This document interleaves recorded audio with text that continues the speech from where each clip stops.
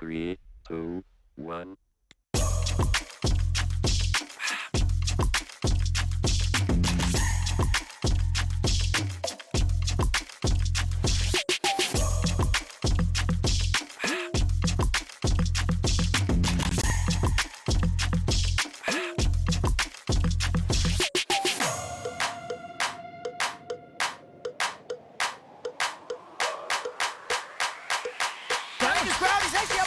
For a decent amount of time. Has to take out like the flame cloak. That's get a lot of damage, but here comes the black hole.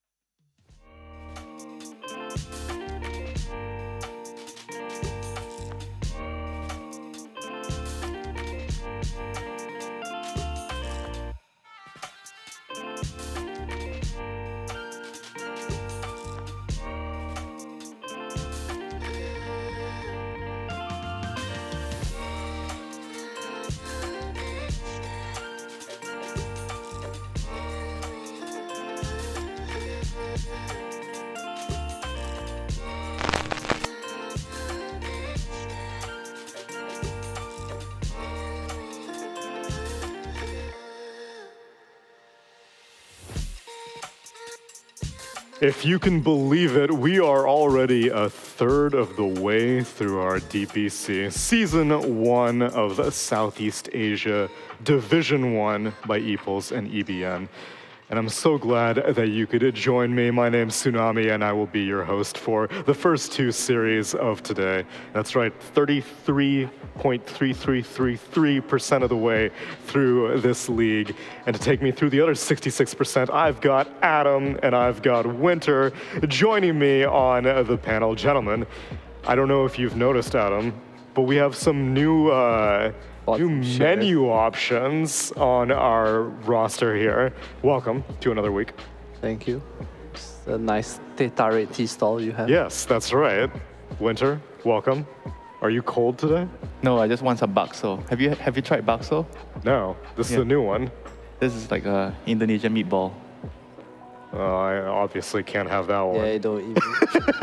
I wonder if they have a vegetarian option. Maybe. We'll find one. We'll find a recipe. Check it out. Come to my Tetarik stall.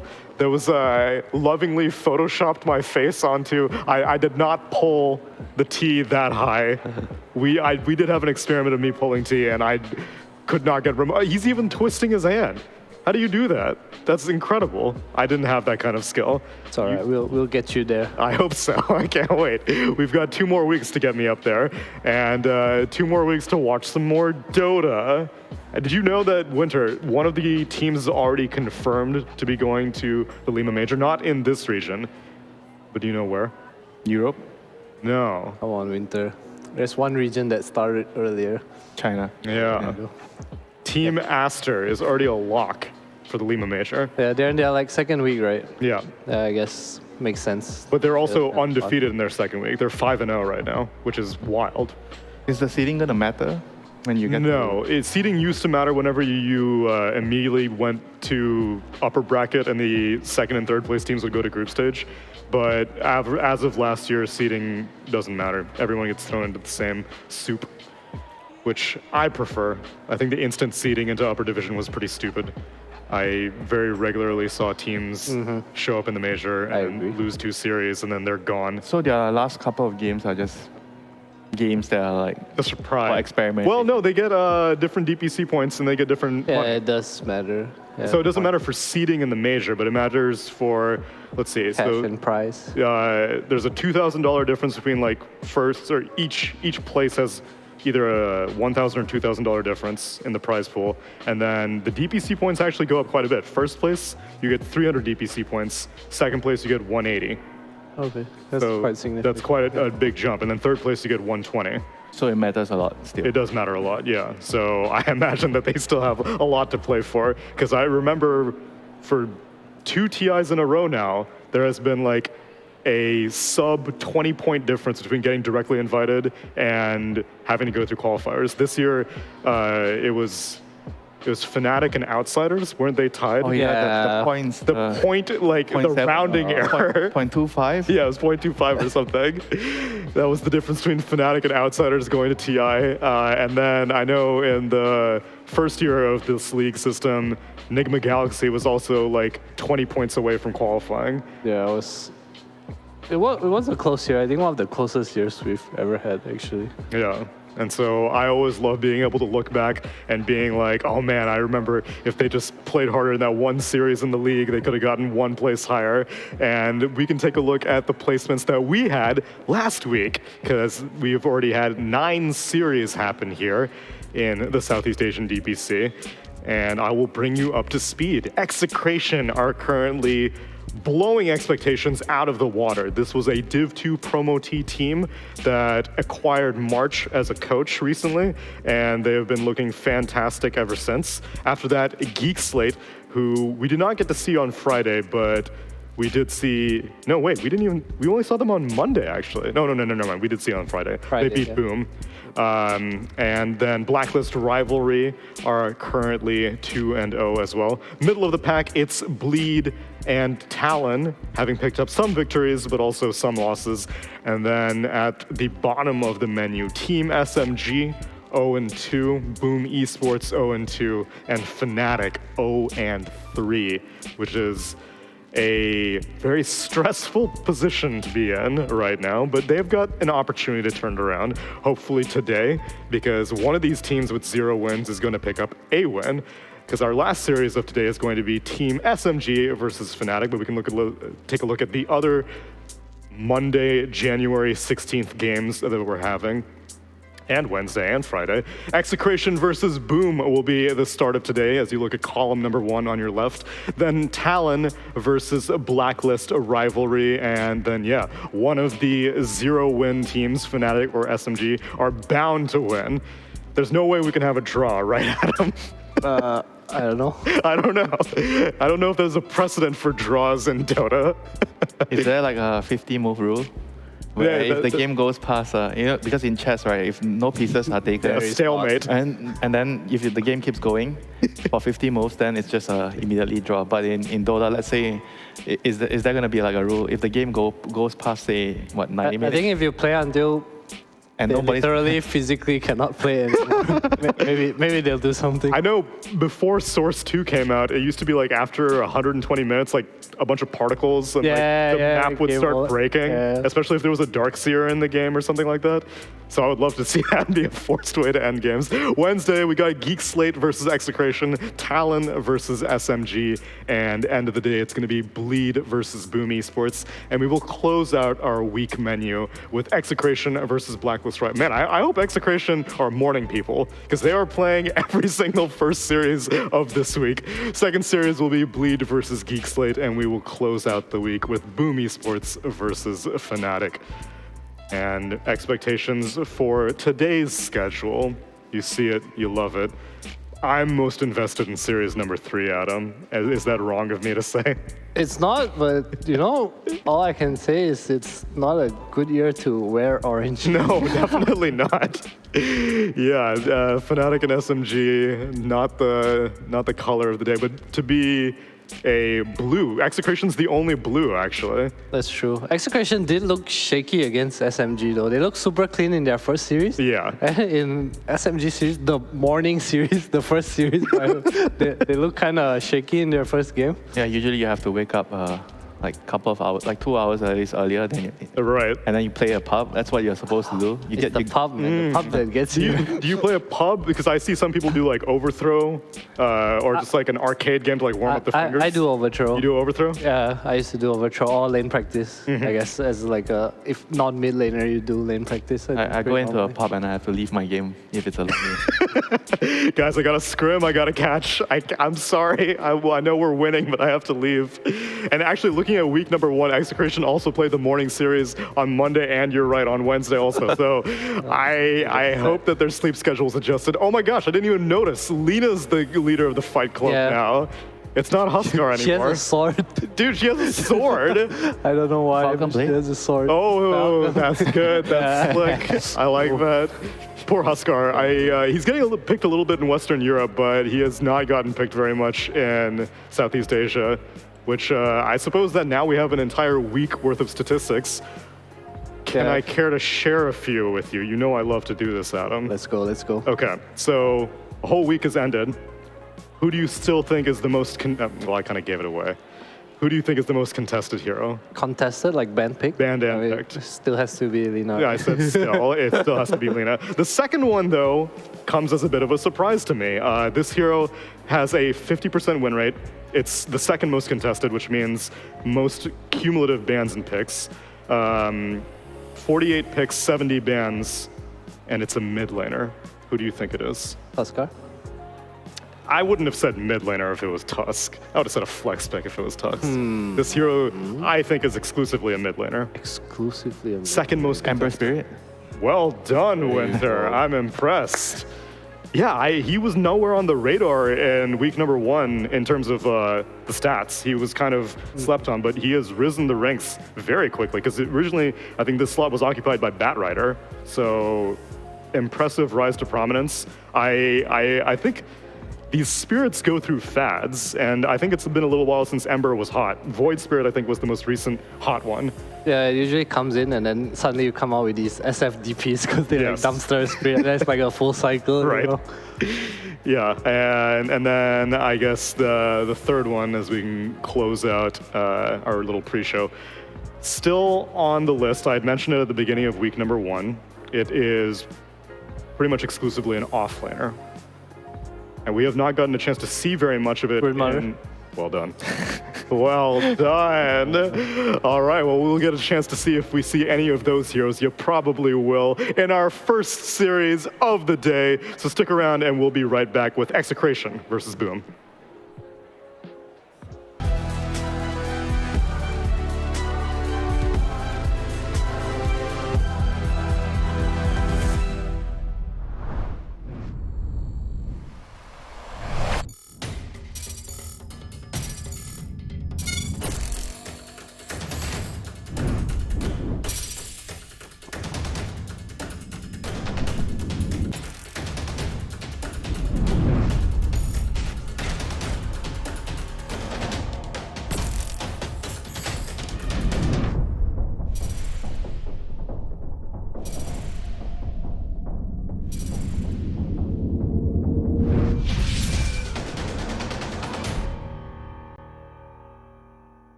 Three, two, one.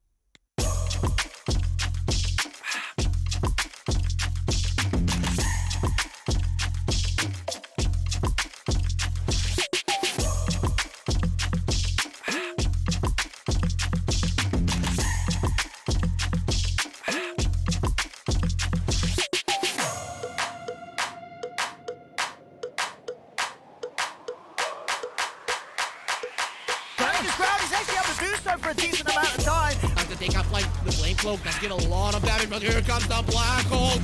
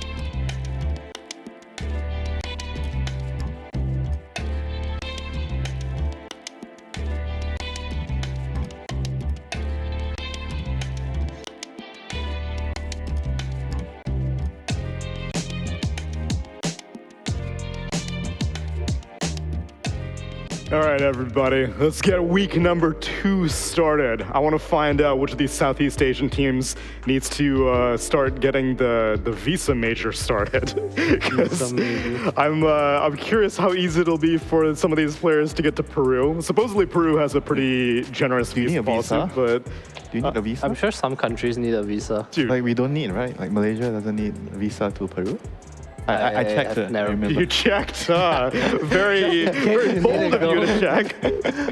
Damn winter. Because you would be coaching a team, right, Winter? That's why, right? Do we know what's happening with the protests in Lima? Yeah, so supposedly some people are a little bit Worried. shaky on the political situation in Peru because I know that things are not the calmest, but supposedly locals have told me that it's pretty far from Peru and they find it unlikely that it would affect something like a tournament. All right, that's good news. Yeah, and so hopefully our game does not continue to be cursed with international events because the last 2 years have not been the kindest Yeah. to old Dota 2, have they?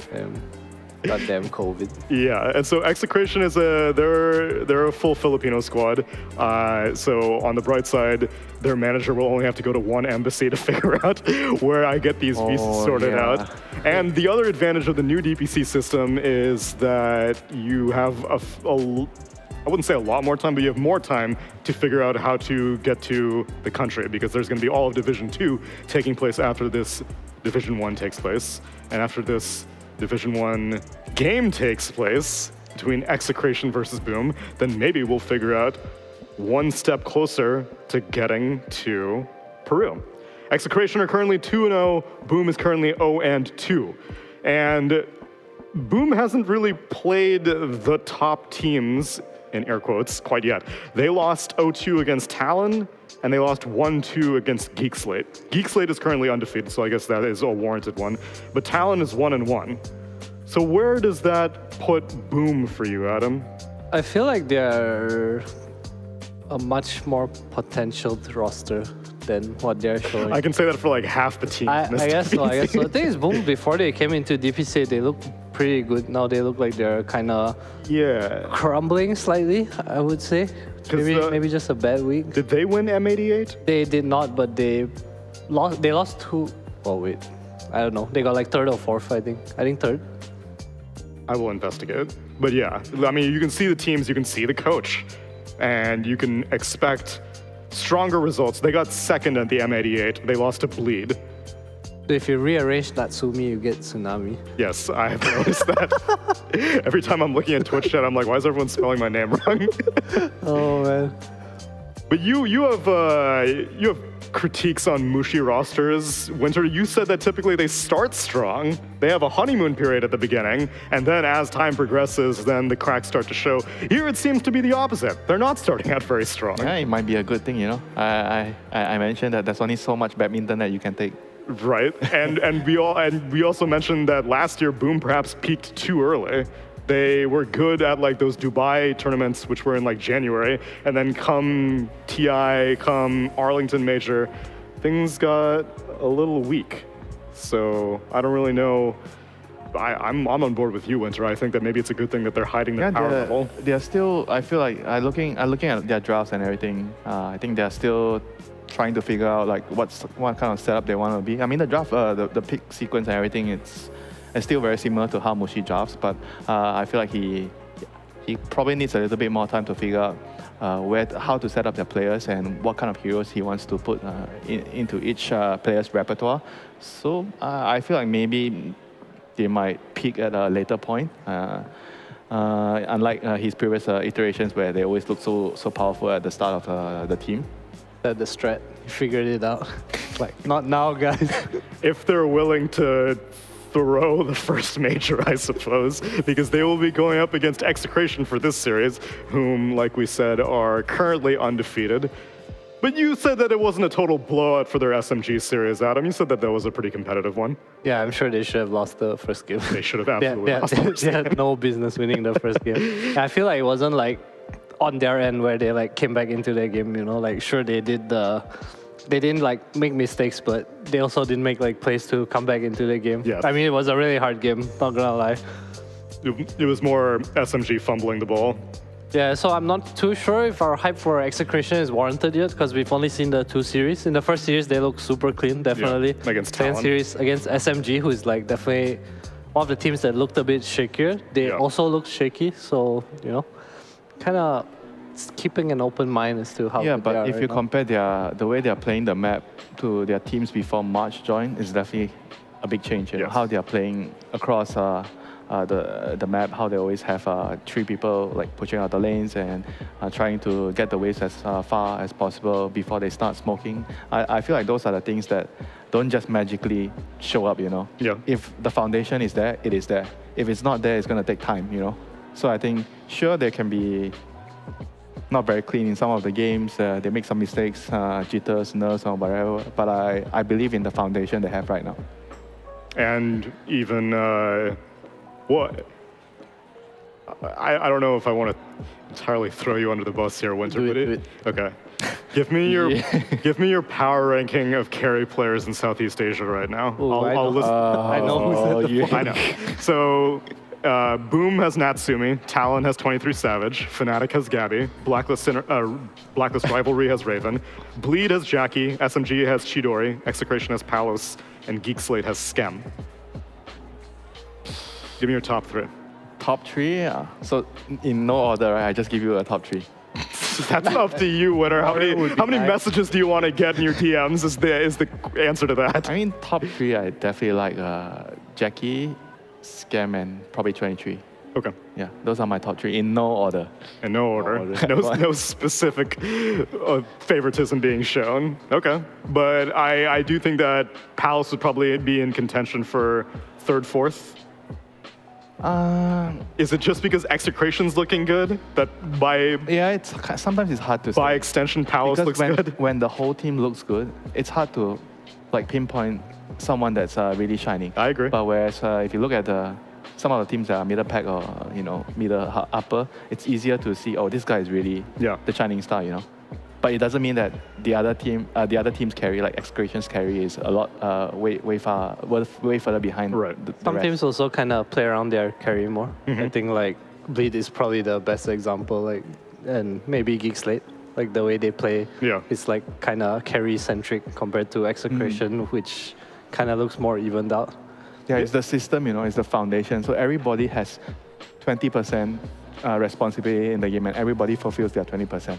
Whereas like the people that I'm mentioning just now, the top 3, 23, Scam. 23%. That's if you carry Savage. a little bit harder carry. 20 Savage, Scam, who's the other? Jackie. And Jackie, I feel like maybe in some of the games that I've been watching, I feel like they do more than their 20%, maybe 30, 35. Which types of teams do you look at as being like the most stable? Do you like having that superstar that is like, this guy's always going to carry me through the game? Or do you prefer seeing teams that are more well-rounded like Execration where it's 20% across the board? I feel like it just depends. Like if I'm just working with the team, I just work with what I have.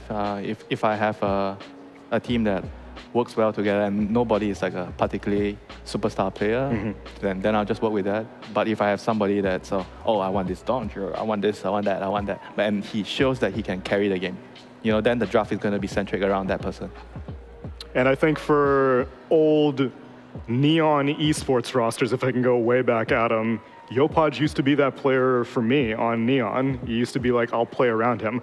On Boom, it seems like he's kind of lowered his intensity. I feel like what happened on Boom is they want to buy. Okay, this is like the timeline they had in my head. They want to buy 3-2 against Tundra. But instead of saying what we did was right and we own, guys, let's keep this aggression, they kind of said Tundra, the way Tundra played Dota was awesome. And they tried to like go down that path. Yeah. And I think that's where things kind of looked a bit unnatural to me, like with Jackie, and I think Yopaj was the only one that could really maintain his aggression on that team, and the other 4 of them kind of lost it, I think, in trying to adapt this new style. So yeah, that was kind of Yeah, I actually what feel I like thought they were happened trying to to Boom. play the map more instead of fight more. yeah. And it didn't really work out for them. But I feel like sometimes doing this kind of subtle change might be good for a team. That's why they try to elevate their level, and unfortunately it didn't work for them. I wouldn't say it's like it's a really big mistake. They try to change certain small things in their team. I mean, hindsight's 2020 whenever you look back, because otherwise, like, Tundra won TI. Why wouldn't you want to replicate that? Oh, Well, look who shows up. Linas. My girl, the bouncer. I actually recognize that model she's holding. I'm pretty sure that sword is from Ocarina of Time. I'm pretty sure that's Link's sword that she's holding. Yeah. Broodmother and Marcy banned out. Mirana and Ember taken out. Lina first phase. And Primal Beast.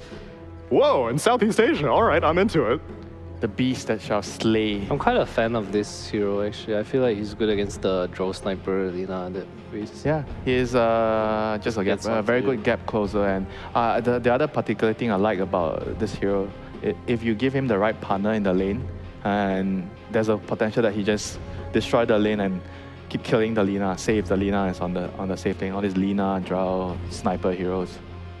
Yeah, the thing about his heroes is they like kind of go jungle early, right? Like they just want the first 5 minutes to be good. That's why you have to delay it. If you can delay it a little bit, like slow down the level progression, because he needs to be, say, like at least 4 or 5 level to be efficient in the jungle. And I think that the Primal in some of my games, I feel like he lanes really well with I think Dark Wheeler is one of them. The other one that I remembered that worked really well with the Primal is the Grimstroke. But I'm not sure if teams here like the hero, because the hero has been not picked for quite some time. Hero's gone. Yeah, the hero. It's looking grim. He got some very, very small buffs, but... Yeah, but the major buff to Inkswell AoE, I think is what it was. Yeah. That's the one that really like dumpstered him. And then he got like some small quality of life changes since then, but it's not good enough. Not good enough. Yeah. I'm surprised we didn't see the hero. I think we saw it a bit against the Naga in the Naga patch, because it laned really well against Naga. Yeah, And X had like the illusion timing. clear. Yeah, and I feel like with so much Pango and like spirits, like I'm kind of surprised that the That's hero true. didn't With the kind of leash. come back. Yeah. Yeah, but the issue with the hero is like he doesn't have any way of like escaping. Every time he gets caught, it's so easy for him to die. And a lot of the position for heroes right now, it's like people prefer like the Tusk kind of hero, Tusk, Clockwork. Yeah, even these here, Willow can Shadow Realm even away. Willow. There's escape methods, and Marcy can rebound away. Mm-hmm. Yeah, Grimstroke is just so easy to kill. When I play the hero, I always feel like sometimes I don't even think that I'm really positioning myself too dangerously, but I still die. Yeah. It's too hard, and you need to come so near to cast your spells. Mm-hmm. See both off lanes and mid lanes being removed here. Slark. Why the Slark ban? It's a Tide Hunter. FBZ Tide Hunter. Tide Mirana. Sounds very boom. We don't really see Tide Hunter though. It Yeah, is kinda comfort for dead. FBZ, but he's pretty dead. I like it with Lina though. I like the hero. I feel like he's decent lane with the Gush is pretty strong. Like we see a lot of like Tide Hoodwing and stuff just kind of win their lane. And Tide he Hoodwing. gives Roche, gives team fight. Like Holdwing is very scary in the lane. When you get Blightstone on the Yeah, you Holdwing. just Gush and you get Yeah, poked. Gush. It's Yeah, very Gush bad. plus Blightstone. Also one of the more okay heroes against Trian, I believe, because he hits you and you just kind of anchor smash. Mars. Of course, I think you said something like, oh, you want to win, pick a BZ. Oh, what is this hero? Oh my god, is this? Is Does he this just a Spectre remove game? No, is it for the armor? He removes the armor? I mean, he It does, but remove the armor, who but the hell cares? yeah, Yeah, but why? What else does he want to remove here? I don't know, anti-carry? Maybe it's an anti-carry hero? maybe I mean, they he can remove Curse Crown and Bramble. Yeah, I guess so. He can, you can't overgrowth, because the purge is on the ally. This is post Scepter though. No, it's Shard. Oh, Shard, yeah, Yeah, Shard. just kind of reasonable, I think. Oh, okay. Shard is charges. I mean, sorry, Scepter is charges. Yes, correct. Okay. 3 charges. I like and break. Spectre for Execration. Wonder if they'll pick it. Yeah, Spectre's nice against Just SD, supports like Lina. don't threaten you at all. Never hero that goes in with the primal. See quite a bit of Spectre in Europe, I think, Mm-hmm. against the Drolinas. How do you think the lane will go for him? He has Trian with him against probably Mars. You have Fine, SD. you have Trian. Yeah. The SD disrupts and the Mars spears you and then you leash seed and it's like whatever, nature's prophet. Bit of a more aggressive choice, I would say. He's, I think, shown to be probably one of the best carry heroes right now. Yeah. Do they have both trees? And they banned out Timbersaw. That's so they're true. all good. And Beastmaster. And Beastmaster. And Bad Rider. They're all the tree cutters. I don't know, maybe Boom also want to do like an illusion carry. I know like SD plus Naga would be pretty nice in the lane. I feel like, for some reason, I just feel like this is a Yopaj Mars and Natsumi Lina. Really? You pick Mars and you don't give it to FBZ? That seems like heresy. I'm actually not sure. Because I feel like you want the Mars against the Primal somehow, if it's mid. Because you stop charge with Spear all the time. I mean, the Rebuild. primal could be just off lane as well. Yeah, so that's true. They wouldn't know. That's true, that's They true. don't have last pick. Boom doesn't have last pick. I guess so. They have to just settle, okay, we're gonna do this, and unless they can find an off laner, they can swap the lanes with the Mars as well. That's fair. Okay, let's say it's Mars SD top and Clock Lina bottom. What's your last mid hero here? They're banning mid heroes. I feel they need another like initiating hero, like some team fight hero to protect the Lina even more. Like some Pango, I don't know, they ban Pango. Yeah, they're banning mid heroes, right? Which is like. So you feel like they're gonna pick another off laner, and the I don't know. I feel like they should pick up mid hero, but they're banning mid heroes, so I'm like kind of confused. what's Pango good against? It's just the Pango ban for the Lina. It's just for Lina and SD, right? And you can get out of arena. Yeah, that's true. Doesn't really worry about clockwork either. Me, I like some kind of like Kanka hero, like just good presence. You can initiate. Yeah, For Boom or for Execration? for Boom. For Boom. Yeah, I can see the Actually, Kunkka. for Execration, it might not even be that bad. Yeah. I saw it against the Lina there. Once you get hit with the bolt buff, it's honestly like you don't take as But the much slow Talon is so annoying. Yeah, Like, it is. Yeah, it is. It's a 10 talent also. Yeah, which it's so weird. I hate that thing. Stuff. He just does it in the team fight, and then I'm a support. I run in, cast myself. Oh shit! I can't leave now. I think you're right about it, Kunkka. For Boom. I mean, what else can they go for? Because majority of the good. There's It's no not more bad. heroes, yeah. Flash. Some tower taking through the armor for their early game. Pairing with SD. But Lina Lash sounds really weird, right? Yeah, I feel like when I have Lina, I want more frontline. Frontline, yeah, heroes. that's fair. Just to protect her. I don't need any more backline damage dealers because Lina is your damage, right? Lina does everything. You just need bodyguards in the game and tanks. No, there goes Kunkka. It's banned. So, Night Stalker? There's just no more mid heroes Night in the Stalker? game. I mean, if they go Night Stalker, they have to put the Mars mid, but those are the kind of heroes I want to have with Night Lina. DK? Stalker? Not a fan. DK? Yeah, Yeah, I think DK. DK blind pick is hard though. Yeah, you don't know your matchup. Actually, he probably knows, right? It's against the MP, most likely. Tuskar. Tusk? That's a That's hero pretty that decent too. kind of forgot. Still don't know where it would go though. It could be Mars mid, it could be Tusk mid. Yeah, so they went to the route that, because they don't know the Matchup. lane matchup, so Yeah. they wanted to have heroes that can swap around. They have Clock Mars and Tuskar. I'm not a fan, guys. Really? Not It's a lot of fan. stuns, a lot of tank. Feel like a lot of the same hero. Oh, Yeah, that a is lot of true. overlapping. It is a lot of the same hero.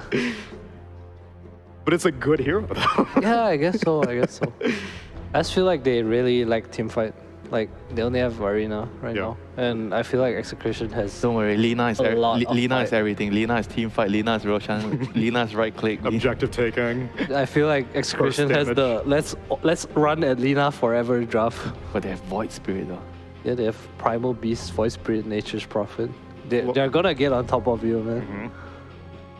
Is the Tusk gonna provide enough protection for the Lina? The Tusk plus Mars. I think the lanes matter, right? Like whichever team wins the lanes is gonna probably like I think snowball a it bit. probably matters more for Boom because of the way they set up their draft with the Tusk, so they don't really have that much team fight. So it matters more to them. And whereas if you look at Execration's whole lineup, they have quite a balanced draft. They have team fight, they have decent lanes, they have catch and everything.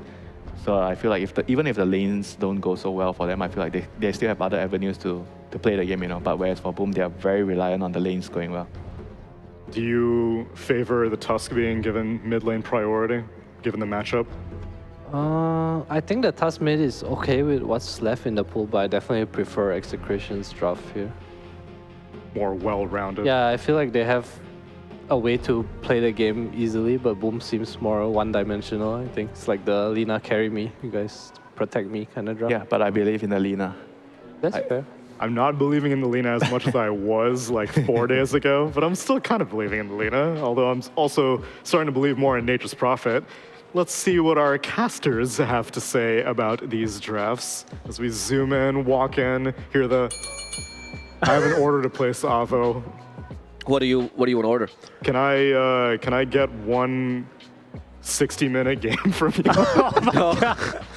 No, we run out of those. Yeah, we run out of those. We went through those on Friday. I don't know if we have more. I am done with those. Yes. I was very surprised. I listened to the panel. I heard Winter. By the way, Twitter's @WinterDota. If you want to send him private messages, he was giving a lot of props to Execration this game, which is a rarity. Yeah.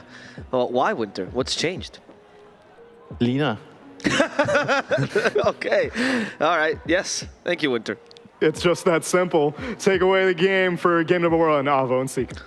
Yeah, lots of emphasis here on laning stage for Boom with their lack of teamfight, just really relying on the Mars and the burst damage of the Lina. They've got decent lane setups, but Execration might be able to out-rotate them a little bit there between the NP and the Primal Beast is I think what we need to look forward to basically out of the laning stage here, especially with how well Execration had been performing. You know, they've come back really well in that SMG series last week. Definitely still highly recommend that one if you guys haven't had the chance to catch it. Yep. I wouldn't count them out, even if Boom do dominate in the lanes. Yeah, I wouldn't cut them out at all. The thing I'm most interested by in this draft for them is the Void Spirit pickup. Is the Void Spirit pickup because everyone you talk to rates this hero as hot garbage right now. Probably the worst mid laner, right? Especially compared to the other spirits, but they had a lot of confidence in it. I know it's one of Bob's better heroes for sure, but obviously as a spirit player, you adapt, right? You get the Embers and Storms in this kind of meta. So I want to see how impactful this is with this rotational draft that you keep talking about and what the logic was behind this hero, especially against a Tusk, where I usually would say Tusk wins this matchup. Yeah, it's a bit of an interesting one. The only thing I can really see is you've got a lot of setup for it as well. You know, between Snowball and the Shadow Demon Disruption, you can set up pretty nicely for an Aether Remnant. I think your rotation game, like you already mentioned, is looking really good, and you can combo with it a lot of things, like Bramble Maze into Remnant or vice versa. Same thing, Sprout into Remnant. You know, it's like you got a lot of things that just play well with each other. So looking forward to seeing how that'll get done. As they do spar over the top rune. Spear doesn't connect. Well, maybe Zephyr takes a little bit of extra damage on the way out. It did, right? But it was not enough range to hit the tree. Yeah, I guess so. It looked a little weird. That did look a little weird. Maybe Palos is just a little bit too fat. And that's why the spear, they didn't calculate that the mass properly. But I am interested in how this Void Spirit is going to work. I think this matchup is probably the key matchup. I know the Tsunami marked up the fact that Dusk is going mid. I think that's important, of course, for Boom as well. Helps you move the game a little bit. Helps you have that bodyguard, as Winter was talking about with her Lina. And I don't know if Void Spirit can do much to stop this. I do also think that this Void Spirit pick nowadays depends a lot on the level 15 talent, which used to be the Shard, the Dissimulate Outer Ring, to actually have the mobility you'd expect from a Spirit hero. Yeah, exactly. Focusing more on Boom's lineup for now. I'm also wondering if either Yopaj or FBZ are going to feel tempted in building up as a little bit as a semi-core in order to kind of supplement the Lina's, lack of early damage, and try and help fill that gap. Because she's not, she'll show up early with big little Laguna Blade. It'll be good enough to kill lots of people, but you got plenty of tanky heroes here on the side of Execration with living armor to buff them. So I'm wondering if either of them will deviate FBZ maybe into like an armlet or something. Both of them for now seem to be having queued up the very, very standard item builds, but that's something I'd be looking forward to if they decide to make any adjustments. It does feel to me like FBC deviating would be worse because the refresher build that's most commonly on these offlane Marses is really good this game considering how much it protects the Lina. But I wouldn't mind if Yopaj did this, right? Like once you get your big key item, which I would say probably is Blink Dagger, you don't really need much else to succeed this game. So if you want to go for Desolator, for example, that would be fine. I think Ags is also somewhere in the middle in that idea, right? It's not entirely the most damage, but it's pretty decent. Yeah. And it's like the lockdown's really good. The repositioning is so-so this game. Anytime you can get on top of the Tusk, or sorry, anytime you can get on top of the NP, make that, you'll be a happy camper. But if you can kick him even further out of position, that'll be good too. Yeah, I wouldn't mind that out from Yopaj, but we'll probably, as you say, see that adjustment a little bit later on in the mid game. I do think he is key to this matchup, and when it comes to Execration, I think one of the keys, which we already saw in the SMG game, is the Primal Beast, right? How much can Tino do in this early game, and how much can Tino scale? Because when Mid-1 played this hero, he really struggled to find anything in the first, I don't know, 20, 30 minutes. Yeah, good damage early on as Tino will be actually trapped inside the cogs with Battery Assault operating now from Xnova. Forced back out of mana, but with a stack of mangoes, he'll be A-okay for now. So he continues to try and put as much laning pressure onto Natsumi as possible. He'll have another really good barrage of spells to throw. As soon as you get level 3 on this hero, that second point in the trample, you just do so much damage. So that'll be something for Boom, specifically Xnova, to watch out for and anticipate to make sure that they don't get a free kill, basically, onto the carry Lina. Those cogs can be pretty crucial at stopping that, right? I think the pickup of the Clockwork is really, really good against this matchup. They can't really do much to the Clockwork either, because it's not like Dark Willow trades well with him. Look at this. Oh, what nice cogs by Xnova. And just pushes both Tino and Shanks away from this lane, allowing Natsumi to farm up on this lane. Yeah, very good. And Natsumi is doing a pretty good job in the CS department as well. 8 denies, which, you know, again, you've got really big power spikes in this lane on this Primal Beast, especially at 3 and again at 5. So the further you delay this, you can see Tino is kind of just having to tank these casual auto attacks from the Lina, which do hurt. She's got this Blades of Attack already picked up and some pretty good stats. So she punches hard. This does make a big difference. Yep. As we've seen Liz Lina, what was it? I think it was Fnatic that was playing her mid, and it was like a matchup against Puck, and you're like, oh wow, this matchup used to go badly. Oh, auto attacker. Oh, okay, well that's easy. And I this year's been dumbed down so much. You just go for the raw damage, and it already works for your lane. It's pretty ridiculous, honestly. Boom. Ooh, the snowball dodge. He's still going to run into it. Bob still gets the water in. That would have been a really nice move. You could see Zephyr on your mini-map hasn't rotated over to the mid lane to deny the bounty refill, but yeah, trying to go for a cheeky little body block into some tower hits, but Yopanj is going to be able to get the assist from the disruption in order to go through him. Yeah, those roots are very important for the Tusk early, right? It doesn't require too much mana, but it requires the little extra amount of mana to be able to push out the lane. And Bob has been punishing those rotations pretty nicely, actually. For a lane that was expected to go more Yopanj favored, Bob is kind of destroying. Yeah, he's been hitting pretty much every single Aether Remnant I've seen. 2 points in that Aether Remnant at this stage with none into the Assimilate so far. And that's really started to add up. A couple extra auto attacks here and there. Bob's gonna almost die to the tower. He didn't anti-aggro the tower in time, and now there's a snowball. Bob is going to be the first blood. He tried to get rid of the aggro of the tower by auto-attacking the creeps, but sometimes that doesn't work for whatever reason in Dota. That's been the case for ages, and he got screwed.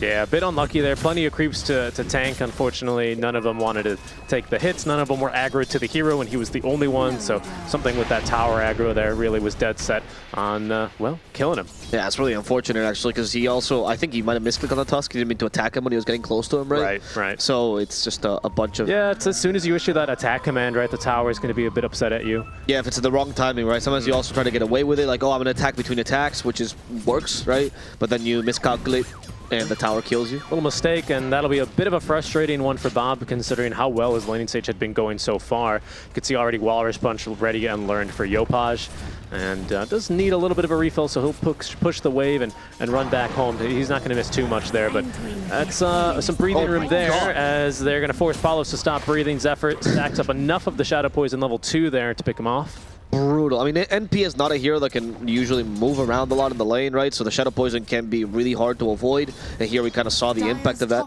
Really well done by Xnova. He's very much a stationary hero, right? He's kind of just a turret, but the advantage of him compared to Alina is he can teleport anywhere in the map.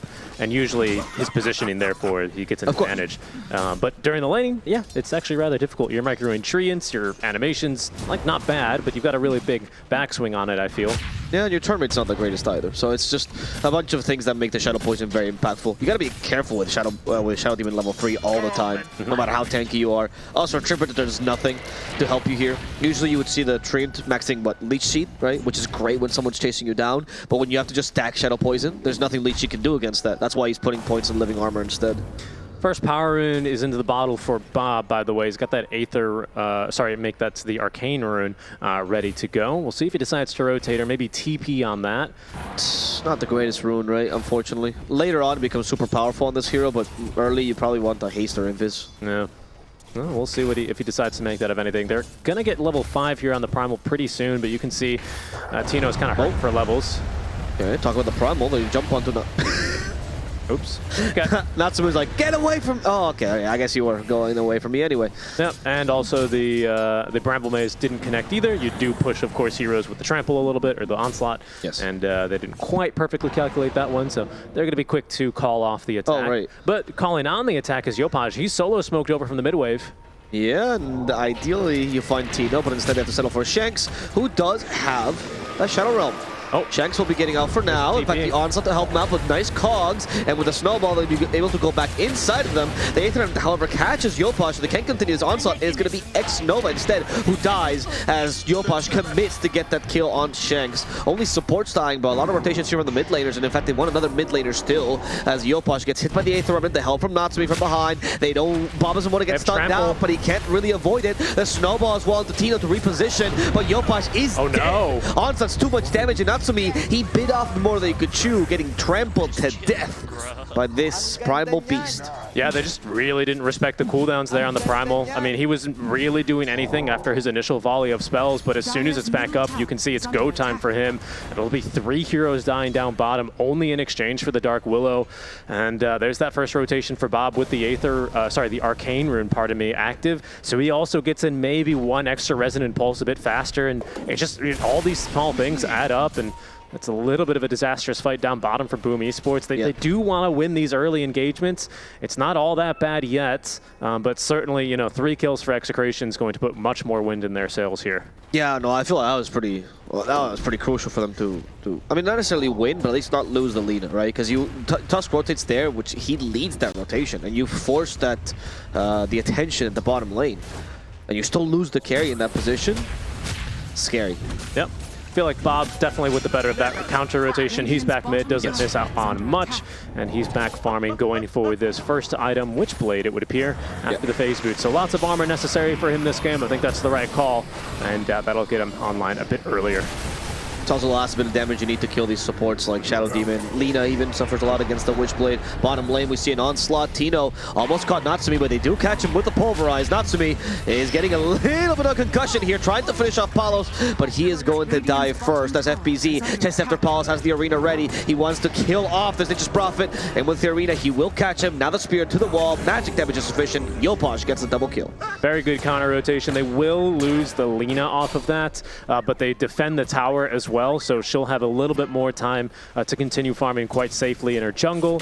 But that's the power of this Nature's Prophet, able to rotate around the map. You can see top lane as well, FBZ forced to rotate on over. It means that Carlo's getting some solo experience while he defends the tower as they spar for the rune mid, which will be another Arcane Rune into the Bottle of Tusk this time.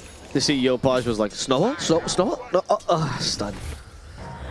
He got there's no follow-up from Execration, unfortunately, so they couldn't really transform this Tusk into a kill as they rotate Palos down bottom, who's also going for a Witchblade. Very uncommon item these days on the Nature's Prophet. Yeah, it is. So double Witchblade and also the mech early for Tino, which is very common, of course, but they are going to be hitting hard and very tanky to boot. Yeah. So that's kind of a dangerous combo here for Boom, who I imagine that they'd be a little bit stronger out from the lanes given this draft. Hasn't really panned out that way for them. 2 deaths on the Lina here. Tusk as well, a little bit out-rotated, but he is actually, speaking about the Tusk, changing his build. He is going for this Deso's second item, actually. So no blink early to try and, you know, amplify their damage a little bit more. I kind of like the call. Okay, interesting choice. I mean, against so much armor from the enemy team, the Deso's not going to be as impactful as it usually would be, but I guess you are right. You do need that extra damage, especially now that Lina's not online. I think... Also, what does Blink Dagger do, right? If you don't have kill potential, like, if you don't have enough damage with the Blink Dagger, then it doesn't really matter if you can initiate better. Right. I think that's the problem with having your Lina, right, where she doesn't really build these mobility items. So unless you're like a Magnus with a Blink Dagger that will be bringing targets to her, your Blink doesn't really do much, I think, to assist the Lina. That's why I do like the Deso. You're right, there's a lot of armor up on this Execration lineup, but I do think at least, you know, Deso getting that closer and closer to 0, if not minus armor, is at least going to go a long way, considering your Mars has a lot of magic damage on the Rebuke. Your Lina's mostly physical damage for the earlier part of this game. The spear, you mean? The spear. The Rebuke is physical, right? Yeah, but you said magic damage. On the spear, yeah. Okay. Yeah. So he's got a bit of limited magic damage, and of course the Tusk with the shards snowballs a good amount too. Yeah. So I think anything you can do to just amplify any bit of damage is going to go a long way, especially versus this mechanism. Yeah, I think the mech is a very big point. And also, of course, the Primal Beast being probably the highest strength gain hero. Yes. Dethroning Death Centaur. Very true. Which was bullshit, by the way. And not deserved. Okay. Anyway. Careful. Top lane, rotation coming through. Bob. Yeah, Zephyr, I think, is going to die down bottom first, pulverized, but up top, there's a fight going on, a more important one. We still have the arena, but FBZ doesn't use it in time, and the tower hits will finish him off, together with now the Cogs, hoping for X-Nova to retreat, but it's not going to succeed. They kill 2, surprising. They didn't want to use those ultimates to save themselves, instead just want to die and hope for a second play now. Yeah, while Execration quickly smoke up and look for another fight, I do want to bring up just the advantage that Treant Protector gives you in these kinds of matchups. 3 points here, 1-1-3 build on the Treant Protector. Keeps alive this tower long enough. Bob's able to actually rotate over, and it's a huge team fight win. They're going to put a ward behind tower now and remain smoked. Maybe trying to bait a second fight here, which would be pretty brutal for Boom, but they feel like they have to defend this tower. Mars is nearby now, FBZ. He's the only one that's coming in here, though. Are there any other TPs? No, FBZ. Okay, now the TPs start coming up. FBZ using the arena as well, keeping everyone in place. Terrorize will be cancelled, and FBZ just tanked a bunch. Didn't die just yet, but with the trample plus the pulverize, it's going to be a different story. Here's the response from Boom. They want to get something here, but Yopaj, can he go in? Shards, okay, they were good, but this is just a little bit too late. Carlo now. They try to go for him. The terrorized don't. Yopaj's a little bit confused where he has to go. He's still feared. Into the brambles he goes. He's going to get stunned soon. Disruption will save him from that stun. Tina hopes to get that onslaught. It was perfectly calculated. That's going to be a dead Yopaj as X-Noah finishes off Carlo in the backlines, but he dies for this. The Lina doesn't join them. Zephyr is taunted and now killed off by the Wrath of Nature. Boom! They just went ham there, but no clear plan. Yeah, and not enough damage, I think, at the end of the day. They got Treant Protector, but everyone walks away from that fight full HP, and just worse for wear on the mana. Now, Execration, the game plans for them pretty simple. They're going to go mid, and they're going to look to try and maybe even pick up a gem here around the 20-minute mark and just really start dominating the map. Really, really good call out from Execration after the couple pickoffs top to immediately set up for that second fight, because it really pans out for them. Lina is going to start to feel more and more pressure to show up to these fights, but she's just not ready. You can see she needs this BKB, but her map is going to start closing off. This is starting to look a little bit sketchy for Boom, unfortunately. Yes, it is starting to look a little bit bad for Boom, especially considering that I don't think there's what's their plan to begin with. So I'm surprised things ended up this way, right? When you have a plan that's like so oriented around at least getting an early game lead, maybe protecting the Lina, this 4 protect 1 lineup you usually run with this hero, right? I would expect to have more measured engagements. Well, I think they still have a chance here, right? You can see FBZ's finally picked up his Blink Dagger. You still have a Clockwork. You still have a Tusk who's just so close to that Deso, still needs that second Mithril Hammer. But this Smoke Ink might just get him there. It needs to accomplish a lot of things. Get a kill onto a core, get some breathing room for your Lina, get Tusk closer to this Deso. Oh, but no, look who they catch instead. They catch a Dark Willow. And maybe not even that, actually. She is really getting away right now. So annoying. No way. X-Nova's really far ahead, though, so he should be able to catch her with those cogs. That's going to be Batter Cell as well. Shanks no longer has that Shadow Realm, so he will fall to this. Well, the help of the mech plus the living armor, keeping him alive for way too long. No rotations though by Execration will guarantee this death on Shanks, but that was a lot of time wasted. Yeah, and space created. Bob's got his full Witchblade completed in the meantime. That's a full Guardian Greaves, which is why that heal bomb was so big out from Tino, basically.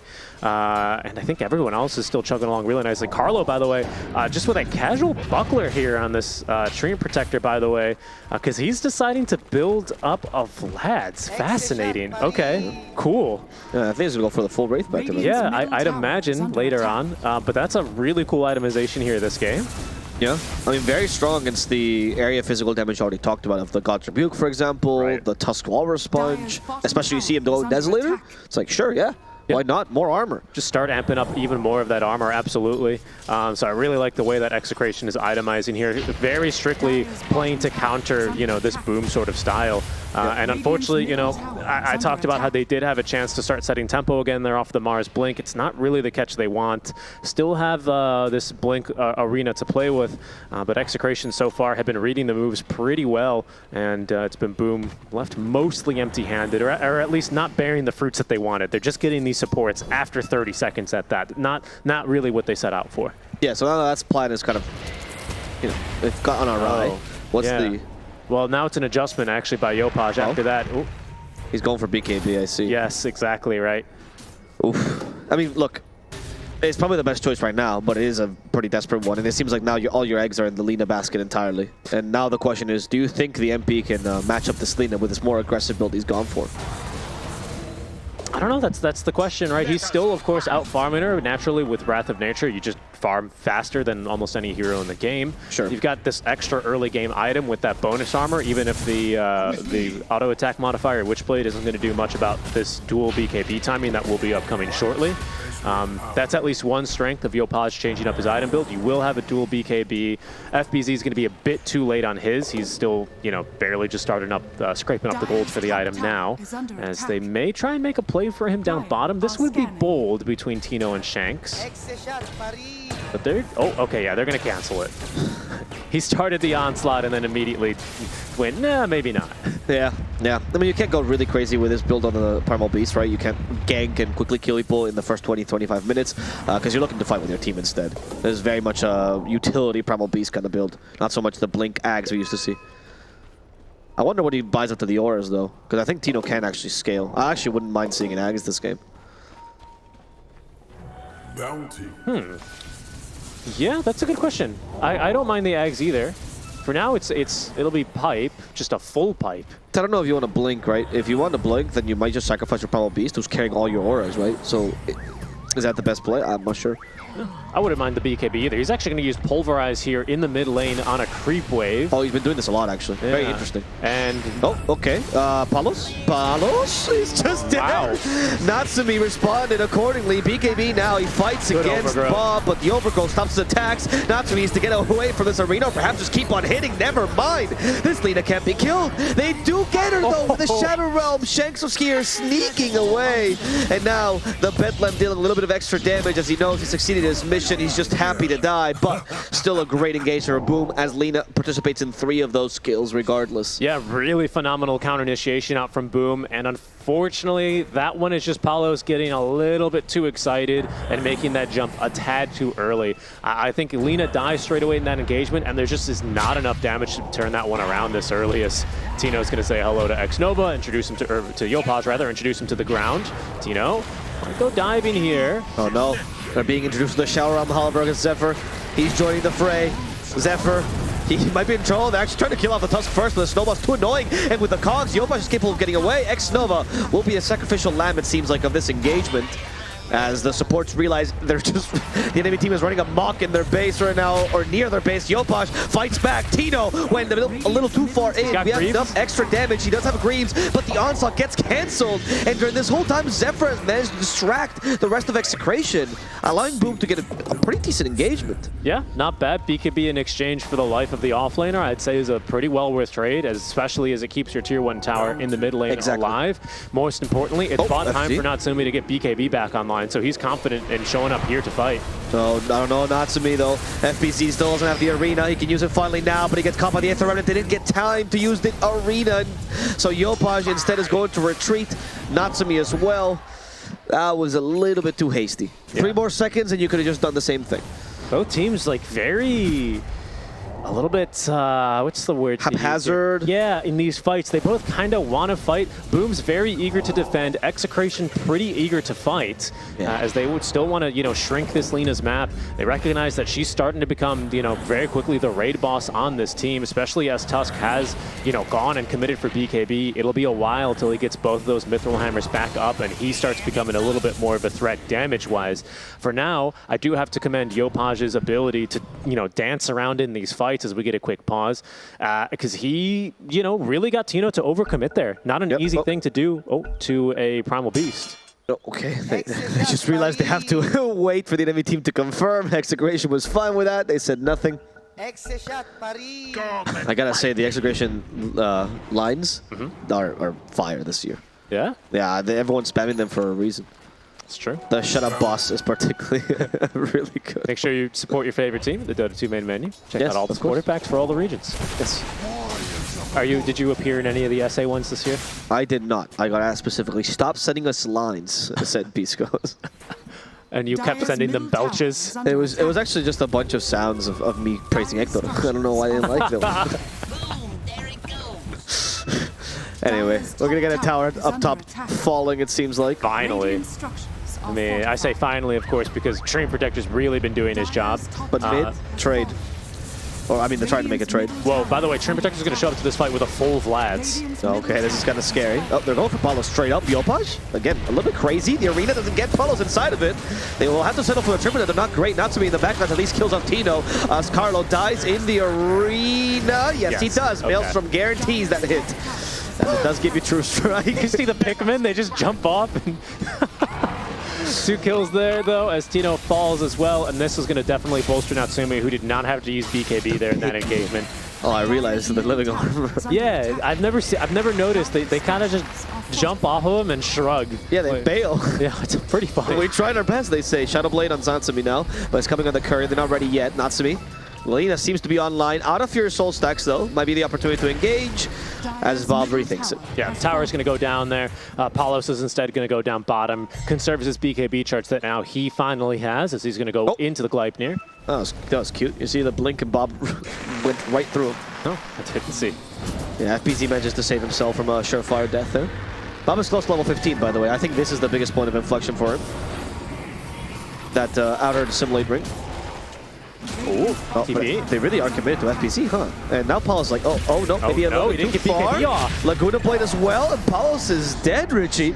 We don't have an arena, but we do have a Soul Ring plus Spear soon-ish. Soon-ish. How long are they going to wait? Terrorize? I guess the Dark Willow decided it's her time to die. Yep. Nice gods. Yeah, X-Nova will get the kill there. He's not been too on the money, unfortunately, with the... I don't know what's going on. Maybe it's the Treants that are blocking him, or maybe he's just his teammates instead that are trolling him a bit. But right now, Boom Esports definitely feeling like the stronger team for good reason. Execration, they've come at him about 3 or 4 times now in this mid lane, and they've always come off worse for wear.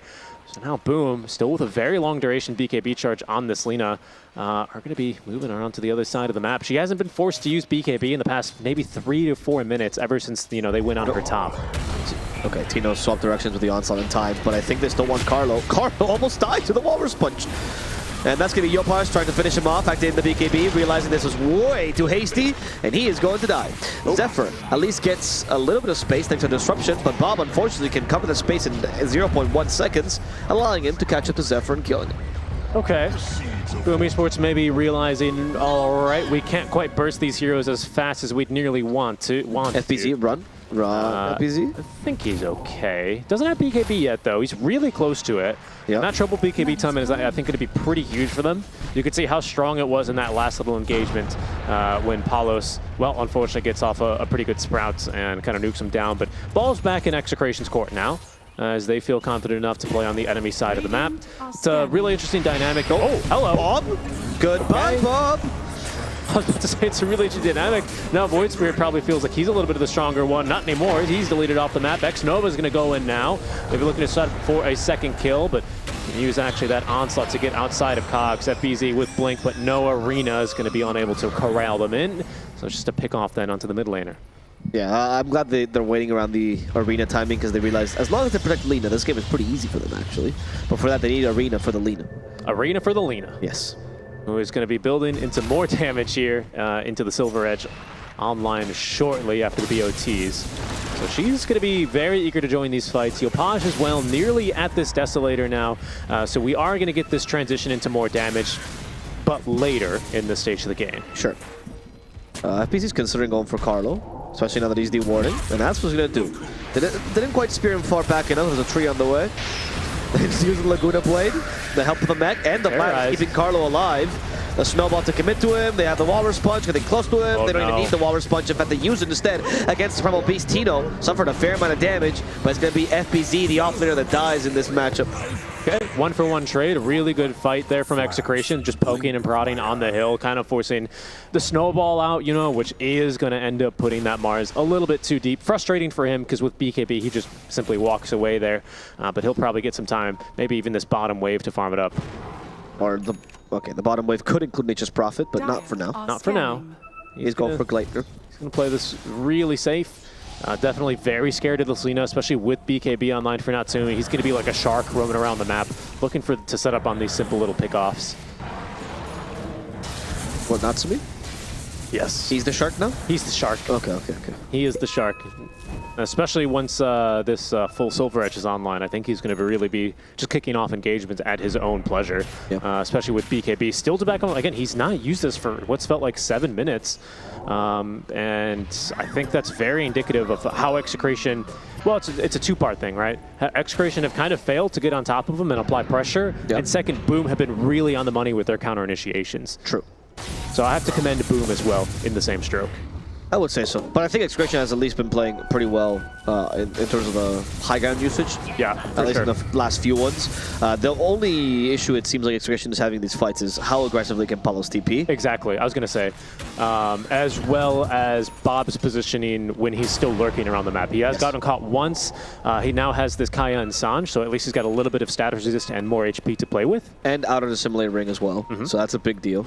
He should have enough now to be able to escape. Yeah, that mobility. Oh, Tino just lost Pulverize and they know this. This could be a good opportunity actually. Still has Pipe and Greaves. Haste Rune active as well right now for Bob. So it's a little bit of a difficult fight for Boom. Ideally they get a nice pick-off or two, and then maybe look for a Roche, tier 2 tower, and then into Roche. It's getting about that stage for them here. Yeah, obviously Execration knew that they were smoked around the Lina. There's no way you let your Lina farm solo. As they're baiting the illusion room. Just take it in front of the Void Spirit. Okay. Couldn't be patient enough. That's full Silver Edge, by the way. Bob was broken on that one. Okay. So he knows that's a thing. FPZ as well with a BKB here in the trees, waiting, ready to surprise them. Oh, what a great positioning of the smoke here by Execration. Still not broken by FPZ, huh? It's true, but unfortunately, Boom have not managed to de-ward that one cliff ward, so Execration are going to look to play around this one as Lina is going to start up the Roche. Lina will start up the Roche. I don't know if this is the right time to do it. We still have the Terrorize available on Shanks, and of course the onslaught from Tino. Yeah, they're both scouted though. Right now, Boom have both of these cliff wards right next to Roche online. So Execration are having a really hard time actually, you know, being able to be in position to contest. And they're going to be too late. Assuming he's going to get that first Aegis. How do you deal with this Lina now? If Lina once was hard, imagine 2 Linas, Richie. The ultimate drafting technique. That's right. I think Avery just shuddered wherever he is. Someone's mentioning the monster. This abomination of a hero. The assaults. Oh, the onslaught now. And they canceled it actually with the spear. As the Void Spirit just walks away. Okay. They at least got the D-ward, which is what Execration was looking for here. So now Boom no longer has this high ground. Yeah, it's Pipe Barrier used, but Execration still considering poking and prodding here because they know the Lina's down bottom. She's actually going to show BKB force another great spear back. Yopaj had to trust his teammate there. FBZ though still gets the blink out. No harm, no foul. Oh, there's the Void Spirit, but the Aether is not long enough, so unfortunately we'll take it away.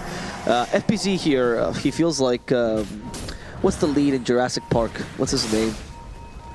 Keep forgetting. Oh, the guy that simply just puts his hand out to the dinosaur? Yeah. No blue. No blue. Chris Pratt. There, thank you. He really is cosplaying Chris Pratt with those spears. It's true. Yeah, actually, you're very on the money there. Very apt. You know. No blue. I'm glad that you know the name of the raptor. I know the name of the raptor. I don't know and he is kind of blue. He's got the immortal horn. He is called. Yeah. I like it. Blue? A blue? No. That's what I do. Never works on my cat whenever she's running around. No. But it does work apparently on the Velociraptors. Natsumi is by far the investigator that comes to the island. It's like, I don't know why these raptors are scary. I want to sell them for money. And then the moment the onslaught happens, it's Chris Pratt saving him. Yeah, absolutely. Who would have thought a big dinosaur island would have gone awry? For the 4th time. We don't have any cages? What are those? We don't use those. What do you mean there's 3 other movies? I've never heard of those. What do you mean we've abandoned 2 islands already? Build a 3rd.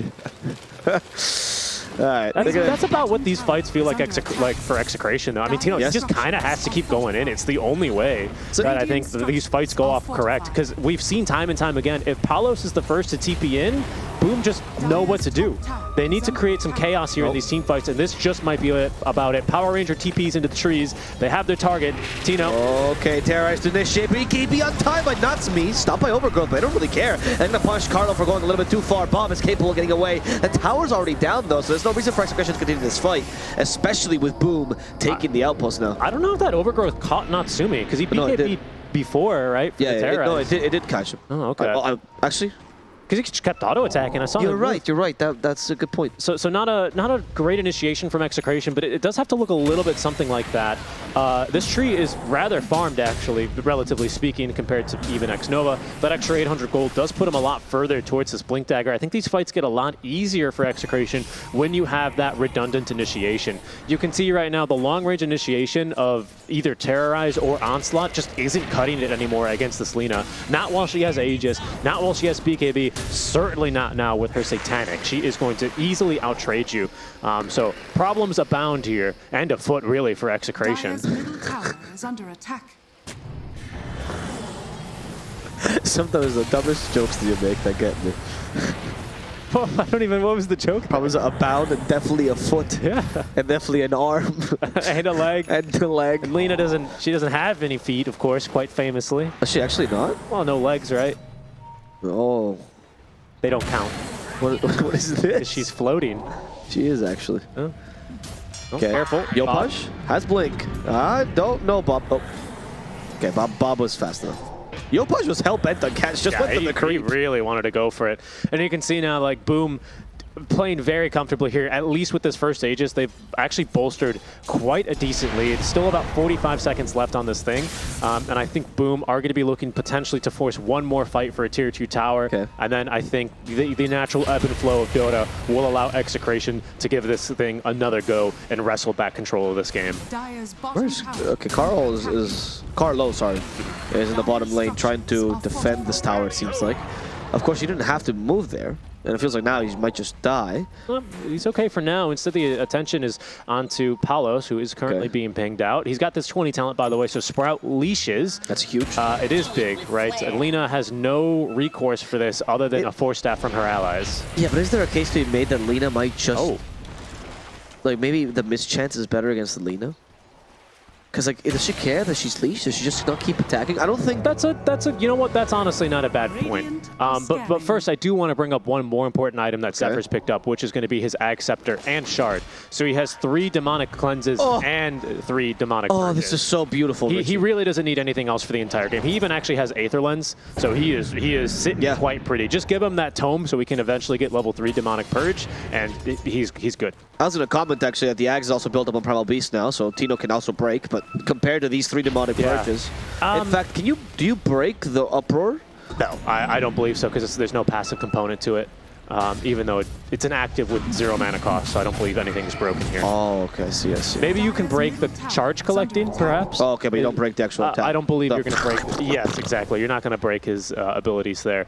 And that's pretty good for the damage, actually, to be honest. I think that's a really solid component, and the break, of course, but the damage is always pretty sweet. It's like 300 or 400 damage if you're pulverizing someone, which is a significant boost, even at this 30-minute stage. Boom, however, are going to be once again looking to, with a DD rune as well and a Gem of True Sight. Yopaj looking for trouble. Okay, Shegs tries to TP in time, but we get the spear combo, and that's going to be Shegs dead. So now with Demonic Cleanse, though, the Overgrowth is pretty much useless in these fights. There's no way you can use it. Very good point, actually, right? And maybe that's even what we saw in the last fight up top lane. Perhaps Carlo actually hit it, but the Demonic Cleanse is active. That could have been, yeah. Because, of course, any Dispel will get rid of Overgrowth, and Demonic Cleanse is a basic continuous Dispel over the course of its entire duration, which is 7 seconds, by the way, so it's pretty crazy. This thing. Carlo? They didn't... Lina might have been able to check, actually, based on how many Fire Soul charges she got. She might have already been at max, though. Hard to tell. Yeah, true. The dust. Double dust. True coordination. Lina doesn't care. He's like, I don't care if you see me. She's still hunting, yeah. Honestly... Oh, the hook shot! X-Nova! Well, I mean, he hasn't canceled TP, That was very interesting to say. I would have never guessed that he went there. I would have never guessed that he went right next to my dogs. Neither did X-Nova. Yeah, on point. What we were talking about? Oh, the Demonic Cleanse. It also cancels the Willow, actually, completely. Like, this spell against the supports this game for Execration, it just ruins them. Even Gleipnir, actually, Witchblades, which they have 2 of. I actually understand completely. It might have. This is the first time I might have seen the Ags being picked up for 3 Demonic Cleanses rather than the 3 Purges. That's really good, actually. Not to mention, you also dispel Living Armor. You know, looking at the positive buffs that you dispel. You get rid of that. The shield, the President Pulse as well. Yep, that's a very good point, which is relevant now because, of course, Bob has 2 of those. And they also silence, which Demonic Cleanse will help with. That's very true, unless Zephyr gets Dispel. They've got a Lotus for him, though, so Yes. it's kind of interesting. You might actually end up seeing FBZ Dispel the Shadow Demon so he can be useful in the fights. The chain of Dispels here. Yeah. From the chain of 4 steps we used to see to the chain of Dispels, FBZ, he did interrupt the smoke. They know someone's here, but he'll be... Wow, that was a really impressive movement through the Bramble Maze. Well Speaking done. of chains, Lina as well is going to be able to get a couple of chain stuns off or kick them off as she actually finished off this Scythe of Ice. She'll reveal that now on the creep wave if Execration are clicking on her, which I'm sure they are. But that shouldn't come as a surprise. But that does make Bob's game much more difficult to play. Kaya and Sanj, you know, it's maybe good enough for the early to mid game, but no longer is that going to allow you to live through the barrage of this monstrosity of Alina's damage at this stage. It's just too much. When parody becomes reality, now we're just straight up talking like SPG, huh? She is very scary. She is very scary, and they don't. Taking no names. She is taking no names, definitely not Nature's Prophets, who she doesn't really care much about anymore. She's about to hit level 25 with the Laguna piercing spell immunity. I mean, honestly, for the carry Lina, it's still kind of relevant because you burst on support super quickly. They see Yopaj, but he's going to be very quick to blink away. Also has himself a Shadow Blade, dusted up. Can they reach him in time? Seems like the answer is going to be no. Nope. Invis down bottom for Bob is not 8.5 bad, though. Smoke up. Okay, another smoke, huh, by Execration. They know that it could be Roche time, and it is indeed up, and actually Boom are kicking it off. Should be obvious. This could be a really nice move from Execration back into the game.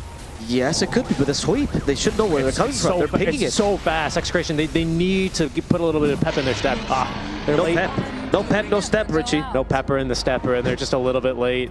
Once again, the second time, that's got to be frustrating. They're making the right kind of moves, but Yeah. you know, unfortunately, I mean, Execration, you know, a team that got promoted from Division 2 last season, and this is very, you know, these kinds of just barely late to Roche moves are the kind of Division 2 team moves that you tend to see quite a bit, right? I know, it's tough. I think it was tough to fight that. I think the Palos TP down bottom might be more concerning as you BKB. You can't get rid of the leash with that BKB.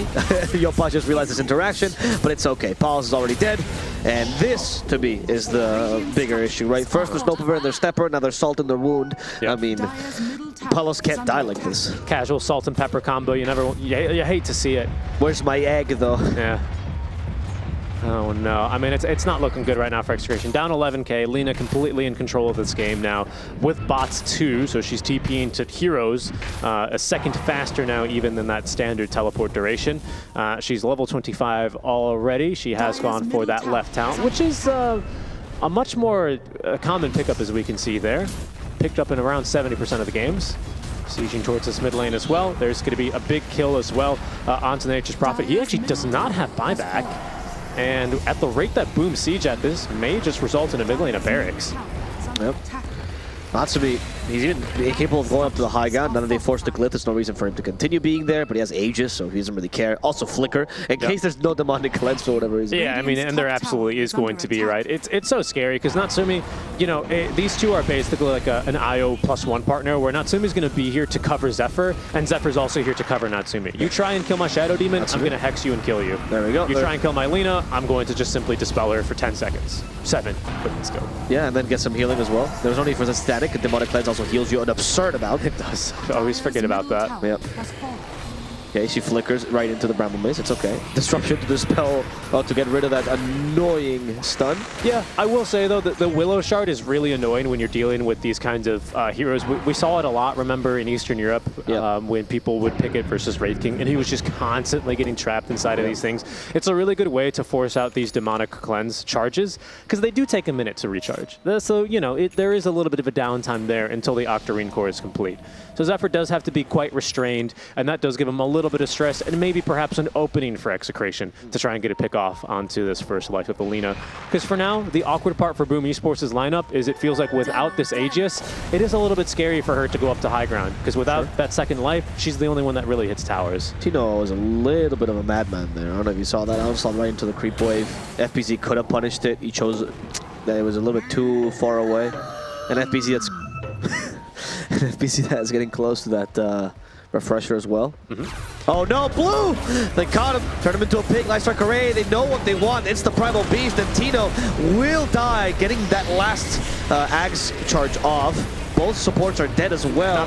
Nova died for this, but now they did leash FBZ, could kill him in the process. Will they get the healing off? Disruption getting a little more time for FBZ to survive, but unfortunately he does fall. And now in comes Primal Beast yet again. Tina wants to fight this. They already got rid of Yopaj. Natsumi going back to the high ground, hoping to keep himself safe, but Natsumi cannot be safe. He's surrounded by a bunch of heroes. Execration now destroying Zephyr. Palos is gonna get a rampage. There's no chance for Natsumi to get away. Palos gets the rampage. Execration fight back. Yeah, okay, one thing that Boomer Esports have learned in that engagement is they cannot get this Tusk rooted. They cannot let him get rooted.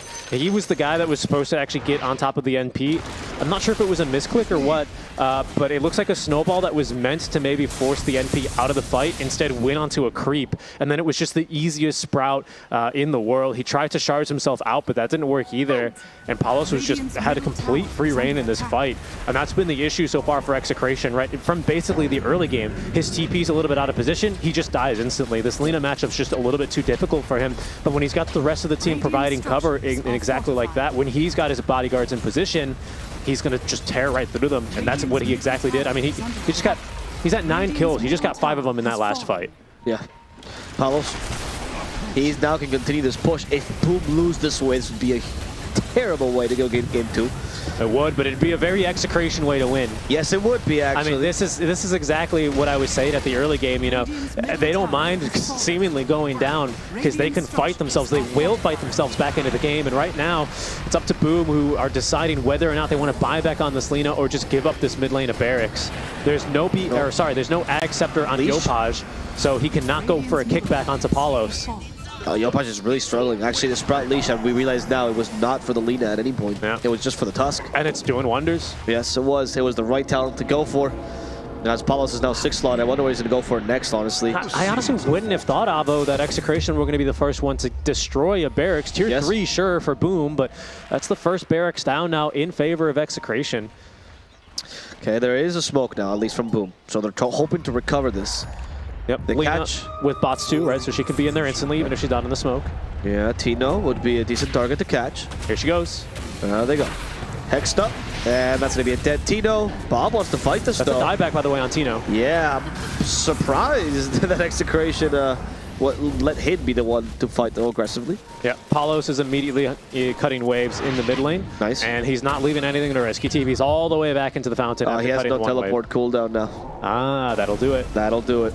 And in fact, this could surprise him. Bob wants to play on this vision they have set here. Natsumi might be the target. They catch the Clockwork first. Oh, the double stun on the supports. The double stun will kill both supports in a matter of seconds. And now Bob? But now is the support revenge from Boom as Bob, he has to kill like Nova. Will he die for this? He will not. He had enough charges to get away. He should be good. He's got an arcane room. Mid lane though, Palos has been caught. And FBZ, he used the refresher for a second spear. Palos is dead, Richie. Okay, buyback instantly because they recognize what's at stake. I thought he was going to be Giga Chad move as he TPs right back mid and cuts another wave. That would be the Giga Chad move, but instead he's gone to take the outpost first. Palos playing it a little bit safer, and he's going to go bottom most likely now. Oh, or not. No, he's going back to base. He doesn't know what to do. Is hunting as well down bottom. You can see Yopaj not pushing with the rest of the team, just on NP duty for now, but no one else on Execration actually with buyback at the moment.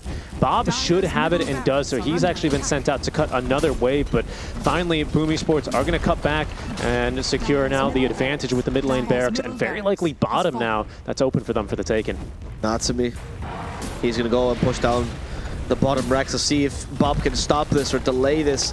Oh, what's the plan? They don't see the Tusk, so they know they can't just TP. That they just profited. It's a 2v5 just for another 20 seconds here until until at least the Willow respawns. Maybe they look for it now with Timo. Go for FBZ. Seems like the easiest target, but he does have the Sedex cap, which makes it not so easy. Gleipnir now on the Lina, but the Hex caught Bob, and Bob, an arena got built around him, thus destroying him.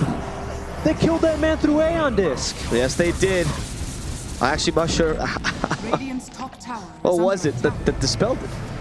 Well, I stopped it. Demonic Purge? Demonic Purge. Must have been Demonic Purge. Yeah, Natsumi has the BKB. Satanic is to be activated. Does. And the Scotty is reducing that heal enough, actually. Great overgrowth. He's been rooted. He's dead. Now they also caught this poor Tusk. He gets sprouted, leashed, destroyed. FBZ's also been found. Execration. That's the real cleanup crew. I cannot believe it. It's going to force the buyback out from Bob, but once again, it's well worth it. How much longer can they keep getting away with this, though, is the question for Execration. Fortunately for them, very fortuitous Roche timer here. 15 seconds for them. They also hold this outpost, so these buybacks are not really that scary out from Boom Esports at the moment. Carlo, don't go. You know this Roche is going to spawn soon. Carlo, believe in the clock. Believe in the frog, Carlo. He's also going to buy out completely for his Wraith pack, so that's going to be a phenomenal item to hold versus this Lina. Oh, they know the Roche is there now. Yeah. That's actually X-Nova. Oh, okay, and Apollos is going to scout it as well. Boom Esports, they might be spurred into action, but all their waves are pushed out. They don't hold this dire outpost. I think they're going to have to watch this one go. Third Roche as well, holds the Refresher Shard. Yeah, that's pretty huge for actually both teams. Obviously, Boom, I think, could abuse it much more with this Mars, but giving this to maybe Void Spirit, even Tino for double Pulverize. Actually, probably you give it to Bob, honestly. No, Tino. Yeah, he'll go in and hold on to it for now. Okay, not sold. With Cheese in this backpack is Paulo, so that'll start aging. Nice, nice. We can see first Wraith pack pickup here for the Treant Protector. He's been building up that for a long time, and really it's the Blink Dagger that allows him to get in position and put down the root. Now you've got a lot of high priority targets to start right-clicking here as a Lina, as a Tusk. So quite an annoying item, actually, for him to pick up, even at this very late stage of the game. Execration, man, I cannot believe it. But so now they've bought back on Paulos and they bought back on Bob. So there's still a win condition here for Boom Esports, despite that Aegis at least giving Paulos the second life. They won't actually have that for Bob for another while. Okay. I didn't realize they had made this change to the Void Spirit to assimilate roots for 2 seconds now instead of stuns. Yeah, that's been for a while. That's also why he's kind of not that great. Yes, that makes a lot of sense. Still a bit of a game changer for him, though, of course, at this stage of the game. I don't know if that root disarms. If I had to guess, I would assume not, since usually it's only overgrowth that disarms. It does not disarm. Yeah. So not the scariest thing for this Lina for Boom to deal with. Yeah, especially with the cleanse. Exactly. But it still is going to at least give him a little bit more utility in these fights. And he's very tanky. 3,200 HP on this Void Spirit. He's just behind the Primal Beast right now. I think he's just going to hunt on Zephyr, honestly. That's his goal. If he hunts on Zephyr, it's a win. Even if Zephyr Demonic Cleanse himself is still a lot of damage on Dissimulate. He's going to have a Lincoln soon enough, so you can afford to tank one of those targeted spells as well. True. So that'll help his ease in these fights, which has so far really just been tanking and setting up for Paulos. But honestly, if that gets the damage done in the fights, you just have to be happy with that. Yeah, I agree. For now, even with this Aegis, though, it's a scary time for Execration. As you can see, not a single buyback to their name. And buybacks have been what's keeping them in the game until now, right? Very true. So maybe this is finally the fight that Boom actually gets to win and not get destroyed right afterwards. The tag back by Execration has been pretty brutal. I think we checked in the back, actually, and I think we did actually have one more 60-minute game in stock, and let's see if this is going to be the one. I want to point out that I don't think Tsunami should be the host of this DPC anymore. I think its interactions, they show malice. Yes. And malice of forethought. Ah. Yeah. That's the scary part, isn't it? Yes. Premeditation. Premeditated. I mean, you can see it in his eyes. Do you think that beard is just for shots where he keeps his weapons? That's true. And his cooking utensils. Apparently. For now, the items are just going to keep coming on board. There's a Moon Shard, which was immediately consumed by Natsumi, so he has that additional attack speed and a little bit more night vision. We'll see if that actually ends up making any bit of a difference. Wow, that's a rare item as well. This has to be maybe the first time this item's been bought this entire DPC tour. The Revenant's Brooch. Active. Yes. Trivia time, Abo. Oh, you already looked. Oh, sorry. I actually read. What's the active called on Revenant's Brooch? How am I supposed to know that? I don't know. It is called Phantom's Province. No, Phantom Province. Phantom Province. Okay, so interesting. So does this imply that the Witchblade has is like a city inside the province of Phantoms, or like what is this geographical? Oh, wow. Yeah, I guess so. Right? Maybe. What does province here mean? I have no idea. My English is not good enough. I have no idea. But this item has gotten some considerable buffs. I think now, like you try and attack, if you try and attack magic immune targets, I don't believe you lose those attacks. Yes, exactly. Which is pretty big because before it would just immediately start losing the attack. So that's the biggest thing, really. Yeah, I mean that was a little stupid before. Now it's great.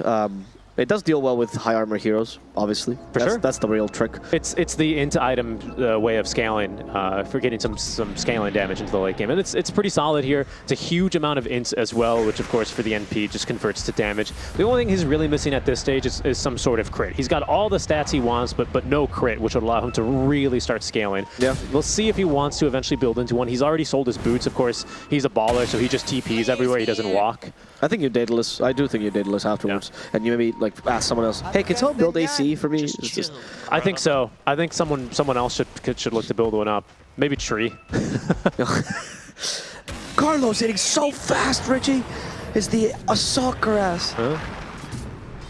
Lena though, she's kind of topped out for items. I think she can maybe buy Ags. buy Ags. That'd be about it. Part of me, as far as her scaling goes, I mean, it does give magic resist. Yeah. And other sorts of movements. You become like a Dragon Knight.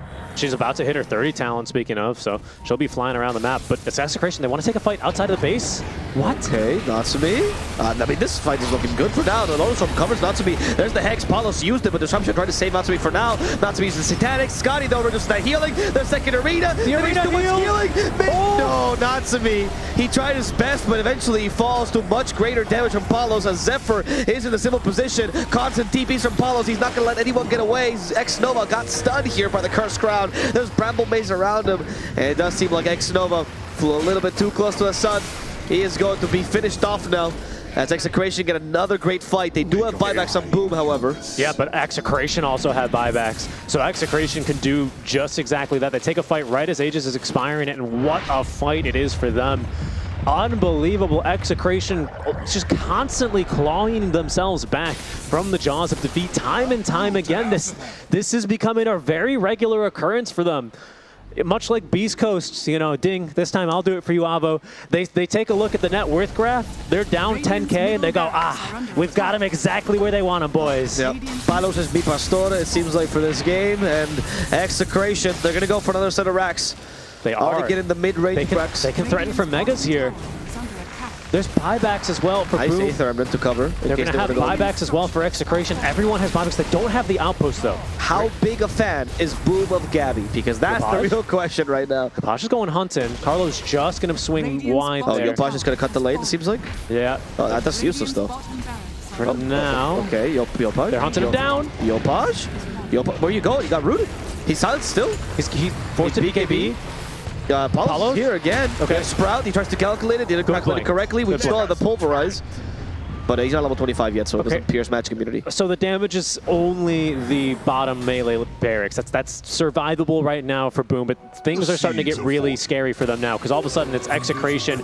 Now all of a sudden with these buybacks, right, because of that Aegis, they've gotten all their buybacks yet again. What's careful here, Courier? Oh, 16 HP! Get him, lads! Oh, the 4 to 5. That's a big one, though. That's Acceptor for Yopaj. Yeah, that would have been huge. Good shield, good shield. Everyone in the game with buybacks. We might get a very, very crazy Loco 10 buyback fight upcoming here pretty shortly, depending on if we end up fighting over this Roche. Both teams are not going to want to give that one up. We'll see if either team is comfortable taking this past the 60-minute mark for another Tier 5 neutral riding. How many does that make this CDPC? We have to be the record holder. I don't know, but I've casted every single one of them. That's all I know. We just haven't let you out from this chair, man. This is why I'm living here, just because there's constant casts, right? It's actually, it's good for the broadcast, right, that I'm living here? It is. I think it's better. We should maybe make it permanent. By the way, I just want to point out how annoying Shanks is now with this Octarine core. First time Dark Willow's picked up the Octarine core this DPC. The cooldown reductions that stack on this hero are insane. Yeah. You've got that 20 talent that he has, the -7 second Bramble CD. So you're playing with about a 10-second Bramble Maze CD, which lasts, how long does this thing last?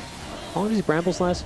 15 seconds? Wow. So you can stack those up. Of course, you get even more on the Cursed Crown, which is also reduced. It's completely insane. I mean, I know he's a support, but at the end of the day, Shanks is still a young guy, so of course you got to respect him. Natsumi, I mean, he's really basically tapped out. Bob? Okay, I thought he was going to go offensively with that dissimulate. He has an A on this, but he knows the purge is a little bit too scary. 10 seconds, sorry, for the rush to spawn. Palos is also tapped out. He's just bought an Ag's Blessing, so now he has the he's not by shard. On this. He can. Curse of the Old Growth, we'll see. That's the one last thing. Okay. Lincoln's saves his life there. Nice. And they did use the Demonic Cleanse as well. You got one of those charges off. Not bad at all.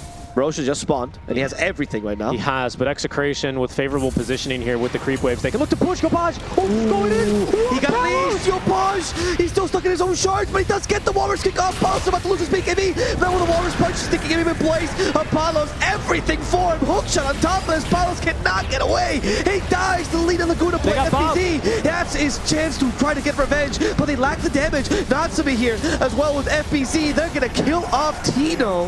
Okay. Execration just got buyback back on Palos, though.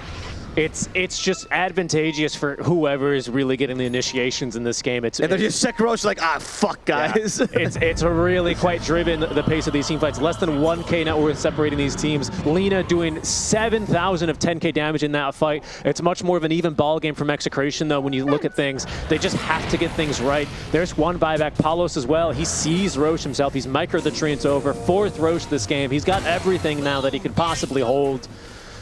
We'll see if Execration will be spurred into action. Boom Esports. Bob is not scared of the high ground. He wants to kill Zephyr, and he does succeed. There's no more demonic cleanses for now. Nope. At least until he buys back. He does have buy. Once again, Execration have done a phenomenal job ever since they've gotten all their buybacks back at holding their outpost. And now actually Palos, he's bought back. He is committed into this. So Boom Esports will see if they are going to force the objective now. They force the fight. They still have the advantage. Buyback on Lina with bots too. She's back into the fight after just about a 2-second TP. That's something for Execration to try and manage here. Palos. He is keeping his distance from this fight, making sure to still push out the waves while Bob is the one that's doing the destroying here. Second Scythe of Ice picked up now. FBZ has one as well. There's also one on top of the Lina. Nope, Bob just went for the Roche now. He's finally committed to this. And they honestly cannot tell because there's treants around. It's hard to tell where Bob is in the map. Maybe they get a little bit of an advantage. Bob.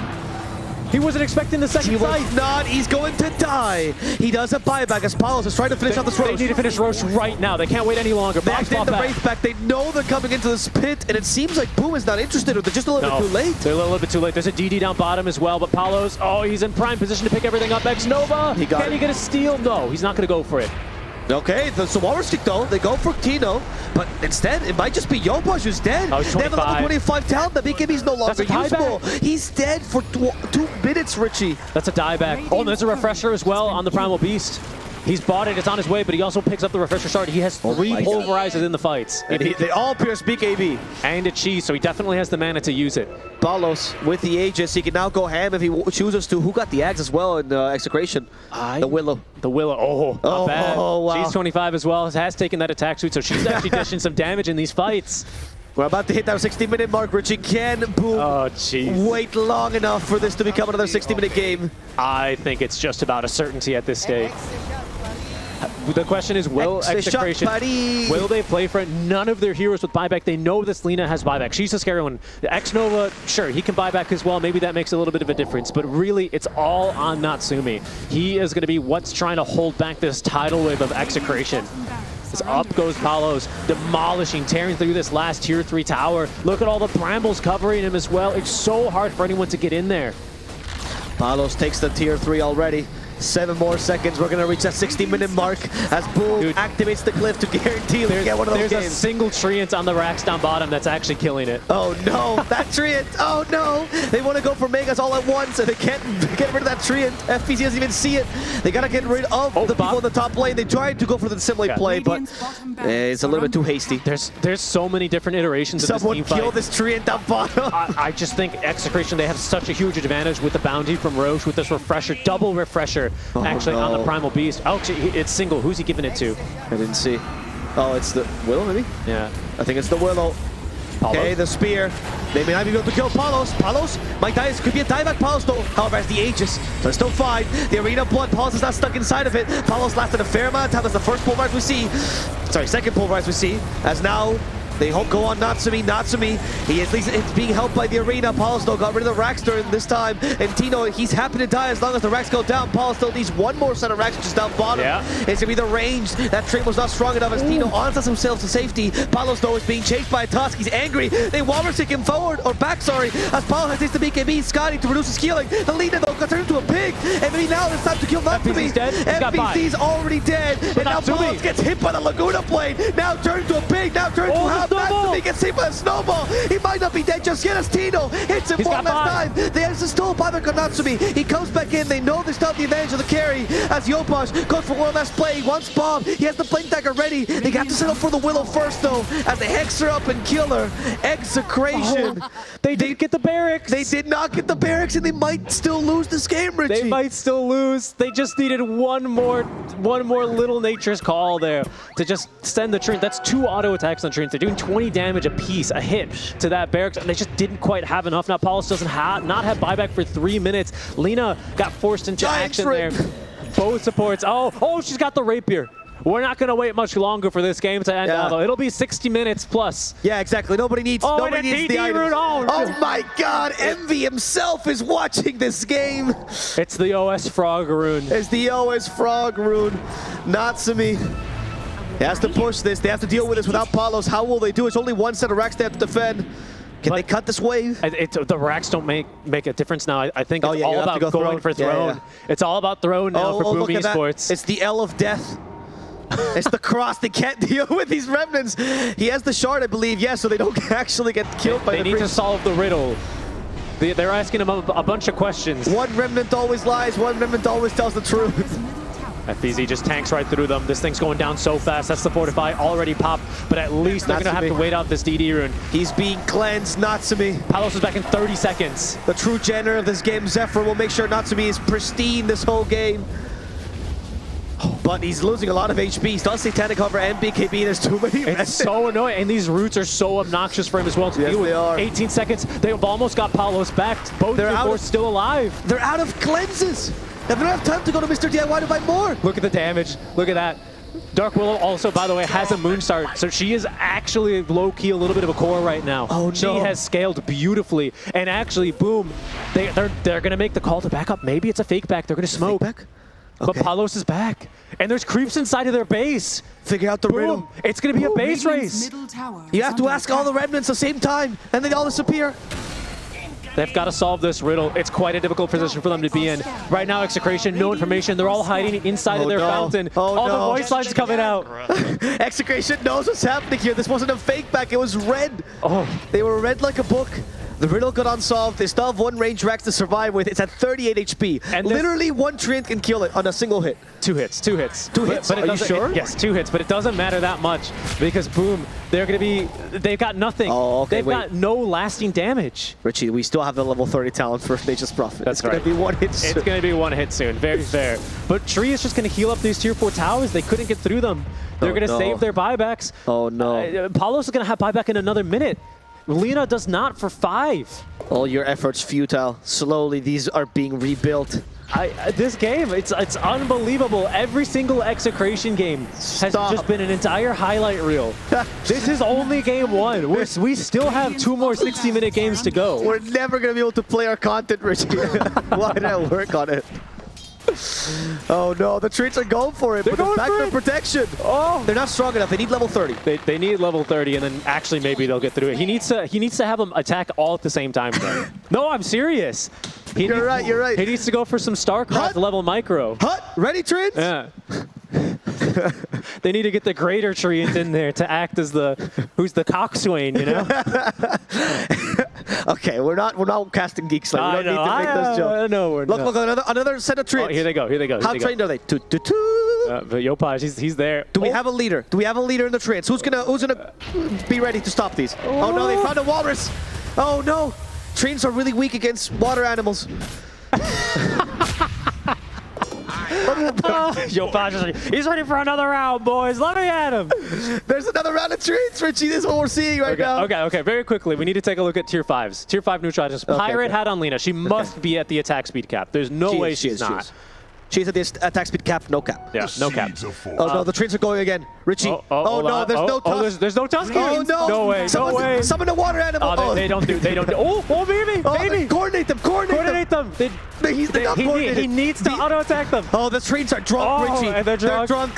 They're not coordinated at all. Oh, come on. Oh my God. They have all the time in the world. Ah. Okay. They tried. They did try. Okay. Arcanist armor as well is being held by FPZ. They're being surrounded by trains of this smoke. This is absurd. Yeah, Yopaj actually has to break smoke to reveal him. No, he just used the abilities, right?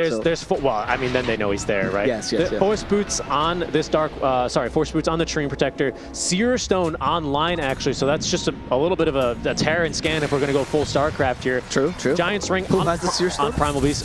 With that Seer Stone is currently on the Void Spirit. Oh my god, Astral Step gets affected by the cast range. Yeah. Mirror Shield as well on the NP. And Ex Machina is in the backpack, it would appear here. Look, Bob now has so much range, he's literally not going to ever run out of space to run in.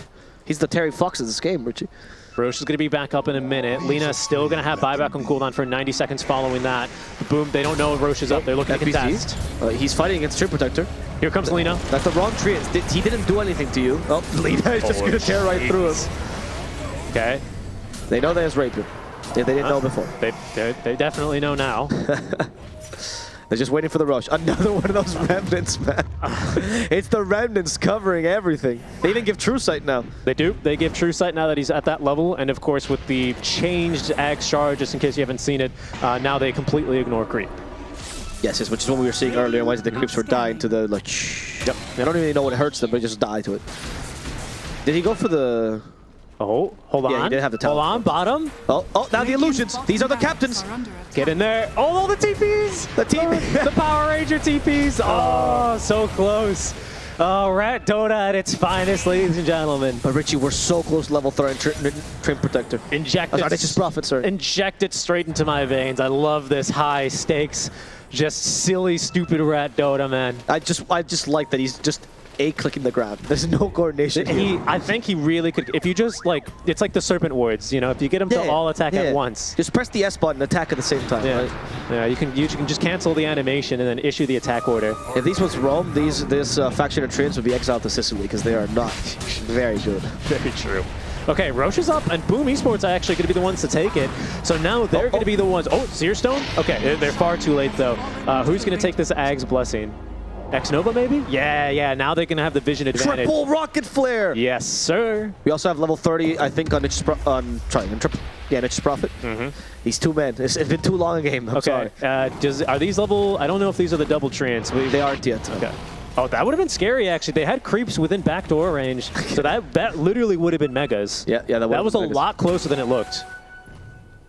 I think Tusk is actually... He's the one holding onto the Pirate Hat now because he's taken 12% Walrus Punch.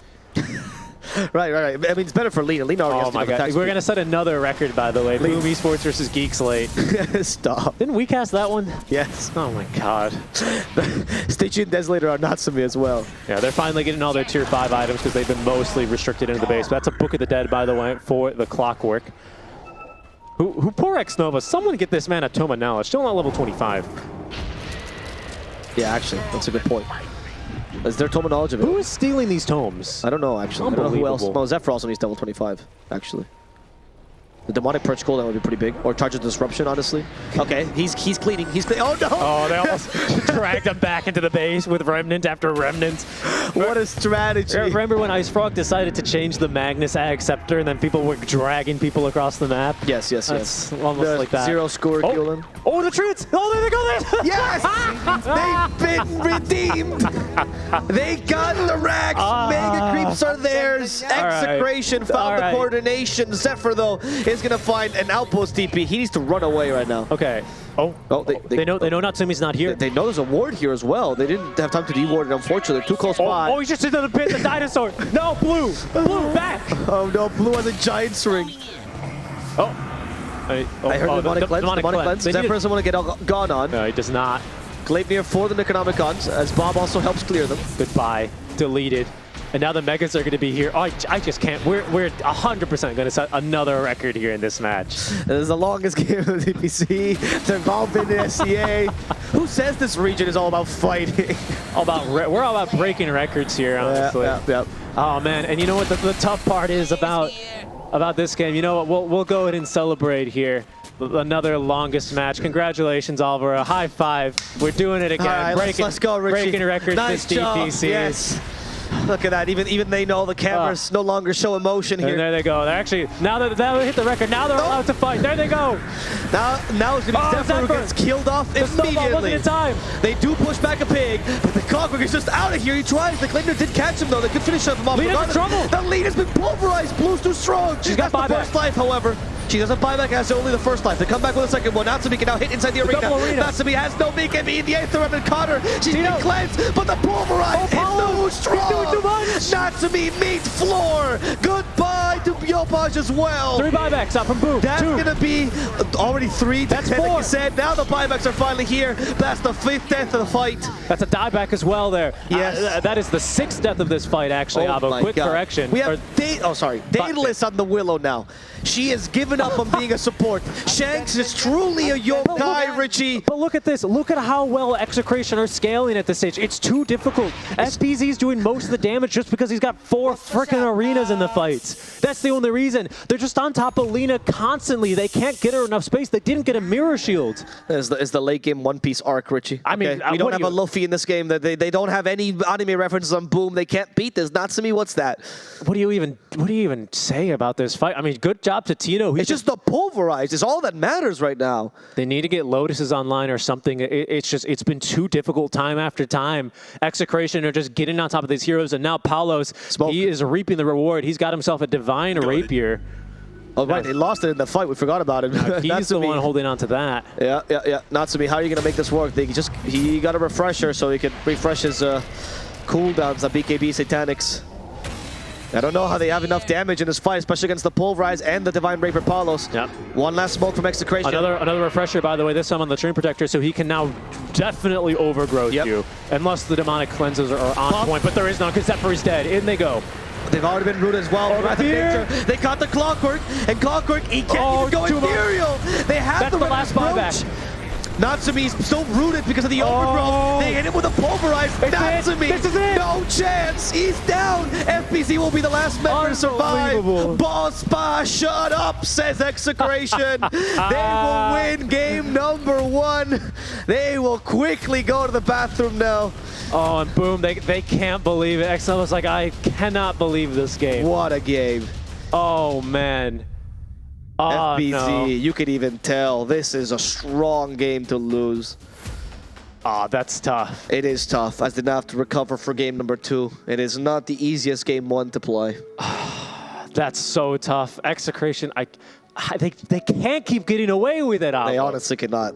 How can they keep getting away with it? I mean, they're such a good team from behind. Their resilience is admirable. And they always pick heroes that can surprisingly scale well, like the Willow, for example, or the Trim Protector. Like, it's almost like it's part of their plans to go 60 minutes every time. Seemingly so. I mean, by this stage, they're already the masters. I just can't believe it. Execration, they keep fighting back. This is their 2nd series after the SMG series, where they're going to make an incredible comeback. And we've got an incredible panel to tell you the differences and similarities. Stop asking for things, Tsunami. Yes, Stop Tsunami. asking for things. No more orders. 60-minute games. No more orders. But take it away. Oh, it's the best feeling when you ask someone, you're like, could you check in the back maybe? And he's like, oh, you know what? I found a 70-minute game back here. Do you want it? It's all yours. And I couldn't have been happier to receive it. Yet another game where Execration are able to claw back from the brink of defeat. And this one was another one for the books, Adam. My God, there's I guess poor Lina, our bouncer here, is having a pretty rough day because that is a heartbreaking game to lose. Working overtime. I feel like Boom. I feel like Boom could have ended the game if the Tuskar went Aghanim's, or if they just watched Lina hit high ground. But they didn't. Just like they just kept trying to like catch Palos and deal with split push. I don't know. I felt like they could just hit high ground. It's very weird that they tried to initiate in the high ground. I can't remember, was it the second Roshan where they had Aegis that were hitting, and then all of a sudden the bottom. The bottom one. Yeah. He jumped in and tried to initiate when they could have just looked at the Lina. They could have just siege, right? Yeah, just siege. I mean, they have an SD to save the Lina. What can they do? They have Aegis. Yeah. They could have even gone straight for tier 4s also, instead of going for the second set of racks. think the itemization was a bit weird to me too, like the Silver Edge on Yopaj, the Hex on Natsumi as well, into the Gleipnir, which like finished off his 6th item. Then it felt like he didn't have damage for a while. Execration, they did a real good job in the top 5. He had no fiery soul stacks and they went in. But yeah, I think WOM a bit, they felt like they needed to catch people to win the game, but I felt like they just needed to itemize to kind of hit high Slow ground. siege. Yeah. Yeah. So FBZ went for like a Lotus as well. They had the SD purge like Winter said. Because I feel like they also had good answers for a Nature's Prophet split push, that you don't need to be like, oh my god, we got to find this Prophet to win the game. Lina- Instead, they can ease it. Lina had the travels, so I mean, you can just go back eventually, yeah, right? you can just Whatever. go back. It's like not a very big deal, you know. Like it's definitely true that they don't really have the right mindset like towards how to get the victory in this game, and a lot of it also feels like I feel like it should be the carries responsibility during the very late game situations you have. I guess your team doesn't really know maybe how strong you are, what they need to do. Yeah, you have to be the voice to, okay guys, just relax, we need to do this, we need to do this, just watch me hit the tower, don't jump them, and just relax, you know.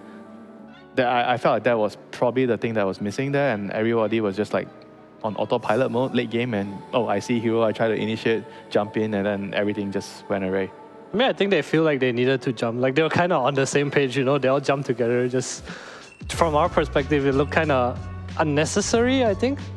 Like these hexes that came out on the Lina, the Silver Edge on the Tuskar, like very catch-heavy items. But I feel like they didn't really need to. Yeah, they just needed to be able to siege like team fight items damage, and Even on the other side, like I think the only Eon disc on Bob. Yeah, it was and Shadow Demon had one. Yeah. But I feel like Radiant should have had way more Eon discs. Yeah, because well- all they need to do is just chill out, hit buildings, and as long as they don't get caught, they can survive the fight. MVP ends up going to Shanks, the Rivalry MVP, mainly just because it was really funny to see Dark Willow do that much damage. Blink. The Blink. Moonshot. Yeah. Guys, Did she end up getting the Moonshard? Because like I saw Nature's Prophet sitting on like 12,000 gold at some point. She bought a Moonshard herself after Octarine and picking up the okay. eggs, but she didn't have like a Eaton Moonshard. Yeah, and none of a lot of Nature's Prophet's teammates did not have eaten Moonshards. I think late game situation. I mean, at this point though, Execration have been in so many late games. Yeah. They are experts, which as critical as we are being of Boom, Execration are experts when it comes to like post 50 minutes. Yeah, but during the early game, like enough of the late game, but during the early game, I felt like something that I wanted to highlight is Bob. He got trash on in the lane. He did. But he was able to still, like, I was so amazed, like, someone losing his lane, but he's still able to contribute so much to his team. He's running around, doing a lot of moves for his team, and allowing them to play the early game really well despite losing his lane. It's not something that you see often, you know. Like a lot of mid players, okay, I lost my lane. I'm in a losing lane mode mindset. I need to recover, you know. But no, not Bob, you know. I lost my lane. I don't give a shit. I'm just gonna go realm. He was help my team. he was like following the Tusk around. The Tusk would go rotate, and Void Spirit's like, okay, I'll come to that lane also. There was like he had like half a Witchblade and they were like smoking, diving top tier 1. Like I think it's very rare to see. But I think Execration also did a good job. They kind of lost their lanes and then they recognized that they had the stronger team fight. Like Boom was not a lineup that was online early. Yeah. They're like Clockwork Shadow Demon, which don't really contribute too much in the early game, especially to these like bigger team fights. And I think Execration did a good job of like punishing that and coming back into the game. Well, I have to imagine that Mushi probably has some strong words for his boys after that game number 1, because it was a tense situation and Execration proved that they are the kings of late game as we got the longest game in the entire DPC. Is that a sign of things to come? Are we going to have another 12-hour broadcast? Find out after the break.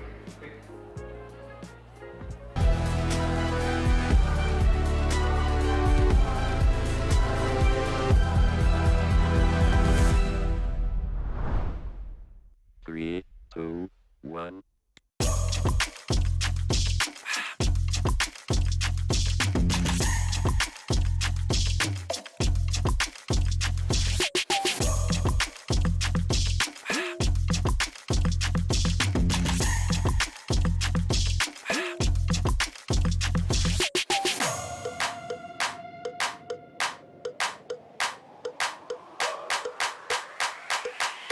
This crowd is actually able to do so for a decent amount of time. Has to take up like the flame cloak. Does get a lot of damage, but here comes the black hole.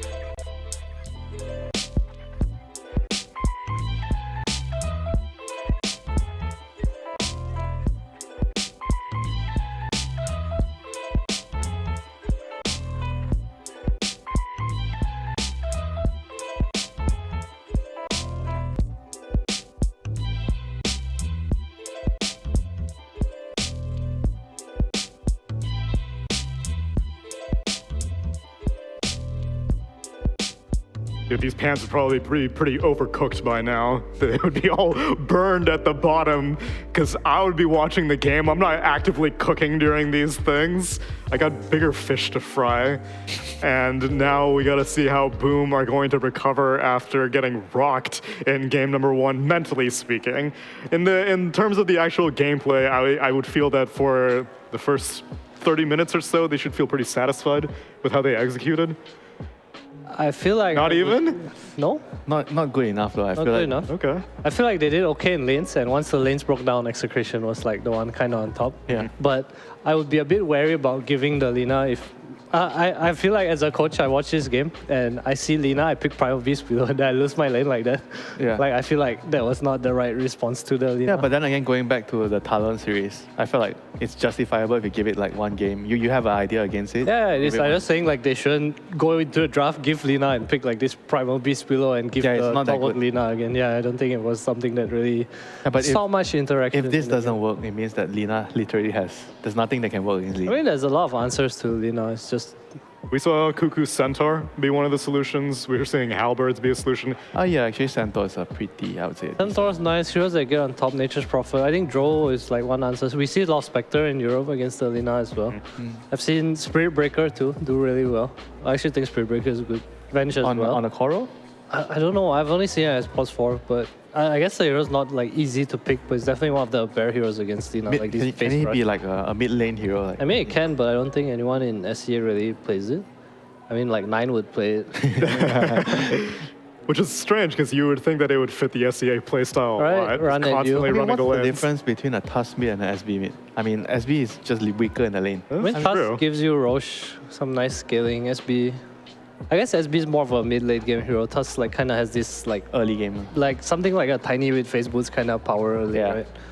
SB, you need to get to the stage where you have your axe. Maybe you get you get Facebook drums, you have a power spike, then you are building what you might need BKB, you might want to go Shadow Blade. Then when you finally get the axe, then you feel good with the level 20 talent. How about Smooth speed? the bans that Execration put forth in that one? I believe they banned out, or Boom. Boom banned out Broodmother and Marcy. I think the bans are probably fine. Maybe they have to consider banning Lina if they're not first pick. I mean, I feel like it's just too much of a hassle. I mean, I understand there are counters to Lina, but I think it's just It's too much in work. their position. Yeah. They already have so many other problems within the team. You know what I want to see against Lina? I want to see the Axe. I think Axe is like a big counter to Lina. Oh, like a Axe. blade Oh, mail. Axe. Yeah. I thought you said Ags, like No, Axe like Scepter. Axe, like- Axe. Okay. Why would he be better than Centaur, though? I don't think it's better. I just think I think it's one of the like most high win rate heroes against Lina. Okay. Like you can just skip wave in the lane. Lina doesn't like tanking the wave. Yeah. And then you're just good mid game. You clear And stacks. in theory, Blade Mail should be more popular, but we're not really seeing it be picked up against Lina that we often. have a new waiter, Sand King. Oh wait, I didn't even know. Is Techie's gone? Techie's is Oh gone. man, okay. Sand King is here. Not picked in any game ever. He's Gotta find a new totally job. irrelevant right now. Timbersaw Naga banned out, so a little bit of a different first phase set of bans from Execration. And Broodmother Lina, they take out the Lina. Boom realizes they are not first pick. Mirana Visage, Tiny Rubik. Is that for the Visage? Timber The Naga? Timber Naga. No. So it's just like a. I think it's just getting rid of annoying heroes because they're on first pick? First pick? Yeah. They first pick Mirana. They're like, Then let's open the pool, you know, Lina's out, like whatever, other heroes or whatever. I think it's like heroes that Boom will play, but Execration won't play. If that makes sense. I mean, they have Tiny plus Rubik, so What's the Visage answer? Monkey, Bristleback. I hope they ban the Bristle. You consider? I mean, are we guaranteed that this is a core Visage? Yes. Okay. Tino only.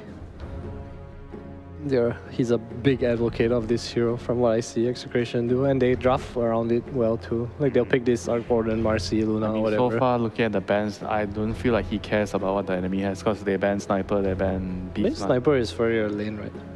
Sniper's for the lane against Beast. Then how about Beast? Is it like hard for Beast to play in the game against a Beast? No, I think it's just a strong ass hero right now. I feel like Beast is banned almost every game. Last time that Execration first phase, the Mirana Visage was against Talon, and their second phase bans were Sniper, Monkey King, and Morphling. Although in that game, they were able to get the Ricky Mirana combo second phased, and this time the Ricky gets banned out. Not sure if they're gonna ban Morphling again here. Okay, they go for Doom.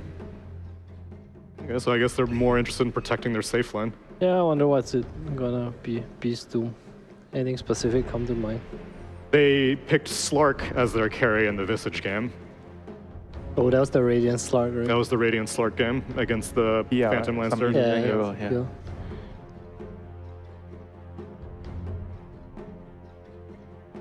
I mean, it might just be also like just banning out the heroes that are Stronger strong, offlanes. yeah, stronger Yeah. offlanes. Like we picked our offlane already. Yeah. Get rid of yours. I think that's fair.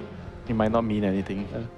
I like may that just- Doom ban. Just can rush Crimson against the Visage. Like we've seen these Greaves pipe Doom. They're just super tanky. Yeah.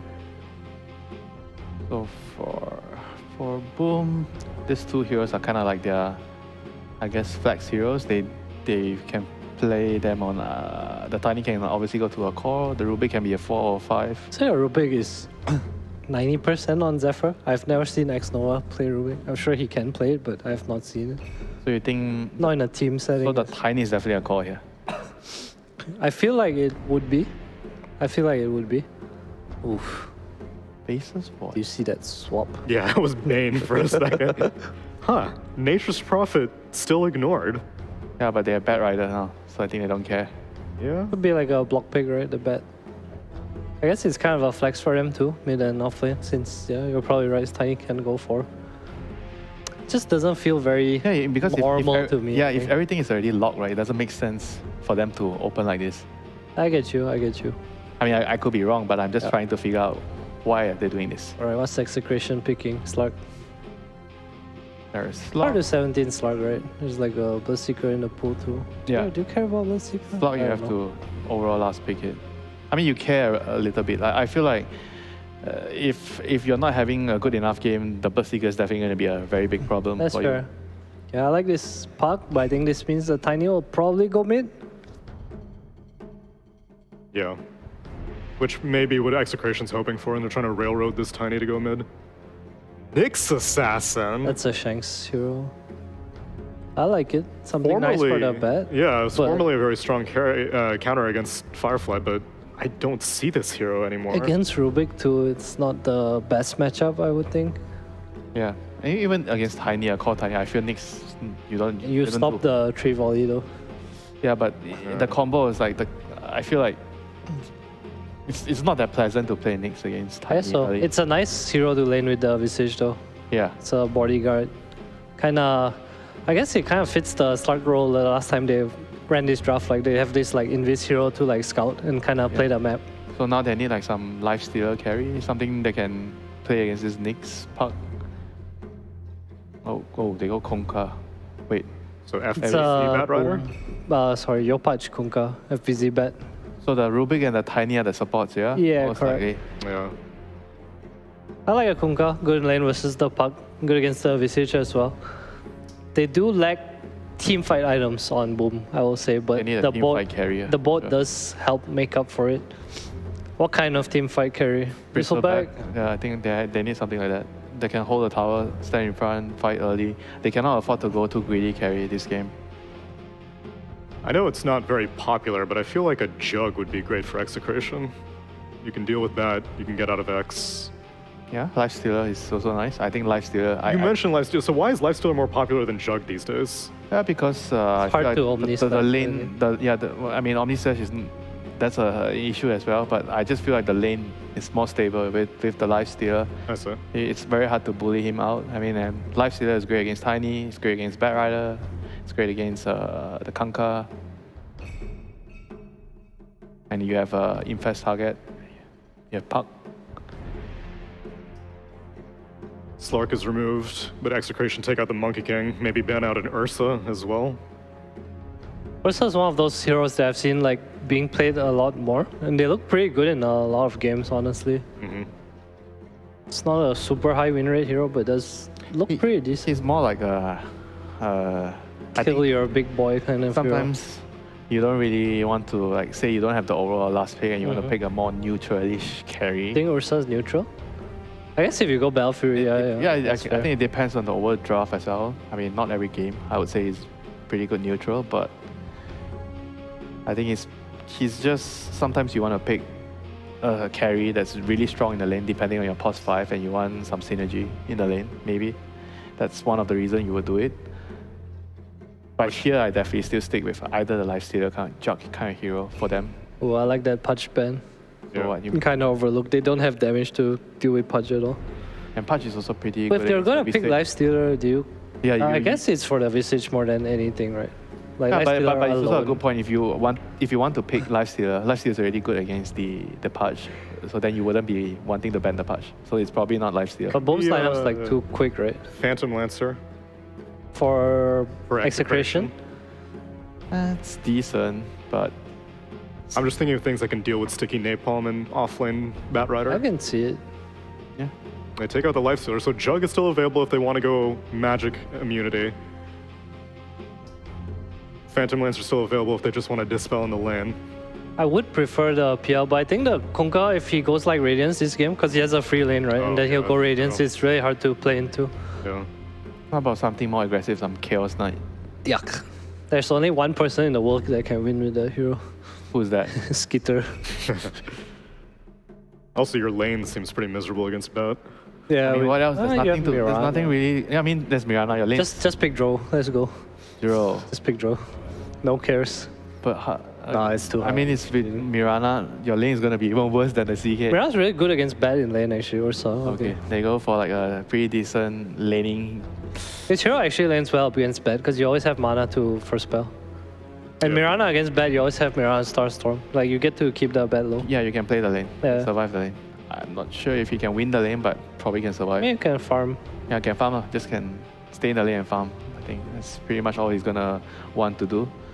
It's the And- final phase. Oh, you know, maybe Nyx was a block pick against Nature's Prophet. We haven't really seen Nyx be a Nature's Prophet. That is answer. possible. That is possible, yeah. Because I'm seeing he's completely ignored, and I would think that at this phase you consider it, but it seems hard against Execration's lineup. Boom, they pick it. Well, don't I look stupid? Morphling still available? That's good. I don't like Morph into Ursa at all. I think it's quite a hard matchup. But I don't know, because they don't go Diffusal anymore, and it is Natsumi. Big fan of Morphling, apparently. Yeah. Yeah, there's not many good options though, to be honest. It's not much. Yeah, I think Bristle is still fine. To get outscaled by Ursa, I don't think you Yeah. care too much. With their pace of their heroes, I guess they I can't mean, really Nyx end is the also game. very annoying for the Bristol. That's true. I mean, Nyx is annoying for like 90% of heroes in Dota Troll. Troll. I mean, it's a decent Reasonable. lane and a good Yeah. matchup against the Ursa, right? Yeah, reasonable. Very reasonable. Strong lane. But is it enough to win?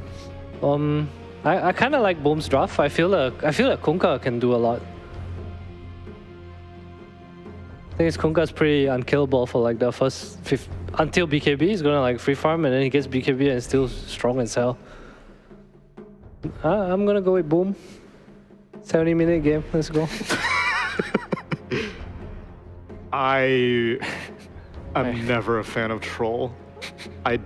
This hero is just such a liability in so many situations. Yeah, I don't like how the ulti works. To be Yeah, and like there's a lot of heroes, like he's gonna have trouble sticking onto a Mirana. He's gonna have trouble sticking onto probably an eventual stone form Visage. Puck is really hard to kill. You may get randomly carapace when you're just farming with your axes. You can't kill Mirana on yourself. Yeah, and then Ursa, I guess the Ursa matchup, but the Ursa matchup goes both ways also. Yeah. Like, so your Shard Earthshock doesn't dispel you, right? You only get the dispel on Is it? Enrage. Yeah, I think so. If you get the dispel, I'm pretty, correct, I think yeah. so. Yes, correct. So you have one way of getting off the blind, which I mean, like that. I feel like that's Troll's whole arsenal against melee heroes. I think you buy MKB early in this matchup as Okay. Ursa, because you just kill him. Yeah. I don't think it matters what you buy. Boom You're or not- Execration. You're not gonna win as Boom or Troll. Execration. No? It's gonna be a 2-0. Alright, alright. It'll be a 2-0 according to Winter, and you know what, Avo, I won't do it to you this time. Give me like a 25-minute game. How does that sound to you? Does that 25-minute sound maybe up your alley? That we can. You've paid your dues, I think. Thank you, Tsunami. Thank you so much for that. I was really close to banning you from this restaurant, but Yeah.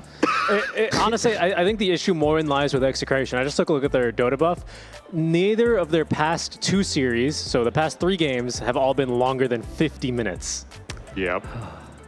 oh, so it's There may Execration's be a problem. trend afoot, but we'll find out if they continue that trend in their 4th game, perhaps, or if they'll finally buck it. Congratulations to having a short game, Avo. I'm guaranteeing it right now. We'll see if the host's curse is a thing there. I'm sure you really wanted to give him a different finger. Yes, no matter what, it's Tsunami's fault. So Yes. that's what we have to know. It's a stupid Tetarik stall. I think the other team I remember that had the same stats as Execration was Cloud9 with Envy in it. So I think we're in for a treat. I'm looking forward to it as well. This Ursa versus Troll panel is highlighting a couple of itemizations that Troll could go with. Winter seems to not think it matters, and honestly, I'm kind of in the same page with him there. I think this Troll, it is a good game for the Troll Warlord. I just think this hero is in desperate need of a little bit of an adjustment.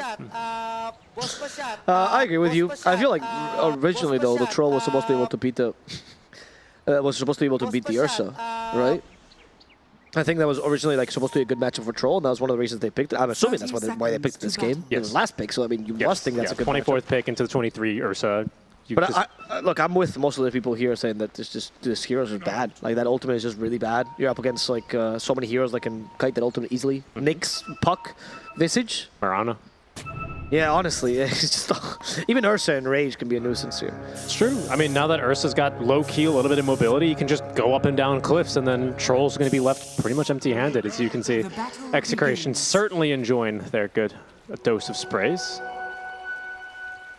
And runes 2 apiece, nothing too crazy. We'll see, though. I think Kunkka and the Bat, and honestly, the amount of catch that you have on the rest of Boom might be enough to kind of solve that issue for them.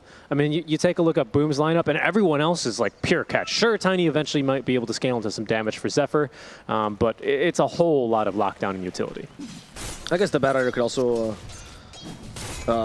become a little bit of damage depending on the build he goes for early, so there's also that chance for FPZ. Something that we didn't really consider is the fact that we have a Bat Rider offlane, which is not common, but I guess against the Ursa matchup it's much more justified. We'll have to see. Wow. Level 1, sorry, Tino taking that Soul Assumption, nearly nuking down Natsumi. He's forced back already off of the first wave. That hurts. I guess that's one of the points, is that obviously Visage is one of the strongest laners out there, and I think Troll is one of the heroes that can somewhat deal with him, right? It's not the level of Monkey King, for example, which I think is one of the better matchups, or the worst matchups for Visage, but I feel like Troll is pretty decent. You have a lot of hits, so you can get rid of the Cloak, you don't get hurt that much by Soul Assumption, you can easily heal it back up. Yeah. Mid lane, I imagine, as well, should be Yopaj favored, especially with how much Puck's early game has been kind of nerfed. Right, eventually, I think the harass from Tidebringer is going to be overpowering. Then again, we have seen a couple of Puck specialists survive through this and actually turn the tide, no pun intended, of this kind of matchup. But so far, so good for Yopaj, who's bullied Bob back onto his own high ground. Yeah, but Yopaj is also a Kunkka specialist. Probably one of his best heroes, if not his best hero. So I wouldn't be too worried here. I really think it's very Yopaj favored. And down bottom also has this pretty unique song and dance, right, between FBZ and Palos. Palos with a stick already here is going to do a lot of work in this matchup, but just making sure you're not engaging when you have too many stacks, I should specify, of Fiery Soul on you is the name of the game here for the Ursa Marana. You can tell that in this lane it's all about winning the lane and harassment, right? Because Carlo didn't even go for a single point in the arrow. Right. So you can, there's not really much kill potential for an Ursa who usually likes to have kills, but against a Battle Rider I think it's impossible. It's all about surviving this lane. Yep. Much like mid is. Keeps you away from the Ursa, keeps you away from the back, keeps you away from the Tiny, right? And as you say, the name of the game is Yopaj with a pretty clean deny underneath the tower. Decent lead here at that, 11-6 compared to the 7-3. We'll see if this continues to widen or shrink as the laning stage continues. I imagine with some more levels, Bob is going to be able to nuke creeps that much faster and get those CS. Xnova with a good job top lane. Unfortunately, he got literally the worst camp, so the pull was going to be interrupted. But he actually went with a little cheeky telekinesis earlier to make sure Shanks got thrown out of body block range of the camp. So Xnova doing a phenomenal job, even on the position 5 Rubik. Yeah. I mean, I guess this is probably like the Rubik with the recent buffs that he's gotten, the fact that he's now considered a good laner. It's actually not that bad to be put in this position. I also hope that Zephyr, once he gets Blink Dagger, lets Rubik farm. And I don't think you really need any more items. I know you talk about scaling on that Tiny, but rather Rubik gets items this game. That's true. I think the tough part is that they both kind of want items early to be able to make use of their kit. Yeah. And to me, it's a little bit difficult. If Zephyr's saying, hey guys, this is a Blink game for me, I want my Blink, I think you as a Rubik just have to let him take it. Very close to dying here. We do have the Whirling Nexus in 3 seconds. The slow, mind you, not even needed. It's Natsumi getting the first blood on Shanks. Good start for Boom again, which is not good for Boom because last apparently not. I feel like if Execration wins early, then you're good. Radiant's top tower. Bob as well forced onto the wrong side of the creep wave here as Yopaj actually with the double bracer builds. So very much looking to be the tanky boy. Yes, the classic move. Back to Fountain. He'll be back on full HP, but still without a bottle here because of his itemization. Shanks at least refills the bottle of Bob as we prepare to skirmish for the 4-minute runes. The bobble. The bottle of Bob. The bobble. Bottle of Bob. Your admiral is on board. Oh, interesting. Bottle of Bob, an acronym, spells Bob as well. It's true, it does. It's an endless loop of Bobs. Bob, Bob. Bob. All right, let's stop being crazy. Let's concentrate on the seriousness of this game. I mean, Yopaj is really definitely doing some concentrating here. 11 denies. I mean, you'd expect so much as against a ranged hero, but this is starting to get slightly oppressive here. He's got the bottle on the way. Look, he's got the item, okay? I gotta focus on the matchup, Abba. Yeah, the bobble, yeah, I agree. And, nice evasion. Good evasion. Finally, he got one. Before Yopaj just hit him with every single tight break. Yeah, it's a fun mind game in the mid game, isn't it? In the mid lane, I should say. You know, whether or not he's actually going to release that Tidebringer, especially now that he's got the shorter cooldown on it, he can just kind of let him loose. Well, he released the Tidebringer. He releases it. Oh, FBZ. No arrow, so they can't look to turn. Still no points in arrow, by the way. So this Mirana is not going to get a lot of items early on anyway. Interesting. So I guess the point is just like, there's absolutely no way I can be useful in this lane except for some harassment. And he might just kill Zephyr by accident. No, Zephyr had a fairy fire the whole time. Pause is running in. He has 20 magic stick charges and mangoes, so he should be able to jump over at Zephyr. He jumps on him and gets the kill. Okay, well, I was close to neutral getting it though. Little 1-for-1 trade. I think that's not all that bad. They're going to be able to refill the bottle of Bob. So that's going to be a useful TP on towards the mid lane, especially as Yopaj just got his delivered. We're getting ready to spar as well for minute 6 runes. So not the worst death in the world, honestly, for Carlo. Yeah, I agree. Especially now because, like you said, he's ready to spar for this minute 6 runes. Unfortunately, no arrow makes it much harder for him to do so. Zephyr's going top lane, by the way, on a quick rotation. Interesting. He's only coming with Avalanche Toss and a single level of the tree. Oh, they want Tino. Tino gets telekinesis back. They tried to get the Spike Carpus, but that doesn't work. Shanks is now in trouble as he's being body blocked. He still have a throw. Big body block by Tiny. Should be able to slow him down. And it's going to be the Fateful instead, which just kills him off. Execration are going to get the mid rune at the very least. Mirana rotating mid, so a heads-up rotation from Zephyr, who knew that the Mirana could no longer match him and that they'd have at least a man advantage there unless the puck rotated away, and that didn't happen. Puck now at level 6 here freshly, so those denies do end up making a little bit of a difference. You can see Yopaj just a little bit faster to level 6 as the bottle of Bob is refilled once again. Okay, that's to die. They refill it. That's the TP. Bob's bottle. Bob's bottle. The bottle of Bob. There we go. Palos, there's an opportunity there for FPZ, but still at level 4 this bad rider. Fortunately, his experience gain is not as great as he would have wished. Instead, they're going for Bob mid. The Avalanche doesn't connect. Of course, Bob was ready for that from the get-go. Yep. And he still has his bottle, so he'll be able to regen up like nothing ever happened. Top lane, though, they go on to Xnova. I don't think this is a kill for them, but they need to start applying a little bit of pressure here because Natsumi is just CSing like a dream.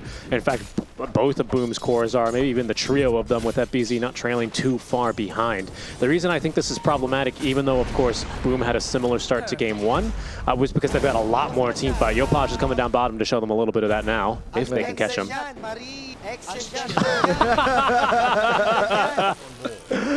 Oh, wow. Execration, they're feeling good, man. They're happy. They're probably the most emotional team that we've seen, actually. Once they win, they actually like smile and stuff, which is a rare. Very true. A couple of high fives. I saw in the green room, SVG was cringing at that. It was like, total players are supposed to show emotion. Right. These monsters. They also have a really good voice back, honestly. They do. I think the intonation of their lines is really cute. So what? Fighting a duel to the death. Support fight! Woo, support fight! But here's Bob. Oh no, oh no! He's intruding in the sacred support fight. Oh. Even commits an ultimate for the support fight. Okay. He is going to miss out on the invisibility, or sorry, make that the illusion rune that spawns down bottom here. Yopaj will make his way on over for that, as they have a DC and a mouse. Nice. Look at the carries, by the way. They're both actually going for the same build, I would presume at least, which is the Battle Fury. Ah, interesting. Interesting choice. I feel like the Troll takes advantage of this, at least with this early start, much better than the Ursa, because Troll usually gets it earlier because his lane is naturally better. Right. Especially in this case. Right. Yeah, I see that. Yeah, so he'll probably get online a bit sooner. It's funny because they both want it for similar reasons. They have a first skill, or I guess in this case the second skill, right, for the Troll, that is a little bit mana intensive, and does really help expedite their farm. Ursa Warrior, of course, on his first skill as well. The Cleave, you know, they both naturally take advantage of it because of their, funnily enough, their third passive, their third skill. Very similar heroes in that aspect. I would say that the Ursa, though, not only, I mean, we are talking about how he scales better in general as a hero, but also I feel like Ursa is useful with just the Battle Fury, whereas Troll does require Battle Fury +1, very similar to what AM plays, which is my concern as well. I mean, Troll can join fights before.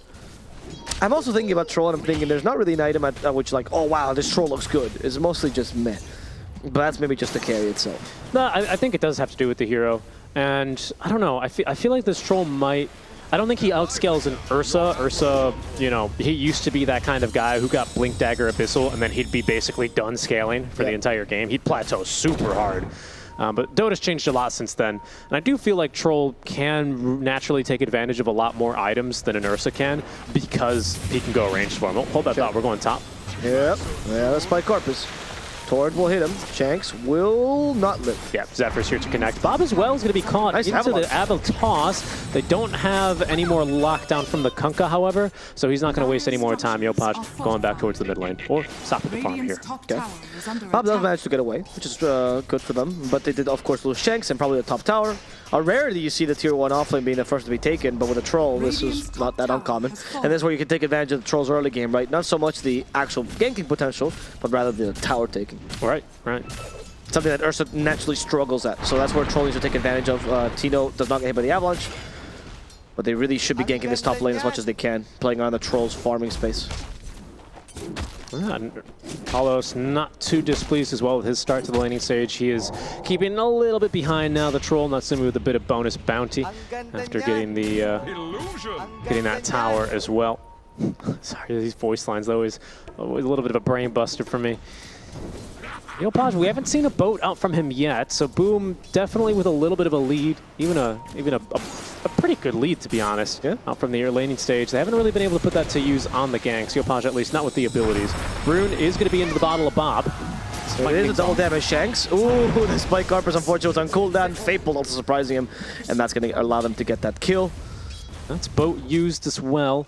So I think Execration are just going to, clear the wave and maybe just wait a bit longer. Zephyr looking for a toss back, though. Yeah, Boom. He might just pick up the tree and toss her back. I don't think he knows his behind. Oh, there we go. Oh, no, a cat's in the tree. Call the fire department. They killed FBZ, though. And that is the most interesting X marks the spot ever, as Carlo dies. And they can take a tower off this, honestly. Boom is looking pretty great right now. Yeah, that was a Dream Coil into a kill onto FBZ, so Boom, they know that there's no coil, the DD rune as well, waning here for Bob, although it's still half duration. They lack the control, I think, is the biggest issue. Bucks nearby, we go try to find a tiny Zephyr, will soon die, thanks to double damage on the bottle of Bob. No armor there on the Grow, really making a difference there, huh? Mm-hmm. Still only level 5, and that DD rune absolutely tearing him apart. And that is going to be the tower defended. Yopaj, again, boat still coming off of cooldown. As there's a little bit of an unpause, or a regular pause, actually. Yes, yes. Well, how would you unpause an unpaused game? True. for now, checking up on the race to the Battle Fury. Both guys actually fairly even to it here. So I think the Troll will get his just slightly sooner. Did start off the lane with a Ring of Health. Ursa felt like he didn't need it, and is going to go for the 2 swords just for more damage off the out of the gate. The Claymore Broadsword is the better build if you feel you can get away with it, but of course not to me. As a Troll, actually, maybe the Void Stone's actually not bad because Whirling Axe is a huge farming spell, whereas Earthshock is not that great a farming spell early. Right. Overpower kind of is, I guess. He's only a Void Stone away now. Let's see what they can do with this, though, because the rest of Boom is looking much stronger, right? And Yopaj, particularly, is the one who's leading the fray early. As they try to hunt down the Ursa, they scanned him. They know where he is. The bear, he sleeps in the trees, but he doesn't do well with water. And Paul's about to get wet. He does activate the Enrage in time, but doesn't affect toss time, nor any sort of lift time here, which is why he is going to die. When you throw someone in the air with toss or with torrent, Cyberson does not affect you. Yep. Or Yules or whatever. Oh, yeah, Tornado. Yeah, Goodbye, Carlo. It's going to be deleted as well. FPZ is about to get his Drums of Endurance delivered. That's going to be his first item. So he's going to be going for this like chase you down, stick on top of heroes build. I forgot, we casted a game where you brought up this little factoid before. It was the first time I had seen the build, but I actually really like this one. The bongo boots just always allow you to get where you need to be. Of course, the issue this game is that there's probably going to be a Nyx in the way, and this hero is super annoying for you as a Bat Rider. That is true. That is true. But I think since FPZ doesn't have to have such a protagonic role this game, considering Yopaj is going to be a much bigger force to be reckoned with, and he's on one of his favorite heroes, I don't think it's that big a deal that Nyx cancels initiation. Yeah, that's true. But that is step 1 of the hero's journey. Now they deny the call. Now the second step is kill Bear. Yes. Telekinesis him back, X marks the spot, Buster to fight back, but he's just being played around like a beach volleyball. Yes, he is. And now he deflated like a beach volleyball when I hit it. Yeah, a very fluffy one. Your admiral is on board. Richie, why is every ball that you bring to the court, why does it have hair? Why is it stuck to the ball as well? Here you should see my tennis balls. They're hairless. They're actually completely bald. They're made by Pyrian Flex himself. All the bald brothers starting to spread in the Dota community. Oh yeah, Gabe's joined them. Or Lyrical, sorry, he's joined them. That's right, he has. Yeah.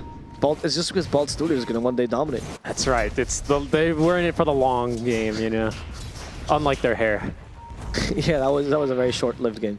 Well, for now, though, Boomer going to be evicted from the enemy triangle. Shanks on his first vendetta of the game. May look to try and set up for something. He's just outside of sentry range here, so he's seen Zephyr go into position, and now Zephyr's going to see him. Oh, Zephyr. Arrow. I think he should die here. The damage is sufficient with the good coil and the phase shift to avoid the impale. They are going to be using boat on this puck. Thanks to the telekinesis, he will die here as Shanks is also got unrooted and killed. Okay. Execration simply biting off a little bit more than they could chew there, unfortunately for them. And that is going to result in a really nice counter initiation. And boom, Natsumi is going to move in to clear this stack. Has Battle Fury, so he's not even going to be here for too long. No hopes for some sort of counter initiation. They're even looking to connect onto Tino top lane. This is quite the sequence of events in favor of Boom. Yeah, they use Torrent to get vision so they can use the X marks the spot. Now hitting him with the Avalanche. The Lucky is still available. X Nova was holding onto it though. He still has the Impale, and that should be a dead Tino. Yes, it is. No chance for him to escape. Just trying to get the familiars out of harm's way, and will they at least succeed in doing so? Not bad whatsoever. And I want to see what the item is. So far, the farm priority, actually, it's been fairly mixed. X-Nova still getting a decent amount of farming, and in fact, more. Up to 19 CS, most importantly for him, 5 kills is going to see him 500 gold above Zephyr, who doesn't really have any CS to his name, but is at least making really good progress towards that Blink Dagger all the same. I mean, like you pointed out, though, X-Nova just partook in many more kills, right? And he also got a lot of little assets in those kills because of the Fable. And he's stolen Impale. That's a feels-good moment. Yeah, X-Nova not going for any, old, standard, blast from the past Rubik builds. No early Blink Dagger, Aether Lens. Just the mana boots and straight into the mechanism for him. As FPZ sees an opportunity, but he also sees a cockroach, and he's afraid of them, because they can get really spiky. Decided not to blast with a puck instead. Can indeed get really spiky on their carapace. An undesirable crunch. Careful though. Oh, Shanks. He doesn't have the spike Carpacci now, so he's going to die to his own Impale. Carpacci, huh? You ever tried Nyx Carpaccio? I don't think I have. Absolutely disgusting, I'm going to tell you. Take the gun, leave the Carpaccio. I think that's the quote from The Godfather, isn't it? Is that really? They say take the cannoli, leave the gun is the line. Oh, after they blast. I also understand why you would leave the carpet. It's pretty tasty. He might be in some trouble here. X marks the spot. Yeah, toss in place. Look at the amount of control. No chance to do anything. No torrent even needed. All right, Execration, you guys don't need to actually force 3 games every series. Palos is forced to probably be permanently rooted. Nice impale, now with the arrow, and the Troll's in trouble for the Avalanche. The counter initiation is good from Zephyr. Unfortunately, Troll's still a bad hero, so he dies immediately. Natsumi's down, Zephyr in trouble, Yopash is joining. He doesn't want to do everything himself, and he realizes he alone cannot beat them. He needs the help of another core, who's unfortunately dead. Really nice patience from Palos there. If that were me, I just would have kept beating into him because I like the cleave damage. I thought he was going to kill back just off of the cleave, considering how stunned up he was, that Troll Warlord. But he played that right on the edge, and he's going to be able to be rewarded with a little bit more farming time up in that top lane. Big kill there onto the Troll, who, as you say, even though he has a full Yasha ahead of the Ursa, just doesn't feel that strong. There's not enough gold that can make this hero good, my friend. No, unfortunately not. Well, Yadoro was hell-bent on thinking the Troll was A tier, and then eventually they convinced him it was C tier. He really, you know, it's funny. That was the only time I've actually seen, who was it? I think he made Yuragi all chat. I was casting some game, I think it was a ESL Malaysia game, group stage between Spirit and OG. White Troll, right? And he picked the Troll, yeah, and he was playing the Troll on Yadoro.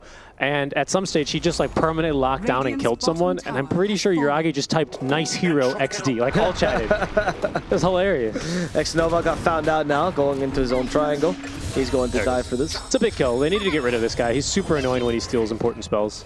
But yeah, I mean, any spell that makes you lose control over a hero does not feel like a very strong spell, let's be honest, right? And that people have to just figure out how Battle Trance gets played.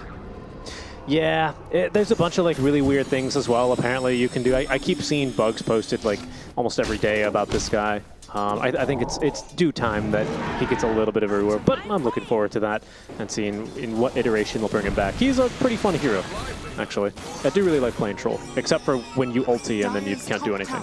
Yes, that's not the fun part at all. Especially because now people, even at like 3K, they figure out to kite you relatively easily. It's this, yeah. Oh, top lane though. Palos gets sent back. Lasso as well. Does he enrage? Oh, he tried to bait down the enrage, and Palos played a little bit too close to the edge. Now he uses the enrage, but it's a little too late, Palos. Yep. He was going to die regardless, mind you. I don't think the enrage would have saved him, whether he used it first or not. Yeah, I think he was going to be very, very dead there. Boom Esports. The very fortunate part for them is, well, I mean, they have just been winning skirmishes. Their tower damage is just fine. It's nothing phenomenal, even though they have a Troll, but they have been just moving all over the map thanks to all the kills that they've collected. It's going to be Starstorm stolen. Zephyr showing off his brand new Blink Dagger here in this engagement as well, as that's going to be the 7th kill now into the pocket of X-Nova. And here's a big advantage for them in their objective taking. If they get a lot of alone time, they will get through these objectives as long as Natsumi doesn't die to them. There we go. Toggling on over the aggro, and Ursa is going to be mighty disappointed to probably hear that ulti because they know what he's doing in the pit. Indeed. Can you hear it? Yes. All that way? I believe you can hear it if he's in fog. I might be wrong about that. Even in the Roche pit? I believe so. How did they try to fix that? I'm not 100% sure. I always thought it was a global sound, but I might be wrong. No, that was Rampage. No, the old spell was global. It really was a global sound. Like, now I know Rampage is now... No, it's, yeah, okay. But the old like, Battle Trance? Ultimate, yeah.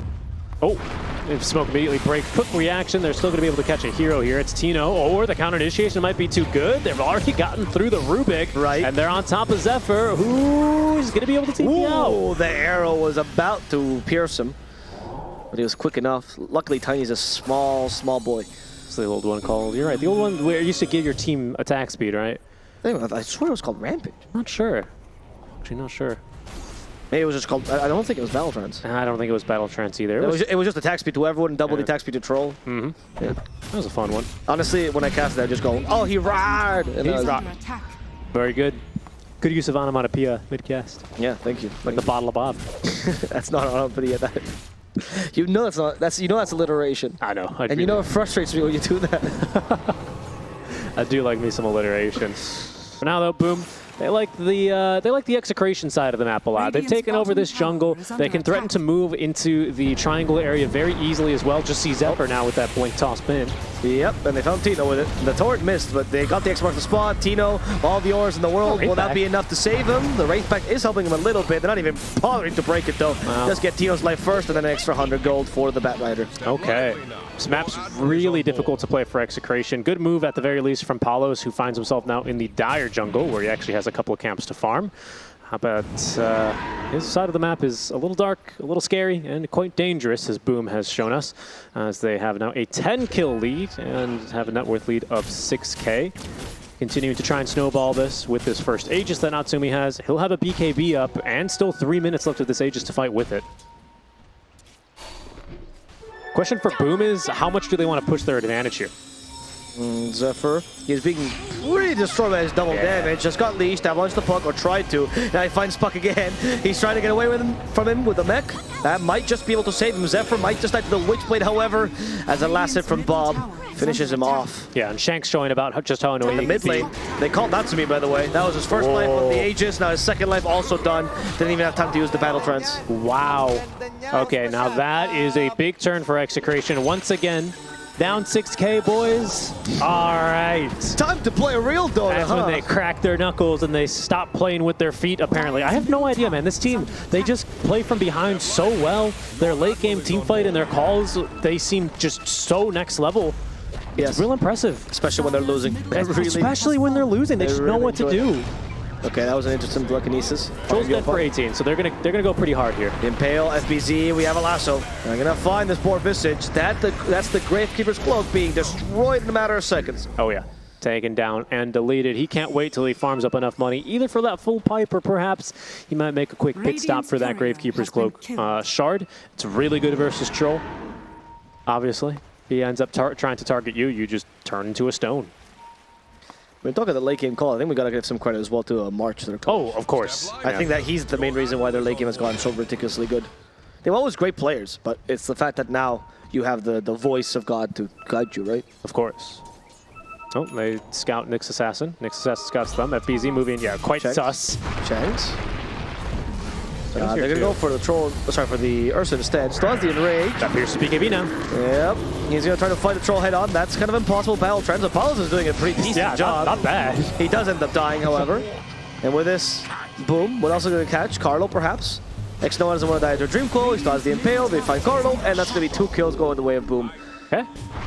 And maybe a third one even, as Zephyr finds Bob, tries to toss him back, but Bob uses the creeps to his advantage there. Yeah, well positioned there by Bob, and he is going to see himself to safety. Thinking about going back in, because he took this fight with the Arcane Rune. Does lack a carry, who doesn't have BKB either, and that was one of the bigger things. I think that's why Yadaro was playing a little bit of the Troll in that patch, because I think that was the day 732 dropped or something like that in the middle of the ESL group stage. And this root pierces magic immunity now, which is a really, really big deal in this matchup, actually. Yep. So we saw that, and it does make Ursa, on top of the lifesteal, of course, that Troll Warlord gets, makes it really difficult for Ursa to fight into this. Even though he was at 13 stacks of Fury Swipes for an additional, I don't know, close to 40 by 13. It's a lot of damage per extra hit. It just wasn't nearly enough. Yep. Radiant are scanning. So they can now go... I mean, the ideal for Boom here would be that they turn these team fights into actual towers and objectives for the Troll, right? That's kind of the best way to take advantage of him. But unfortunately, because these team fights are not going entirely as well as they desire, they haven't been able to take a single tier 2 yet. And the pickoff game from Execration has been fairly strong too, right? Yep. We should mention the way that they sniped the Aegis and Second Life was really clean. For now, though, Boom are going to smoke. They probably don't want this Marana. Instead, they look for the sweet treat behind. Well, but FPZ got distracted, apparently. Yes, he did. He was very close to getting the sweet treat behind. Yeah, he really was. Zephyr's actually going to be the one to get him. Zephyr. Oh, Palos just jumped through the stones. He said, no, thank you. I don't know you could do that. Dire's bottom tower is under attack. Well done. Good reaction time for him. Very good reaction. He can do that. You can't. There's no need for that. He also can kill X-Nova. Can you? Probably not. I mean, maybe in real life. Okay, I mean, no. That's the real chance. First of all, I don't think... No, I don't think I would. Thank you very much. First blood! In any case, someone's courier just died, and I think that was a scythe. I think it was probably, yeah, it's a full scythe for Yopaj. He got his courier sniped. Dead for 2 minutes now with those, with the Mystic Staff, and what else goes into it besides the Ultimate Orb and the Mystic Staff and the Void Stone. Yeah, that's right. So he's missing out actually on his scythe device. Pretty big item. Bob has been incredibly annoying this game. Does not have the Sanj yet, so all that effective lockdown versus him. Not like you're really lacking any from Boom as we've seen so far. It's gonna really put him in a bit of a bind. That scythe. Palos, though, with a significant pickup as well here in the Skull Basher, right? Which, of course, is pretty decent when you're trying to fight Natsumi 1v1. Also, Natsumi, one of the very rare heroes to still build the Sanjin Yasha here on the Troll Warlord. Don't see that too frequently these days. Dire's top tower is under attack. That's true. On any carry, mind you, not specifically Troll. I don't no idea what the prevailing Troll build is on the 2 people that still play the hero, but we have to get Yadro on a call. yeah, I'm sure SNY is really good for this guy. It seems good for this game, right? It's just kind of like a intermediate stat item. I think the Basher is a necessity though, and then maybe you go like Basher into like Scotty, perhaps, this game. Yeah, I wonder if Ursa or anyone else. I mean, it has to be Ursa. No one else is really a Scotty builder. No Vessel, no other reductions to lifesteal. Maybe a Shiva's at one stage here for Visage, but that won't be until well after this Guardian Greaves comes online. Personally, I like the choice of the Yules that this Nyx is going for. Okay, that makes a lot of sense to me. Because then it forces you to BKB Battle Trance at the same time, which is not ideal. Right. And that's what I was looking to do as well with this Vessel and with this anything that's going to reduce the lifesteal that you get basically on Battle Trance. 80% lifesteal does feel rather obtrusive to Palos, you know, being able to win these mano-a-manos. It's just impossible for him, as we've seen before. Even with Basher, I don't think he's going to be able to get it done. So, trying to reduce the lifesteal, even the playing field a little bit more there, might actually set up this Troll to just die immediately after the ultimate, rather than come out with full HP every time. Yeah, I like that. I think on the boom side, they could also consider, oh, I see a lasso. I do. So, just for the Mirana, though. And the Lotus Orb. X-Nova's too quick on telekinesis. Palos and Shanks are nearby. They realize there's too many heroes here, though, so they're going to retreat. Palos with a TP should be successful. Yep, he'll get away. I'd like to see Yules, by the way, on this back. I was just going to comment on this, but since now that could have cancelled the TP, right, with a Blink Dagger, there was more chance of it. I think Yules in general for both teams are very useful to deal with both Troll and Ursa. Yeah, it's a very good high-value Yules game. The problem is Yules is a very expensive item. It runs you, what, like 2850 gold or something like that? 900 like that. Yeah, it's just under 3k, right? And so you always have to weigh it with, well, I can buy my Ag Shard and get, you know, half a 4-staff or something like that. Like, just look at this Nyx Assassin. Like, he's gotten Blink Dagger, and now he's going to be farming for forever to get this Yule Scepter because the item's so expensive. It's really good, though. I agree with you.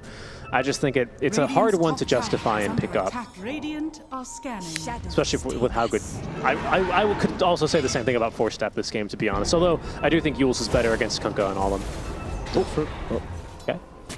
The most 9-head juke of all time, running a straight line. Gets him every time. Illusion.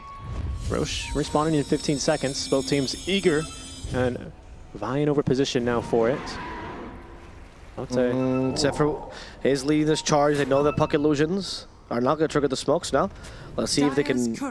Okay, interesting choice by Boom. Oh. He's lost their only high ground. They found the puck now. Avalanche. Wow. It's impossible. It's a puck. It's too hard. FBZ even jumped on it trying to cancel that blink. That reaction time. There's no blink Ava. Oh, that Spike Carpus did catch FBZ, but that immediate bash onto Palos allows them to retreat as Zephyr uses the Ghost Scepter to not get killed by the familiars here. Impale does catch a Troll.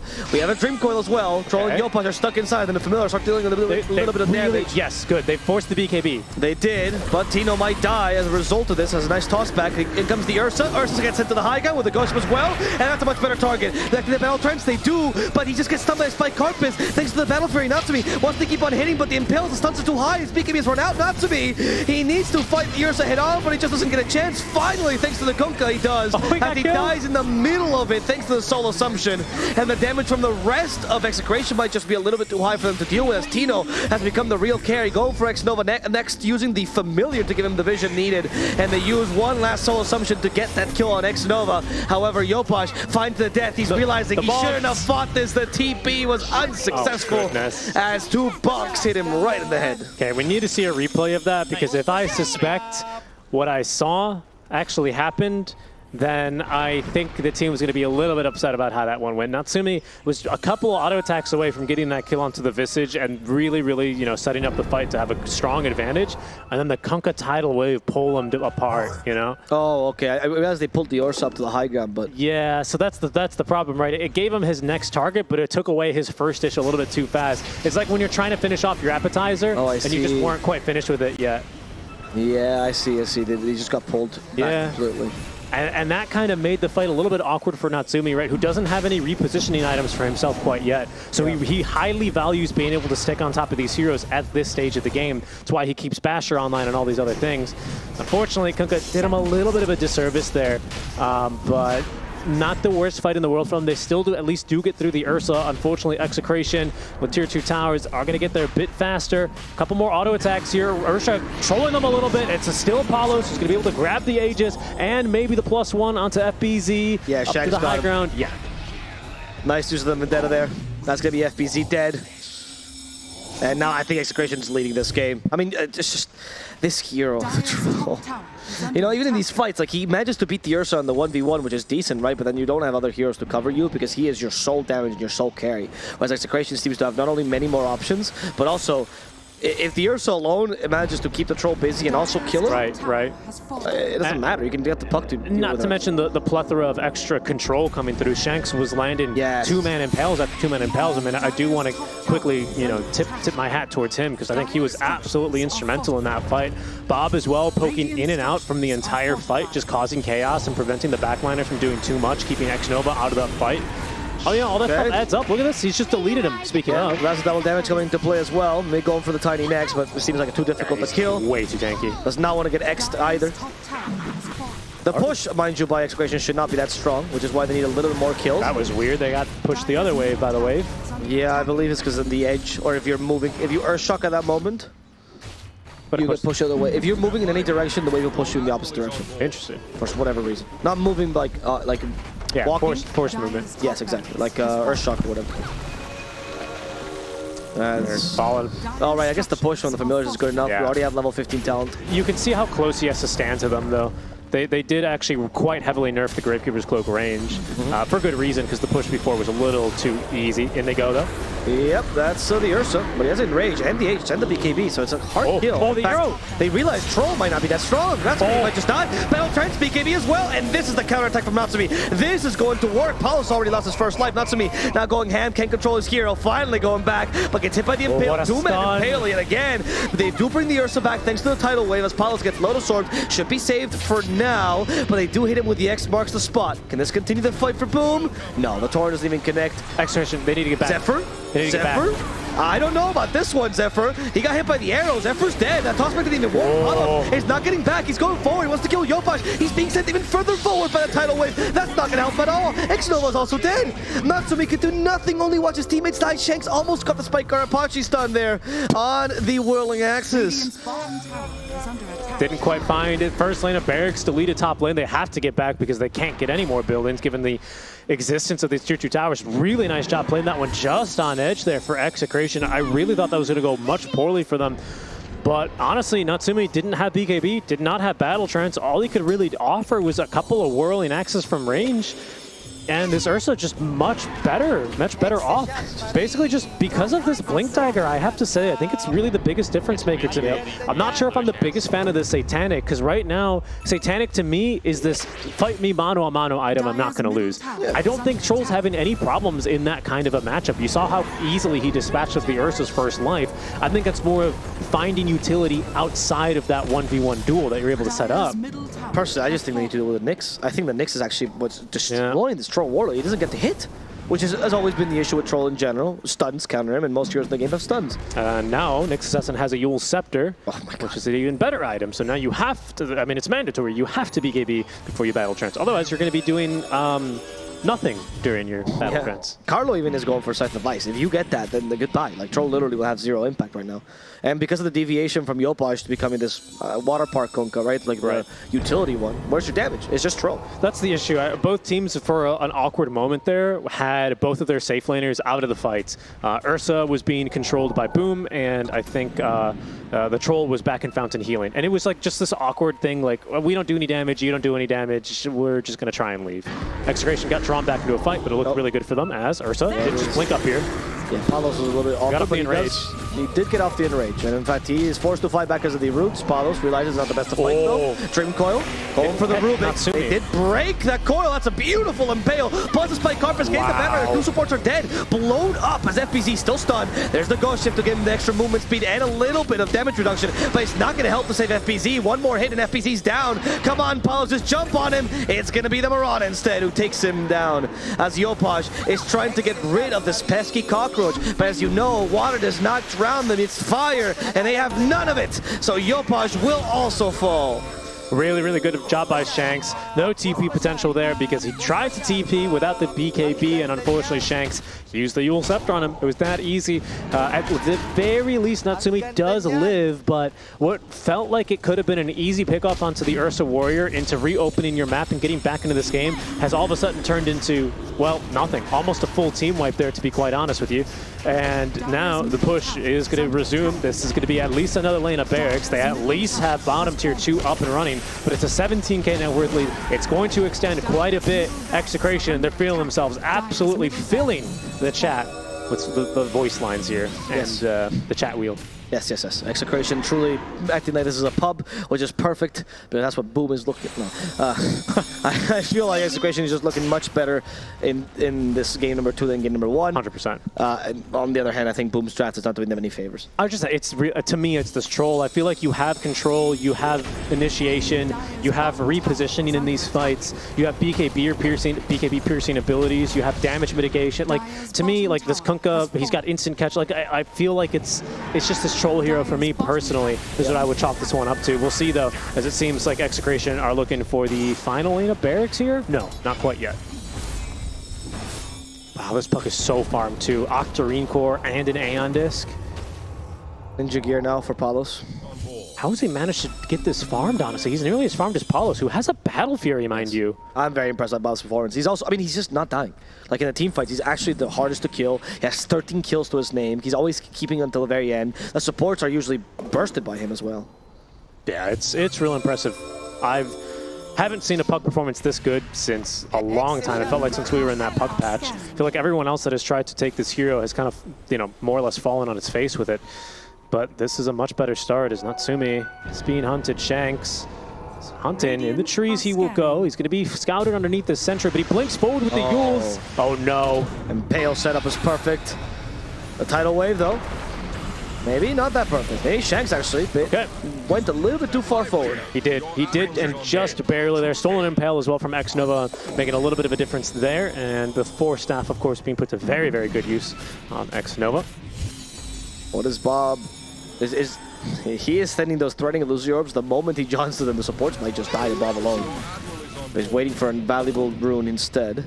Wait for Shanks as well. He's been kind of an anti-troll. Oh, they found an illusion. That could be a kind of initiation. Yes, it could be. There's a Dream Coil. Tidal Wave will not hit him.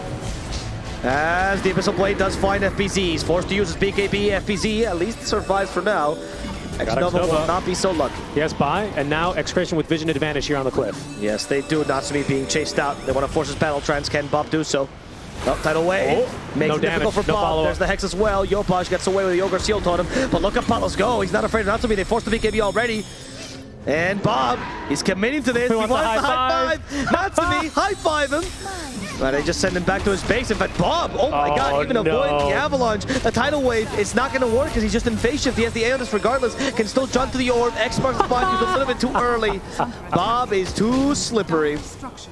It's the Ballad of Bob here. It really is. He's just dancing around them, man. He's feeling it. He's styling on them there with that last jaunt and blink out.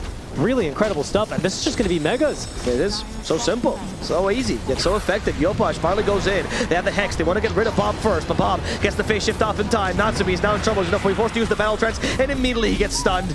They get silenced as well. The bonks. Natsumi is not hitting the spike carpet. Natsumi has been stunned for longer than he's been not stunned this game. GG is called. We didn't quite get a 25-minute game, but you know, it was pretty close, and it did look that way for Execration. Once again, good start for Boom, but Execration seems to be the revelation team of the season. And that's them going with 3-0 now, isn't it? Yes. That's an incredible start to the season for them. I mean, they are absolutely feeling it. And unfortunately, the other side of this totem is, I believe that's 0-3 for Boom Esports as well. 0-3. There's a really solid chance that the relegation teams might be either Fnatic or Boom or both, which are the two top teams coming into this CDPC, right? The two teams that got to go to TI, of course, Talon, which are doing fine, so they're okay. So it might be just a legacy change and see. I mean, it's pretty wild to hear that, you know, the new guys coming in, especially with the Division 2 team that stuck around, got promoted. Sure, they get that coach in March, and it seems like what a difference he's made. This game, you know, they farm their items, they feel in control, they lock down the right heroes at the right times. Bob absolutely pops off, and it's a beautiful game from them. Execration take it 2-0. Yeah, can't wait to see what happens next stage of the day. But before that, we're gonna get a panel to break down this quick game. The good times keep on rolling for Execration, as yes, indeed, they do manage to pick up a third series victory, whereas Boom are still struggling to find their first series victory. They're in good company, though. They are 0-3 with Fnatic, who are also 0-3, and then SMG are 0-2 right now. And at the very end of today, we will have Fnatic versus SMG. So one of those teams has to pick up a win, but Execration continue to fire on all cylinders. That was probably their most convincing victory out of the 6 games we've seen them play. I think the first game was pretty convincing. The Talon, yeah. Yes, that is true. But yeah, they have not dropped a single game in any of their series. They're 6-0 right now in games. I feel like this one was on Boom. I think, yeah, it was. I feel like Yopaj's career dying. He lost his hex. He had a 21 minute hex and it came at like 25 minutes with his shard. And they couldn't do anything. And then I guess you guys were right. The troll heroes just kind of. Yes, that's the sound that I would use whenever I see it picked on my team. Is it worse than anti-mage carry though? No, the anti-mage is actually played in China. Like it's banned quite often too. Yeah, so like when I see anti-mage, I'm like, oh, okay, this is like a good situation for anti-mage. There are very few situations where I see troll is doing something that no other hero would be able to do. Whenever I see troll win, I'm like, any carry could have done that. And whenever I see troll lose, I'm like, yeah, because he sucks. It's true. Bob. Impressed with his farm. I think he was like super farm towards the end of the game. Like nothing was really happening. I think they did have tools to kill him, but they could never actually get onto him. Yeah. There was this like one mid fight where Boom kind of smoked around. They broke the smoke onto a puck but had no vision, and then Bob just got out. I think that was like the turning point in the game as well, where I think Boom had a ward, but they put it too low and they just didn't have vision for the fight. I mean, he's again, you know, similar to the first game. He lost his lane. Pretty hard matchup puck against Kanka, but he still prevailed later in the game, you know. Yeah, I feel like it takes a lot of maturity to be able to do that as a mid laner. Most of the mid laners, you'll find that it's either they are feast or they're famine. Yeah, and it's very hard to find players that can lose the lane or have a tough matchup and still be able to transition into the mid-late game very well. Especially on a hero that we've kind of been skeptical on. Puck is not really top tier as it once was, but Bob is making it look good and definitely rising in my ranks of mid laners also. Actually, I'll ask you, Winter. So I asked you to rank your carries.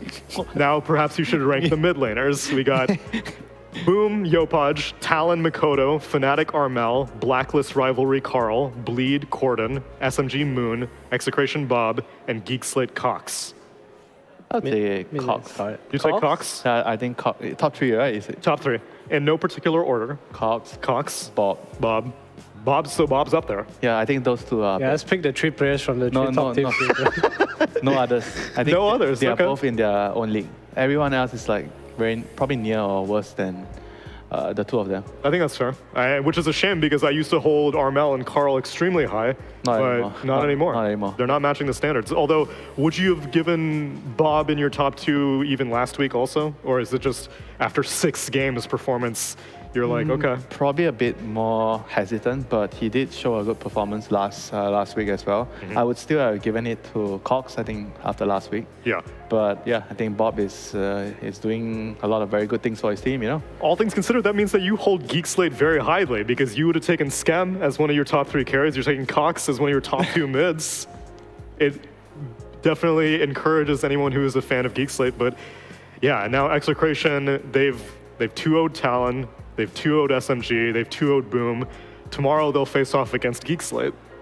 Ooh. Yeah, which would be, we won't see Geek Slate today, so... The day after tomorrow? Yeah, the day after. No, tomorrow. Or yeah, day after tomorrow. The next time we return to Southeast Asia, yeah. You're still getting used to this. I'm still getting used to every other day, yes. I feel you.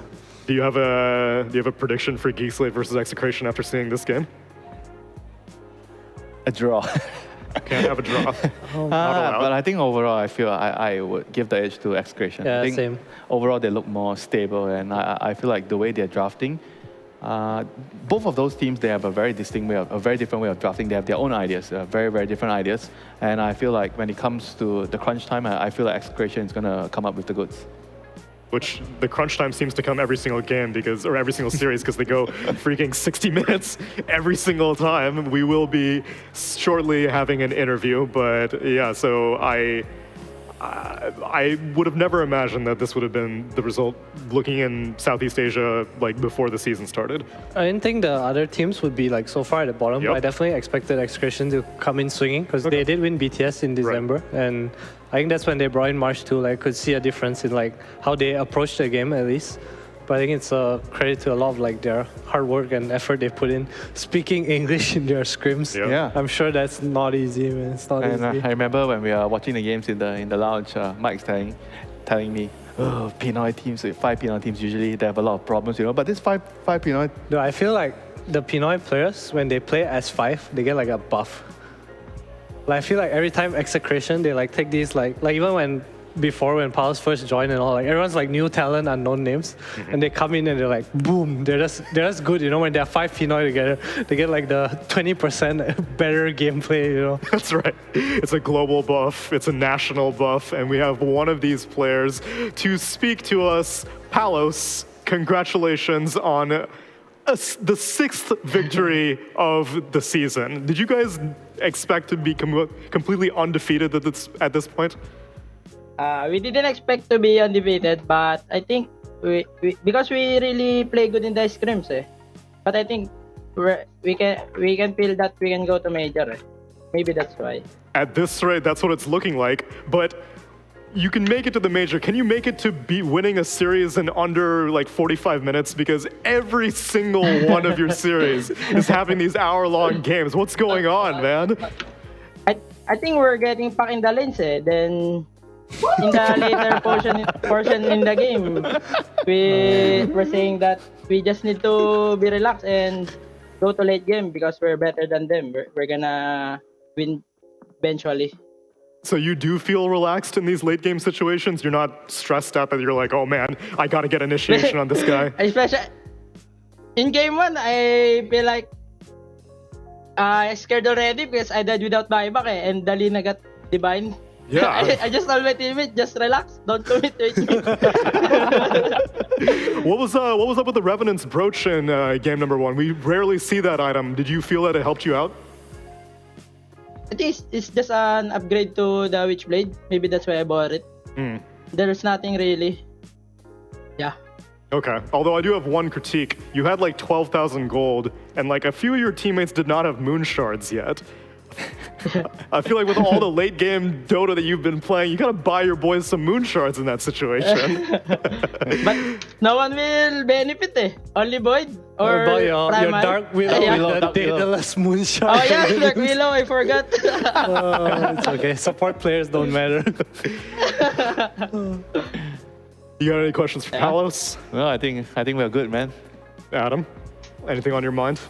What's the, DPC is kind of different now from 6 weeks to 3 weeks. What's the routine for the week for you guys? Do you guys take breaks? Do you guys scrim every day? We scrim every day. We don't really take a break. We just scrim like 2 scrims per day, every day. Yeah. Okay, cool. We do that. That schedule is working out extremely well for you. Congratulations on yet another victory, and hopefully you're that much closer to making your way to Peru. Thank you. Yes, indeed. Palos continues that success, and I mean, he seems to be in very high spirits. That's my favorite interview. We got fucked in the lane. Yeah, same. I mean, they're right though. Like their game's slow because they're like playing from behind all the time. Every time. All the time. But it doesn't seem to make them lose. No, I need to make a note to self to ask Execration how they feel about playing the first series of every day. Oh, that's true. In the mornings, they have to wake up every single morning. Doesn't matter to them. They're the first series, yeah. It's a really positive sign when a team feels like, oh, Yeah, losing the lanes, it's okay. Just relax, you know, get to the mid game, you know. That's a really good signing. It's coming from a carry.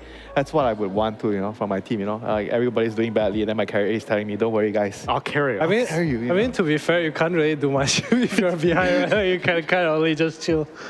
Well, it's either that or like, guys, make space for me, please. I can't farm anywhere. I can't go to the jungle. I want the cool, calm, collected attitude, and Paulus is bringing that. Now we'll have to see who's going to be calmer between Talon and Blacklist rivalry, because that is our next series. So stick around. We'll be right back.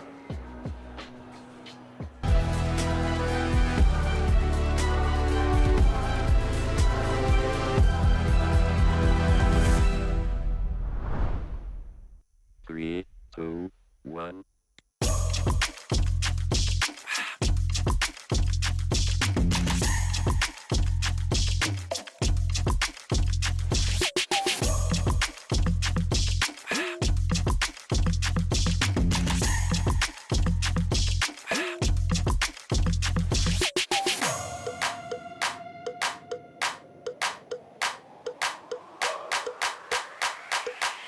This crowd is actually able to do so for a decent amount of time. Time to take out like the flame cloak. Does get a lot of damage, but here comes the Black Hole.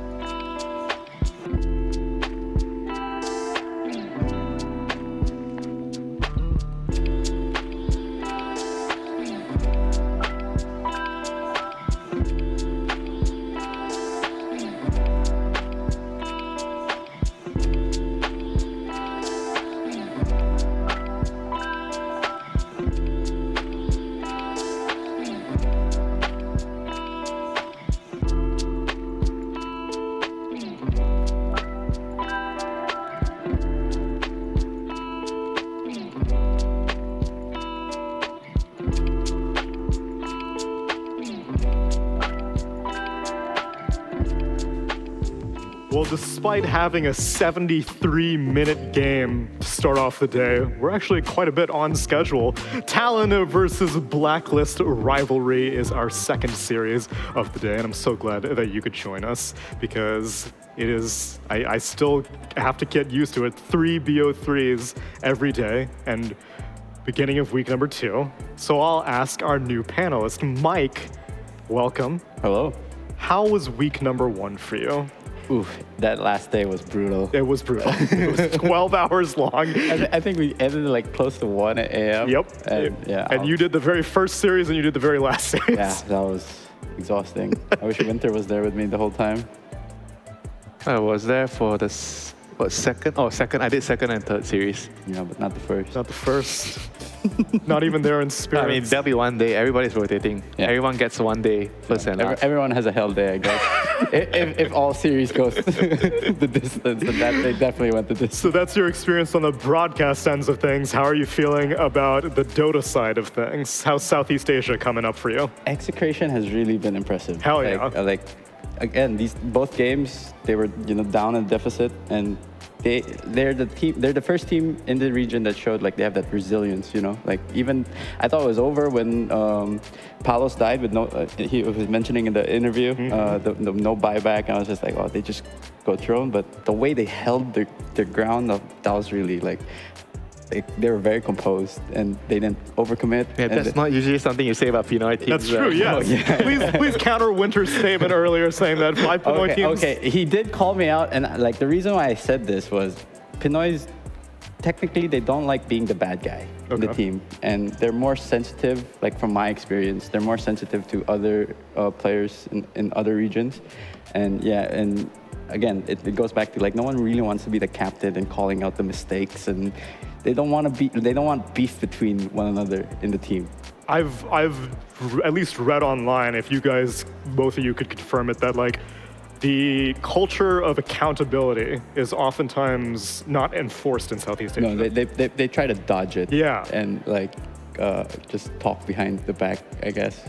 Like not in a bad way, but like they don't want to. They don't confront the issues. They don't want to confront the problem. It's a very, I think, like a Southeast Asian thing. Like a lot of the players are like that because of how we grew up, how we are taught when we are young, and it just doesn't solve. They don't like to solve a lot of the problems if it brings too much conflict. Right, because then like I guess you feel like a nuisance. You're the ones who's like, oh, he's bringing up all these issues that we're having, but someone needs to do it. No, exactly. Like unless you address the problems, it's not gonna go away. I mean, sometimes they do. Like winning can hide the problems. But delay the problems. Yeah, delay the problems. Yeah, delay the inevitable. As we are going to be getting into our series of Talon versus a Blacklist rivalry. So we saw Execration, we saw Boom. What was your impression of Talon over the past week, Winter? You feel like for a lot of these teams, we're saying they're not matching expectations. Talon, on the other hand, though, they are 1-1 right now. They were able to 2-0 Boom Esports, and they got 2-0'd by Execration. Where does that leave them? I mean, I need to see more. I don't think I've seen enough. I mean, so far, I feel like I'm still pretty neutral about the team. I can't say they're very good or can't say they're very bad. But I do have a lot of expectations from that team. I did mention that I like how they are drafting, giving the Lina in the first phase in a BO3, trying certain things out. Okay, it didn't work, then we're going to banning it and try something else. I like how they think throughout the draft and how they're setting up their first pick phase and their second pick phase. Are there any players on there that you especially have expectations for, as we can take a look at their roster? 23 Savage, Mikoto, Jabs, Q, and Oli.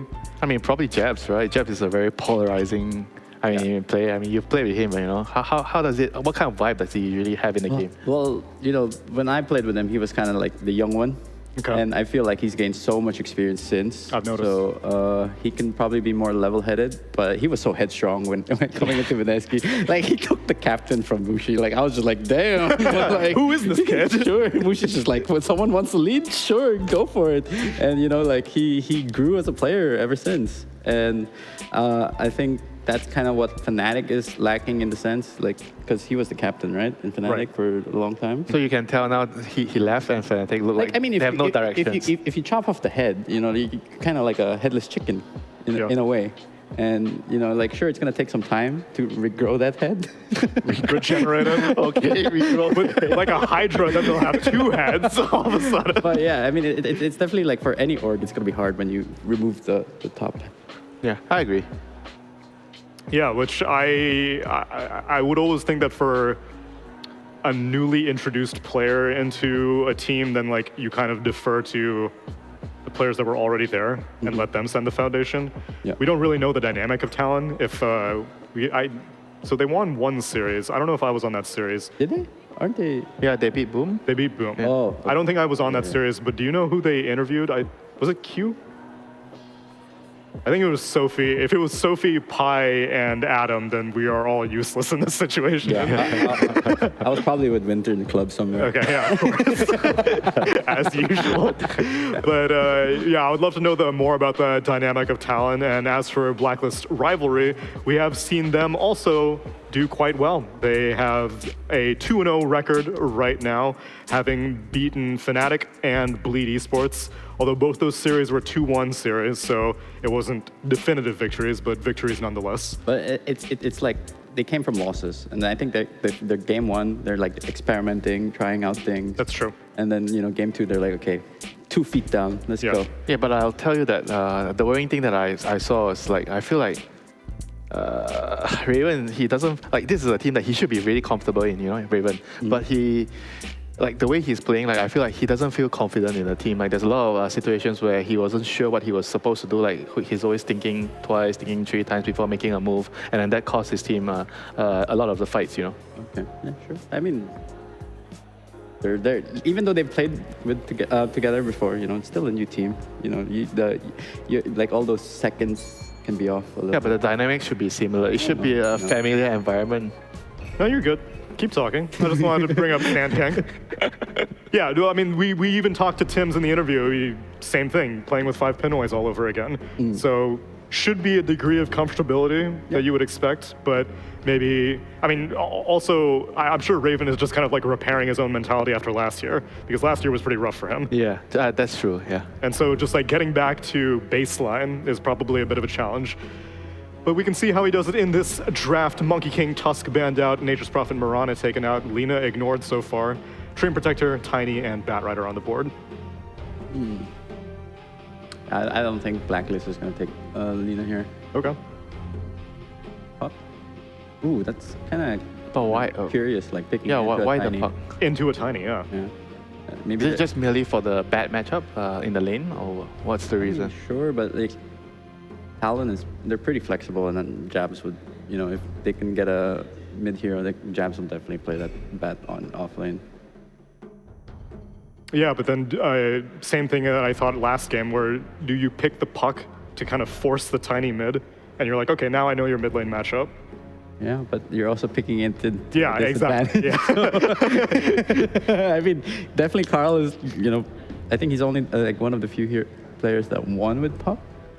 Yeah, and I mean, I guess we just saw Bob do it too. Yeah, but, yeah. I mean, but yeah, let's just remove Execration because they've won all the games. Those statistics, they're inflating the stats. They haven't dropped one single game. Not right? a single game, man. It's wild. Although they have gotten extremely close on like half of them, but they managed to convert every single time. Huh. Yeah.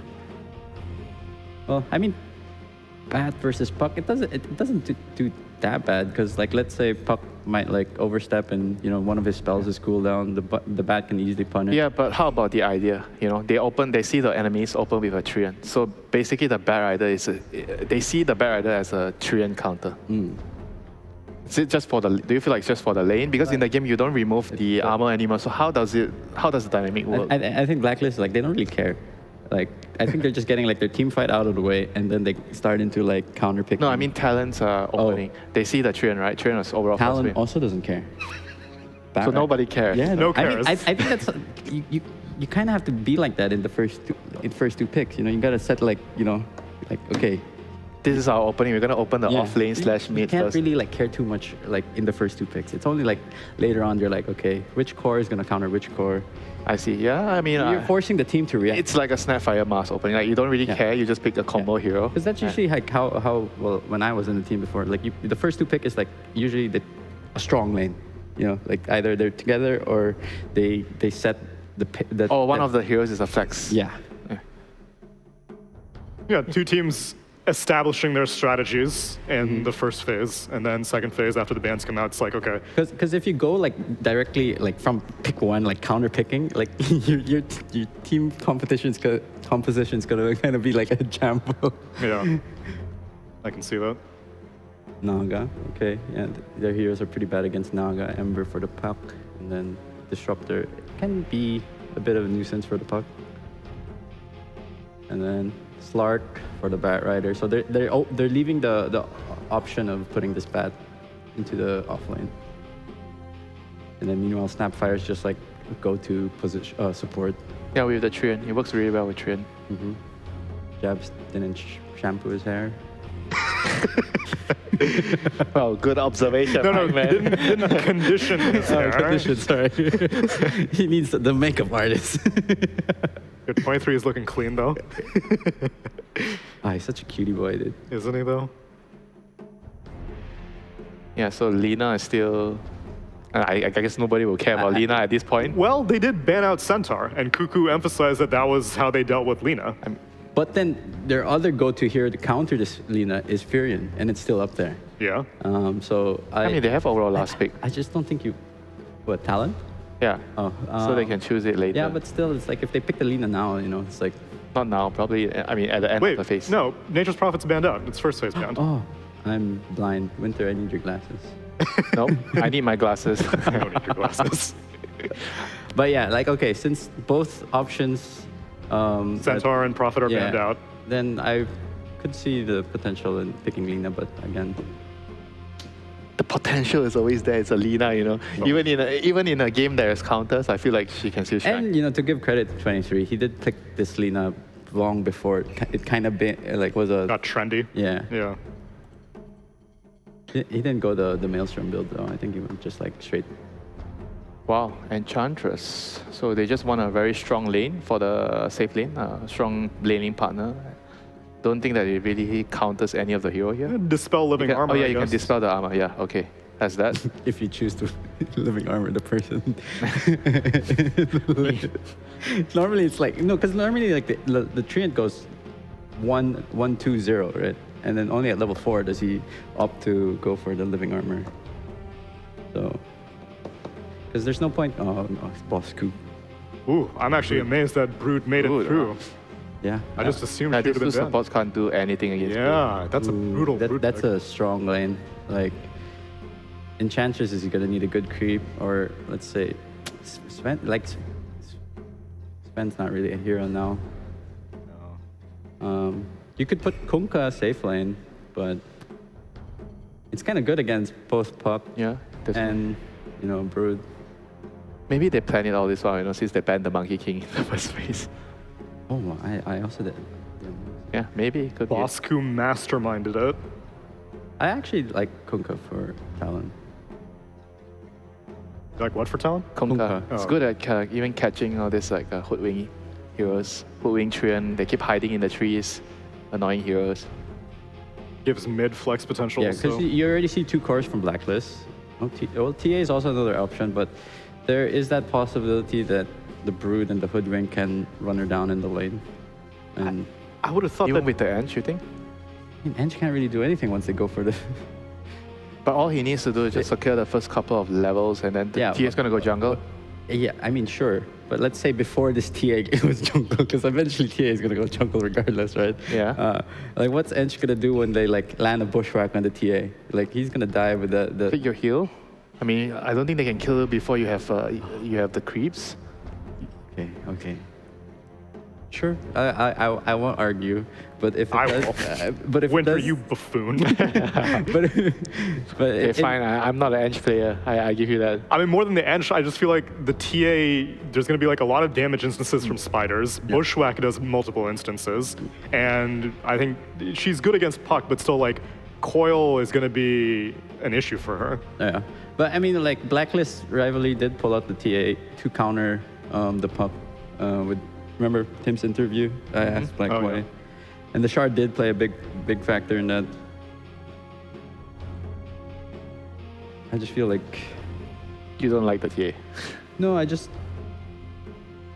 like, Brood Hoodwink is a pretty strong lane. Yeah. Like, it's... Especially, like, they picked this Enchantress assuming that they would have a very strong lane for her. Yeah. She doesn't really do very much. No. And, like, players nowadays, they're so good with, like, stopping camp from getting spawning. Yeah. So it's hard for Enchantress to get a good creep to secure the lane. And sure, the heal can maybe sustain him in the lane. I mean, that's the. I feel like if you don't get creeps, that's the best thing you can do. Yeah. But not playing Ench offensively just feels sad. Yeah, so there's no more that Kunko option. Then let's see, last ban. They're banning carries. What other carries? Slark is out of it. Dro is actually pretty okay. Yeah, actually, it's not bad.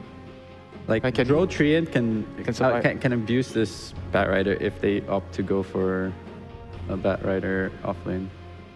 Yeah. So there you go. Jabs is reading. Jabs, you are reading Jabs, Mike. So now you're probably dealing with an offlane Batrider. Yeah. So your carry needs to be able to sustain that. I said it last time. I feel like Jug and Lifestealer are a little bit underrated. Lifestealer can work, but I like Lifestealer. Yeah. There's that potential of like maybe like they go Razor, but it's very greedy if they do. Oh yeah, and then turn the Tiny into support. Because you know it's not set in stone, right? The back can still go mid, and like they can do some crazy. Yeah, they have overall last pick. They can do many things for sure. Like they can Enigma, and then like Lifestealer versus Enigma is never fun. Morphling? Morphling can work. They don't really have much chain CCs aside from a surprise blink Avatos to kill him. But I mean, a lot of morphings die randomly to stun Tosia. Yes. You don't see at least one time. It's like it will happen. The first reveal is always like a... And then you're like, never again. Okay, I'm gonna have 1,000 plus HP. Let's see, a Raven Hero. Lone Druid. Cool, I'd actually be super down for that. They're thinking about it. Yeah, Lone Druid is actually pretty nice. The lane against Bat is fine too. Yeah, okay, whatever. You know, never mind. Yeah. I figured if you're saving it for the last phase, you'd do something more creative, but let's see. Suit yourself. A win is a... Hi, Tims! I'd put the Batrider offlane and then pick a matchup that can... I mean, I guess you can just go DK, but DK doesn't sound that good overall. They don't really have puck catchers until they have like this... Well, I guess, yeah, they can put Tiny mid. I mean, Tiny is just going to win the lane, right? At least against the Puck. But I wouldn't really put Mikoto as like, I mean, sure he can play it, but it's not his known hero, you know. So you rather the Bat go off lane with the Tiny, just pick another Mikoto hero. Because there is potential at bottom. Like, let's say a toss back into the Batrider, like sticky. It's like, a good lane. Yeah, you can kill. Wow. TA mid, Spectre. Yeah, and then Spectre can... This is so greedy though. It is, and it's not always the best playing Spectre against a Hoodwink because of the break mechanic. Yeah. Not sure if I like this pick too much, you know. I think like once it goes like 35 minutes onwards, Talon is looking pretty spicy if they're not at such a big gold deficit. I think Jabs needs to ball out on this Batrider. Otherwise, no one else really does anything. Nobody can make any space. Yeah. That's why I feel like when you are going into a game with that kind of like strategy, having a certain thing, you know, you need that certain thing to work, then it's very, very difficult for the players, you know. When the lane just, something small goes wrong, then everybody feels very stressed and then the game just snowballs out of control from there. And then how's the lane? How does Spectre deal against a Broodmother or It's the Hoodwink lane? Like, there's no real like Spectre's a lot more tankier because of dispersion, and then he should be able to farm his blade mail, and then eventually everyone who lanes against Spectre, unless you're like a Kunkka, you just go jungle. Yeah. So, yeah. Okay. I find this to be exceptionally greedy from Talon. This is, I mean, like you said, if they can manage to make it past like 30 minutes without like, give me a number. What's the goal net worth deficit that they shouldn't be at? 15K plus. 15? Like if they're not like within. Bro, I thought you were gonna say 5K. Because like if Blacklist Rivalry is in 15K gold lead, like 35 minutes. It's I mean, yeah, sure. No matter what heroes they would have at 15K. But it's a Spectre, you know, like one team fight, that's such a big comeback. So. He's giving them a lot of benefit of the doubt. Sure. You know? Cap and Avery, how about you? You guys got a number for me? Avery, tell me, 30 minutes, what net worth advantage does Blacklist need to be at? I like their draft. I think they have a lot going for them. I don't think they're that much on the timer. You like Talon's draft? No, you're talking about Blacklist, right? Like, I actually think... Yeah. I agree, but I'm saying, like, when does it start getting dangerous that's like, oh man, TA Spectre is online? I think if it's even at 40, you know, if it goes to... These are two wildly different analyses. If Radiant hasn't won by 40 minutes, then I think Dire might win. Yeah, okay, let's see how the game goes. There's some stipulation there. That's all. All right. So Ninja Boogie is saying that like he thinks that basically there's always comeback potential for Talon up to 15,000 net worth lead at 35 minutes. If they get 15K net worth lead, then at 35 minutes, then you know maybe they can't come back from that. You're saying at 40 minutes, if it's still even, then Spectre TA might start Spectre TA might win. Yeah. All right. Those are very different metrics. I'm hearing out of you guys. Maybe the metrics were on different pages, but I think the idea about the game is somewhat similar. That said, I just feel like this Brood is not answered too well. I get the idea between the TA and Spectre, you can play the map later on. You have some catch for this Brood between the bat and on trap vision. But at the same time, I feel like this Blacklist Rivalry draft is pretty deadly in the mid game, because the problem is you have to be able to have BKBs to kind of fight the poke. Someone's getting bushwhacked, someone's getting orbed, Lena's going to throw some range spells, right? And then TA as a hero, you have to fight her on this hero's BKB timings and when she commits, and she has to commit into an overgrowth. And there's not an easy way to force it. So how I'm kind of looking at this game is like, we go into this mid game, and if Blacklist Rivalry are in a position where they can poke the fights, force it out, we saw this a lot at TI. You have these big aura heroes like Brood, and then you have a support like Tiny or Hoodwink that can force a reaction or poke your BKBs. The second those BKBs are out for TA, for example, in this game, she just gets slaughtered. On the subject of the Broodmother counters, or lack thereof, Templar Assassin actually a little bit below other heroes, kind of like in middle of the line, but not necessarily favored against Broodmother. And Spectre is actually probably one of the, I'm not going to say like top 10 worst heroes, but she's in that like top 30 of worst heroes against Broodmother, which just purely comes to the stats. So they definitely didn't pick anything that is like specifically like, this owns the Broodmother out of a core position. I'm not seeing it. And I think this is a game where Brood can also just get the auras up. The Greaves is pretty annoying this game. You start to poke with the spells that get thrown in between all three of these cores, right? It just gets really annoying really fast. So to me, that's where I'm saying, like, you have to get to the 40-minute mark with this Spectre TA to start to feel really good about how you can play the map and abuse that aspect of the lineup. Okay. But yeah, I wouldn't feel too good about this Spectre for a long time in this game. That said, there's one thing I've learned about Spectre in all of my time in Dota. It's that the worst situations this hero gets thrown into, the better it seems to do. So it's like you go over a hill, you know? If you get over that hump of terribleness, then she starts to thrive, because it's so bad that she kind of takes advantage of the situation being so bad, and then she just becomes a boss. I feel like there's a story attached to this or something. No, there's no story. Did you just lose to a lot of Spectres? Or? No. Do you remember the patch? Patch where Timbersaw was just absolutely a menace. Yeah, and people started to put Spectre. Yeah, Spectre, and you just max out dispersion and sit in lane. Right. It's that kind of concept with this hero. That sometimes you put her in a position where you don't know what hero to put in that position. You're like, nothing is good versus Timber in this patch because he's such a beast. You just throw Spectre there, and she survives with dispersion. Then you have a Spectre, you know? Okay. And then maybe you win a fight later on, and you get all that assist gold, and TI8 and TI9 things happen, and the hero always is good in the late game fight. So, okay, you know, I wouldn't think of Spectre as a Brood counter, but that's kind of what I'm saying. Like, if you don't know what to put against Brood, I'll just throw a Spectre with Mangoes there. I don't know. What's the worst that can happen? This whole Mangoes thing seems pretty funny right now. It seems to be the hot new meta. We're just stacking as many Mangoes as possible. Yeah, and you know who started this at TI? Who did? Tundra. Oh, yeah. Mango's the most efficient regen mechanic in the game right now, so pretty much just makes you strong on lane. You buy 3, 4, 5, 6 of these, I've even seen. You don't really need any other regen for the lane. You can consume them for mana later on. Just gives you 9 or 10 base regen. I mean, what more do you really want, you know? It's cheaper than a ring. That is true. Not as stylish. And spamming spells can very often win you a lane as well. We're going to see the first time on the Blacklist side, the first time that they will have drafted Lina in their DPC run so far. Their previous 2 series, they lost to Alina once, but they never drafted it for themselves. So, we'll, especially given how the draft was going, I was just like, man, do these guys just like really not like Lina? Like, what's going on? But eventually, they did pick it for themselves. I mean, the big thing is they were 4-0 with Nature's Prophet and 0-2 without it.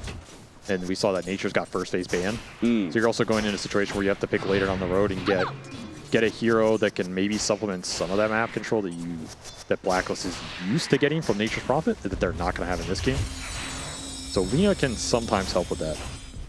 She is very fast with the lane shove. And she kind of functions similar. Oh, it looks like they managed to catch the Enchantress to the side here. Not terribly surprising that this lane gets first blood, as Ninja Boogie kept on articulating over and over again. This lane is very dangerous. So, in your analysis of the Spectre, right? Like just kind of like putting it in losing lanes, we're expecting to kind of lose this one and bleed out a bit, and that eventually Spectre is going to go jungle.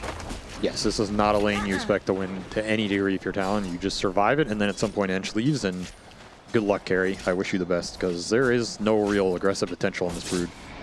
What about this mid matchup, though? It seems to be going pretty well for Carl when it comes to CS against the TA. We now have level 3 refraction, where it really starts getting dangerous, but for now, at least, he's doing pretty well.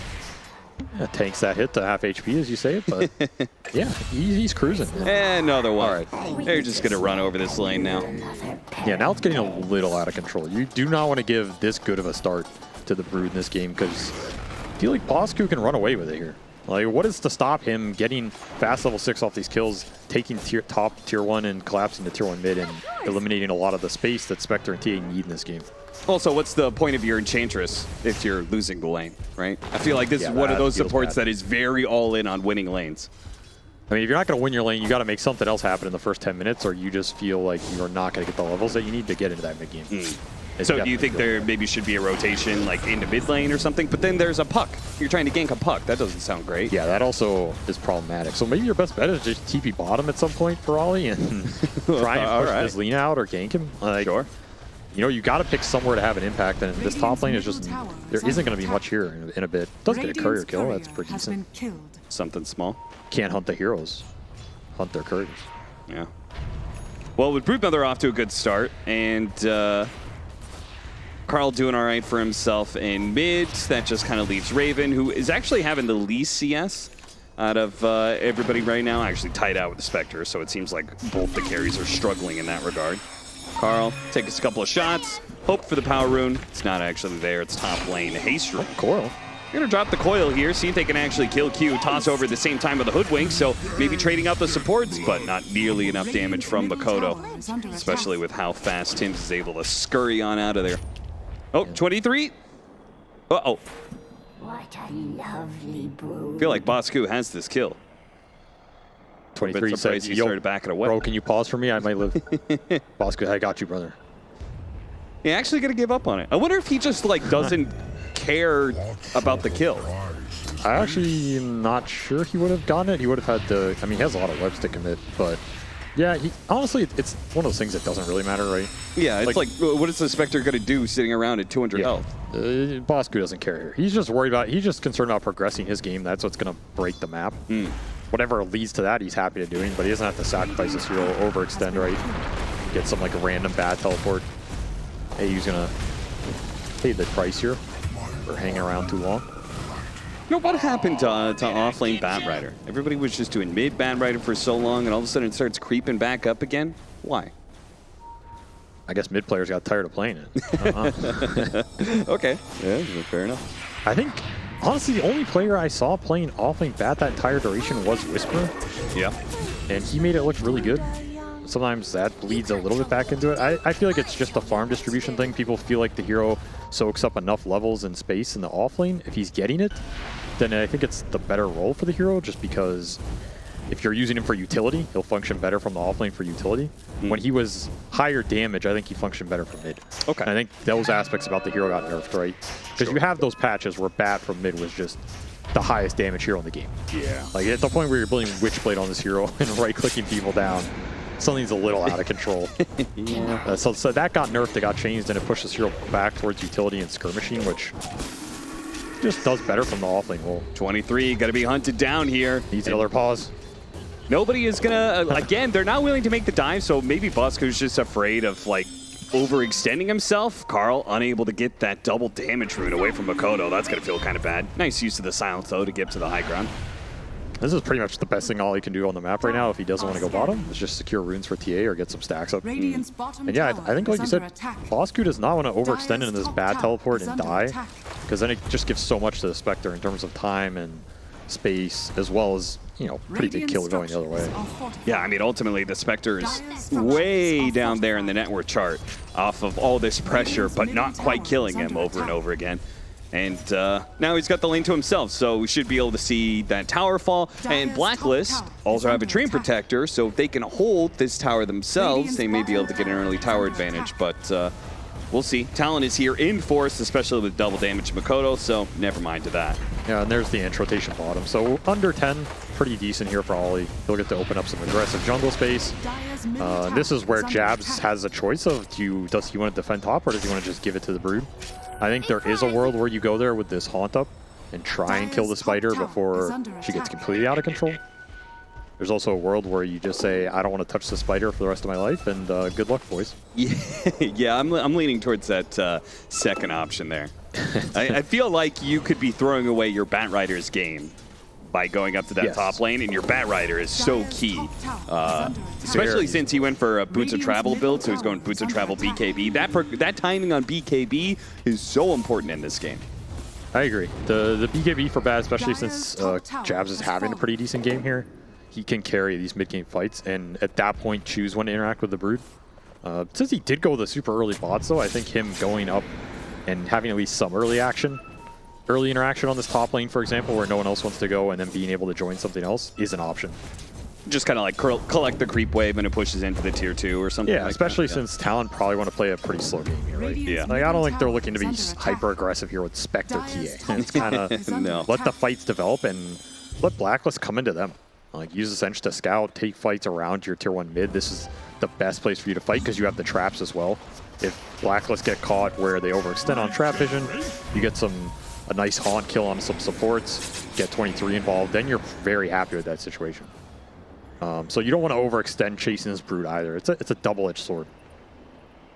Right now, if you're Talon, I think you're pretty happy trading the map. Because again, the Spider's not accelerating the game right now, which is what this smoke move is, maybe trying to catch them off guard a bit. Get Carl involved in something. They keep wrapping all the way around here. They'll be able to get around the Enchantress and slip past and get right on top of the bat. Oh, no.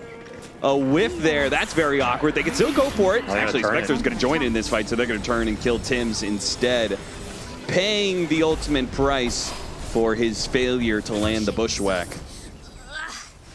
Think about that one. That's a 3x kill streak, too, from that earlier top lane. So, oh, yeah. That's a decent chunk of gold going to 23. And that's what I'm saying. Like, Talon kind of let it develop into them. They have this Haunt backup. Maybe not the best execution from Blacklist there, but 23 is very happy to soak that up and then just go sit up here with his Blade Mail. This is where Spectre's annoying. He's just an annoying hero just sitting there, not even farming fast, Haunts down. You're like, I wish I could do more of this hero, but just a rock. Another miss. Tim's struggling. Don't see that too often from him. Bosco has finished up the mech, or at least it's on its way. So we have the first of the team fight items here. Oh, look at this bait. Dire's middle Jab tower trying to bait it. Well, Shows early. up, but it is a boots of travel Bat Rider, so he would have had to get a really good angle. Yeah, that was an awkward angle he was trying to get. Yeah, especially during daytime even. Yeah, that was very strange, but I think the concept is good, right? You're relieving some of the pressure here while your Spectre doesn't have Taunt, and maybe the only price you're going to The pay is Enchantress, that's going to be a lot of ultimates thrown down. Okay. 3 of them, to be precise. See you later, Inch. Yeah, I guess they really wanted that dead Enchantress. I mean, nobody else is really showing on the map. Everyone's hitting neutrals pretty much, so. A lot of space for 23, though. Oh, he got to shove this lane all the way out here during his Haunt downtime, and then he gets to farm the jungle back, so honestly, not even that bad a trade. And I think Blacklist, they kind of feel it. It's another smoke for this puck. This is Witchblade complete, so the damage is up there. Hit squad's online. They really want this Spectre.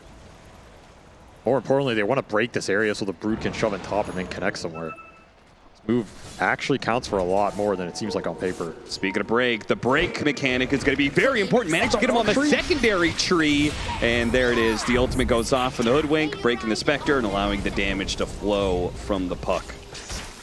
Oh, that was a lucky tree grab in some sense. Or maybe it was skill. Maybe Tim's intentionally layered it on 2 trees. You know? He thought about it. That said, Blacklist want to get more off this move. Like, this move is about killing the Spectre, but also opening the map and getting their Spider involved, which Bosku just lays into jabs. Yeah, consider that a clear victory for Blacklist as they kill Jabs and are now look to be able to chase down Q as well. Makoto's going to show up with a double damage. The DD may be the only saving factor in this play. The poke is too strong, though. Yeah, it was. Managed to get a courier, apparently, off the side blade. Yeah, where even was this courier? I'm not sure. That's a double damage down as well, where he could have hit mid, because this mid tower is getting hit by a Centaur right now. Is actually just dying. I don't know if Blacklist have identified it. 105 damage a hit. This thing's chunky. Yeah, he's got level 3 enchant, so. All right, now it gets tree and armored, but that mid tier 1 is almost dead off that play. Would have been dead for sure, I think, if Makoto just manned up with the E. I can understand trying to react to that, but I feel like after Spectre's down, you just forsake the losses and claim the map. Because again, you're playing a slower game, so you're happy to get trade situations as opposed to the aggressive kill situations. Have I just not been paying attention? Is this the build now on TA? Dragonlance into Chrysalis instead of Deso? No, I don't believe so. Okay. I was looking at this and I thought, you know, that is an aggressive build. This is some early damage power spike. Do they want to use it for something? But I don't really know what you're trying to use it for in this game. Maybe it's just a comfort build, just efficiency. I mean, it's not that bad in terms of the numbers for the cost. Yeah, sure. But it's not like, I mean, typically you get a Deso and you go Roche, or you get a Blink and you play the trap game, right?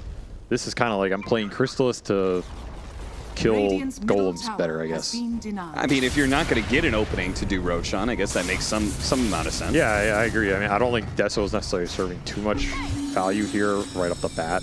You can build up the charges later, but I don't know. Maybe there's some other item that helps Spectre fight, but I don't really know what that is, right? She's not one of the carries that uses the minus armor that much better or some tank ability factor. Yeah. You could just go like Blink BKB, but again, what I was talking about is you don't really want to rush the BKB on TA this game too much either. You can get punished really hard with the Overgrowth being held on top of the amount of long-range magic poke that can just force it. So maybe Chrysalis is just somewhere in the realm of why not. This looks familiar. Yeah, he's experiencing a bit of deja vu, but Fate is different this time.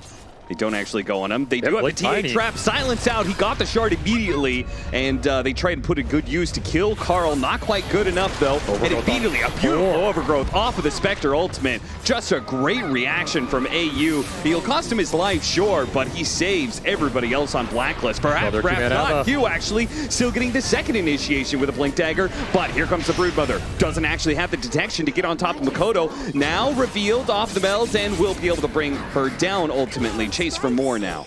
Ollie. Bad Bosku shows up on the flank. Yeah.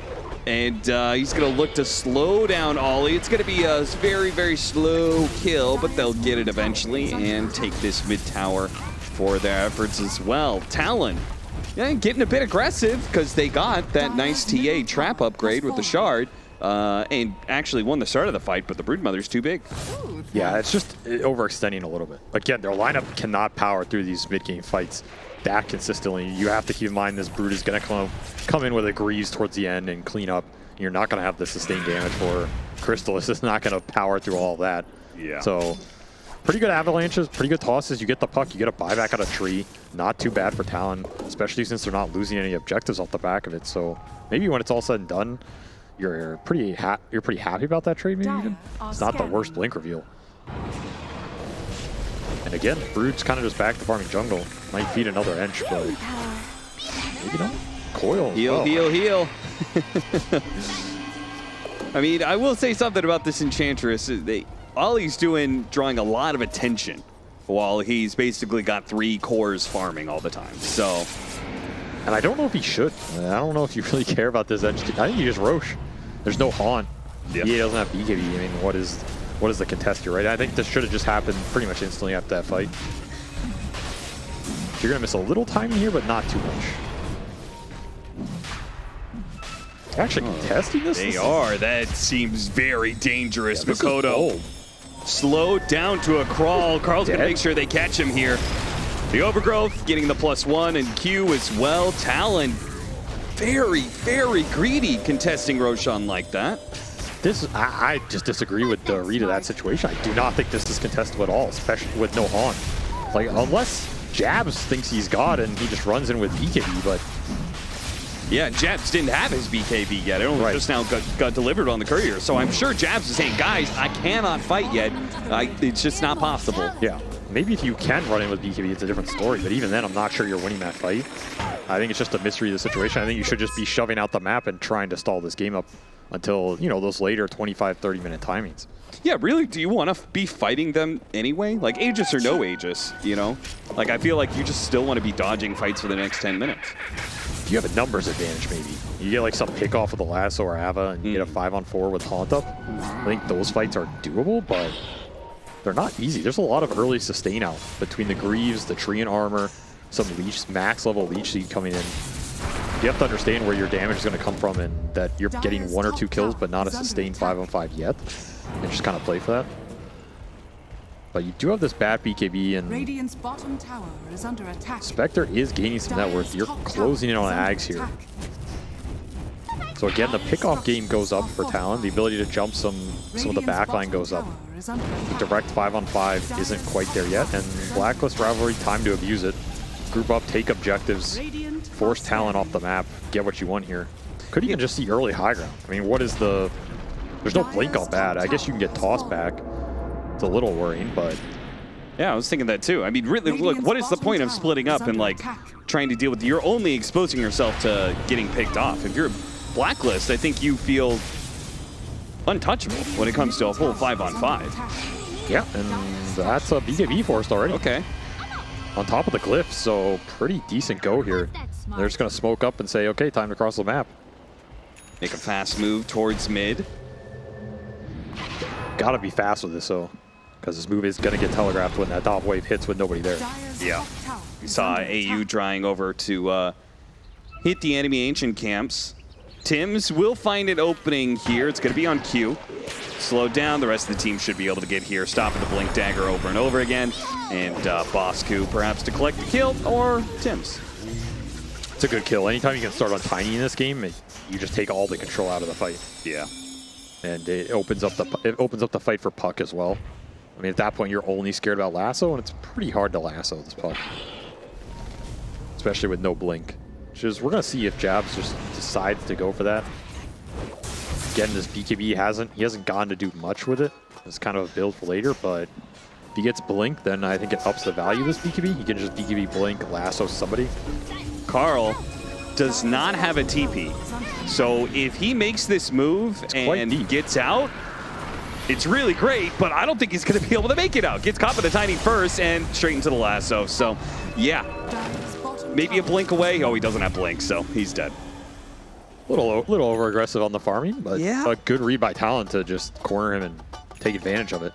You do have this trap shard up as well, so you now have the extra silence. Maybe not expecting that. Man, what a weird TA build. Really is just all over the place. You have Blink, Crystallis, the Dragonlance, the Shard in there for some extra control.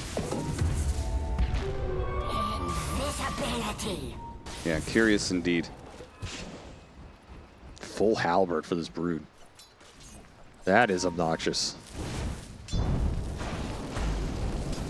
Feel like that more than going like a pipe. I know they don't have the most magic damage, but still, Bat Rider Tiny, I feel like it's. I would consider that enough to warrant a pipe. Pipe is pretty decent, yeah. I mean, he could get both, right? Nothing stopping him. Okay. The halberd is pretty annoying, again, just because of the BKB situation for TA. If you see Mikoto not building this, it's a guaranteed long duration disarm. And then where's the damage coming out in the fight? Buys a lot of space for Lina in these man-up situations where she gets blinked on. It's just a consideration of what threat are you more worried about. TA blink killing you or Bat lassoing your Lina? 3-man smoke. Bosku getting the information out for the team. For Saving Ford, they get the Gleipnir onto 2. Now the Hoodwink can follow this up. Goes for the Tiny, while at the same time, Bosku was headed for the Brood, or the TA. Jab's TP just dies on the creep. Maybe he didn't want to finish it anyway, but... And maybe the fight was a little too dicey for him. Is under attack. I mean, all these fights are going to be dicey, to be honest. Yeah. Haunt's up in 30. So again, Talon did kind of stall out this period. They just want to wait till Haunt's up and fight with that every time. And this is A just winding down. So it'll time out for Raven. He gets a little bit of a regeneration here on a full pool. And Talon might look for a toss back here.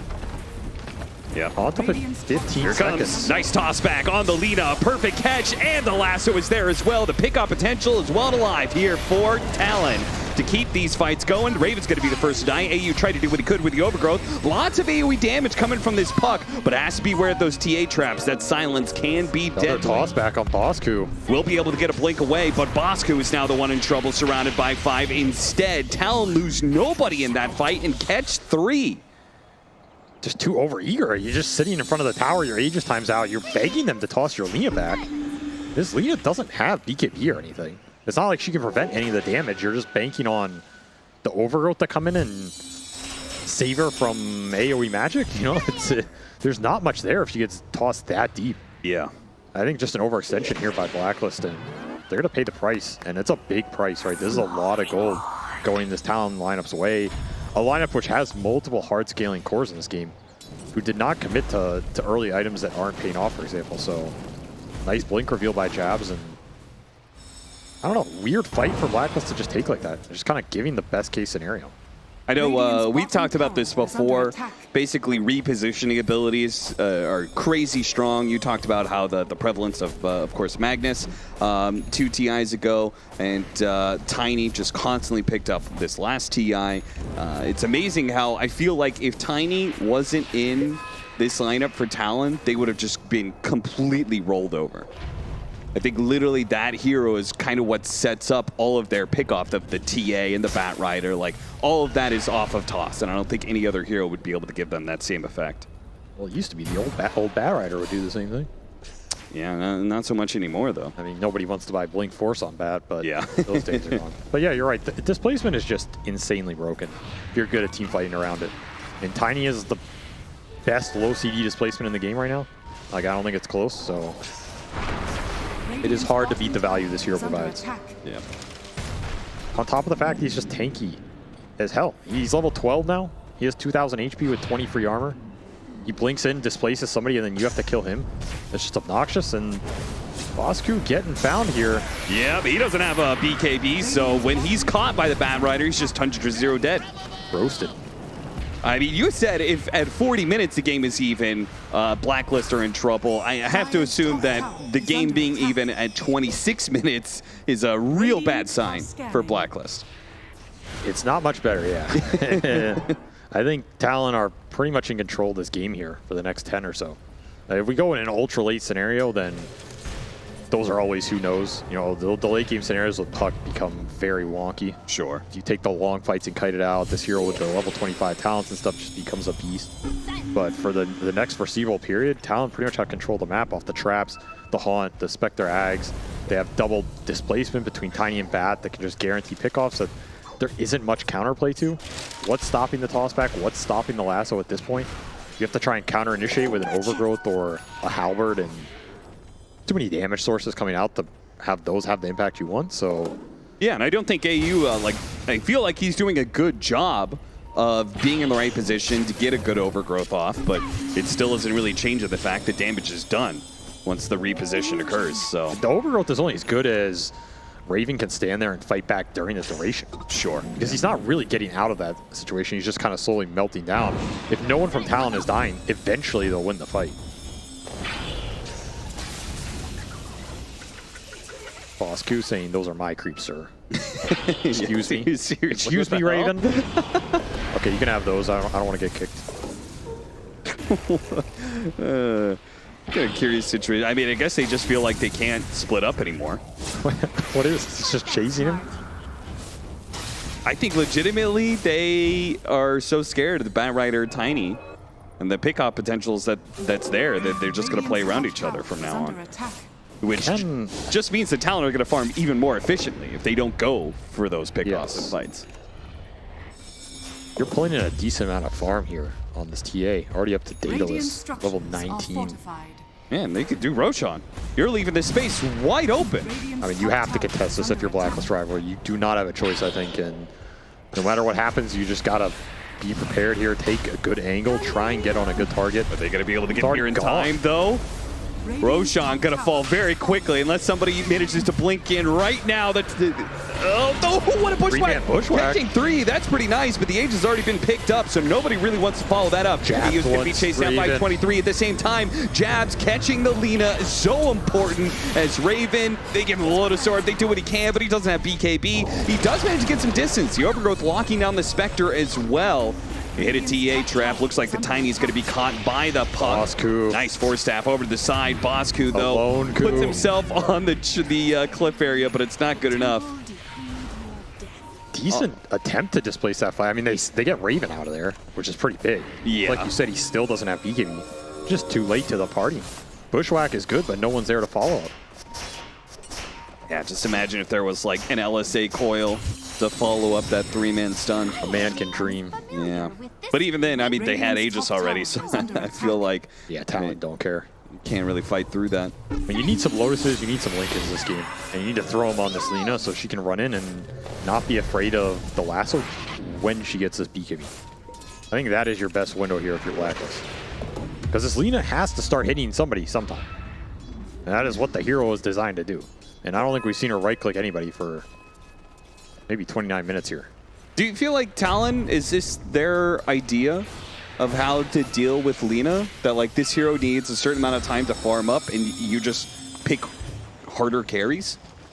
I mean, if a carry's causing you problems, just pick more carries. Fair enough. Why not? I mean, really, because like Lina operating as carry, she has this like crazy scaling. But she does need like 3 or 4 items before, as a right clicker, she feels like really potent, right? I mean, I think there's a few things that really make Lina's game hard. One of them is displacement, because it forces her to position in a more defensive manner, and she can't just run and start hitting you and force the fight that way. Okay. So they have 2 mechanisms for that, right?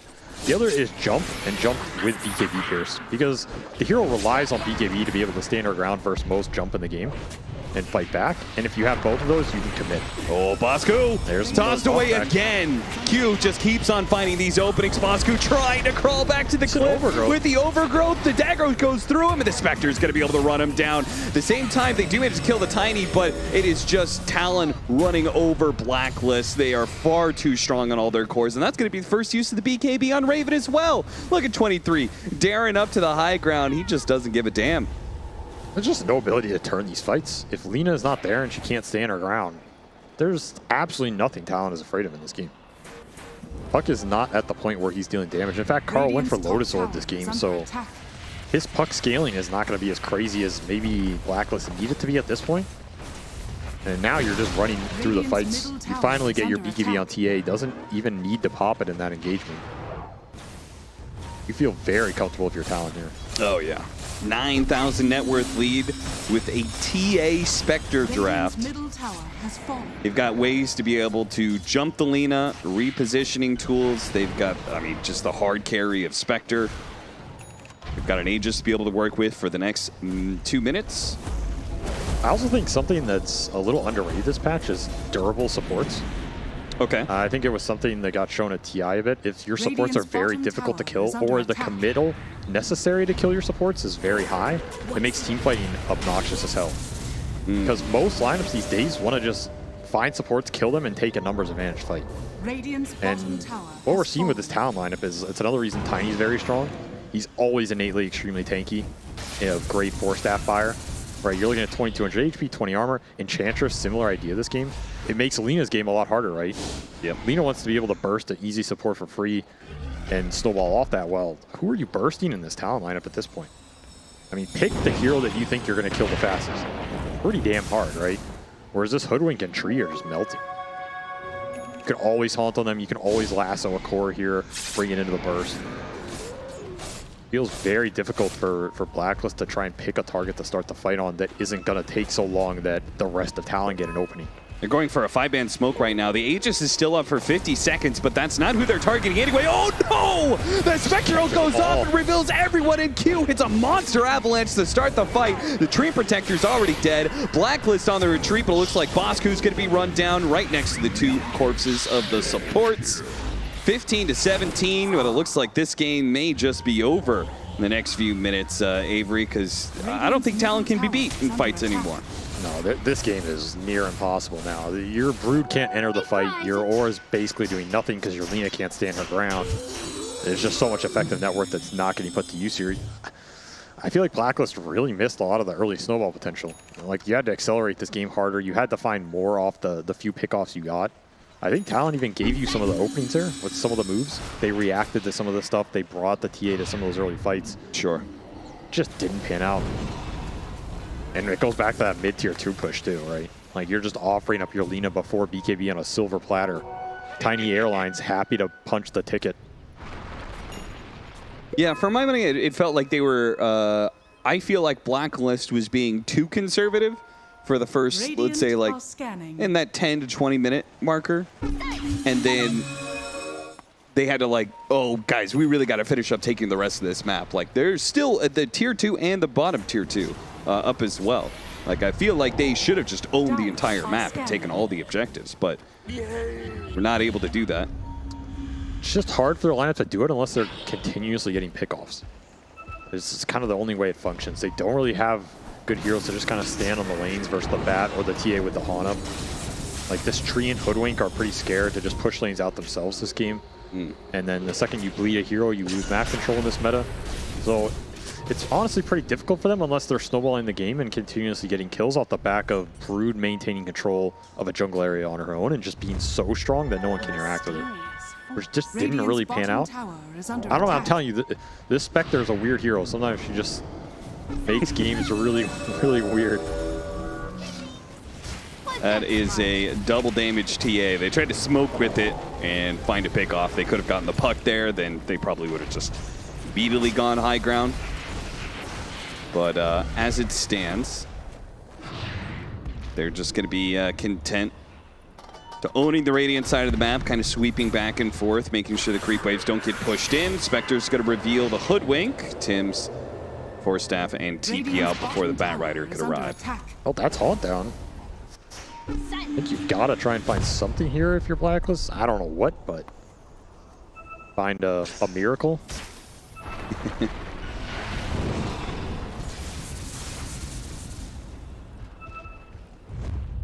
Five-man smoke. Gonna try and hit the bushwhack of your dreams, Tims. While Ollie's just casually breaking it here with his pipe and his little potato aura. Oh yeah, he's got the extra. All right. Still, or no, it's not even it's the swiftness now. Yeah, it's not the magic resistance anymore. That's on the... I think it's still called potato aura though, right? When it dies. Death Throw Rush is the death activation, and Swiftness Aura is but the buff, when the buff's placed on you. Oh, yeah, I think so. Radiant structures are fortified. I wonder if he remembered. I think he wanted magic resist, but yeah, I would imagine the times change, as they always do. And now you're just hitting bottom tier 3 here. Has been killed. I mean, look at the difference between this type of mechanism, right? Makoto is not afraid of anything to just hit the space. Are Blacklist just all-inning for an early Roshan? And the crazy part is it's going to be an early Roshan. Like, I don't know what this move is, but it's going to work out in some weird way that it probably shouldn't. They're going to lose their puck on the other side of the map. And 1,000 gold kill? Okie dokie. Why was that so much? Yeah, that's a good question. 1,000 gold. He didn't have a streak. They're behind by 15. Okay. Seems like a lot. They got Gem off that too. So as you were saying, the Roche play, maybe it would have worked out, but pretty hard to contest when Spectre can always just check 15. Yeah. And they also walked out of the pit like literally as it spawned. So. Okay. Fresh round of items for Talon. Yeah, this is the game ender Aegis right here. It is 40 minutes, and it is a little better than an even game. So I'll count that as an accurate prediction. 18,000 net worth lead. Yeah.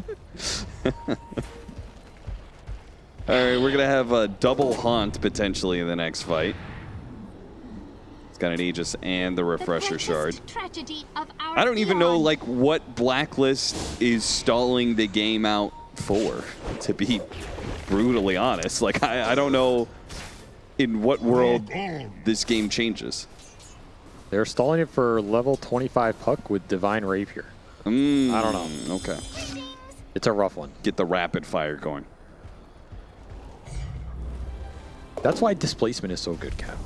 Because you always have a chance at the base defense. You They throw someone into tier 4s or into your fountain. If they had a tiny, then like they would actually be able to say like, okay, we've got good high ground. They make a mistake, you know, we wipe them and we can go push their they force buybacks. Like, yeah, no, it is true, right? If this hoodwinks a tiny, you could be like, all right, they just got to toss someone back into an LSA, and like you said, you can snowball the game, but.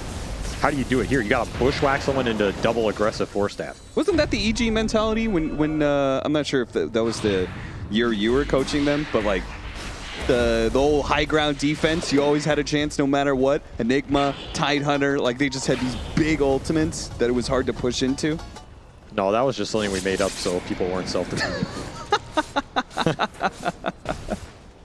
Okay. You know, half the team always wanted to give up the game, the other half wanted to play. So you're like, oh, I mean, you can always defend a base, you know. You got to counteract the NA. Is that the counter to Arteezy? You just get better late game and he can't GG out? Exactly. Just pick Spectre. You can always win late game with Spectre, right? Yeah, true. Well, we are well and truly heading towards late game. Jab's gonna look for something. Why not? He's got every item imaginable plus double CDR here with Spell Prism Octarine. Spectre's gonna give him the information, try and slow somebody down. Finally finds it. Hello, Spider. It's gonna be Boss Coup. Goodbye, Spider. Takes a flamethrower to that Spider. And a little Lotus Orb toss back. Awkward interaction. Q. Actually gonna keep going here. Spectre just constantly throwing illusions at the enemy team, using the Haunt, using the Shadow Step. Pushing everybody back to the fountain. And one lane of barracks for Talon, it seems like. You think Jabs? Oh, Q tried to get it. A good BKB timing of 4-staff, and the tankiness of Q will allow him to get away unscathed. So he still, even with the jump failing, forced the BKB. Now they get the Carl, thanks to the TA trap silencing him. 23, just casually godlike here, 10-2 on a Spectre game. Another toss back, this time on Raven, a perfect target to force a GG out of Blacklist, I think. God, this tiny hero is disgusting. I just think this hero is so disgusting, and somehow he's always underrated.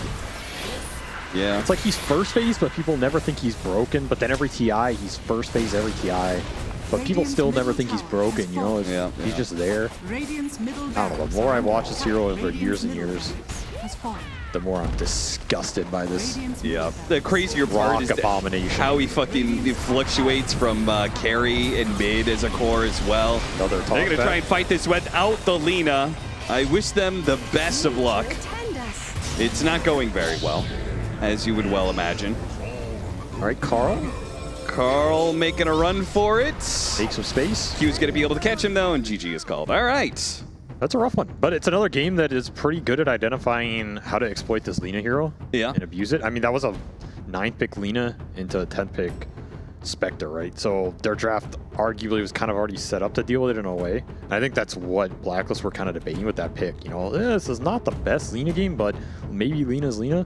But like I said, Cap, this is week 2. As I told you, after Lina 1 week, will get countered. This Lina is not going to be winning you games. And I think we're already seeing it here, the weaknesses of this hero being exploited. The jump, the BKB Pierce, the anti-carry matchups, the ways to make her early split push without defensive items a bit more scared or exploitable. Okay. Tiny. Is there a counter to Tiny? I mean, Tiny is just... this hero's ridiculous in this meta. He is absolutely ridiculous. He is the best low CD fight displacement in an Aura group up base meta. Yeah, that's a nice little addition, the Aura. Like, you already have this guy with 2,000 HP, and then somebody on your team has a pipe as well. Yeah, it's like, oh, that's a nice 10,000 gold you have in 5-man items there. It'd be a shame if someone threw it 6,000 units away. All right, let's see what our panel has to say about good old Tiny in that game 1. This meta, I haven't seen Tiny be bad for like the last 3 years, I feel. This dude always has his place as a flex pick, as a core, as a support, as a displacement hero, as a damage dealer. And I guess maybe the shine is starting to come off of Lina a little bit as she gets figured out, which Avery did allude to. I asked him on the very first day, he was like, give it a week. She's gonna get figured out. And here we are, a week later, she's starting to get a little bit figured out because it seems that greed is good for this game number 1. We were skeptical. The TA plus the Spectre seems like a lot of eggs in the farm basket. But it ends up working out pretty well because Jabs ended up having a fantastic game. He was able to make all the space necessary for those cores. I mean, the team that had a greedy draft didn't play greedy, and the team that did not have the greedy draft played greedy. I mean, so what can I say here? I feel like for Blacklist, I think they were doing a lot of like the 3-man moving together. It's like I feel like the supports are a lot like they are always playing with the Lina, and I feel like the way the map should look is like the 2 supports should be moving around with the puck, like either be smoking or whatever they are doing, and the Brood is taking an area, and then they connect to the Brood or they move whatever to the Lina's area. But I feel like that's not really happening. You know, the puck is like taking a very farming role in the game where I feel like he needs to be the one sacrificing his game a little and to enable the Brood and the Lina, and that's how the supports will have something to do in the game. But I feel like everybody's like trying to farm, you know, and so like the supports don't really know what to do. But I mean, it goes also like playing against Spectre. The map becomes really small, especially with the bad. And like Blacklist Rivalry was playing really well until that mid fight by the tier 2, where the toss back Lina and then the jabs with the lasso. For them to like contend later on, they needed that second Aegis, but Talon identified, you know, like guys, they can have the game until that second Aegis, and then, you know, that's where we come online. Yeah, but my issue is they got to that point without being behind. They weren't even behind. I feel like the Radiant lineup needs to be ahead, you know, even at that point. Like the game was like pretty much, I think, dead even or like 1k lead. You have to give credit to Talon. Like they didn't give away free kills. They didn't like take unnecessary fights, and that's why like the advantage wasn't as big as at Blacklist Rivalry wanted. Also, it maybe Puck felt the need to farm and become more of a damage dealer because Broodmother was utility primarily. Yeah. You get the mech, and then like she's not really dealing. Yeah, but you have to enable the Lina. You know, like if everybody's farming, yeah, sure, okay, Broodmother is like. You can have 2 cores farming though. Then who's gonna be doing something? Brood is not gonna be doing something. Brood has no stuns. True. Yeah. Then where are the supports are gonna play? Like if you look at the 5 heroes, ideally, like in my head, the supports are going to be moving with the puck because you go in and smoke, you're going to call, set up for something. And the people taking the map will be the Brood and the Lina, and they should be both on opposite ends taking whatever farm they can find. Obviously, the Lina is going to take the safer farm, the Brood is going to take the dangerous farm. And that's when the map is starting, they're going to move around with the three-man gang, and they're going to try to open up more space for everybody to farm. Going to the Brood item build, I feel like I've played against Broods in the pubs where they go this Aghanim's build, and it kind of like traps a lot of like the map. Yeah. And like, sure, Greaves is good, and I mean, Halberd is only good against the TA, but maybe if he itemized into like an Aghanim's, and then like they really had like a choke point. Yeah, they're not taking the map. Yeah. That's the issue with like, when you draft Brood, you need to have a very good understanding of how the team should be playing around you within the map. If you don't understand that, then the hero doesn't feel as impactful as he should be. It's true. They were able to take the top tier 2, and then Cuckoo was participating with his team, but maybe he would have been better off just choking Spectre out of the jungle. But lessons to be learned. As we know, Blacklist Rivalry, they love losing the first game and then bringing it back in game 2 and game 3. So let's see if they can pull that off yet again for their third series after the break.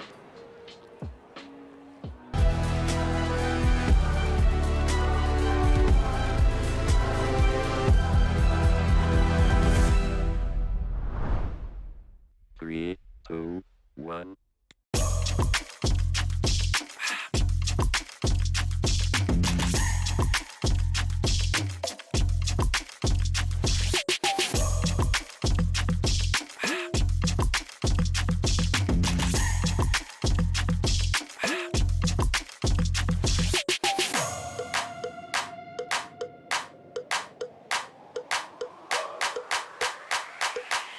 This crowd is actually able to do so for a decent amount of time. Time to take out like the Flame Cloak. Does get a lot of damage, but here comes the Black Hole.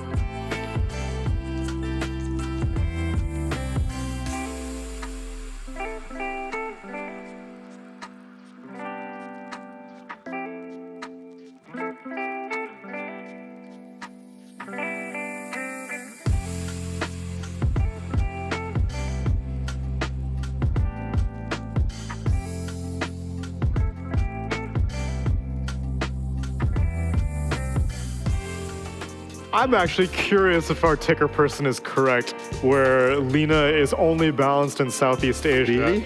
I would like to, I have not gotten a chance, but I will go region by region, and I will confirm that, because I was actually thrown under the bus by our ticker person at the very end of the Execration interview. It said, Execration was right, Tsunami was left. I've been rooting for Execration since day one, bro. Literally day one. I saw them have that March as a coach, and I'm like, let's go, Execration, and they have delivered.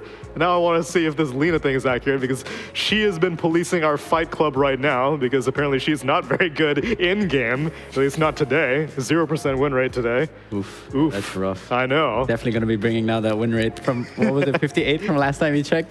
Yeah, so globally, she currently has a 54% win rate. Ooh. No. She has a 51% win rate. Oh, wow. Yeah. So from Friday, where you saw 58, and we were talking about Fnatic bringing it down, now it's 51. So, yeah, Avery's definitely right. Yes. People are figuring out. Look at that Tika. She's getting calculated. What did Lina do to the underperforming creep?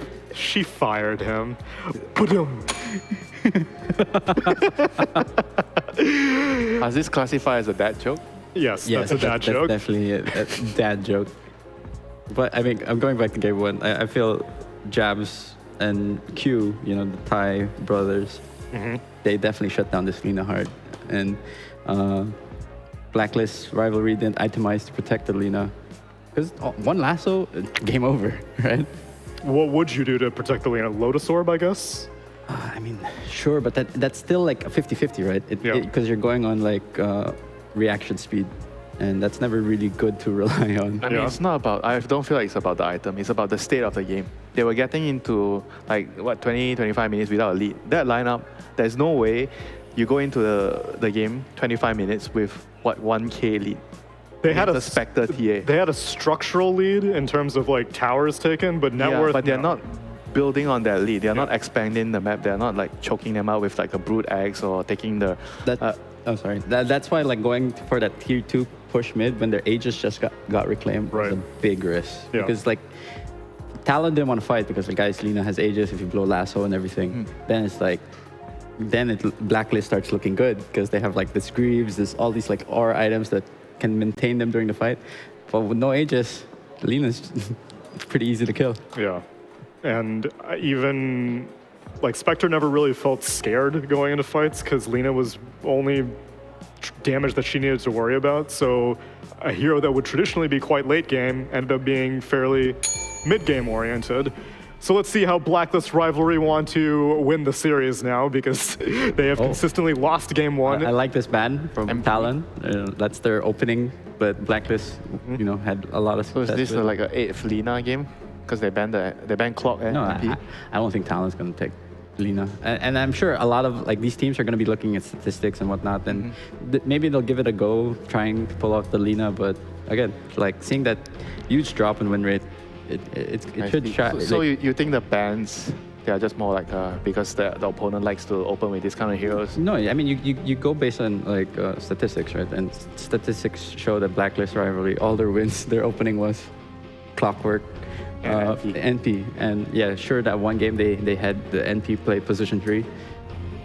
But so now it's like how much does the human mind go into it? You can't just numbers. We follow everything in the numbers. At some point, that you have to decide with your logic, how much do we go with the numbers, and how much the numbers tell you. You should take everything with a grain of salt. Like you should go like that should be your basis, but you shouldn't just believe it. Okay, I have some actual numbers if you would like. Okay. Because these are actually quite amusing. Okay. I do think our ticker person was fairly accurate. So, Eastern Europe, Lina picked 5 times 40% win rate. So sub 50. Okay. South America picked 5 times, 40% win rate. China picked 7 times, 85% win rate. But didn't they also like play all their games kind of like ahead of everyone? And yeah, but then shouldn't they have figured out Lina ahead of everyone? They have that firewall. Like they can't get the. They can't get the data's not getting through. They can't see it. This was my favorite one. North America. Lina picked 3 times. 100%. 0. And in Western Europe, Lina picked 6 times, 83% win rate. So it's just Western Europe and China. And I mean, I think it also like gives credit to the regions that they're better in like covering their carry. But don't you think this data has to be filtered one more time? Who's winning with Lina and who's losing with the Lina? I mean, yes, I suppose that's true, but like this is all Division 1, so you would say that they're all roughly the same caliber. Maybe North America might be a little bit like if Shopify Rebellion's not picking Lina and Bait is, then like yes, that may inflate the statistics somewhat, but like there's a big enough sample size that I would think that it's a reasonable number. But the conclusion is she's getting figured out. Yeah. And apparently that is the conclusion that we are drawing here because she's completely ignored Tusk and Legion Commander. Are they going to ban Bat or are they going to ignore Bat? Well, Blacklist Rivalry definitely don't want to pick Bat. Yeah. Because it's never good picking Bat into a Legion.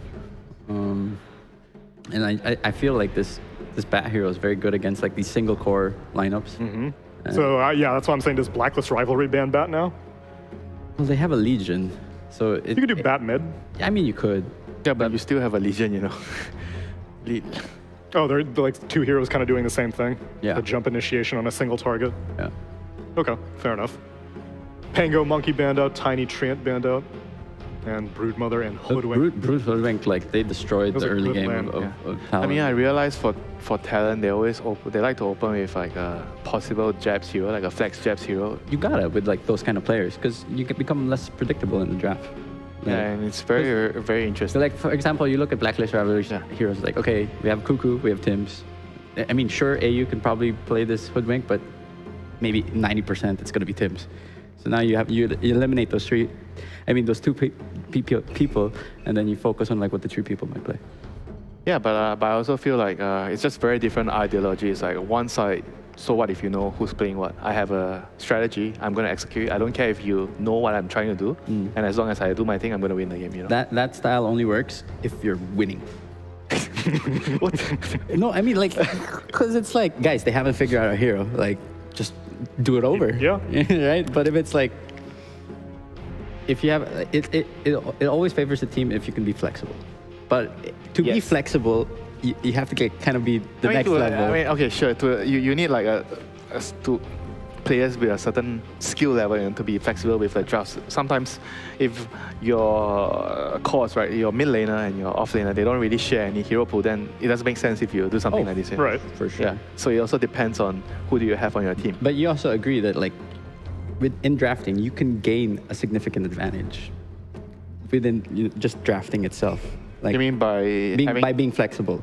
I think it's just like a different way. You know, it just depends on what kind of players you have. I feel like both ways are good ways of drafting, and you have your idea, and it just depends on what kind of ingredients you have and what kind of players you have.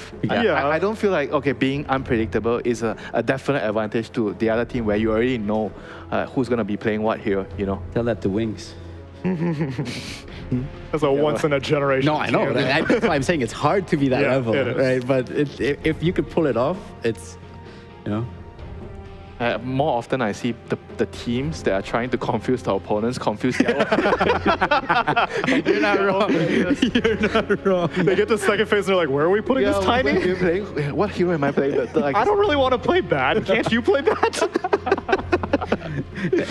Yeah, I mean, again, it also goes like the heart of the player. Like, if that hero is like his. And how much do they trust the person drafting? You know, that a lot of this plays into it. You know, it's definitely not easy to do it. It definitely has its advantages of having multiple heroes being played by multiple players on a team.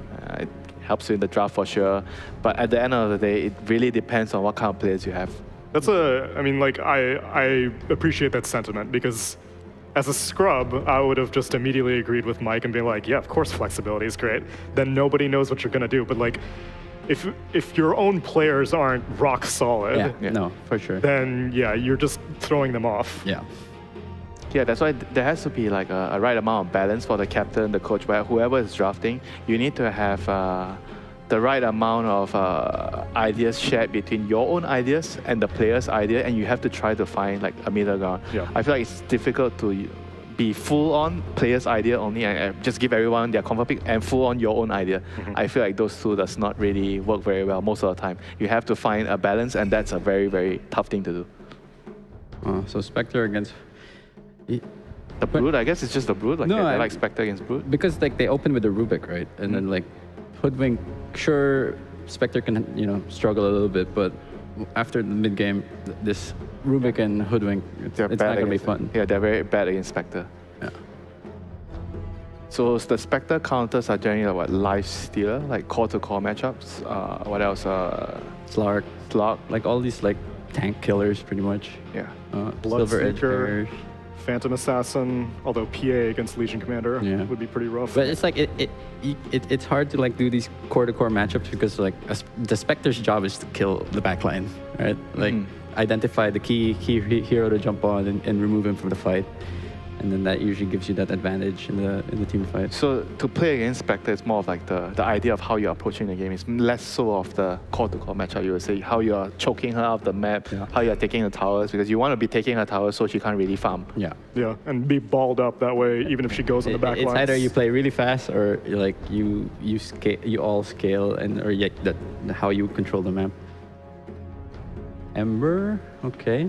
I mean, it goes well with their draft. They need a action Jackson. Yeah, action Jackson. Action Jackson mid. And Carl's probably tired of playing puck. Yes. They're just gonna pick TA again, and I'm gonna get. They're using my counter to like our counter against me, and I don't like it. So yeah, they're removing these carry heroes. Ursa's pretty good against Spectre, also pretty good against LC.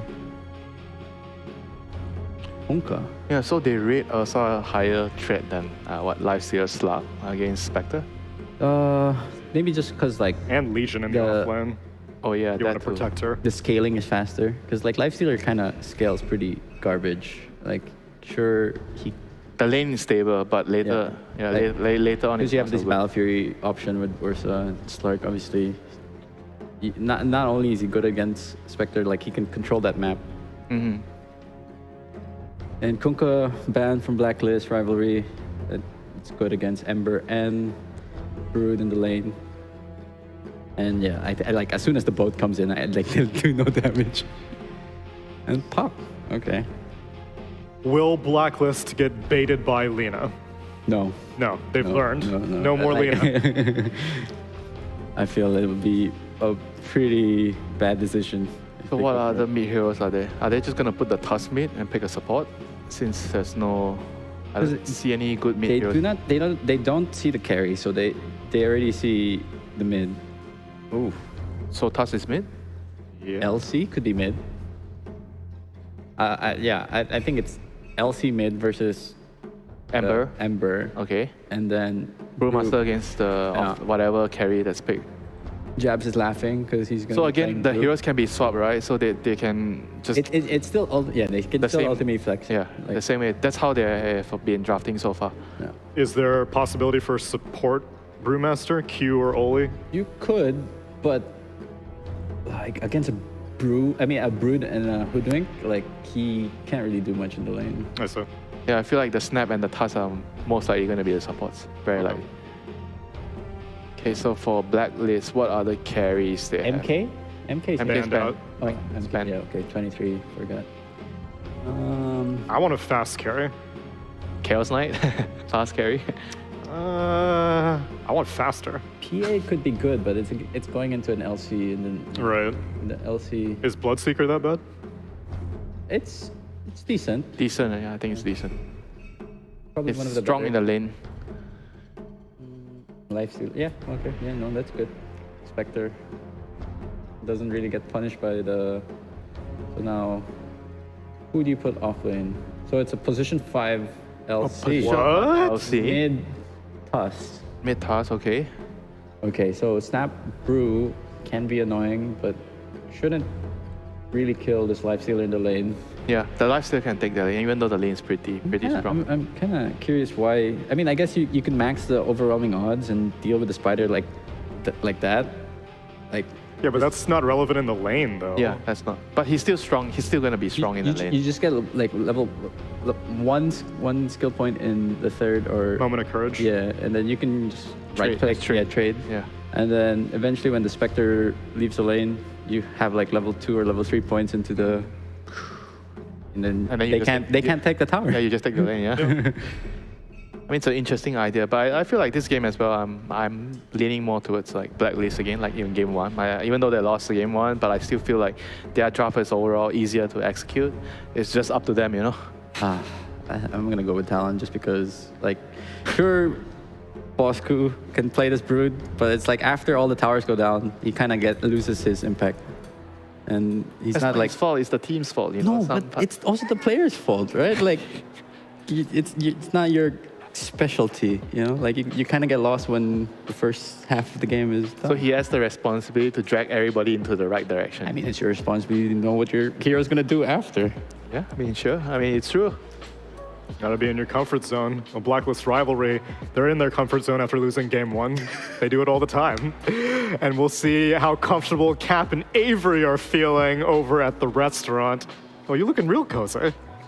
You know, I was sitting here thinking about, like, oh, I've got Avery, this support specialist, but did you ever play any weird 5s? I don't think he did. Did you play some Are you talking about me? Yeah. Is someone else here? What do you mean? I played all the weird 5s. Examples? I love the Brewmaster 5. Oh, okay. I spammed at that patch, so it was good. I wish it was more viable. In fact, I wanted to play all the weird 5s, and my team never let me. They never. I was playing 5 Mirana years ago. The VODs are out there. And then Snaking goes and wins a TI with it. Wow, what a way to make you look bad. All right, Cap and Avery, game number 2. It's all yours. Sounds to me like you just didn't take enough control over your team. No, I didn't. I take full responsibility. It's sad, but I love the weird 5s. If you have a feel that they're good, then they just end up being good. How do you feel about this one? Not that good, to be honest. That's a different issue. Yeah. I don't think I feel too good about it either. I was down with the Legion Commander mid. I mean, that's like a lane-winning, lane-destroying matchup, right? Legion Commander dumpsters Ember. I would have put a mid too. You have good Ember matchup, free duels the whole game. There's no saves. There's nothing that can really prevent it. You have some Brood auras, but that's about it. Gives you a good hero to hunt this Brood and Ember in the mid game, which now you kind of give up a little bit, right? Tusk can do it, but it takes a little bit longer to come online, I feel. And he's not going to dominate the lane as hard, so you're not going to be as in a favorable position to do it. Yeah, I was really feeling the mid Legion, which is why I'm not feeling the 5 Legion as much. I don't think 5 Legion interacts with Brood that well. I really don't think you do anything to it. I think you're just going to get nuked when you hit 6 and you can't sit there. And so what do you do? Like throwing overwhelming odds on Spiderlings, it doesn't really matter as much to me, at least in theory. We'll see how it pans out. But even a master fought through anger. I'm not a believer. Yeah. I could be converted. Okay, so you're keeping an open mind. Of course, always. The big thing for me is that I don't feel like the save is that incredible this game. Like, there's a lot of little things you can take off here, but there's no, like, oh, let's say Bat Rider Lasso or something like that. Yeah, and it's like a chains or a lift. Yeah. The thing is, there isn't even really that good a hero to save either, in a way.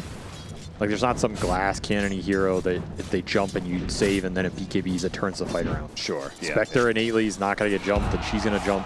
Brew just wants to waddle in anyway. I guess it's okay for Brew, but like you said, there isn't anything crazy here. So yeah, the value maybe is a little lower. That said, I do think Brew can get a little out of control this game. I'm kind of interested to see like what Jabs wants to build. But if it's anything like that other Brewmaster game we saw where you just become insanely tanky with a pipe, for example, what's actually going to kill him in this game? He gets to like 80% magic resist. Looks pretty spooky. Does, I imagine the break applies to that, right? The Drunken Brawler? So you can actually take away all of that magic resistance or evasion if he chooses to go the Storm Brawler route. Yeah, that is true. It does help. I mean, he can definitely die. There's some like good single target bursts that can come out later. You break him, and then Lifestealer can just hit him. Lifestealer can probably he's going to go Silver Edge at some point as well. You're dealing with Spectre on top of it, so maybe those saves will come in handy. You can bail him out with a snowball or something. But it's a later pick Brew. I think we will see this Brew become a pretty decent frontline in this game for a while. That said, I can also see this game getting out of hand pretty fast. If Blacklist Rivalry play the lanes well and kind of snowball off the back of this Ember, there's not much control for Carl in this early mid game. Yeah, especially since it's not a Core Legion commander. Yes. That would have been one of your better answers to that hero. Which is another reason why I would have kind of preferred it, because what is going to stop this Ember just running around, taking runes, and slaying everybody into oblivion this game? Yeah. Not much. And you don't even have sustain spells to really deal with it either, which is another route you can go if you have like these Treants or Chen. They help a little, but sure. Yeah. This is just Legion snap. You just kind of have to fight back, and Ollie's trying to fight back early. He's not doing it. Honestly, these two aren't doing a bad job of fighting against the Broodmother. Both of them are struggling in CS as they are probably hitting heroes more than creeps. I would expect Blacklist to win all 3 lanes this game. If I'm going in this game, that would be my objective with their lineup. I want to at least go even on all 3, but hopefully build an advantage going into like around the 5-minute crap mark. When you're talking levels 4 to 5 on these cores, I think their cores have an 8 advantage, and you should be able to push it. Another reason this Legion just feels a little off to me, because she's laning with Spectre.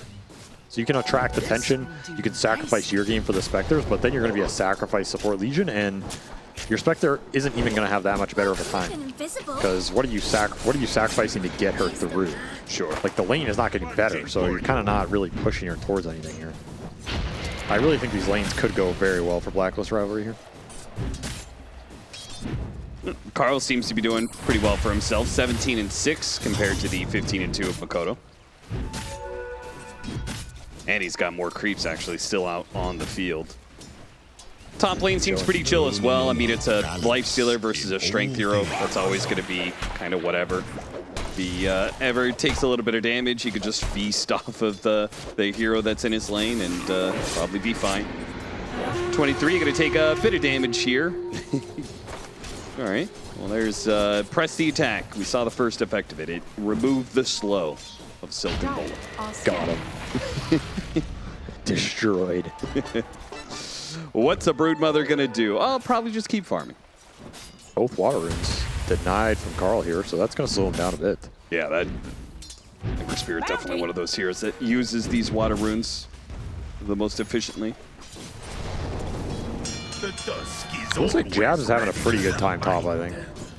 I always feel like these melee hero matchups versus Lifestealer can be pretty annoying, but pretty much having the best lane of anybody, just free farming on this brew. Yeah, especially since it's a brew Snapfire, which I would describe as like a kill lane, right? You're looking for a cookie, clap, like that should be able to get a kill on most heroes, but Lifestealer's just not one of them. Maybe they can kill the Rubik, but AU's been keeping his distance for the most part. Now you're getting whacked back here. Yeah, he was going to take a lot of damage. Is he actually going to die? Yeah, he realized he's going to have to just straight go for a TP out. The only way to survive here. That feels bad. It certainly does. But solo XP for Brewmaster, so I mean, not much lost. Yeah, and he keeps on pulling the lane back over and over again, just kind of sitting it right in front of his tower. They do want that kill, though. It's a first blood kill, and Jabs did go earn. So they really want to push this Brewmaster advantage, whereas Bosku wants to do the same thing at this point. He's level 4.5. He has Overvenom, full wand up. This is where you start to think about just getting aggressive with the right clicks and wear them down. His Legion can get beat up pretty hard. And 23 went for this broadsword build again, so there's not much defensive capability on this Talon lane down here. I would expect the Spider to start ramping it up. Man, 23 really seems to like this. Broadsword, straight blade mail. Carl, gonna be forced to jump away for fear of getting a punch straight to the noggin. AU TP's in to try and help him out here, maybe hoping to secure a power rune. Haste. At best, haste rune? Oh, gonna get denied by Tims, as Carl didn't have the mana to be able to jump to it. Yeah, he's gonna come back, but Makoto may be a bit too far away by the time he gets the mana. Interesting sequence. I wonder if Carl could have healed and come back sooner, but because that was a nice rune that nobody gets. Yeah. Ember Haste would have been terrifying, but Blacklist still kind of ahead on the 3 lanes here a little bit. This is the window where they can really start to take advantage of some of these matchups. So, and Bosku. Yeah, what are you gonna do when the Broodmother challenges you to a fight? Yeah, there's 23 not just much. dead? Like, okay. No, they kind of missed some spells. They had the shard coming in, almost catching Tim's, and the snowball should be able to finish him off. Oh, raindrop, but he's got the punch in the end. First blood finally picked up in 7 minutes. Whatever it is about these two teams and their matchup, it seems to be kind of slow when it comes to the kills and the action. Yeah, this feels a little slow for me for the Blacklist start. I mean, they're still cruising these lanes. I don't think they're feeling bad or anything, but you don't want to be giving the first blood to Tusk off that rotation. And Spectre still gets to sit down here for a long time. So who should be making that rotation? I mean, do you really need to be sitting in the lifestealer lane anymore? Probably not, right? Oh, I don't think you need to rotate. You just start right-clicking people some more. Okay. Sometimes it's that simple, you know? It's like this type of thing, right? You start right-clicking this Brew. You just start right-clicking Spectre, which is happening bottom now. Yeah, 23's dead. Helps when you're level 6. What a heal. Sadly, the press the attack 40 HP regen really didn't come into a factor there. What a stack, though. Jeez. Dire are scanning. Better hope that Blacklist doesn't it's huge. See and take this. I mean, this is a hard part for Talon, though, because they're just going to tri-lane Jabs. He doesn't have ult. He's dead bottom lane, and maybe Jabs is dead top lane, as he still doesn't have his level 6. Get some evasion. Toss back a little bit, and the Ember Spirit to finish him up.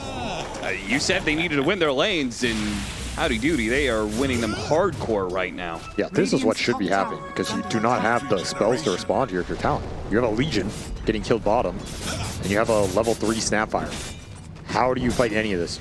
You don't. So Blacklist should be taking advantage of it right now. Regen running on Carl as well. So he is living the life. Hey Q, thanks for the stack, buddy. Oh, and let's go ahead. Trade by the creeps. Oh, the neutral creeps will take it. A little hard to time that with that many creeps. No way you're gonna know when your Sleight of Fist was gonna land. So whatever. Send him into the abyss. I don't think you mind here. You're just ramping it up, stealing their jungle, and nobody can go bottom. Bosku is level 8 now. It's accelerated very fast. And you're keeping the heroes off the levels. Level 4 and 3 for the Talon supports, level 5 for Jabs. He's desperately trying to soak it up. Tower's dead too.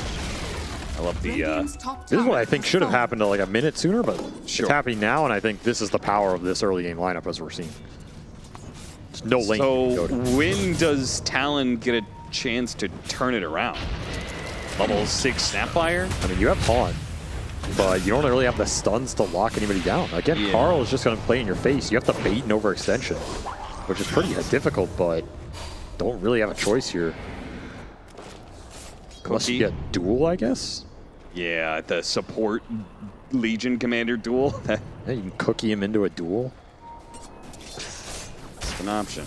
You have Tome coming up, but can you take Tome away from level 3 Snap? That sounds rough. All right, force the plate mail usage. 23 Savage is going to have to TP out. You got to use his Haunt for something, it feels like. Yeah, especially since he TP'd back to base. He would love if his team set up a kill opportunity, but there is none. Do have Brewald coming up now. And Jabs is just now getting 6. Yeah, he got 0 earn charges as well, so this Brew's game has been very slow.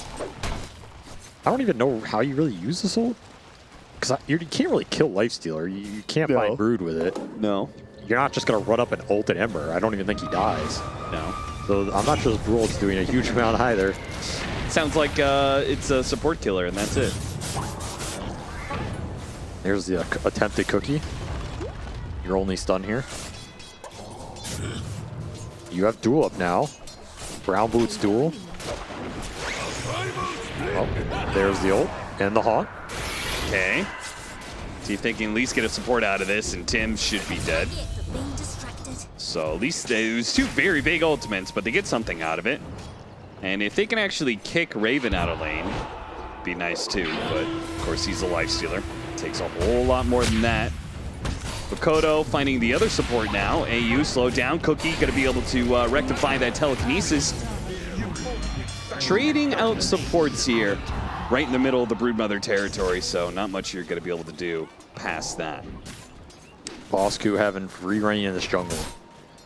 It's only a matter of time before he decides to close his jaws around mid here, I think, especially with Haunt on CE. Yeah, probably with the mech that's coming in out of the courier right now. That definitely helps, yeah. He's just poking him. Nice snowball dodge. 23 is farming up this ancient stack right now. So you're getting some okay efficiency with the little map you have. That said, Blacklist want to come and steal it. These creeps are so low. Oh god, 23, like he's gonna get away last second, and they're gonna take the rest of the big boy ancients that were left over. Makoto finds the kill on Bosku in the meantime. That's a big one. Looks like they got the duel, Snapfire kisses, and probably even a punch, so they had to drop all 3 ultimates to kill the Broodmother. That's a huge kill. I don't think Cuckoo should be dying here in this situation, but they find the opening. Blacklist still gonna put the pressure up though. Yeah, a lot of ultimates on cooldown. Once again, the Cookie is gonna try and save Makoto here. He's got a snowball when he comes back up. There's the Legion Commander save, punch up in the air on the Lifestealer, slowing them down and allowing them to be able to retreat. Blacklist not quite getting what they wanted out of that engagement. No, I mean, imagine the Broods there to come in from behind. Yeah. That's a very different scenario. Instead, Cuckoo goes back top. Interesting. I thought he would have just TP'd mid and you go for this push because you have regen on Carl here too. So this Ember is going to top up. Then he puts himself top, which is pretty closed off. Where do you go from here? I think maybe he wants to take over the Ancient area. That's what I remember old Liquid back when I think it was still when they had Koifa, they had this period of time where they were using Venomancer. They would put a Venomancer in the safe lane and explicitly camp the triangle area as much as possible. I mean, if you can get there, it's good. I don't know if you get there. He's almost getting dueled. Yeah, seriously. I feel like it's easier to do that once this tier 1 mid is down as well. Yeah, that's true. And then the ability for your team to connect for this triangle play goes up. Jab's just trying to bait out his ult, but hit him with a bushwhack, and those Maelstrom procs are going to make it real easy to bring down Jabs, and now Q getting swiped once by Raven is all it takes. The slow poison sinks in, and Q will fall, and maybe this mid tower is going to take him down as well. Yep, so if Bosku gets to get in that triangle, you get the DD for the Ember, tier 1 mid goes down, Carl defends top, pretty much everything going Blacklist Rivalry's way. That was the connection you were talking about that ends up working. So now you have almost full map control. Tims can just push out bottom all the way in. You sit the rest of your heroes on the triangle, and where's the Spectre gonna farm? Yeah, 14 minutes in, the Spectre's just sitting on the sides of the map. Ollie checks out, sees how those hard camps are doing, and runs into 3 heroes. The old face check. Yep, they're still there, guys. Yep. And 23 has been sitting in the jungle AFK for like a solid minute, maybe even a minute and a half now. This Q's gonna fall bottom lane, so Kodo on the run. Didn't TP. Raven's faster than him. Ooh, that stolen shard's almost caught him, but the little bit of a tumbler toy hop gets him over the line. This was a little of an overreaction here, but they're still going to be able to run back to mid here, so Blacklist get the main game, control pretty much everything. You get a little space for Spectre, but that's about it. Carl is just being super annoying. There's no control for this Ember. This time he gets off the ultimate barely. There it is. What are they going to get out of this? Maybe a support kill? AU's going to fall? I mean, Bosku is down to take this fight if they can get the opening. Tims finds it for a beautiful bushwhack. Plus, they have the follow-up damage with the Ember Spirit showing up. 23 actually going for a cute little TP, but a last-second slight change puts a stop to that one. Double damage, just shredding them on that bushwhack. Oh, yeah. And that is the lack of control here. Carl is just having free reign of these runes, free reign in the fights. Now your tower's starting to get hit. Tier 2. These objectives are going to start falling real quick because Lifestealer almost has a Desolator. So tier 2s are going to fall, Outposts get taken, Roshan gets taken. This whole game is going to speed up really quickly in the next 5 minutes, and I hope Talon has a plan for it. 5-man smoke top? I don't know. There's not a lot of other moves you can make at this point. Yeah.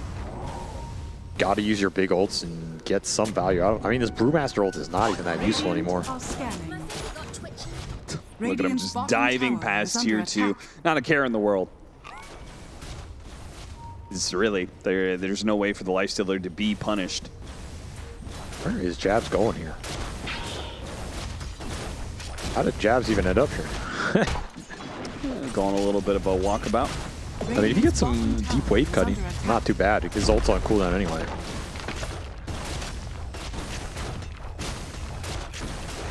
All right, the first tier 2 is going to fall. The outpost is going to get taken. The Deso is going to be collected. And an 8,000 net worth lead is about to look a whole lot worse.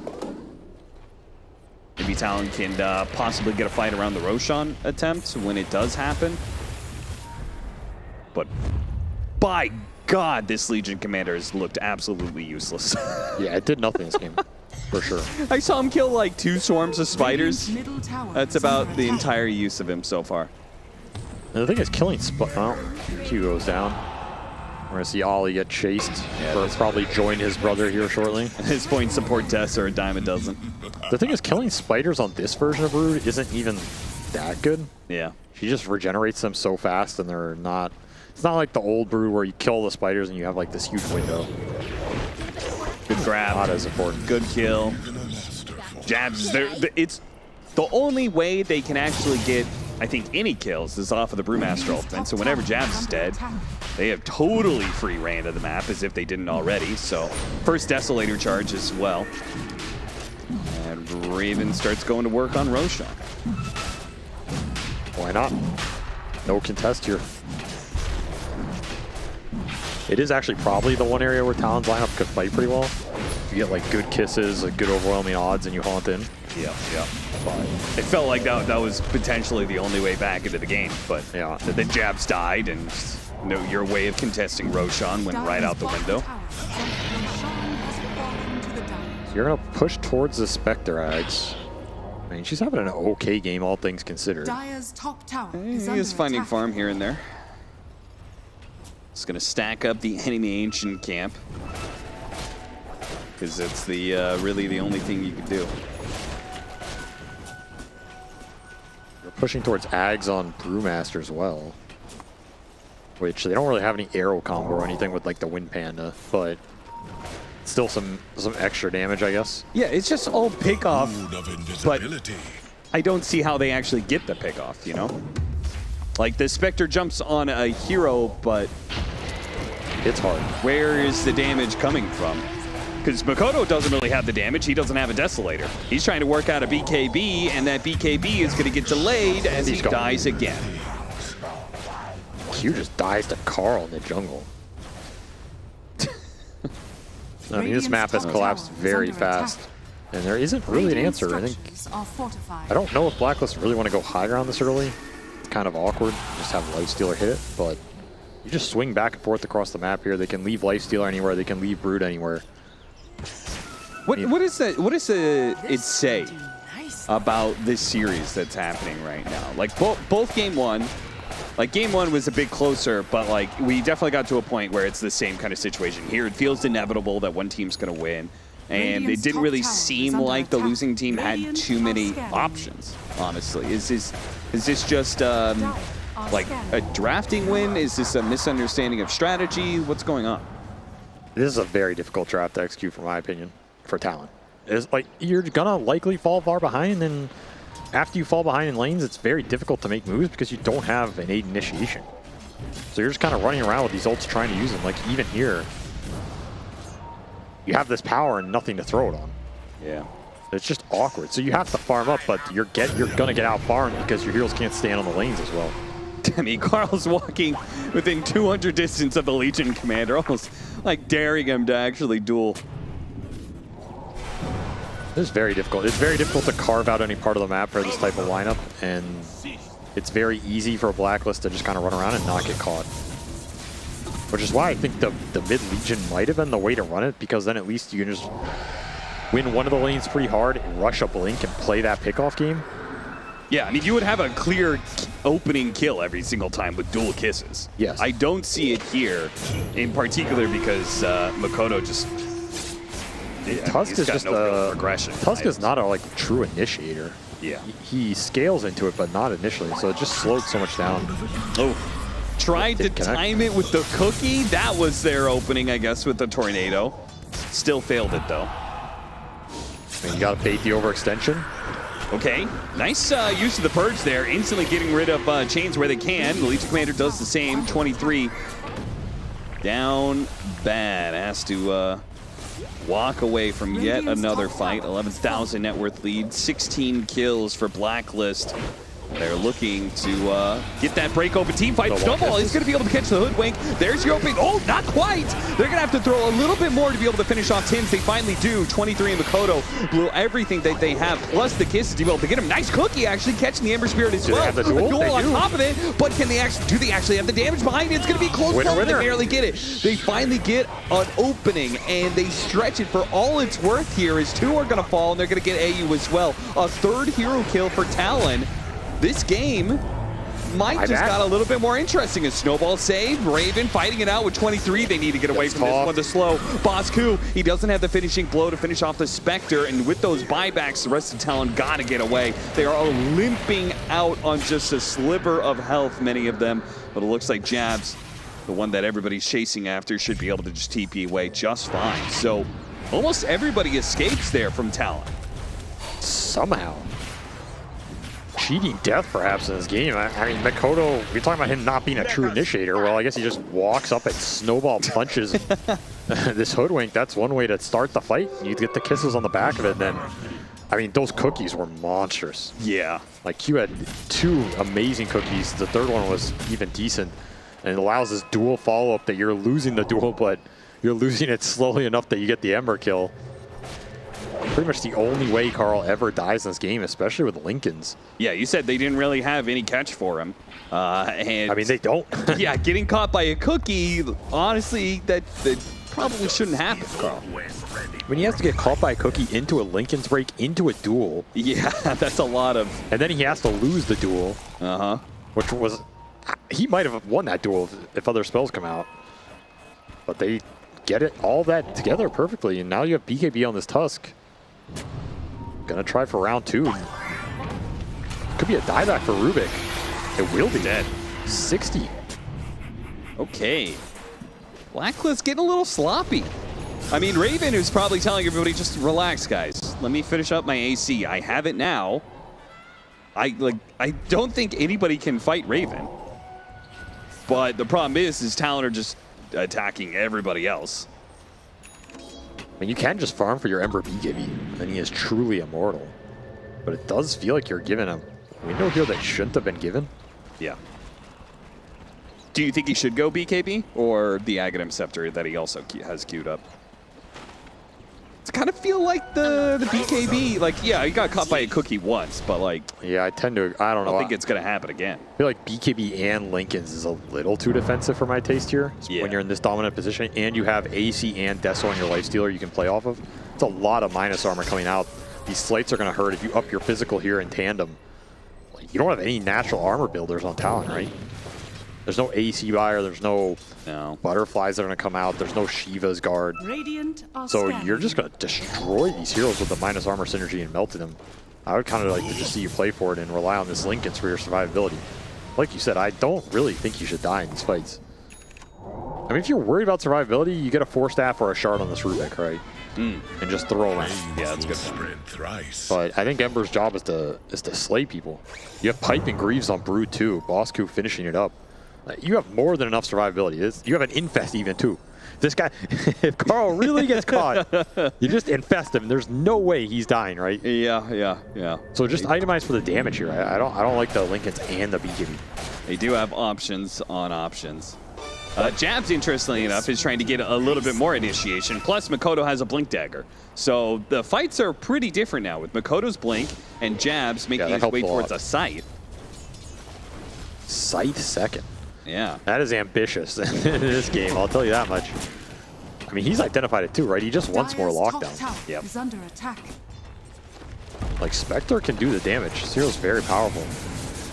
As long as you have the control. And like you said, Talon's starting to build up this control. I like this setup. Like, what are they going to do here? They can't actually go on the Ember. You cookie the catapult. Cookie the catapult, and Ollie runs in, Ghost Scepter duels him. Yep. Dire's top tower has fallen.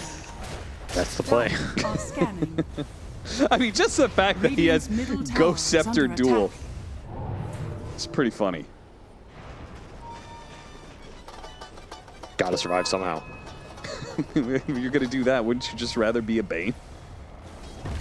Yes, but you have to, just a melee you have beat to trip? remember the value they got out of this Legion pick cap, which was they got to send that Tusk mid that was also first pick. Yeah, true.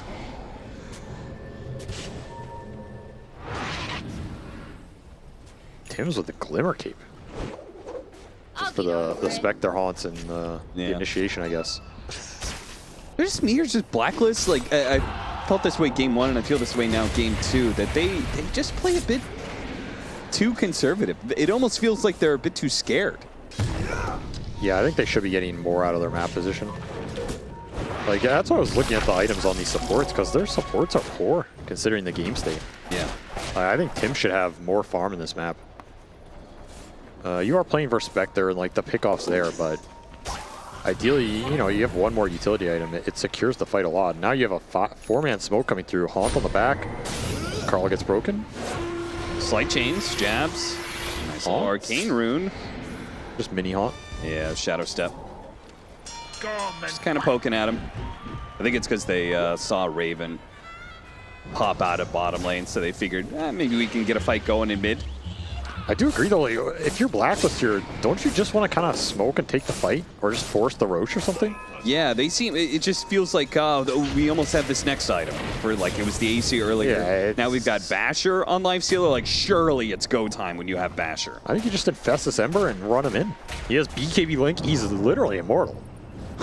That is the upside of this build. Like, if you're going to go this build, okay, I can understand it if you want to just run in and be the boss, right? You just BKB Remnant and start killing supports, forcing the saves out. If you want to take the fight that way, I think it's fine. It's also, I think, good if you want to just force the Roche. Lifestealer can hit it with the minus armor, and you force Talon to fight into your Greaves Pipe Brood timing, and your AC timing, and your BKB timing, right? But this isn't really happening right now, and I feel like Talon are getting away with too much for the position they're in. Like, you're giving items to Spectre here. You're giving levels too, almost level 18 with Manta, Axe, Blade Mail. Yeah, it's very big difference from where we were at 5 minutes ago. So here's that smoke. They're gonna force things, running into Ollie. Once again, just like last game, Ollie just kind of being around to break smokes where he can. Still getting away thanks to the cookie. At the same time, Snowball on through to the back line. They manage to get on top of AU. The Spectre is there as well. Telekinesis drop down, gives a little bit of space, but with the shards blocking him in, he will fall. The Ember Spirit's doing the same side on the other as he goes for the supports as well. Lifestealer's actually losing this fight though. Too many of these illusions doing too much damage as he's singled out. Fortunately, the Infest will buy him some time. Nice use of the Bushwhack, stopping that TP away, and 23 Savage will die right around the Roshan pit too. So Blacklist can finally force that next objective. Took a little bit, but we did get there in the end. Kodo just walks it off with his little seal totem. But yeah, that is the type of fight where, honestly, they almost got Raven there. That might have looked very different. He was all very close to dying if he doesn't get that infest off. Yeah, he's getting wrecked by the Desolate hits, Spectre illusions. Bosku bails him out, and of course, once that happens, there's not enough gas in the tank to cut through that Brood with all the aura she has. Yeah. All right, Aegis Shard, item left behind. What was that? Fairy Fire? Okay. It was the offering to the gods of Dota. Who took the shard? Lifestealer? Open wounds? Yeah, I believe so. I don't think he bought this one, so nice little extra slow and some heal. Get him, Ollie. Hex going next for Bosku. That's kind of the, I think that's, to me, the real power spike of this Brood. Like, yeah, you build the auras, you use them to take over the map, take over the game, you get some objectives. Once this hero hits the Hex on top of the auras, then you can just end the game. Just becomes way too straightforward to just run in, Hex a hero, you start the fight, they have to fight into your pipe and Greaves. Simplifies so much. It makes you as a frontliner a threat as well. They can't just watch you. Scythe for the Brood Mother. Holy crap, Jabs investing in the stock market over here. Punching up the big saved gold 5K. Getting some interest, you know? I mean, he probably hasn't seen the secret shop in a little while. No, I mean interest rates are good right now, so I can't blame him. But I mean he's even running that Philosopher Stone. He wants that Hex, getting it the hard way. You think the Scythe will change that much? Definitely helps. I mean, it lets you go on this Lifestealer, and maybe he doesn't get that Infest off. But like I said, that Hex is still a ways away, and you're kind of losing your base. Chop, chop, chop. Talon got to come up with an answer soon. The answer is only a smoke temporary. Looking for the backline here on the right with 3 heroes smoke. They have Blink Tusk. They want to catch first. They're going to go for the Broodmother with the kisses going out. The Broodmother's just dead. Moscow is going to get run down. Raven tried to give him the Infest save. Not quite there. Rubik similarly trying to help him out. He snowballs with a stolen snowball over the side on the Ancients. And thanks to the Shadow, he'll be able to get away. Shadow Amulet. Carl indeed trying to kill Ollie here. Surrounded one more slight. BKB and the Lincolns. As you said, he's kind of invulnerable when he just goes in. Nobody can really touch back. Nice shard locking down. Oh, he actually didn't grab Raven. I think he was stuck inside of that one. Couldn't get the space to get the Spectre out of there alive, and no buyback there either. So without the carry and the Lifestealer regenning up to full. Oh, he's hitting the barracks with a creep. Sending a message. Yeah, 5 damage apiece. Raven should be able to take this full lane of barracks, and I wonder if they're going to look at a little bit more past that. I mean, he still has the Aegis on top of everything else, so. Yeah, why not? There's no Haunt. I mean, no Spectre for 40. No Brewmaster ult. What are you really afraid here? You still have Aegis for 2 minutes. Just run down another lane. Your Brood's coming back as well. Cuckoo's pushing it in. That was a pretty good fight initiation for Talon. I mean, you're taking the Aura Fire out pretty cleanly. Carl's always going to wreak havoc on your backline, but there's not much you can do about it. He's just invincible in the BKB Lincolns. Nothing to even pop it for that duel. All right, force the other glyph. Wait, is that Raven thinking about going a Scythe as well? Everybody get a Scythe. No, he's thinking Scotty. Oh, okay. These are pipe dreams, though. I mean, Jabs does have the gold. Full buys Hex. Hex on the courier, flying out right now. Okay.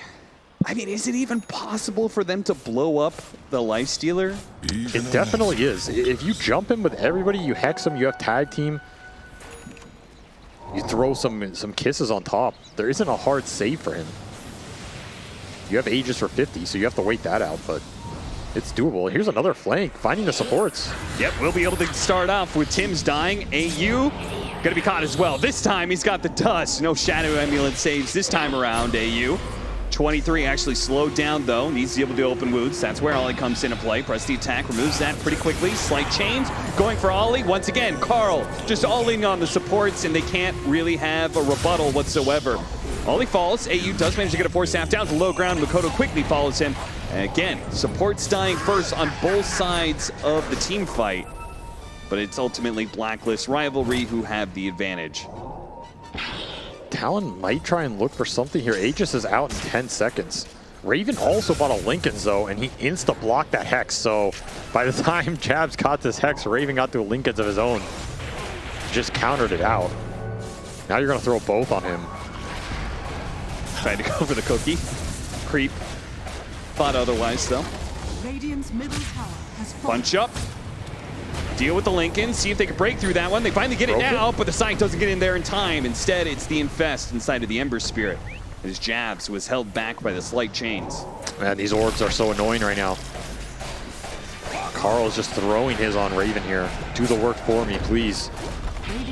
Raven's happy to oblige. He certainly will. Second lane down. Talon. Faced with a bit of a jigsaw puzzle here. Need to find that missing piece to this team fight. How do they get that open? Got caught. 23 tried to go for the Rubik by himself, and it's going to be caught here. The supports are running out, but they may not be here in time. 23 popping the blade mail, can't really fight back. The supports leave him because he has a buyback. They're saying, okay, we don't have buyback on everybody, but Spectre does. All right, you got to pop Lincolns here, Hex this Lifestealer, and use the buyback well, or you're just getting Mega'd. I don't think there's any other play. Yeah, look at Carl. He's got to force the attention onto himself. Raven, if they kill Jabs here. Okay, they've been lured right next to the fountain. This may be a good setup for them, but they've already kind of reset with Carl, the BKB lasting long enough. And he's able to get back. Jab seeping forward. An opportunity Link here. in Where's the again. Scythe? Oh no, the linkage just keeps on blocking everything here as now Raven gets his opportunity. Turned with Rage once again. The telekinesis stopping the cookie and killing Jabs. 45 seconds and Mega's inbound. Blacklist. Got the spiders though. They did. Good work, Ollie. Spiders down, boys. He's on exterminator duty. GG. That's it. That's a rough one. I felt like that early game was going to get out of control pretty fast, and honestly, that wasn't the fastest, but once they hit that mark, there was no turning back. Yeah. Like, there was just no counterplay in that game, and it's the downside of these weird flex support duos. You kind of end up in some of these situations where you're like, wait a minute, guys, how do we actually go on anybody in these lanes? And then you have 3 lanes where your cores are getting shoved out by better matchups, and the map collapses very fast. If you can't take a fight quickly to try and stem that bleeding, all the arteries just get opened up and game accelerates really fast. So very clean game here from Blacklist. They strike back. They are a game 2 and 3 team. What is it about that? Do you think it has something to do with the hesitation that we saw in game 1 and maybe a bit in game 2? They need a little bit of time to get rolling? Yeah, you know, maybe some people just woke up. They're still yawning a little bit. They just woke up. Hey, I've 6 been there. PM. I've been there, man. It's a rough life sometimes. You know, you tell people to play warm-up games. They say, no, screw you. I'm just too good. You lose game 1. That's their warm-up game. So then you got to go play game 2 and 3. All right. Well, maybe we can turn that question to the panel. Who on Blacklist is sleeping in so late? I don't know. It's a little bit of a sluggish start every single time, and they haven't even been the morning games. That's been Execration. Blacklist Rivalry were the last series of the day on both of their other series, so no excuses as far as I'm concerned. They just like to experiment is all. Waking up in the morning, stretching it out, and they're like, oh, what if we tried winning with Lena today? Oh shit, it didn't work. It's like they're all just like baiting teams to fall for the trap, you know? Like, Yeah. Here, we'll give you game 1. Let you get complacent. And then teams go for a position 5 LC that I feel... Yeah, what was that? I don't know. Like, I mean, if it was the prior patch where he had that shard where it gave you like a mini BKB, then that's where it can have some success. But even with a shard, it doesn't really do anything. Nope. He's worse than Undying in this game. His job is basically secure the lane, and after that He didn't even secure the lane though.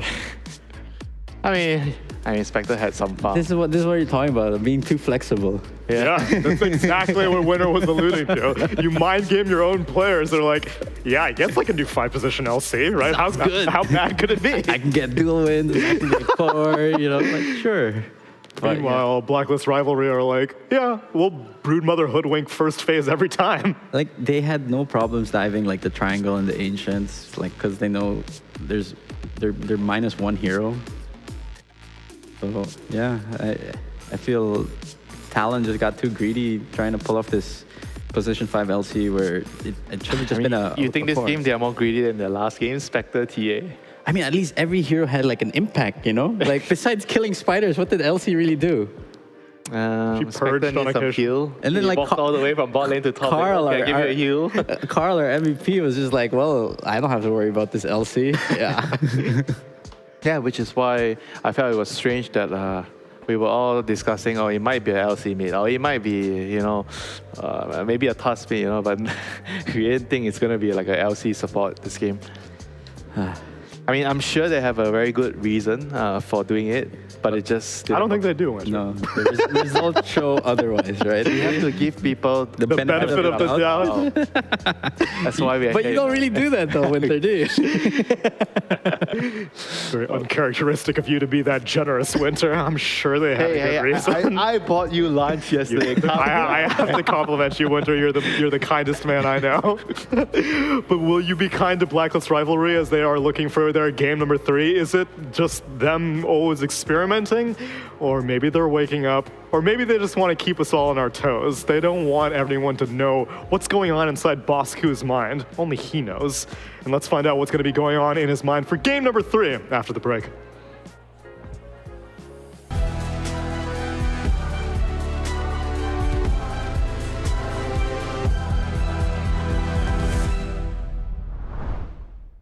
Three, two, one.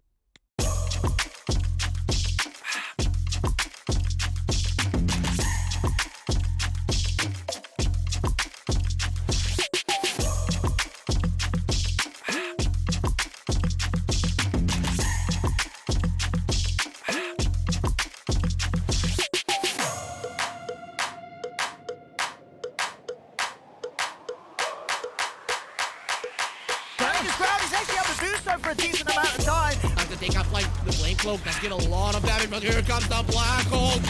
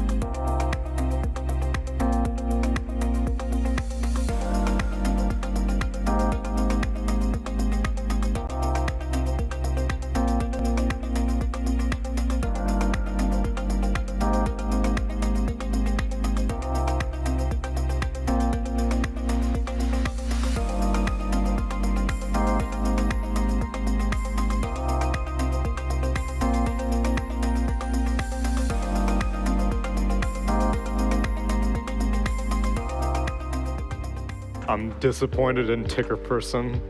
We're going to game 3, boys, is the best that they could come up with. Come on now. The standards have been raised. I expect that he's sleeping. Much how Blacklist Rivalry is during every single game one. It's like, hey, that's me. He's just like, oh. So what were the game 3 strats for Blacklist previously? It seems like they would be very similar to their game 2 strats. Shocker. They win with a strategy and they're like, let's do it again. Yeah, and then, well, you know, prior to this series, they've always had Furion in all their wins. Yes, that's true. So, Stats light. They want me brute now. I mean, it's the first game. Bravo. And I mean, and I don't think it was like more of like, I mean, sure they played well, but again, I think Talon drafted them and themselves in the corner. Yeah, they kind of like gave away early angpaos here. Or they're just testing 23 Savage. Like, okay, this is a test. Like, how well can you carry us? Sure. I mean, they definitely put him through the ringer for that game number 2. I don't think any Spectre could have managed to get their way out of that situation. Yeah. How about these first phases? Do you think that Blacklist will continue with Brood Hood if none of it gets banned? I think you might as well, because like I think one reason why they're really pushing this Brood, because Brood hero is you want multiple heroes to be ban-worthy in the first phase. You know, so Furion's already ban-worthy for them. Yeah. So you need additional heroes. Then you can see which angle do you go through the draft. They're trying to make Brood a ban so that they can pick NP. Sure. Yeah. Or at least make you consider it in a way. The other first phase, so game 1, first phase Talon banned Nature's Prophet Mirana. Game 2 is Nature's Prophet Clockwork. Yeah. And so maybe it might be time to do Brood Mirana, Brood Clock, let the Furion go through. Yeah. I think the only adjustments they'll probably have to make is like if they ban Nature's Prophet Hoodwink, then it's like, do they still want to go for, like they'll probably go, because it feels weird going Clock Brood. And like among all their Brood games, Hoodwink seems the best support that to pair with it. How about Willow? Willow with Brood? It's still good, but it's just not the same. Not as good, but you have to find some sort of replacement. Maybe you go Mirana, but Mirana is fine too. Yeah, but it's not as scary. You know, like sure, you can hit the arrow with like the silk. Is it Silken Bola? Yeah, that's Silken Bola. Yeah, but it's not as scary as like a bushwhack, and then he's like Max Shackle, Shadow Shaman, Max Shackle. Dude, where is Shaman at? I've been seeing him in a little bit in one of the Europes. I don't know if it was Western or Eastern, but completely irrelevant in Southeast Asia. Stick with the same bands. It's Brood and Mirana taken out. So Talon's like, I'm tired of fighting this spider. Let's fight the tree. And the NP, right? Yeah. So both trees are are open. I mean, so Bat wasn't banned in the first phase the last game, right? No, Blacklist Rivalry banned the first phase, I bet. Previously, they banned out Monkey King Tusk in game number 1 and Mirana Naga in game number 2. So they're opening with Naga. Oh, well. So the Naga's the flex pick here, right? No. Jab, 5 position Naga, right? No, Jabs can play Naga. Wait, 23 can play Naga. I thought you were being sarcastic. No, what the hell? But this was the issue with Talon, is they flexed themselves into a corner last time. There has to be like a line, you know. They overdrew the line. Okay, fine. Oh wait, if you have the stats, who has played Naga in Talon? I know Jabs played the hero and 23 played the hero. But I'm just like saying. So far, this DPC, they have not gotten their hands on it at all. So they haven't played it at all. It was just purely a I'm curious on why. Comfort. Yeah, but just based on how they are drafting, they always open with a hero that Jab might be playing. You know? True. No, they got the Tiny. Tiny proved to be very strong. Game number 1. And now, Blacklist Rivalry is probably thinking, okay, guys, is the double tree opening good? Of course it's good. And then the stats person looks at you, stats don't lie. Okay, the numbers, this is the numbers, man. Yeah, but then like, Treant is not, I mean, the Furion's not really good against a Naga carry, right? Oh, that's true. Like, yeah, Lina. Well, he's laughing, you know. He sees the Lina and he's laughing, you know. Everybody's laughing.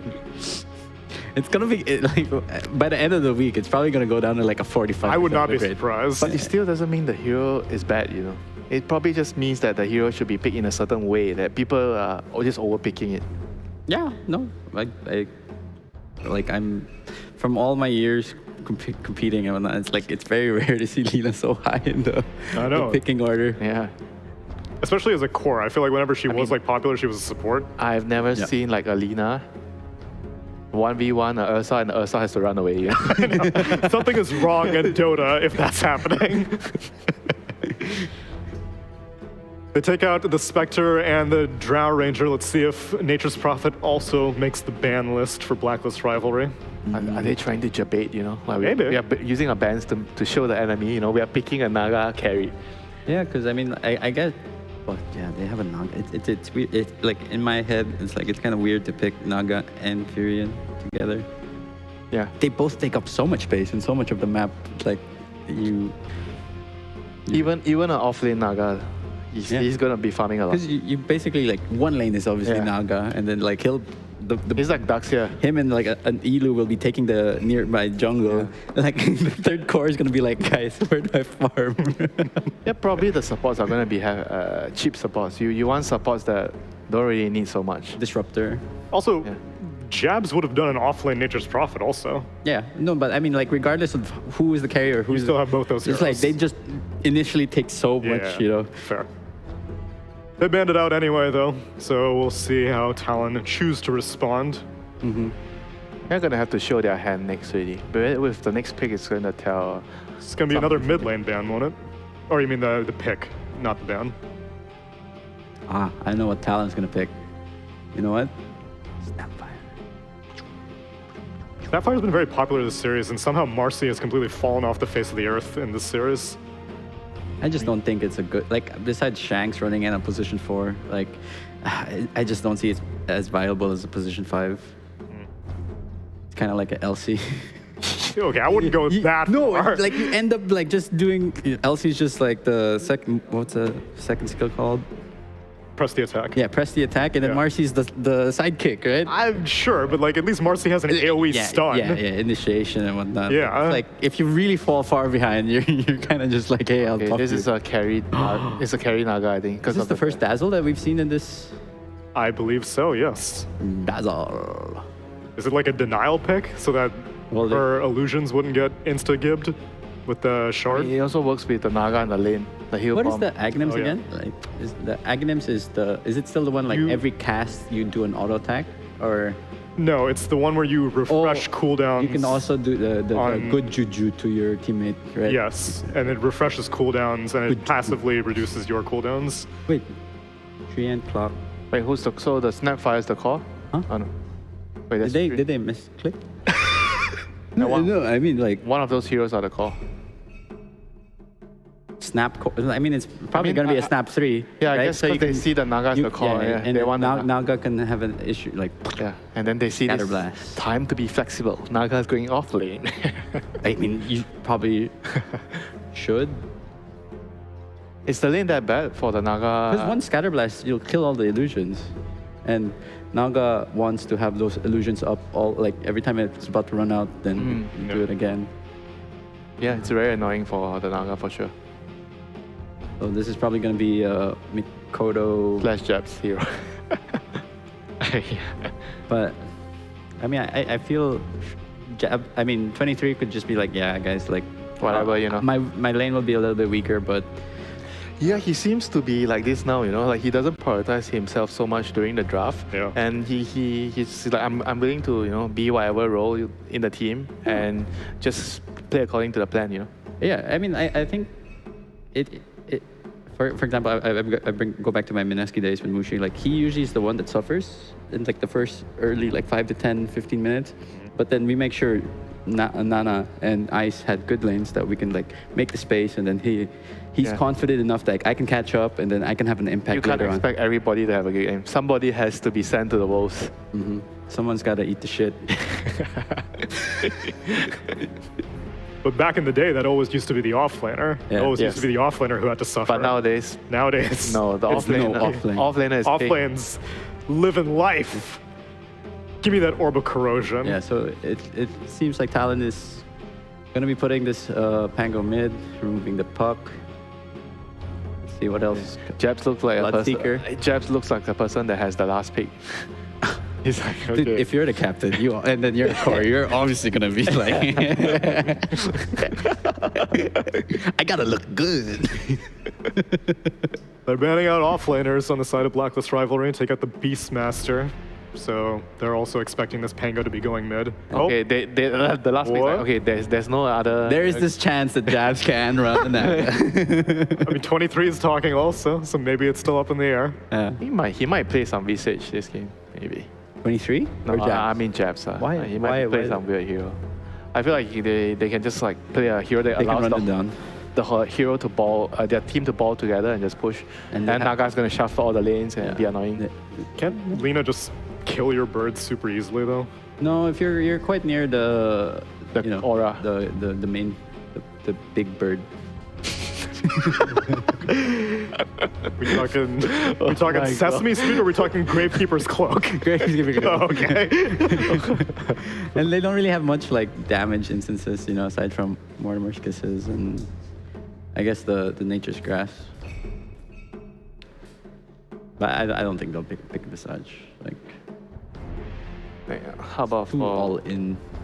For Blacklist Rivalry right now, they need a mid hero. They need like a initiating hero for sure because they have a Snapfire off lane. A Carl. They might a Carl hero. So they ban Lifesteal, so they think that the Lina's mid. Bro, these They're teams are just mind gaming each crossing other. all their. Oh, it might be a reaction to the morph. morphing ban. Because Lifestealer is bad against morphing. Winter, this is why you're an analyst. An analyst. I mean, I don't know. That No, might I be mean, that's actually a very valid point. Morphling is very good against Lifestealer. No, but then couldn't they have just picked like Razor? Yeah, but Razor's kind of fallen off. That static link nerf really hurt. I like it more if they pick like a car hero, like some tempo hero, instead of giving him the Lina. That's how I feel about it. Oh, that's nice for Carl. That's Is that a Carl hero though? You wanted like, it? Why not? I mean, I've never seen him play it, and I'm but sure it's he like can a play plug. it. He's moving around. He's killing. But it's killing not stuff. as like Flashy. No, yeah. I mean, sure. I I can, mean, I can be see what flashy. I can see what you're talking about, but you know, he's more of like the spirit type. So do you change the mid lane matchup now that your Pango might get stepped all over? Ooh, Doom. I do like this Doom. Who's playing? So it is Carry a carry Doom. Yeah, they bamboozled everybody. Okay, we're just gonna ban Lash, all the Naga counters, but still put the Naga on off lane. No, I mean sure, like, but this time they have a reliable position 5. I look at him laughing away, you know. Yeah, we tricked the enemy, you know.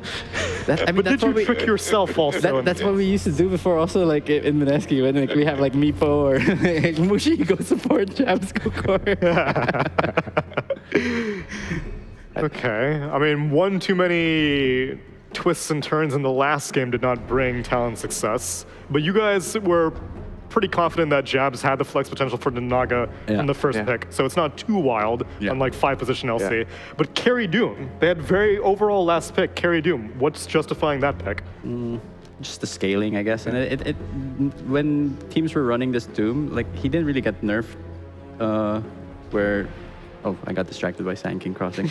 I mean, it's just like you don't want to put the Naga there, and yeah, because the lane is hard for the Naga. Okay, I understand why not Naga, but why Doom is what I want to know. So maybe Cap, no, you had your chance. You blew it, Mike.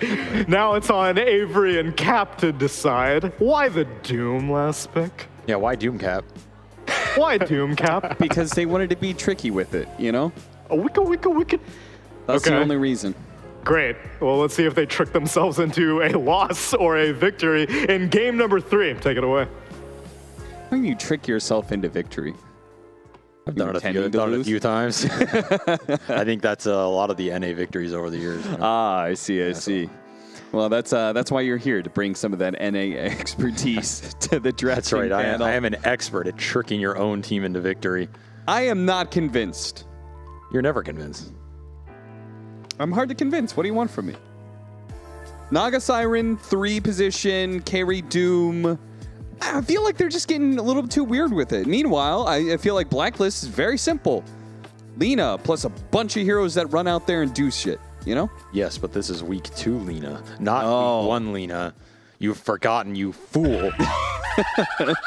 Do you think they actually have answers to Lina here? I mean, they've got some gap close. Oh, they have nothing. Sure. She's going to destroy him. Wait, really? Yeah, actually, kind of, yeah. I feel like this is a really good Lina game in a lot of ways. Like, the Lina basically is just going to get to sit there, and what do you have to gap closer or stop her from hitting people? It's some Pango roll with Basher later, maybe? And this Doom jumping and dooming her. The problem is you have double disengage between Clock and Tree, right? Yeah. Like, this Doom Pango should get overgrowth with their hook shot clogged at some point, and if Lina resets after that, I think you just win the fight. Now, obviously, a lot of can go wrong in that, right? If you get the Doom on the Lina before she BKBs later on, or the jump is just clean, she gets bashed, she gets tossed back. Again, Tiny, super important in this game for the way Talon wants to take fights and play the map. Like, he is essential to their pickoff and fight displacement, so that's another wild card. But this is a much better Lina game than game 1 for sure. And their lineup functions pretty well around it. You have to gap close her through all this obnoxious gunk, and might be too difficult. Yeah, there's a lot of tanky heroes and a lot of initiation on the side of Blacklist. Oh, some illusion block. Really beautiful blocking from Jabs. And AU slowed down to a crawl. They're going to be able to collect this kill. Who wants it? Okay, I don't think Jabs Not intended to give that one away, but I think he may have misjudged. I mean, Ollie was like, look, I had to play that Legion last game, so I'm taking this shit. I don't care. Yeah, that's understandable. They really like the saves from the 5 position. They tried to the Legion Commander last game. Now they're doing Dazzle. Why Dazzle? Oh, maybe it was somewhat of a steal pick too. Like they didn't want them taking Dazzle versus the Naga. You block pick a little bit. Yeah, sure. I also think like the saves when you have the initiator support already become pretty strong. They already have this Tiny, just pairs naturally. It's a very well-rounded support duo. Kind of sets you up for your later counter picks to be easier, you know? Like you have this save to bail out some carry pick that might be squishy or something. Like let's say you want to go in some game and I think it's a lot of the issues people run into with Troll, for example.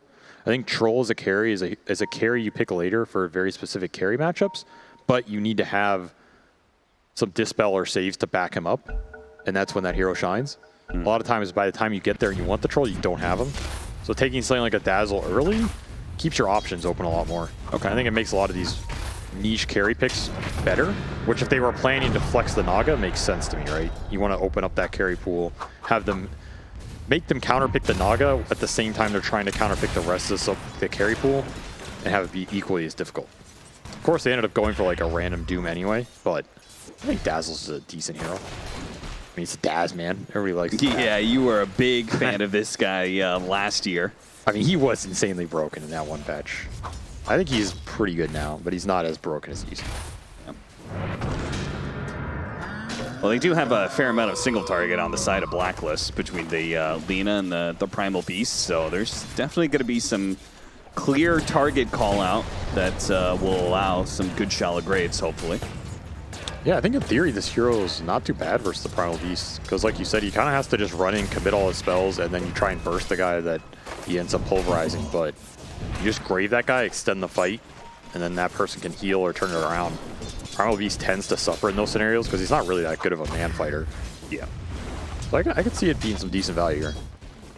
Where do you see the value out of 3 Naga Siren? Because one of the things is that I don't feel amazing about this hero as a 3. Like, great 1, and I think it could be a fine support, but 3 is just this really nebulous position where I don't see what you build out of it that's good. Greaves, Pipe. You think you still go the Aura items? Yeah, for sure. Okay. If it's like a good Wraith Pack game, I think that helps as well, but I think you go Auras here, or in this type of game, he does have double fighting core. Like, you have this Doom Pango who are a lot of weird hybrid pure damage and stuff. He could just go carry Naga items too. I think it's fine. Okay. Maybe Jabs is just playing it, you know. I wouldn't mind him just going normal Naga items either, and then you just play this Doom and Pango, like Doom and Pango, right? Their lineup can function either way. I think it's just a matter of who wants to itemize for what and how they view those matchups in the game. I could see it go either direction. To me, Naga is a hero. Her job is to shove waves and control the map. If she does that, then the pick is doing what the pick is intended for, and it comes down to the rest of your lineup taking advantage of it. So to me, Naga is only ever as good as the rest of your lineup takes advantage of what she gives you. Because it's not a hero that directly wins the game herself. Like, her killing creeps and shoving waves and giving vision is what she does 90% of the time. Yeah, and I guess they have some heroes that take advantage, at least I'm thinking of like the song combos. So they've got, obviously the biggest one is Rolling Thunder off of that. Maybe they get in good position of a Doom, especially later on when you have the AoE Doom. Yep. Maybe a tiny combo immediately afterwards. I mean, Doom is pretty good, I think. Like, Doom loves being able to see the vision, see the target, have them getting poked and make them choose to be gibby or not, you know, this type of weird thing, and then he just jumps and commits the fight. I think that's one reason they like it with this. I think Tiny is their best tool. I think Tiny thrives with Naga if you play the fights correctly. This is a combination Tundra abused to maximum, right? And I still haven't really seen people replicate. I don't know why. It's insanely broken. You just play the fights with illusions, you shove it in. Somebody is going to show on an illusion, you blink, toss them back. You have Song to bail out your Tiny if they overcommit on a clump. It's very hard to deal with in the mid-late game fights. And so it's a good combination that they opened up with. I hope they get to use it in that mid game well. And it could prove to be pretty annoying. Very rare to see a rotation out of the mid laner pre-6. Really, the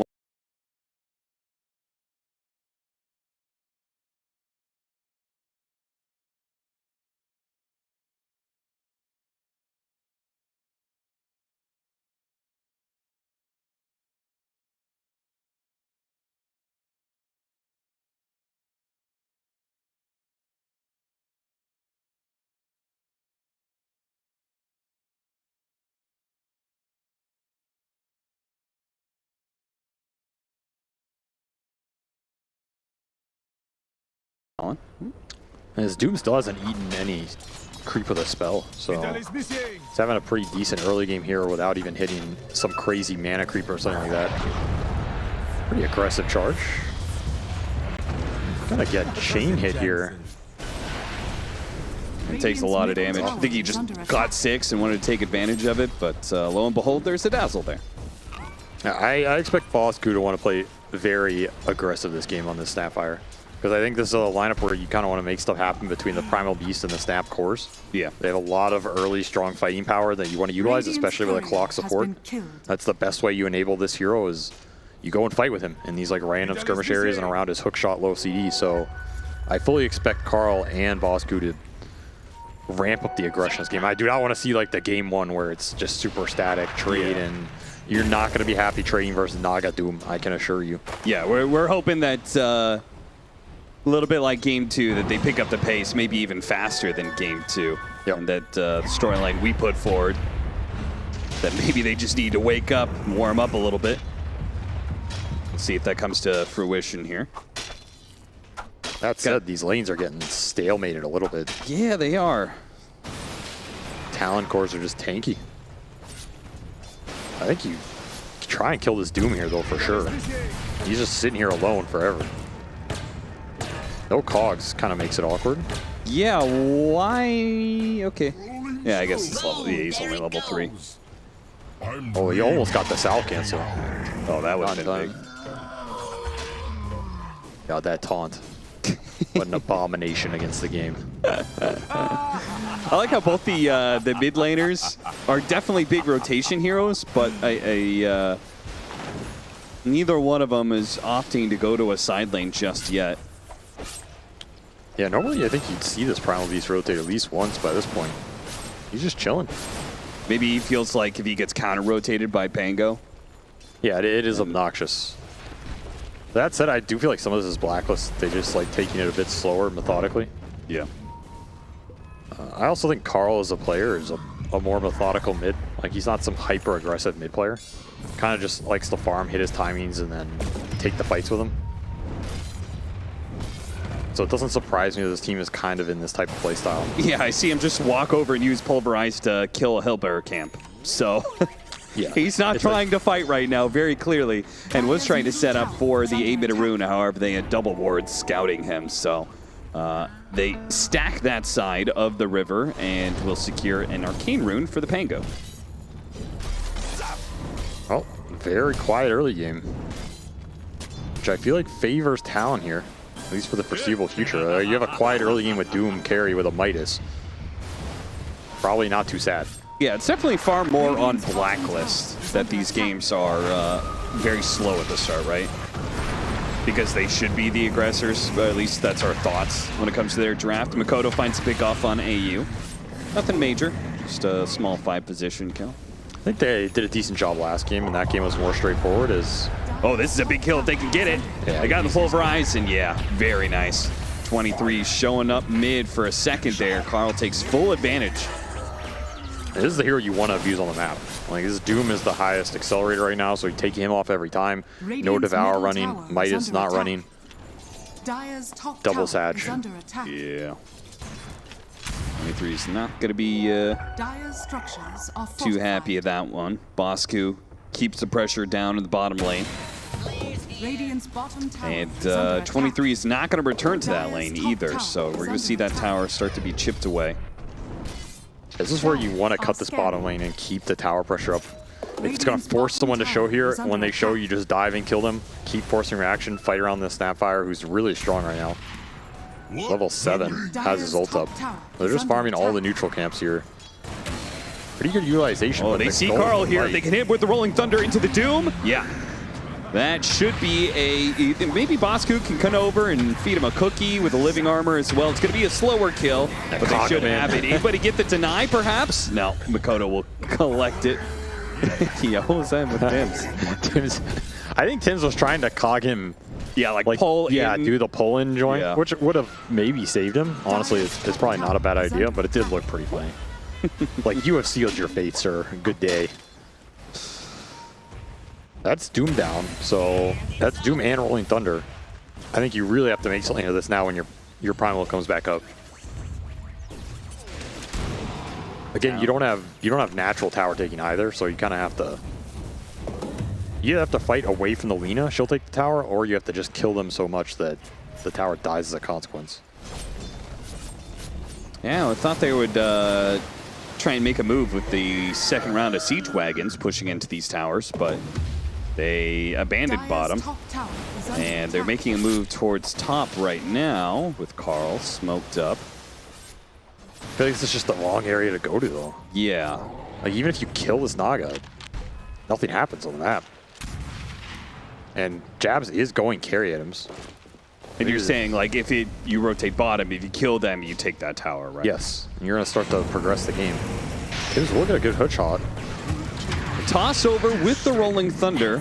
Fair amount of damage on Raven, but you would need to land a few more of those to really get that kill. So maybe he'll just have to accept a pick off on Tim's instead. Oh, hit him with that bad juju.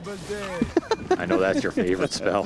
Ah, yes, bad juju. Hit him probably for that big plus 20 damage. Yeah, it's a very high damaging spell, guys. Be sure to look at it. Anytime there's a dazzle in your game, be sure to look at the damage breakdown and see how much bad juju did.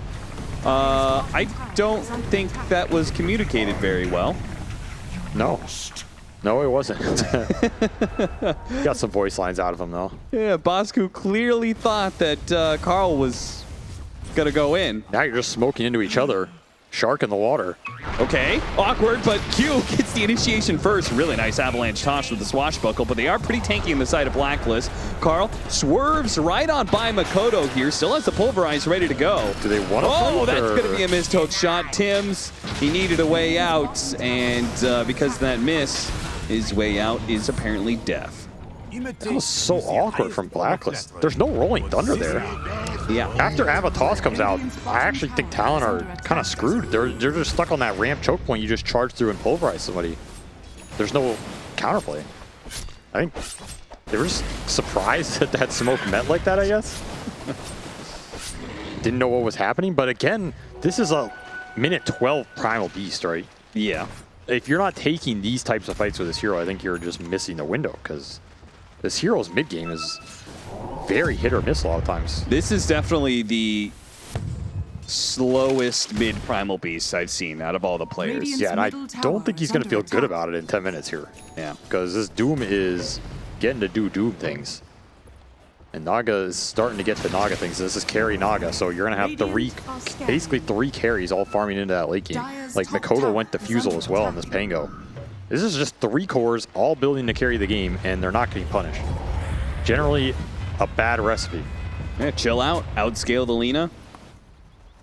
Maybe she can take any one of them in just a carry versus carry matchup, but if you have 3 cores all scaling.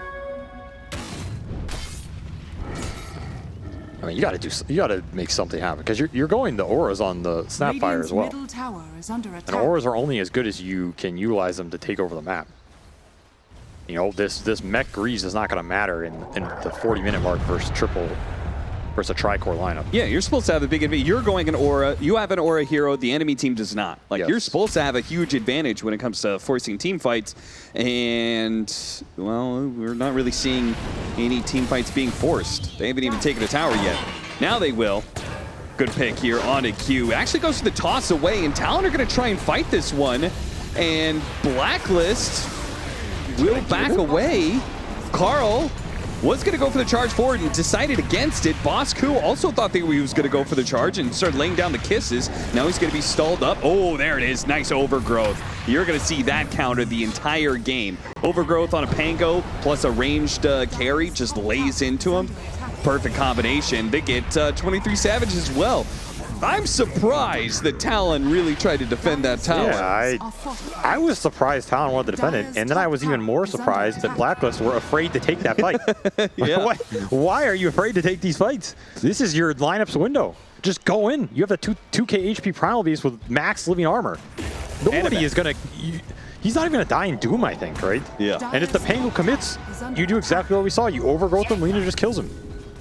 Like, I actually think these fights are very easy for Blacklist right now, and they should not be that afraid. Grab him. Oh. He didn't even try and grab him. Maybe he didn't think it was real. No, very, very awkward game, honestly. Like, it's very awkward, but that said, I'm sure Talon feel very strong. That's why they're taking that fight. And I think they are pretty strong, and they're just getting more out of the map. That said, they threw a decent amount of gold back the enemy's way, so speak lightly. But they have Blink on Q already. A fast, tiny Blink. Yeah, that is really fast. Blink on Q, 23 with the BKB, the Fusel that you talked about. And honestly, I'm not even going to bring up Jabs because he's probably just going to be AFK farming like an actual carry. So until he gets Orchid, probably not expecting to see much out of him. Besides the occasional pickoff, they do manage to hit him with a hook shot here, clear out the illusions, grab him with the pulverize, and he's dead. Oh, good find. I mean, if you're going to commit for this knock kill, you better find it. Which they do, and that's a big one. It'll clear up some space, some map control. Now you can probably make another move off this. You have Lina BKB coming in. Pretty good timing to hit her. You have Blink on Tree as well. Hey, you just sat top farming for a lot of this game, and so now he's an initiator. Yeah, and he did that with level 1 Nature's Grasp, so it's actually kind of impressive he has this much fun. And they have a super good ward as well. Oh, yeah. Combined with a Rocket Flare. All right, Blacklist. They're going for it now with a BKB on Lina. They feel comfortable forcing some objectives. They take that mid, and they're going to smoke through, and look what they're smoking into right now. It's Naga Siren TPing onto the outpost. Jabs. But Bosco was the old... Wait, where's the team? Just farming. Why is Sapphire leading this? That's one way to cash in. Hello? Radiant's middle tower Blacklist, is under testing, attack. 1, 2, 3. Where'd everybody go? This game is just way too hesitant for them. Like, are you making the smoke move or are you not making it, you know? Are you going enemy jungle or are you not going enemy? It's just so indecisive. Yo, Cuckoo needs to put the boss in this name, all right? He needs to start telling people what's what. Because he is making the moves like he's expecting people to be aggressive. Yeah, he keeps on throwing kisses down, expecting, like, you know, the people to be going in when he's making the call. Now you're going to jump mid again. You do have BKB to turn this. All right.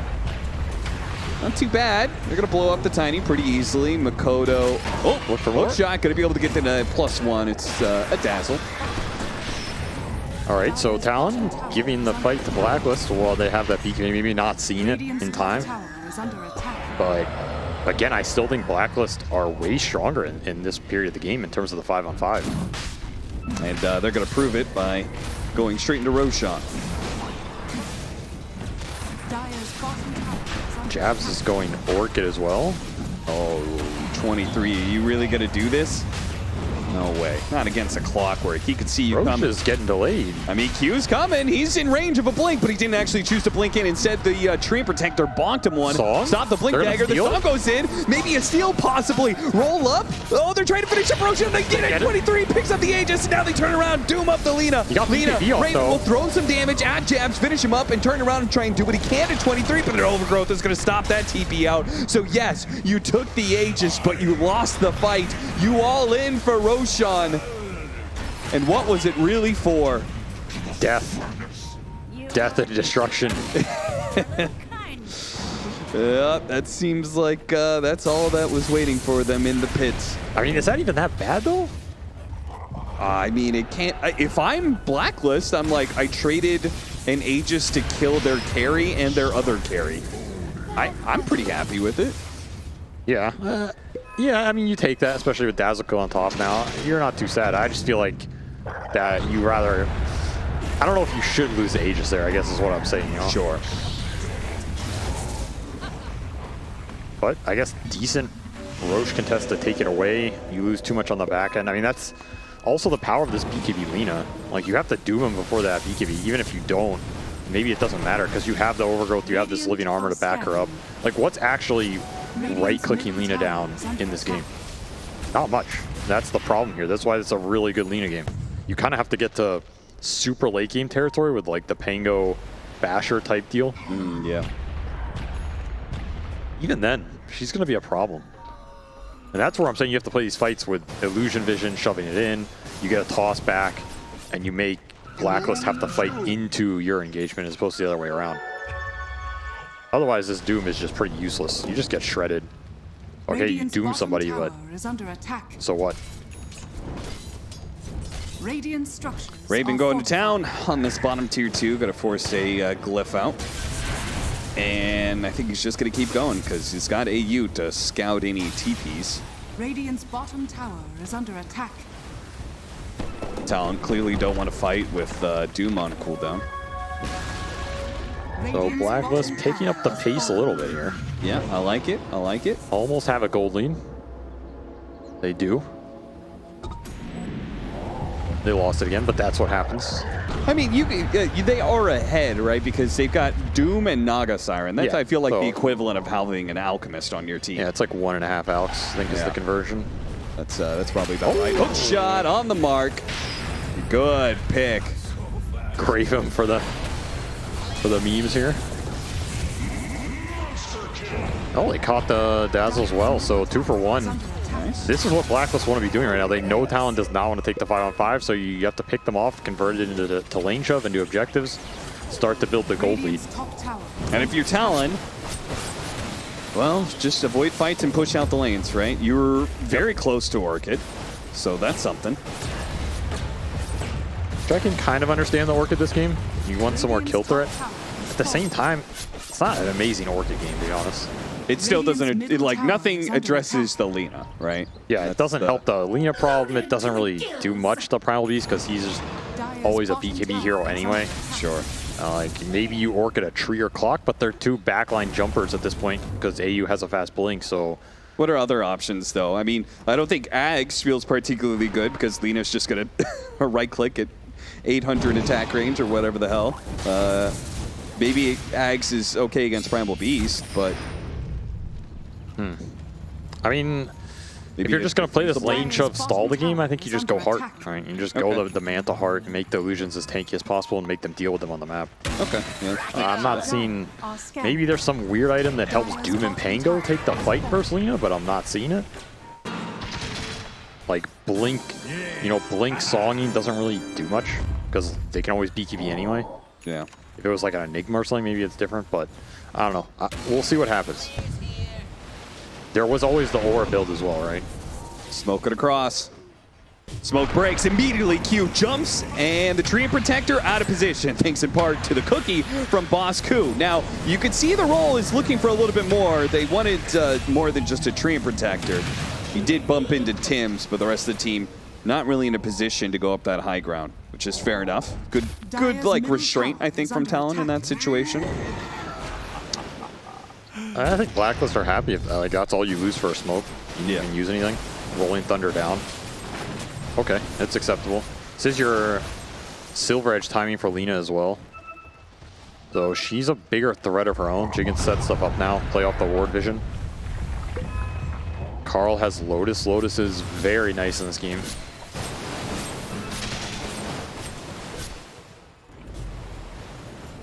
I almost feel like you need Basher on Pango or something. I mean, I think your timing is just Ags Basher at some point, and that's when Pango becomes very obnoxious. He's a ways away.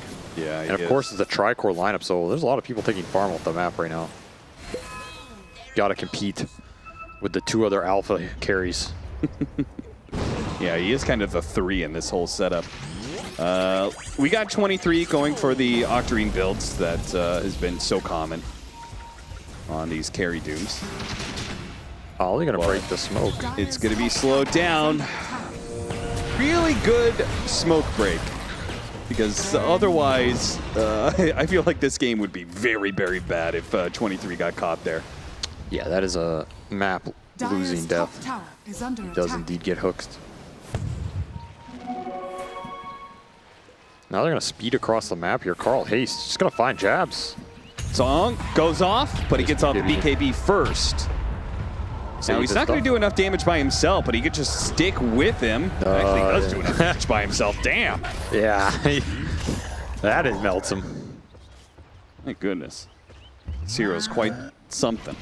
Oh, so much for Naga stalling out the map. I feel like you also want to get to the enemy side here. He hit the neutrals, but the hookshot went through Q. And Raven, always there, it seems, to follow up on the Clockwork's initiation.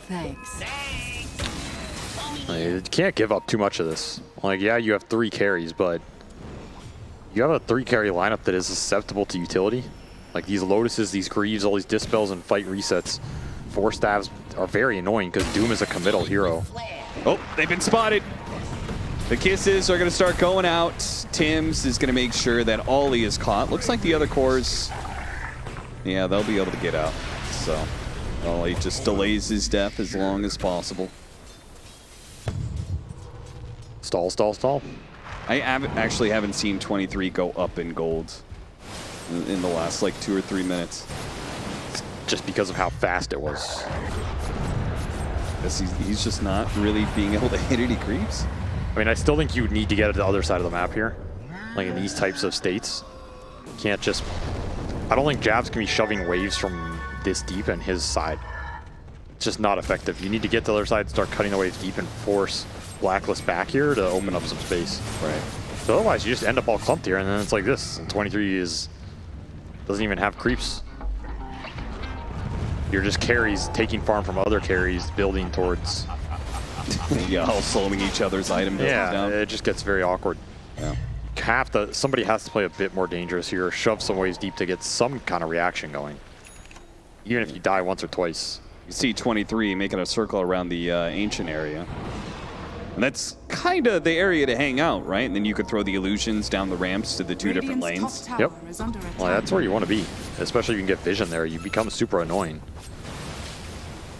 You are going to be afraid of this Silver Edge Lina at this point, but it's just kind of something you have to deal with here. Yeah, you got to take certain risks if you're going to be running a tri-core setup like this. Well, the heart is almost done. He's got enough to afford the Reaver at least.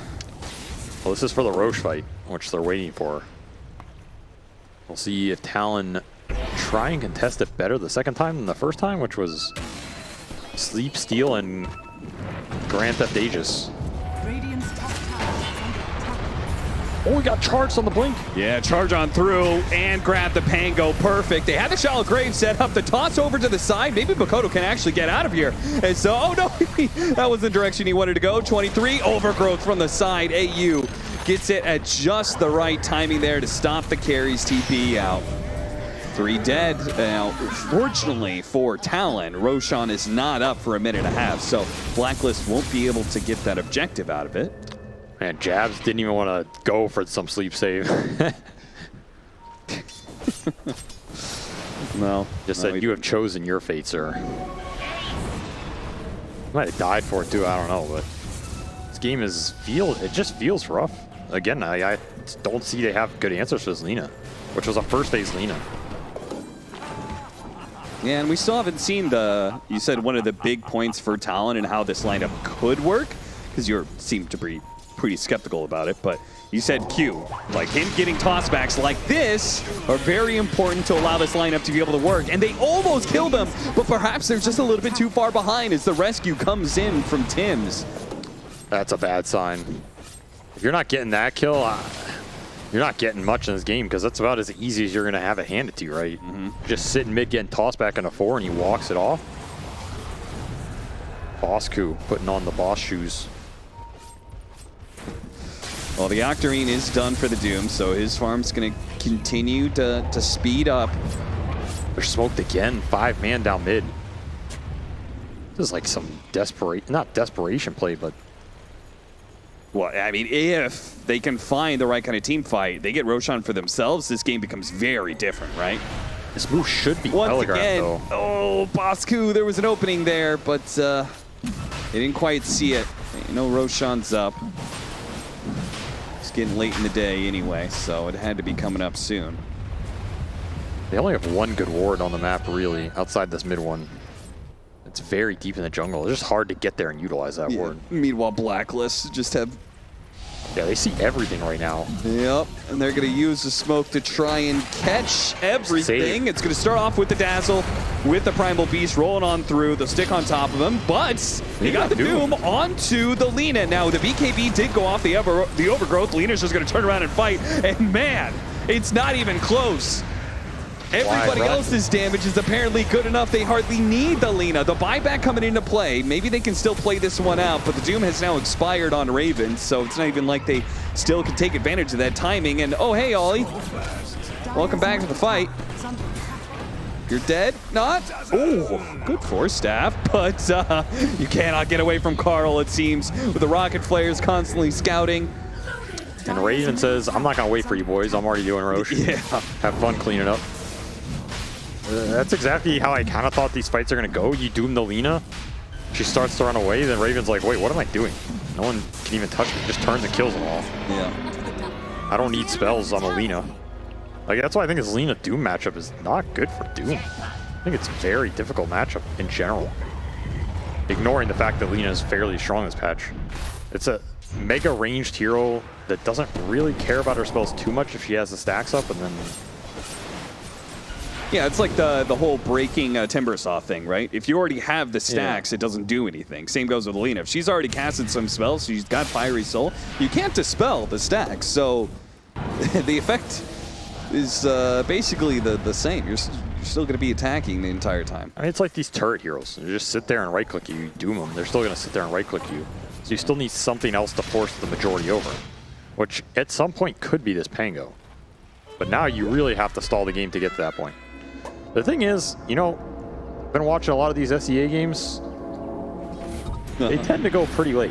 Yeah, they they do. They do not get closed out early, that's for sure. Every time I'm like, you know, Avo can speak to that especially. Yeah, I think Avo lost a couple days of his life to these games going late. And so if you talk about a region that can stall some games out, it's probably this one. Which is another reason I think Doom is super popular for a lot of these SEA teams, historically. Yeah, makes sense. Doom tends to win in the ultra late scenarios.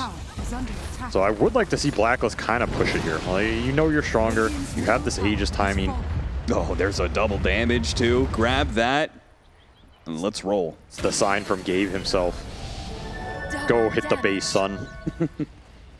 You are my chosen one. My favorite child. Choir, Go, Raven. The choir of angels comes on. No, Raven. He didn't want you to hit neutral creeps with this.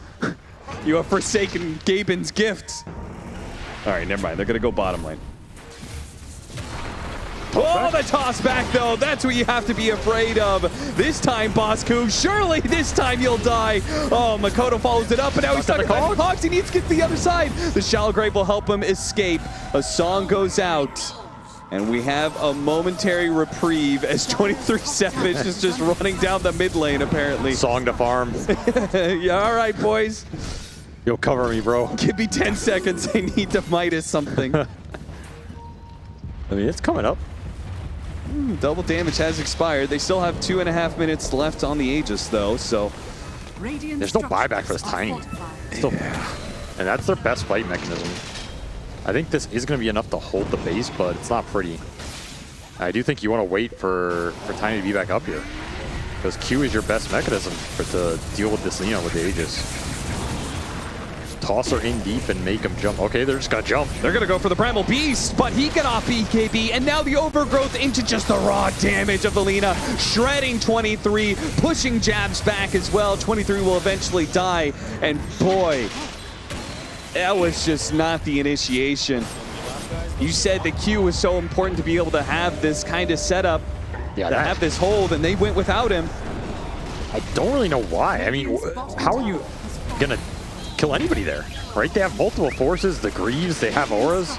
You're going on the tankiest target too. Yeah, that fight seemed fundamentally flawed. I get the immediacy, but that's not the way to do it. Now you have to use this Doom buy. Oh, Q had to blink backwards, so.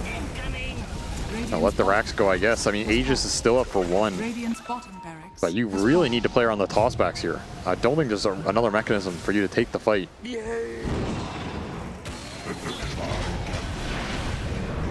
Doom up in 20. Maybe you can save the buyback. What can Q? Well, they're going to use the Rolling Thunder, so...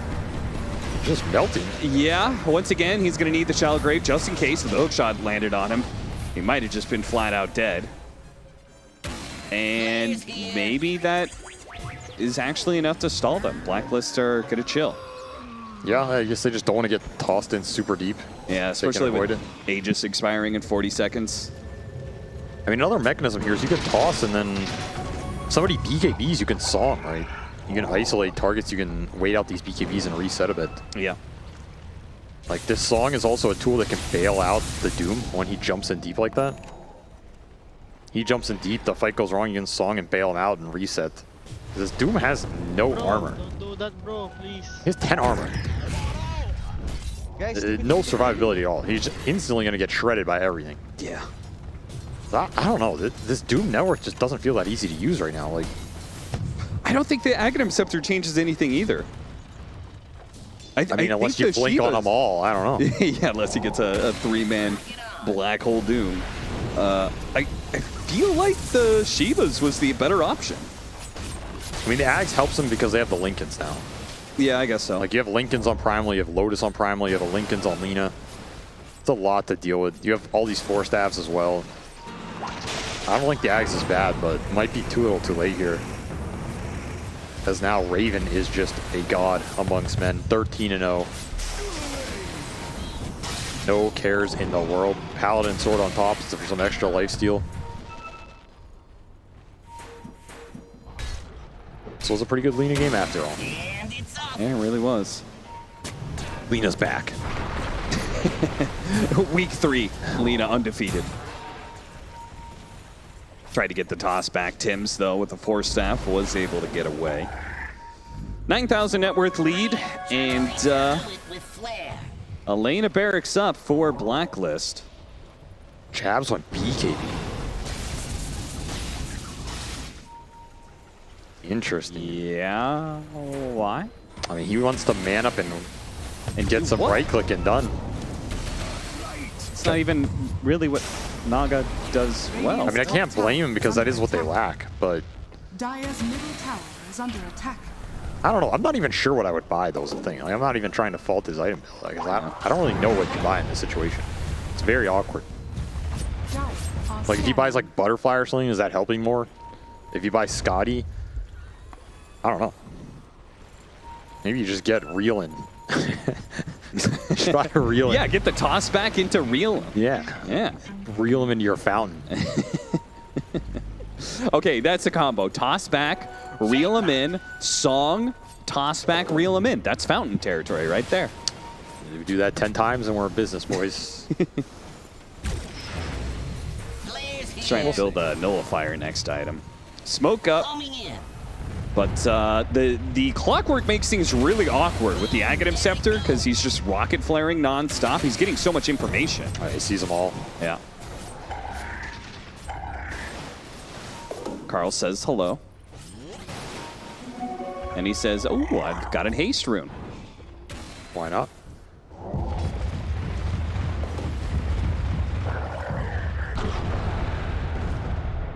Let's go into Wind Waker next item. I guess the idea is if you can BKB and Nullifier on Naga, and you run in and you doom somebody, and you can just BKB and nullify somebody else, you can stick on these targets, maybe just kill him in that duration.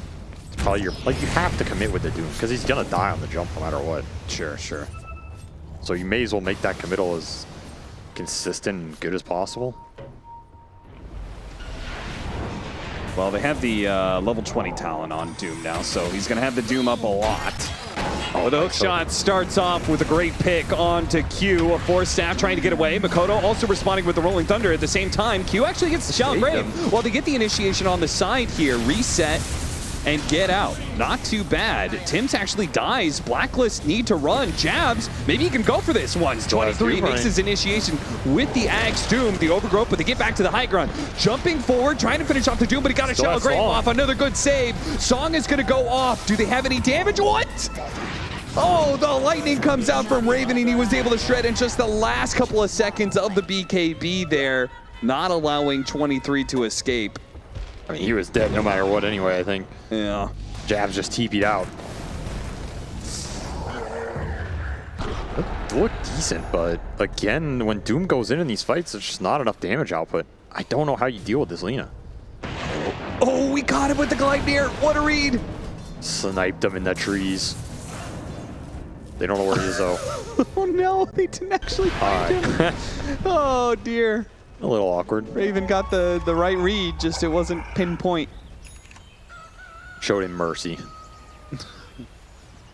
Catch and release. Pangolins are an endangered species. Gotta protect them. Especially this game. Yeah, Makoto's died a couple times. Only 2 deaths, actually. Yeah, not that bad. I mean, 23's had the rough one. 8 deaths on this carry Doom. He's just not been able to find the openings. At this point, I don't know if the openings are there. It's just tough. Another Aegis for Raven here. Refresher the for the Treant. So now you can Overgrowth and refresh Overgrowth if they pop their BKBs. I mean, you casted nothing else, yes. That's a lot of mana here for the boy. Yeah, I guess you're right. He's only got 850, and that's 800, so... I mean, is there anything else you really need to cast? 50 mana for Living Armor, and I guess that's your whole kit, yeah. Yeah, that's it. That's all you need. Tower has fallen. No, double Overgrowth is very nice here. Dire are scanning. The cherry on top of the screw your BKB Sunday. You really had to stretch for that one, huh? What goes exactly on a screw your BKB Sunday besides the cherry on top? You know, scoop a hook shot. Okay. That's about all they have.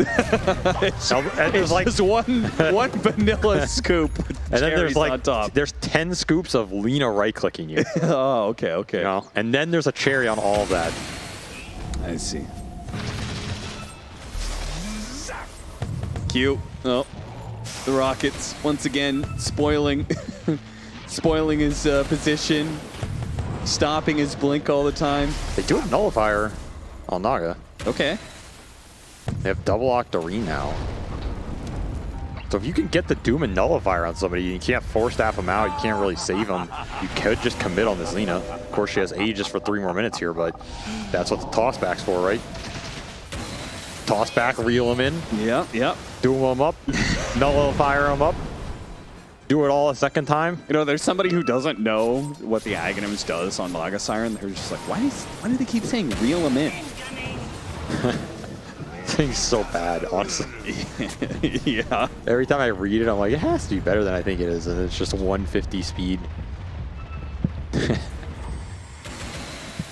kind of like Dazzle's, bad juju. It's like it's almost insulting to have that extra. Just leave the original ensnare in. Just keep it at that. Don't need to have some weird activatable that's bad.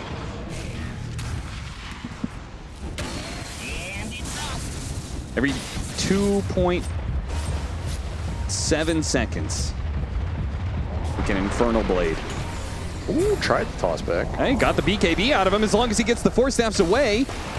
Dodging the counter initiation of Blacklist. Pretty decent. Something small. Yeah. Maybe you almost wanted to tank that hook shot, I think. Would have put him pretty deep. Yeah, maybe. Remember, this is just them waiting out Aegis here. If Blacklist don't want to push it with the Aegis, I think Talon's happy for that to happen. I don't think they're not losing out on much anyway, right? It's not like they would have had the map. 23's even getting out here on bottom. Do you think Raven, when he hits 25, do you think he's going to add to your Sunday? Do you think he's going to do some drizzling of pure damage on top of your screw your BKB Sunday? I think that is exactly what he did. Yeah, some nice Laguna syrup on top. Mmm.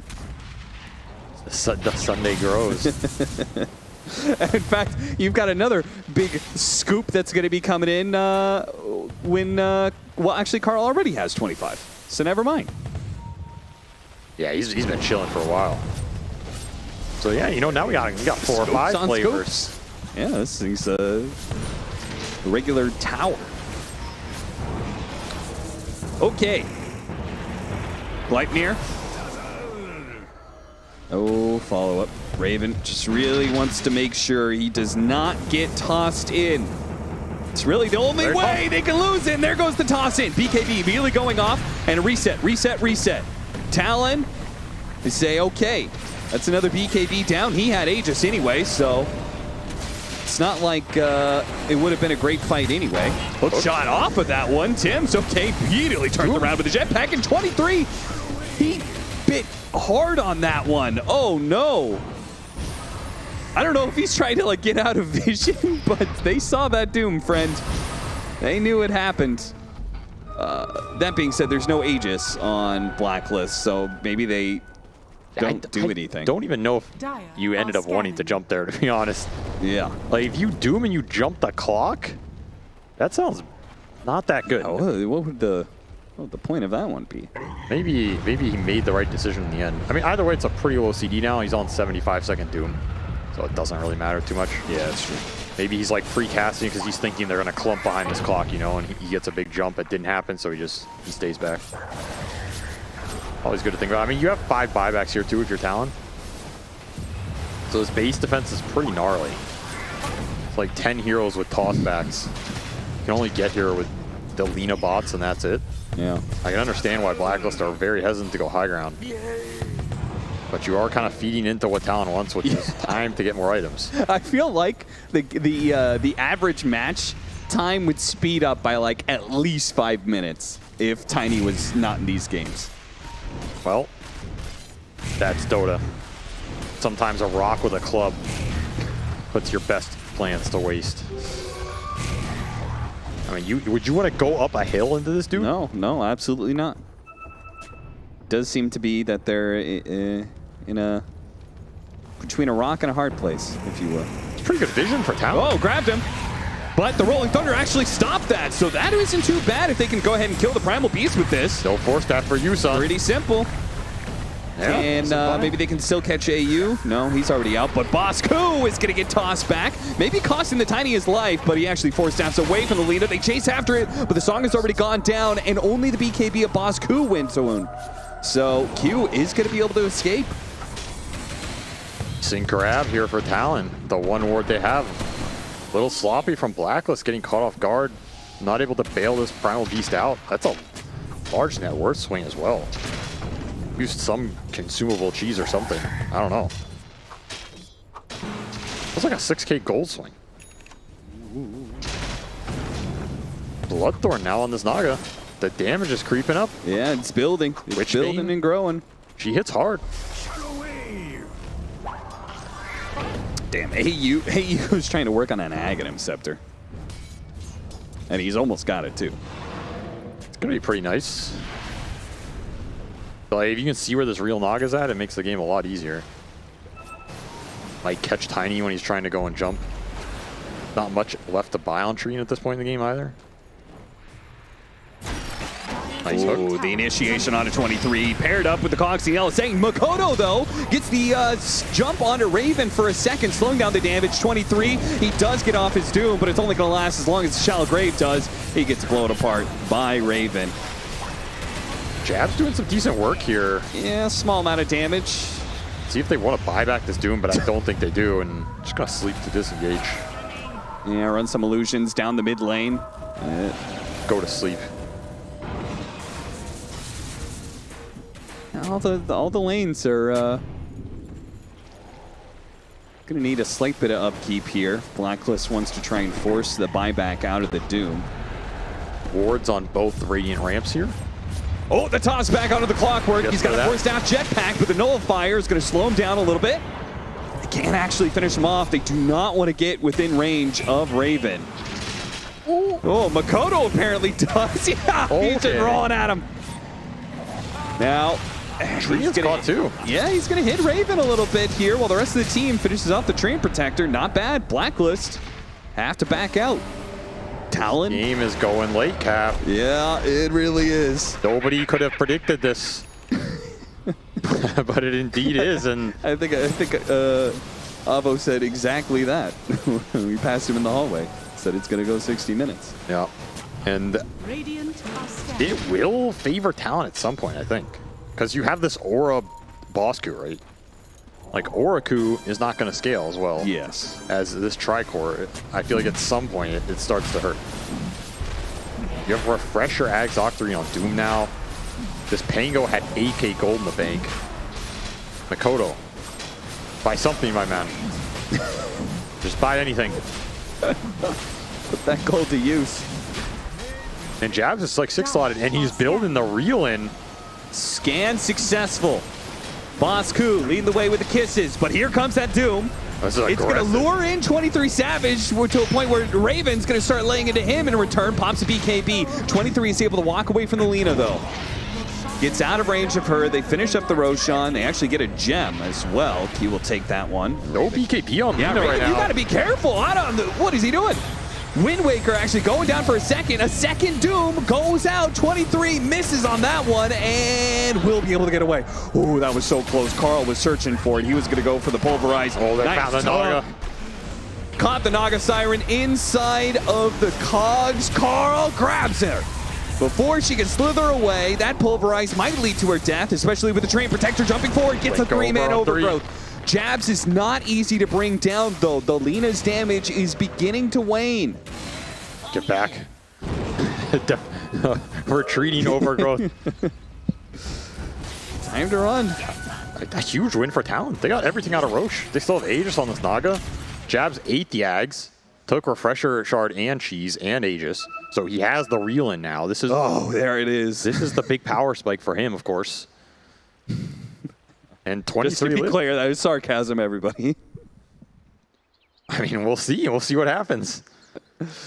The nice part is he will be able to pierce spell immunity, so that could actually be very effective on like the Primal Beast. Yeah, this Aegis is not that bad in the late games. I mean, you're not going to we're just poking fun at the activated ability. Yeah, the passive upgrade to Ensnare is very good.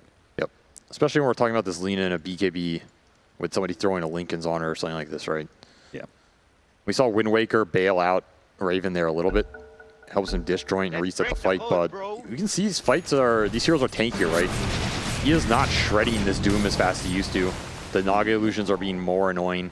Even the Tiny has Shadow Blade now. I was just going to say, I think he just has to accept going Divine Rapier because there is, like, what's left? Like, nothing, your damage just isn't going to change. Divine Rapier is your only step, and that is the peak. Yep, you go Divine here. There is no other route. You are the one solo carry for this lineup. You have to deal the damage. If you're not doing the damage, nothing else matters. Get the will of the gods on your side. He has 11k gold too. Yeah, so he can easily afford that Divine. He wants buyback, and then he has his courier at the shop, so he's trying to like wait it out and see what happens. We're kind of predicting the smoke play, which is lingering in the mid wave. But of course, the Rune of Destiny. I mean, I guess they don't really have a right clicker that takes advantage of double damage, so. No, they don't. It was a very, very small Destiny. It was a Tea-Leaf Destiny. They've actually got the initiation. The Wind Waker's going to go down trying to help, but there goes the Nullifier, but they're going to blow up the Doom, it seems. Shadowgrave's going to wear out. Raven is outputting the damage this time around. Doom's going to fall. BKB activated, starts walking away. Jab's going to go for the sleep here. LSA hits him, though. Force Staff, and the BKB wears out. He's actually resetting. To go back Jabs, where's he going? He's going back in for this one. He wants to be able to grab somebody. It's going to be Carl. Carl does have a charge away. Team chasing after him. Makoto. Blink Dagger up in 5 seconds. It's going to be a bit too far, I think. Divine purchased on the back end. Okay. Ravens had enough. They did get the Doom buyback, which is huge here. 23 did pay the price for his team, even though they get the 2 kills in the fight win. Still Aegis on Jabs as well. Didn't really get to use it. That's why he's manning up there. This guy does not care. He is the carry now. Says, move out of the way. I am the one true CEO. I will take over this team. I still kind of feel like 23 could use an armor item. Yeah, I think he would really like to have a Shivas in this game. But he's not opting for that at all. He's going to go for Overwhelming Blink and Wind Waker. They just look for tossbacks here. This is the power of the Naga Tiny combo. You're going to see somebody. Bunch of invis, but outside of that, Jab's just taking your base. Bet you didn't think we'd see this 30 minutes ago. Yeah, it was not looking pretty for the longest time. Dota Plus had it at one point in time as an 85-15 game. And now, for the first time in about 30 minutes, it's favoring Talon. Yes, but the probability tracker does not know which region we're playing in, Cap. It's saying it has to go past 60 minutes, so then we have tier 5 items, and that changes everything. See, we knew this game was going to go ultra late, but the tracker doesn't. That's true. I mean, yeah, hell, a tier 5. There are a couple of tier 5 neutral items that could really help out 23. There's the Arcanist armor that gives him, and then there's the other one that gives him 20 armor. Yeah. Obviously, Giant's Ring would be nice. Hell, even a Book of Shadows. Oh, yeah, he'll take anything. Yeah. I don't think he's a picky man. Eagle Song for jabs. Think about that wasn't the hook shot he wanted. Okay. Makoto doing some rolling.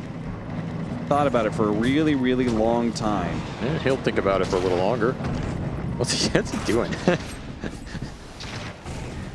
It's, I mean, he's kitted though. This is the late game Pango where, like, his impact isn't as visible, but it's very high now, right? He has full Ags, Basher, Octarine, Witchbane on top of it, A on this so he can't get jumped. He's living the Pango life. No longer endangered, thriving. Now he endangers you. he's become an invasive species. He's taken over. Nice little pulverize on some illusions.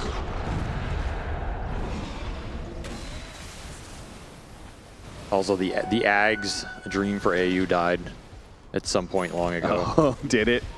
Yeah. Now he just has the point booster of shame. Oh no. I mean, it's not too bad. He gets extra mana for when he eventually gets the refresher. Yeah, that is true. He does need that. Oh, it'll pay off. But long time he's going to be building towards anything. Scary game now for Blacklist, honestly. This is very difficult to win from this stage. Yeah, now they're the ones who have to hit some crazy good execution.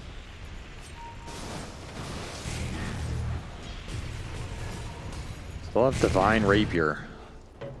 The will of a deity in Raven's hands.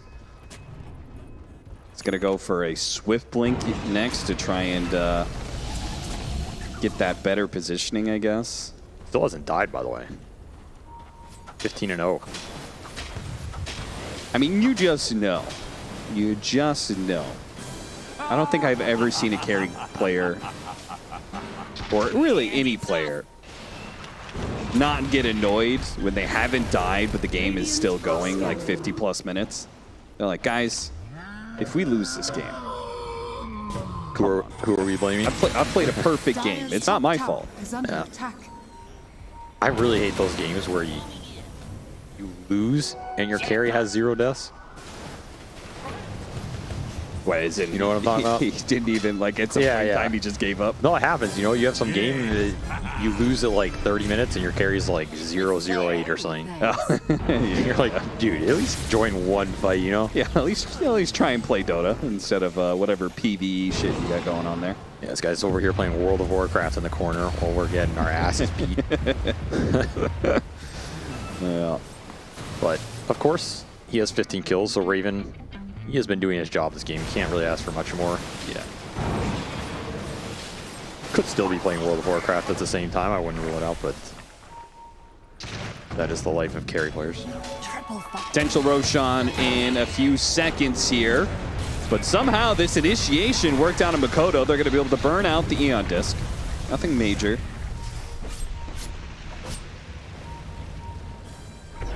And back to the high ground they go.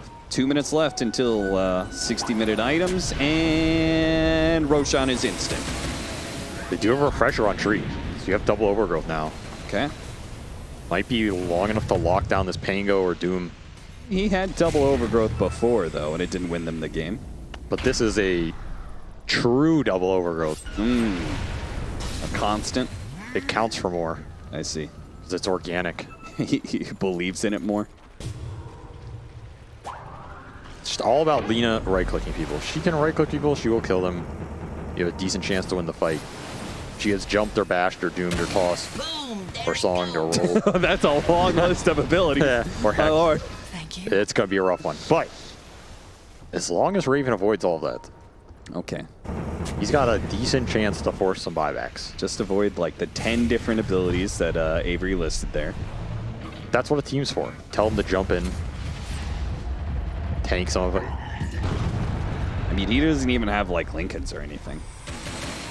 Kind of want to see this Pango go Abyssal. I mean, I feel like if you're Talon, the one place you do not want to fight, though, is just this dire outpost in the late game. It's like maybe the only thing they really have to think about. Yeah. Just don't push in an aggressive fight into this dire outpost and then take a 5 into 10, you know? Sure. Because buybacks can win Blacklist the fight still. They have the spells to do it if Lena's alive and you're just throwing bodies. And that is the one small advantage Dire still has to me around these Roche pits, so you do have to think about that if you're Talon here, but they have Tiny, so you can just throw people back, play off the illusion vision. Jabs is controlling the runes, finds another little double damage. He'll take it this time. Says, I am the right clicker. All right, you got 10K on Jabs. They're actually going to smoke up here. They're going to smoke up as the 60-minute items are spawning. They know that Blacklist are going to be trying to get those, so they figure, why not go take them, take the fight to them while they're a little distracted? Or maybe they're just Stone scouting Roche. Maybe they're just repositioning onto their high ground again. Yeah, a bit of a awkward smoke. Stingy and Desolator from Makoto here. Very nice item for him. Hey, there's the armor item. Ex Machina. Yeah, 20 armor. There he goes. That's why he didn't build Shiva's cap. It all came together. Look at him now. I am the Doom now. I think he was always the... No, he is the Doom now, Cap. Before he was just a Doomling. Now he is Doom. He's the full-fledged Doom. Giant's Ring for a Primal Beast, perhaps? Perchance? Oh, yeah. Let me see that showcase view. When it hits, showcase view it. Let me see him in all his glory. That's a He's huge. Honestly, I feel like on this hero, it doesn't actually change that much. Yeah, but wait till he pops BKB.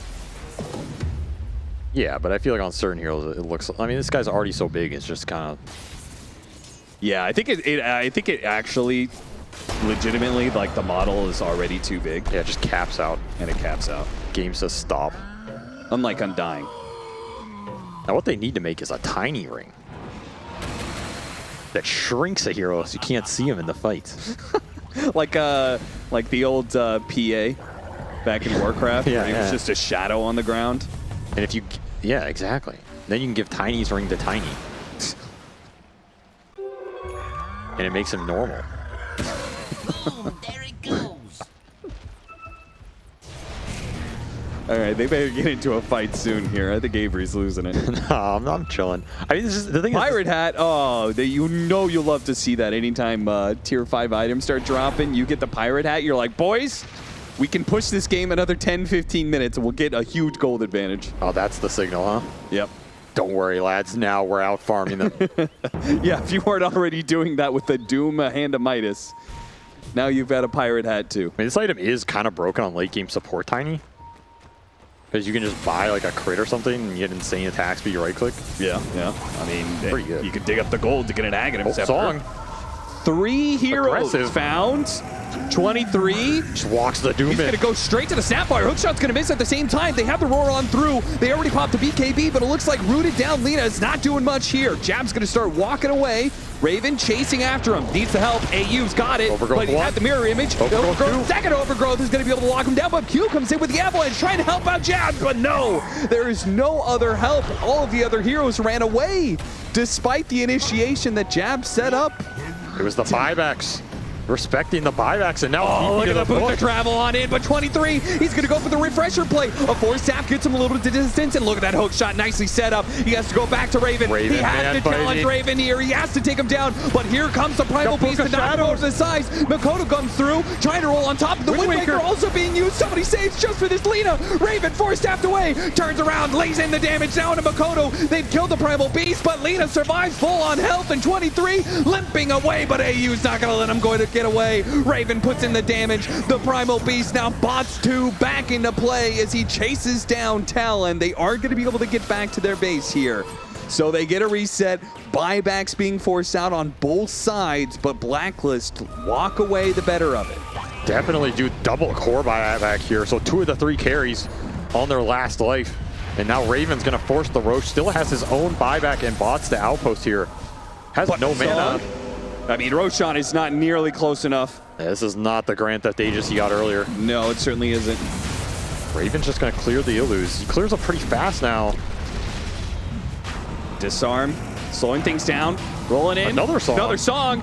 Raven all in for it, trying to get up the Aegis. He popped the BKB and he gets the Aegis in time. He's got the second life. And now, Talon, what are you going to do about this when you can't blow up the Lina right away? They're going for some of these other heroes now, but they got to be careful. LSA, Raven actually burned out of mana here, so he just lays in the right clicks to grab jabs. That's going to be good enough there. Makoto on the high ground, but that's going to be the death of the Pangolin. No buyback on jabs. Over to the side, a huge overgrowth laid out by AU. Up in the air goes the Doom, but he is absolutely impotent. He can do nothing with this. He pops the refresher, can't get the blink away, or maybe he can. Gets down to low ground, TP's out, will be able to escape, but how can they play this out? They've got no Dooms, they've got no jabs.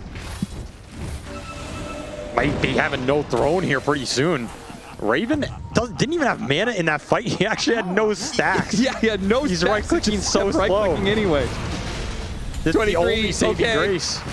He tried to, I don't know, get him to do something. There's still an Aegis. It's another BKB. He has refresh back up in 1 second here. You will have a Doom, but you have Aegis on Raven. I don't know if you can kill anybody else. I think they have to go for some sort of tossback play. I think they have to defend throne and go for tossbacks. I think they have to give up Megas here. I probably do give up the Megas. I mean, if they couldn't win those fights before with 5. You should just go throne here, though, if you're Blacklist. Yeah. And that's where Q has got to shine. Gotta toss him deep, though. But not gonna find the opening. They have the A on disc. Dual Scepter going down 23. Forced to use the refresher. He does have the swashbuckle over the side. Makoto trying to roll it up and get back to the fountain. Meanwhile, the toss up in the air on 23. Q, he tried to get in close distance, but it's shredded by Raven. Overgrowth inside of the base while the rest of the team focuses on the building. Whoa there. Wind Waker to get out of the fountain area. Careful there, Carr. Don't throw this one just yet. The throne is exposed. Doom has to go for it. Raven as all in just for the buildings. He's got a second life. It doesn't matter if they burn through the first one. They have to stop the second one, and I don't think they've got the disarms for it. Makoto, he's going to need to be able to get the disarm out, but immediately he dispels it with the neutral item and finishes off the throne. Blacklist Rivalry will take game 3. They will continue their streak of losing game 1 and winning the next 2 in the series. Game 2 and 3, gods. You rather have game 1 and you rather have game 2 and 3 go your way than game 1, right? That is a rough feeling if you're Talon. I don't even know what there is to say about that game. I guess it's just all according to plan. You know? Yeah. Bosku sets it up. He says, hey guys, 60 minutes in with the Divine Rapier, we're just going to walk it down with like the 5th Roche. What can they do? What can they do? Nothing. You've got 3 different courses at scale, but not one of them can challenge Lina. Yeah, that's why I said this Lina is just going to destroy him, because who man fights her in this game? Yeah, there was no like Slark, Lifestealer type hero. Just get on top of the Lina and kill her. Raven ended this game 20-0. A perfect game from him, quite literally. Maybe a couple more assists in there, but I mean, what more can you ask for, you know? Almost 900 GPM on the Goddess of Fire. Lena's back. Lena's back. Lena's back. Second Raven's half of back. week 2, back on the rise. All right, Blacklist Rivalry 2-1. They end this over Talon and continue their streak here at the DPC. That's right, Lina has now gotten unfigured out all over again, and Blacklist Rivalry, all according to plan, all according to Keikuku. They envision this every single time, lose game 1, win 2 and 3. It's like clockwork. And yet again, doing it in, how long? This was 66 minutes. Southeast Asia, I think, has a systemic problem of long games, Mike. I don't know why this keeps happening. Yeah. Oh, aren't the games supposed to be faster now? Like, I look at every other region. I'm seeing like 25 minutes in China here and again. I'm seeing like 30 minutes in Western Europe. I think our average game length in Southeast Asia is probably like 45 minutes. Jeez. And it's good for them, you know. I see them playing all this full best of 3 series, and they're always improving. some problems being fixed at a time, one step at a time, one game at a time. Okay, so then what are some problems that you saw fixed for Blacklist Rivalry this game? I feel like the whole team, the cohesion is definitely changed a lot compared to last week, and how they are using the smokes and where they are playing on the map. And I feel like the person that improved the most so far is Raven. I've been like pretty hard on him the last week, but this week I feel like he's been showing a lot of his old self, you know, before last year. Like Raven used to be a very stable, it gives you a lot of security kind of carry, but he wasn't like that last year. And this game, I feel like he's what, 18-0? Like he didn't even have one death. 20-0. Or 20-0. Yeah, no deaths in a game like this. It's really, really impressive. Yeah, I mean, for me, my standout player would be AU. A lot of the OGs that he casted early in the mid, you know, like won him the team fight. And yeah, Raven was obviously pew-pewing them from a distance. I mean, he's playing Lina, so... Yeah, no, that's all he can do. Carl on the Primal Beast also, I don't know if we've seen him play this hero before. Yeah. Definitely my first time seeing him play. He's definitely not very comfortable with the hero because there were a couple of instances in fights. I feel like he was hesitating a little bit to initiate, and he just waited for, say, the clockwork to land a hook or some cookie to land. And yeah, he wasn't very, very confident. Not like his puck, you know. Yeah, but I mean, he was playing the game right.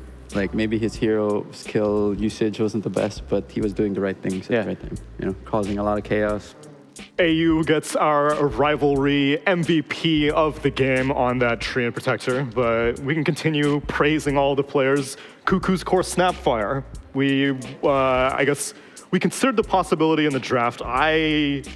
How obvious was it? So the picks were Treant, Lina, Snapfire, Clock. Yeah, so I guess after second phase we knew. Yeah, as soon as we saw the Clock and Treant picked out, it's pretty sure it was going to be a Snapfire offlane because Clockwork support, I mean Core, kind of not a thing. It fell off. So how'd you like the Core Snapfire then? No, I mean he did his job. You know, he went the utility build the mech, rig pack and all that, and kind of one of the reasons why they were so ahead in a lot of the early engagements, just because they had that team fight item over. And it might have also had another factor in the game. It kind of like, I don't know if it's for sure the reason why they're switching this Naga around, because they see the snap core off lane. Maybe they don't feel comfortable doing the Naga core, Naga on safe lane, because initially when they picked the Naga early, they utilized all their second phase bans for a Naga carry. That's what it looked like. Yeah. And I brought it up with Winter here while we were watching. I was like, why didn't Jab just play Doom bottom? Yeah. And like, I know, they swapped the lanes. Because it was really clear that 23 Savage, he wasn't really, I mean, he kind of was like not very sure about what he should be doing in some of the fights, who he should be going on. Yeah. And I feel like his itemization, like Mike also was telling me, like he should be buying a Shivas. I think Avery is also mentioning it. Like, why doesn't he have a Shivas? You know, he needs that. He needs to jump in, pop the Shivas, and open the vision and just do damage in the fights and give him armor. You know. And so overall, I mean, I like the idea how they are drafting, opening up with a hero that could be Jab's hero, or it could be 23 Savage hero to confuse the enemy. But we said it in game 2, you have to play to your player's comfortability. Yeah. And I don't think 23, like you said, he's rarely the opening initiator. Yeah, and I think that's where it really impacted them the most. Where like normally he's the one that coming in from the side, you know, getting all these easy kills, but then him starting to fight, maybe the when he not needs there. to be decisive, he needs to go in, not just think about dooming the Lina. Some fights I feel like he should be doing the PB and doom the PB, and then the fight will be much easier for his team. But he's just like waiting. He's just like waiting on the side and then trying to tunnel vision a lot on the Lina. Yeah, but it was more things that Talon has left to work on, though I want Blacklist Rivalry to work on. AU, congratulations on the win. Did you see that you got our MVP? Yeah, I saw it. How do you feel? I mean, we think you earned it. That was a great Game 3 performance. I guess everyone in my team should be the MVP because they're the one who is starting the clashes for me, so it's kind of easy for me to use my ulti. Yeah. I mean, you say that, but I've seen many Treant protectors not get that many good overgrowths before. But I appreciate that you're giving all your team some credit. I want to talk to you about game one. Not this game one. I want to talk to you about all your game ones. Why can you guys not win a game one? I guess we're trying to give the enemy their comfort strat. We're trying to fight their best form, so if you can beat it or what. Then this time, I guess it is because I have a typical C carry, not buying BKB. So, so this time it was on you guys. It wasn't Talon being that comfortable. we're just challenging ourselves, I guess. Yeah, I mean, it seems to work out consistently, though. We were suspecting that is what you guys are doing some experimentation game one, and then 2 and 3 where it's like, okay, it's time to win now. Yeah, we're just trying to enjoy the game. Every series, I mean. Yeah. Well, you're definitely giving us a show to enjoy. Winter, any questions for AU? Why did the team decided to come back together, this team? Come back together? I'm not sure. I guess every one of us want to build the all Pinoy team because we notice there's no full Pinoy in recent TI, and it's kind of comfortable for us to speak our native language. So I guess that's one of the main reason, and we know everyone. There's no toxicity inside the team and anything, so that's why maybe. Okay. My question would be. Every player kind of has like a routine. Ninja Boogie, my first idol. Hey, dude, my boy's showing love to everybody. I just wanted to ask, like, what's your routine to get like warmed up before the game? Warm up? I'm not sure. Usually we'll just watch replay, talk about what are we gonna do for today, trying out something like that. Normal things when we're screaming, I guess. Okay. Because like some players go like Invoker into the demo and like they do all that, you know. Yeah. Like so, maybe you have something like that's different compared to everyone else. I'm using Magnus. I'm not sure. I'm too old for Invoker, I guess. Just give me that horn toss skewer. I don't need more buttons than that. Yeah. So, but I am curious that you say you were all eager to form an all Filipino squad, but your Polaris squad was also all Filipino. So, was there any talk after TI ended about sticking with Polaris? Yeah. I'm not sure. I guess we don't talk about it that much. I guess after the LCQ, we're trying to form a team already. Because me and Kuku didn't qualify for main TI, right? Where we just played that LCQ. After that time, we're kind of talking about forming a team. Yeah, I guess. Okay. Well, it seems to be working out extremely well for you guys. You guys are now 3-0 in the DPC. So it continue. Yeah. Yeah, it's continuing extremely well. So congratulations, AU, on a great performance, a great MVP, and a great season so far. And we'll see you later. Okay, thank you. Thank you very much, AU. I mean, if they keep this up, 2 more wins, we get to interview the whole team, right? That's true. Like, next is going to be like Raven, and the next, wait, Tim's already did it. So who am I missing? Carl. Oh. We haven't gotten Carl yet. 2 more wins, interview the whole squad. I mean, they have some competition, though, because they are now fully undefeated along with Execration, which is some excellent company to be in. But now we get to look at the other side of the bracket. That's right, my Mamak stall will be tended by Sophie as she takes you through Fnatic versus SMG for our final series of the day. So stick around and we'll be back after the break.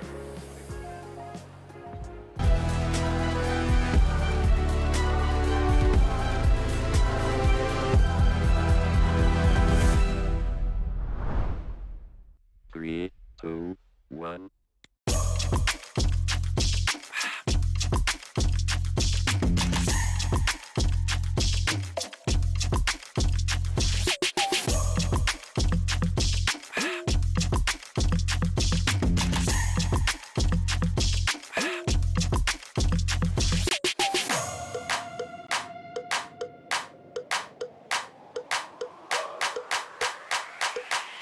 this crowd is actually able to do so for a decent amount of time. Has to take up like the flame cloak. Does get a lot of damage, but here comes the black hole.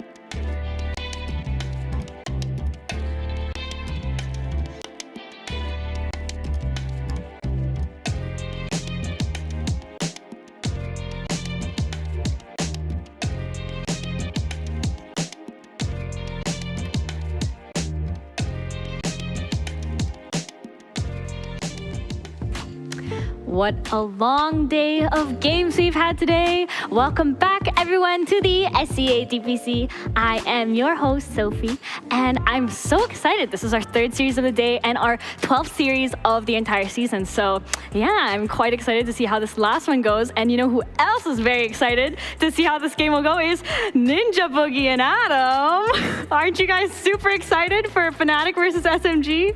Depends who wins. I'm always hyped for some orange games. Orange games, yeah, that's true. They're both Ready orange for teams. another a 60-minute game with tier 5 items that we never get to use when we play it? Yeah. I mean, honestly, we should break the record of our own SCA DPC record so that the other region can't break our record anymore, you know. I don't think that's a record they want to beat. It's definitely not a record I want them to beat. How about a record for fastest game? Let's go. Oh my gosh. The games have been quite long today for the fastest game. Yeah. I mean, Probably 20 something. Yeah, 20 There's definitely a 20 something minute game. Yeah. But our orange teams haven't been doing so great. Yeah. Been a rough for the orange team. But we will get a winner today. That is true. If someone asked One of them's going to be doing better than the other. That is true. And who do you think that would be? I guess I have to go with Fnatic. Yeah. I think they're... I'm not sure. Avo said he didn't talk to Power or something, and they had he feels confident. He had a pep talk. You know, yeah, I'm getting the energy from there. You know, I don't really know what's going on with SMG. I don't think they're bad, but I also think they're kind of. I think they're bad. It's kind of weird the way they draft and play sometimes. So give us some insight on the teams. What do we know about Fnatic's playstyle? Like, how have we seen them? What has been, their top defining factor of performing during the season, and what has been their weaknesses? It's a hard question to answer. What's their top? Okay, I feel like between both these teams, their mid players kind of stand out to me. They both look kind of the best among their fellow teammates. I think. I think Fnatic in general, they've looked like they had a game the other day where they looked really solid against Blacklist. They look super clean. Yeah, I feel like Armel has to play kind of heroes where he is able to have a mid-late game impact in the game as well. I think Gabby hasn't been looking that hot recently as a carry. I'm not sure why. I feel like his matchups of choice has not really been going too well for him. I mean, but to be fair, based on how their team's performing, like no one kind of looks hot. I guess so, but like I feel like their games are close sometimes, and in those close games, I feel like it's because Armel like takes over the kind of early game, and he's also on this like scaling core. At least it seems like he's the most capable one of like carrying the team into that like mid late game situation. I can see that. Well, we got a draft ready. Coming up, being served by Sand King this time. Let's talk about SMG really quick though. We've known that during the past games that their laning actually looks quite strong, but they've had this issue of closing the game. So do you think today versus Fnatic that closing game issue will be solved? Yeah, well, they're a high risk, high reward kind of team, and I feel like towards the latter stages of the game, they still think of taking high risk, even though they have such a big lead. Where normally you just kind of like chill and pressure the opponent enough where they'll eventually make a mistake and then you can just punish. I kind of agree with Mike. I feel like SMG, the games they are ahead, they kind of go a bit too far. Sometimes get a bit too aggressive. I think like just based on their playstyle, the way they play, they tend to overextend. But I think it's one of the better problems to have in Dota because someone just needs to say stop, right? Yeah. Well, we got Nature's Prophet and Marcy on SMG. What do you guys think of these heroes? Well, Nature's Prophet definitely. I'm gonna assume it's gonna be Chidori playing, and he has a pretty good win rate in the carry. I think it's a top tier hero, and he's looked pretty decent on it so far. I think he's also like one of the newer players on SMG, so it kind of fits. Like they want to pick his hero early. Nature's Prophet is pretty strong laner, I think. You're probably gonna ban. And regardless, like you have such good impact in the game, you know, with either connecting with your ulti or teleporting in. Yeah, you're always useful, right? Yeah. Well, Mirana, Tiny on Fnatic. Tiny has been pretty good as well. I think it's an Armel Tiny. Will there ever be a day where we see Core Marcy? I mean, we did. We didn't win. With Talon. I mean, no, with KP played it. Sorry, I forgot. During KP. the Blacklist game? Yeah. It was. Oh. Game 2. Oh, I didn't get that one. It was the they first got wrecked. power trades Marcy. Yeah, They all like tried to help Gabby at bottom. Oh, I remember this. The draw like game. A disaster. It was rough. Back to back to back. My heart.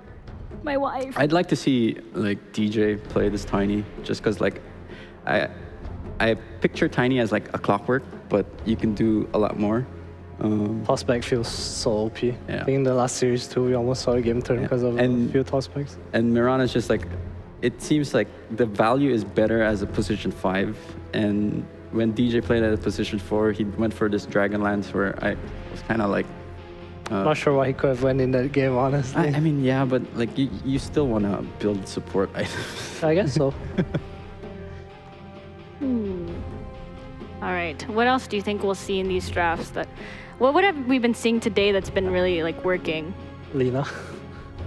Lina's banned, so. Definitely was working today. Tree banned as well. Yeah, Tree, no Tree. Mid one did have a good Doom game, so I'm curious to see if he's gonna pick that up. I wonder if SMG is still gonna continue this style where Moon is like kind of playing the carry from the mid lane, because we did see SMG take that approach last time. It might have been just a specific approach versus Bleed, because Bleed opted to pick mid early. Harden's hero early, and a lot of the heroes were countered by either Monkey King or Slark, which you can pull off with some success, but they just didn't close it out properly. And they're all so tall. They're all standing behind Hyde. 3 next.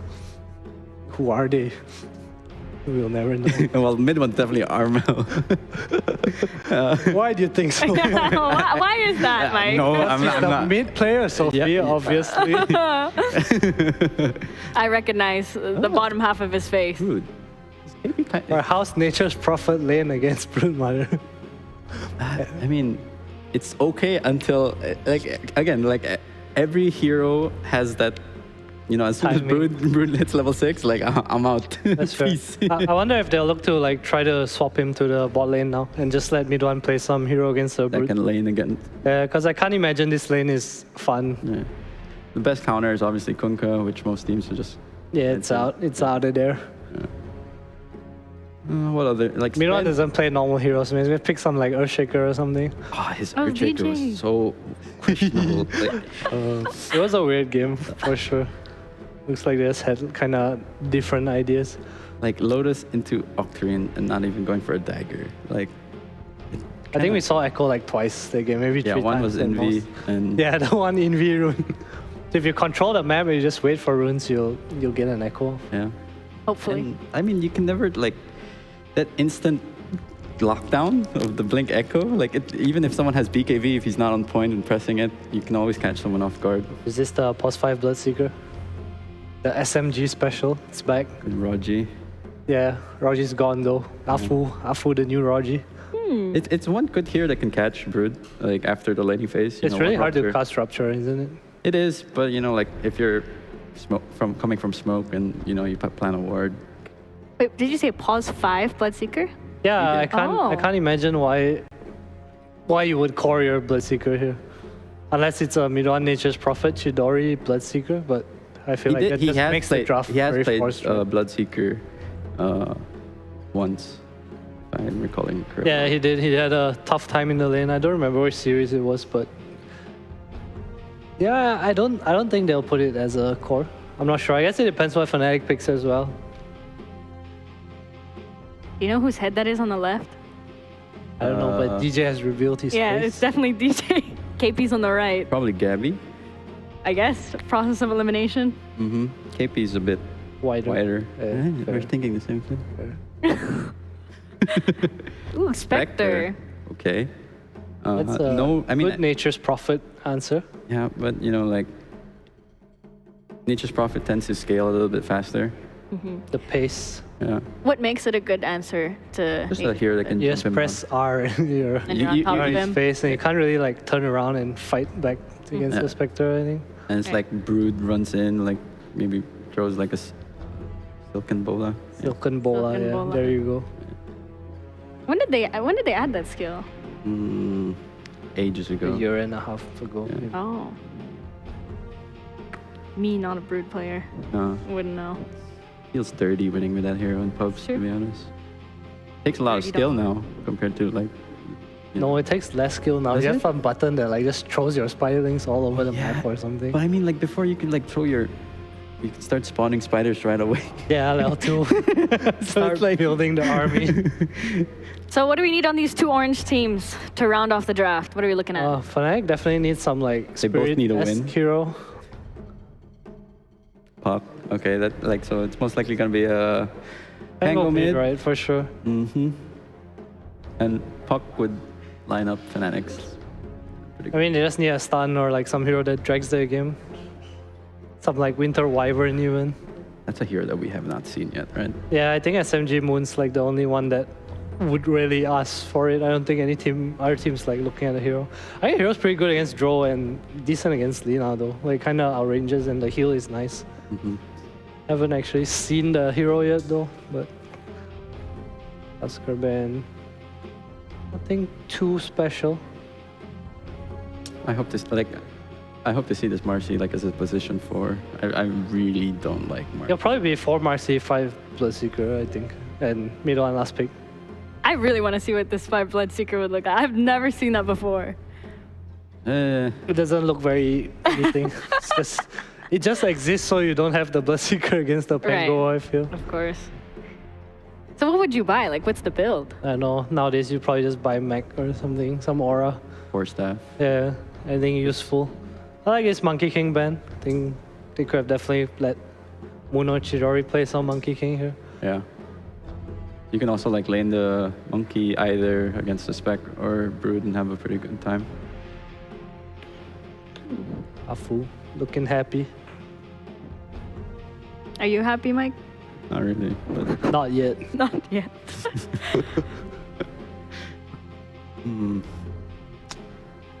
I think cool for SMG. Coddle. There you go. Coddle. Coolest of cool. So it's Pango offlane? Yeah, I'm gonna assume this is gonna be a mid. Nature's Prophet? No, mid. Mid Coddle? That's it, right? Oh, mid Coddle? Yeah, I can see that. I can see that. It's a moon special. Could be. But is that still viable? That's an old thing, I think when they nerfed Coddle, Sumail played it once and it looked exactly the same. But after that, no one else picked the hero ever again. Because the hero runs so fast, you just run to like the further camp. It doesn't really matter. And at that time, it was kind of like the flavor of the month or the First pick all the time, yeah. And what is skill? You know, when TI came around, it kind of got ignored. So, and then it did get a little bit of nerfs here and there. Is this the Storm Spirit game? What else? It is pretty good. It's a quad game too, dude, I think. Storm is so good against Furion, Pango, Bloodseeker. Oh yeah, I like Storm and Quap here. I think Quap's kind of hard to play, but Armel probably better player than me. Storm's kind of dead right now, right? I saw Storm yesterday. I think it's okay in some games. I think it's like... It's just like until someone starts popping off with Storm, then everyone's like, oh, Storm is again good, you know, like... I mean, the thing is, when people pick like these heroes that don't exist in the meta, like Connor, you kind of need to pick the old hero that was the counter, which also doesn't exist in the meta. You know? We are so good. We are so good. Predicting. Mid one Bloodseeker though, so it's a mid Pango. Yeah. Still a good matchup for Storm. It feels kind of annoying, but it's a good. It's a rough lane for a Spectre. Yeah, like, it is, right? Rebound into like the Blood Droid, and then could cause a lot of issues. And then, when they put a Carl with the Bloodseeker, just blast, kind of push the wave together. Yeah, but I just feel like more. But yeah, Coddle and Furion looks pretty disgusting. Like right? Yeah, it's annoying. It's annoying for sure. I mean, SMG definitely has stronger lanes here. I think it's a lot on KP to like have a good game, but I'm not sure. Yeah, is KP how like it's gonna go? I don't really like KP or Broodmother. Yeah, no. I'm sure he can play it, like a lot of these offlaners are, but is it his comfort, you know? I mean, how good a Broodmother player do you think you need to be to like take over this game? Like they don't really have counters, right? Just kind of Pango. Like you need to hit your Greaves timing, you know. You don't need to be like a micro god to do that, I think. So Spectre is good against Nature's Prophet, right? Yeah. So does that mean that Fnatic would be on kind of a time crunch? No, not really. I think it depends how like the graph is going, right? If you're like both scaling equally, like Spectre is definitely advantage, but Nature's Prophet as a hero, you kind of need you're faster, right? Like you said. Right. All right, so we got Avo and Richie on the line. What do you guys think about the Spectre and Nature's Prophet? What do you think, Richie? My analyst. I just, you know, he says, "Can you take the handshake?" When he doesn't know is that I'm a host. I'm just gonna ask him. Unbelievable, fool! This man is. Unbelievable. I don't know, man. I think I've been seeing a lot of Spectre, and sometimes it falls on its face, but it looks like this is a pretty darn good draft for it. Okay. All right. Let's see if it is. Go. Take it away. Thank you, Soph. Yeah, that was nice because you said a lot of words, but they eventually they don't mean anything. They don't mean anything, which I think is what actually is the hardest part of being a coach. It's true, because that's your job, because you have to set me up to say everything. Welcome to our draft, everyone. We've got the two orange teams that are actually in the red right now. Both teams without a win. You know what's interesting is both teams are orange. Yes. One of these teams holds the most Malaysian players in any DPC team, which reminds you of Orange Esports. Okay. Which means that they will get top 3 at TI this year. Okay, well, I think that's just about guaranteed then. It's very sound logic as we're still waiting for the game. Yeah, there it is to get on pause. It's a rock fact. It's a rock fact. It's just about confirmed.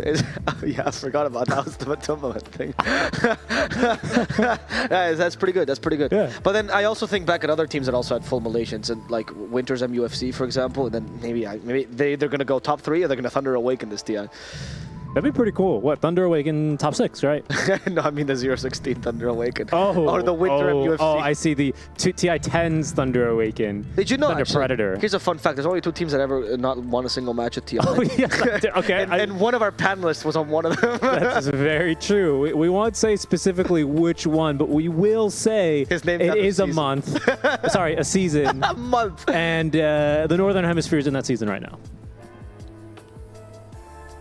The one that comes after autumn. Oh, we're in January. We are. Oh, see? It's Malaysia, Northern Hemisphere. Yes. But we're in the equator. We are 3 degrees north of the equator. Are we actually? Yes, oh, so we it's winter are. for us too? Yes, very good. I think that's why, it's pretty hot here, and I think all those fumes are getting into your head, which is why you can't remember the month. I'll be honest. This is a little behind-the-scenes talk. This studio is the coldest I have ever been. It is actually, it's pretty chilly. I freeze every day. We keep no, the don't AC take on. the game away. I definitely don't want to see us. Please put the game back on the screen. I thought that would work. You know, I think production, yeah, they were waiting for you to make a fool of yourself, and then they threw it on over. This is why Glem is the in-game director. Very, very lovely, very lovely. We'll get underway now with game number 1, and like I was trying to say before, Alvaro, is that both these teams so far winless at the very bottom of our standing table, so both of them are going to be looking for a win here today. I'm so God. Back to the back to the podcast. I'm surprised SMG is winless, actually. I feel like they've gotten really close to winning many times. They have. I could say the same of nearly Fnatic as well. I don't think Fnatic has got close to winning. Certainly not as close as SMG. I think SMG was one of the teams I thought actually valued pretty highly, even though they can't close out games. Yes, and I think that to me is something that they're probably going to need to work on, of course, with this game. Right. But I also kind of felt the same way about Fnatic. I think they had a couple of really rough games that kind of got a little bit out of hand out of laning stage. But you look at their other games, and I do think they had really good opportunities to play together on their timings and to really kind of make a difference in the games, you know.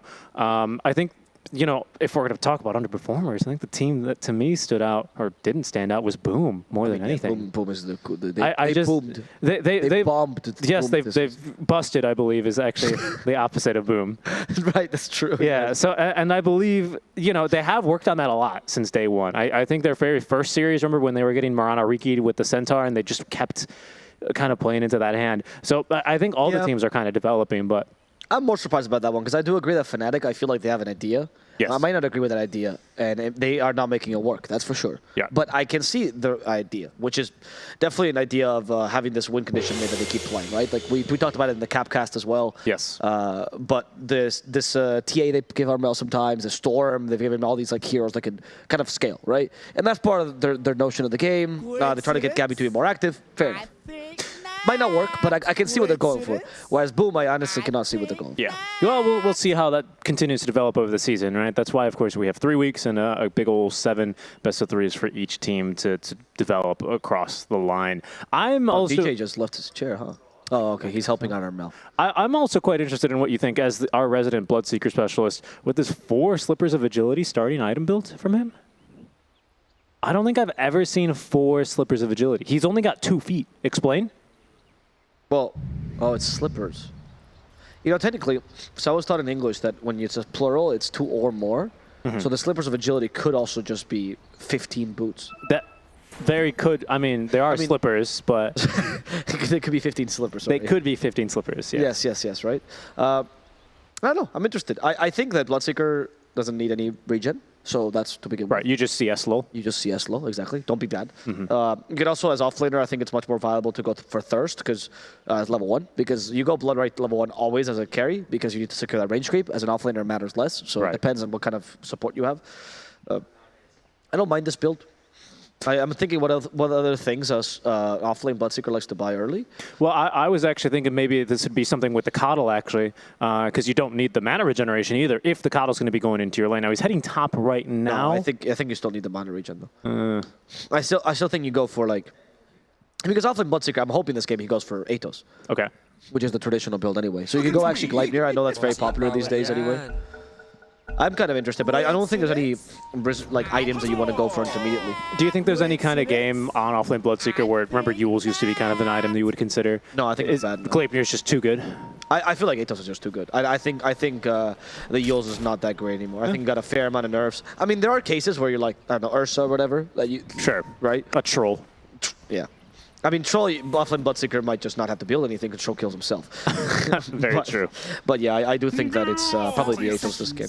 Yeah, I'd agree with that. I want to see what he scales into otherwise because I've seen a lot of like just build carry Bloodseeker from the offlane, like BKB, Gleipnir, and then it just feels like a carry.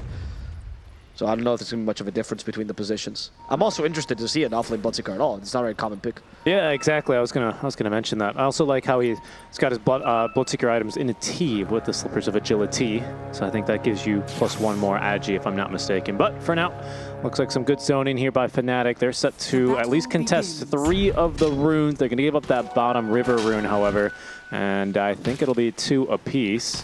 I like that he's not. At least I will say one thing, which is I like that he's not going for the Wraith Bands. Oh, they changed lanes. Oh, they have swapped the lanes.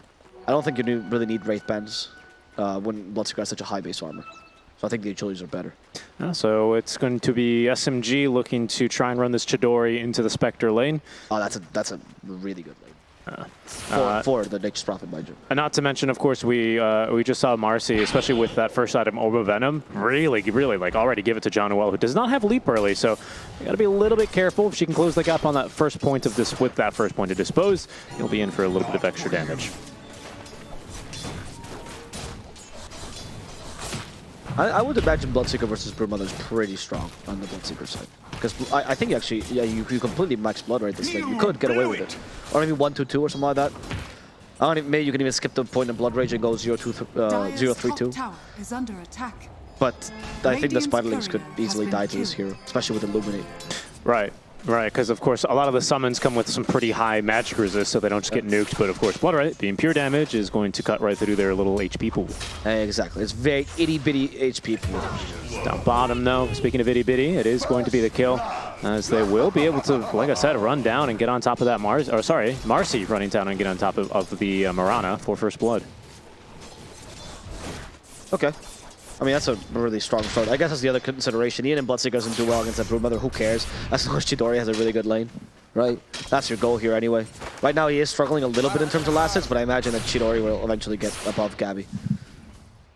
And then the question really is this mid lane matchup. This is the biggest concern to me when you're SMG. Because the Pango is traditionally countered by Storm in lane. Storm and Quap, I would say, are the two worst matchups for Pango. So how are you going to stop the Storm from just taking over the game? Which is Fnatic's plan anyway. Yeah, I guess it's... I imagine that's where the Bloodseeker kind of comes into play. Maybe you're already thinking about this Nature's Prophet level 20 talent. You know, if you can catch him actually in a Sprout, which is blocked by Lincoln's, right? Oh, look at that. Our we caught it. Yep. We have two observers, actually, to make sure that these never get missed. It's true. And you can see it was just, like I said, running him down quite simply and easily there with Apu's Orb of Venom. So that's already paid for itself. But like I was saying, I imagine that's where either the Bloodseeker comes into play, especially early on with Rupture. You know, you're going to use all your mana to zip over that 1,000. What is it? The instant kind of... it doesn't matter with ball line. Oh, right, because you're immune to damage in it. Unless you got a Darkseer, which regrettably we don't this game. Oh, yes. Because you can vacuum out a ball line. Yeah, yes. That's very true. So, I mean, that could always be a solution, but I think if you're going to look towards that late game, I imagine Chidori is going to be taking that Sprout, Leash's talents, and that'll be hopefully the way that they can deal with him. Oh, that's actually, I consider that, but that's probably the strongest choice. Do you have a 4-step builder? You actually don't have the greatest 4-step build. No, I think Mirana can easily go for one, but then, you know, where's your mech carrier early on? Quite naturally. Oh, I guess you've got the Brood for that, right? So, yeah, seems like it works itself out there a bit. Yeah, it's not great though. Like obviously, only one single 4-step against a Sprout Leash is pretty bad. Yep. So I do see. Well, I mean, and that's generally the problem with Storm Spirits anyway, right? If they're going to get caught behind enemy lines, usually they've zipped in a little bit too far for the supports to actually help you out. Right. So if he's not going to build his own save, being a Lincoln Sphere, which I believe is going to block a Sprout, then it doesn't really leave him with a lot of options unless he carries around a Quelling. Storm might have to buy it. Oh no, you have to break multiple trees to break the leash, right? Oh, is that so? I think so. Oh, then he's going to be in a really tough time. I don't know. It just doesn't feel like Hurricane Pike is his kind of, you know, his cup of tea. No, yeah. You had to Storm with a 4-step. I don't think I've ever seen that. I don't believe I would have ever seen it either. It's not the crazy... Well, it's actually not what you want, right? Because it gives you just int, but it doesn't give you the mana regeneration. And on Storm Spirits, generally, they like to go just for mana regeneration. Top lane, Boomy's in trouble. They got a toss. Boomy's dead. As you know, old men don't deal well with heights. And not only is Caught an old man, but Boomy is as well. I mean, for Dota years. For Dota years, right. Times 7, add 15. Is that how it works? Yeah. How old are you in Dota years? Is that just how long I've been playing Dota? No. It's you times your age by 7. I can't do 25 by 7. Are you kidding me? Mars is going to die down bottom. Chidori trading away with Jean-Noel. Holy shit, Richie, you're 160 years old. I guess I am, man. Too old to even do that math. Yep. Jean-Noel really... He's got to be a little bit careful here because he does have regen on the Mangoes, but of course he's going to be giving mid one all this Thirst movement speed here this early on. Didn't want to really leverage his HP, but it does give advantages to the Bloodseeker, of course. I mean, the concern here is that worst case, you're just annoying KP a little bit on the Broodmother, which is, I don't think, that big a deal as long as your Storm is getting online, right? I feel like Fnatic is happy to sacrifice this offlane, which they seem to be doing. Because otherwise you would have done a lane swap by now, right? Because the Broodmother would deal much better with MP, but they just didn't care. Because Gabby's having an okay time, and as long as that's okay, then you're okay. Armel's also having a splendid time against this Pangolier. Even if Moon has nicely recovered. Yep, that he is. And Moon has also, of course, gotten a little bit of an assist there with the bottle refill, courtesy of Afu.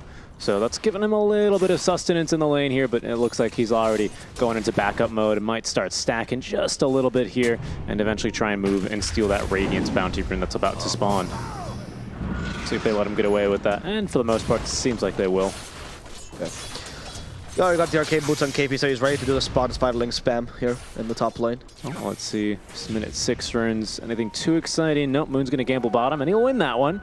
Invis into his bottle, and I believe Armel going all the way into the jungle. Maybe he's going to connect this into a gank top lane, or they're just going to see Boomy trying to farm away at a stack. Okay, and they're going to try to catch Boomy. This time, Armel leading the fray, DJ with a toss, and Boomy dies once again. That'll help for the support here, in addition to a rune being utilized well by Armel. Seems like a pretty strong start. Did he get the... No, he did not get the last hit, which is actually a pretty big deal. Yeah. It also gives Moon, you know, some solo time, some alone time with the creep wave mid, so he perfectly recovers. Now he's level 6, so he probably doesn't die to the Storm Spirit, but he doesn't really threaten the Storm either, which is kind of the tricky point in this matchup. He's underneath the ward now, so very unlikely for him to find Gabby here in this bottom lane. You can already see Gabby absconded away underneath his tier 1 tower. See, that's your word of the day, huh? It is. It was on an unspecified dictionary site. What does that mean? Well, they don't sponsor us. No free advertising. If you're a dictionary site, we will accept very cheap spot. Yes, it's very true. In they go now. Okay, Rolling Thunder stuns both. Oh, they got to the TP as well from Armel. I'm not sure if they want to fight this or not. It seems like Fnatic definitely want to fight this. Armel has been annoyed a little by the Pango, but they've already stunned CDR. And that's going to be Chidori die, thanks to a really nice arrow by John Well. Yep. Just kind of seems like SMG more or less forced that. They do get the tower in the meantime with the wagon, so enough chaos, enough space created such that Gabby's going to be real uncomfortable farming here for the next, well, 10 seconds actually, because they can actually just make another go at this. NP has teleportation ready. Gabby, not enough for the haunt. Doesn't even have level 6, mind you, or enough mana for the TP scroll. He's just going to die. He got lasted before he died. That he did. Worth. Worth indeed. Not a great start, obviously, to lose your carry right after that kill. I was surprised Gabby stayed farming there, considering the tier 1 just got dropped, right? Yep. Perhaps he's trying to play in a way that's creating space? I guess so. I mean, it would make a little bit of sense, right? You do have like this early kind of carry Storm Spirit, who's just picked up a DD rune, so there's probably some action mid. Dango. Nice arrow. Yeah, now Moon is going to suffer the wrath of Armel, but Armel, unfortunately, is out of mana. Oh, he's got another swashbuckle, too. He could fight this again. He has Rolling Thunder in 8 seconds, but... It's close, but not close enough. Fnatic was quick to disengage. Well done. Storm's going to just farm a little stack then with his DD rune. Maybe he'll eventually connect onto the top lane, where we see mid one fighting for his life out here against these spiders. Oh, but DJ caught up to him. He has an avalanche as well. He's trying to maximize the stun time. Gabby joining with a haunt, and mid one's already dead. But Moon might try to recover with a little counter kill. That's going to be DJ falling to him. Yep, that's something. They get through the little Spiderling army, actually, that KP was building up, so he's going to have to reset that. So no impending push here. Mid one can continue farming in this top lane and trying to delay this tower from going down. Okay. I mean, that kill is significant, though, because losing mid one means, like you mentioned, takes longer to get the Maelstrom. Spiderling army now gets built up. Not easy ways to clear it, especially because you only have Blood right level 1. Which I don't know if I'm super sold on. I don't know if you need the 3 points in Thirst this game, because you're not really going to utilize the Bloodseeker to fight early. I wouldn't have minded seeing more points in Blood right like that. Because like his auto attacks are just meh. But I guess if he's going straight for the Maelstrom, not even the Athos, you're pretty much playing carry Bloodseeker. Yeah, it kind of seems that way. Maybe a little bit of a role swap proposed. Who else does this? Drink Water, which have changed name now for the Division 2 team. Have with Miracle, I believe he's on it. They do this a lot as well. They shift the win conditions over quite a bit, as Armel's going to snipe a courier.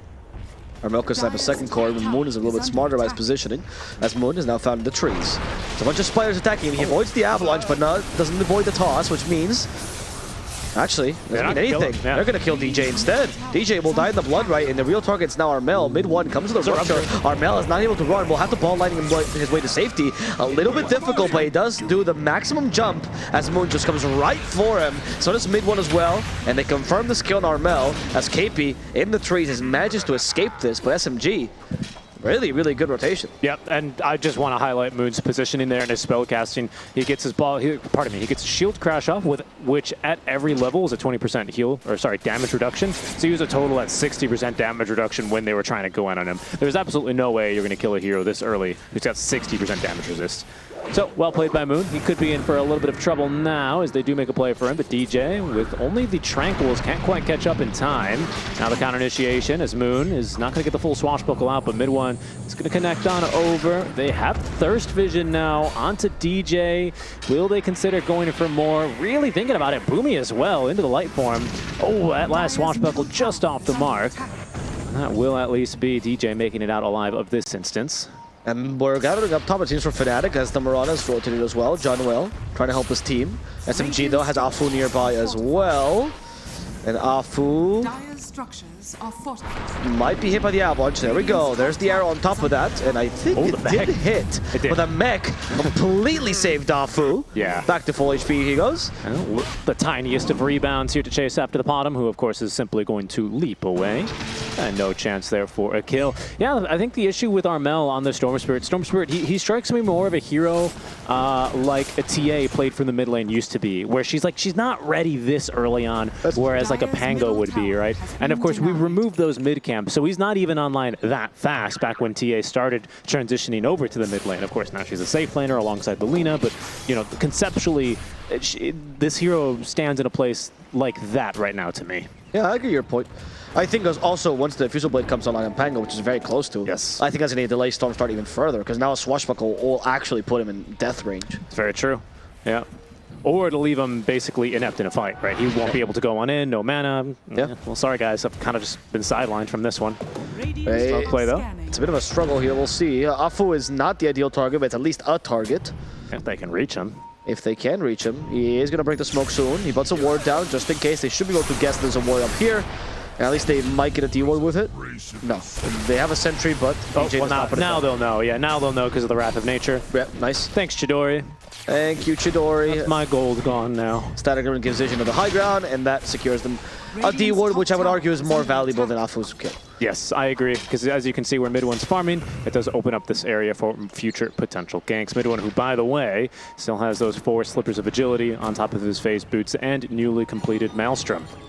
So you've got 2 basically cores here, which is why I would expect Moon after this Diffusal Blade to maybe transition a little bit more into this utility core Pangolier. Maybe Blink Dagger is going to be his next item, maybe BKB. I don't expect this to be like an Ag Scepter Basher kind of game for the Pango. I don't think there's really that much farm to go around the way that mid one's building this Bloodseeker.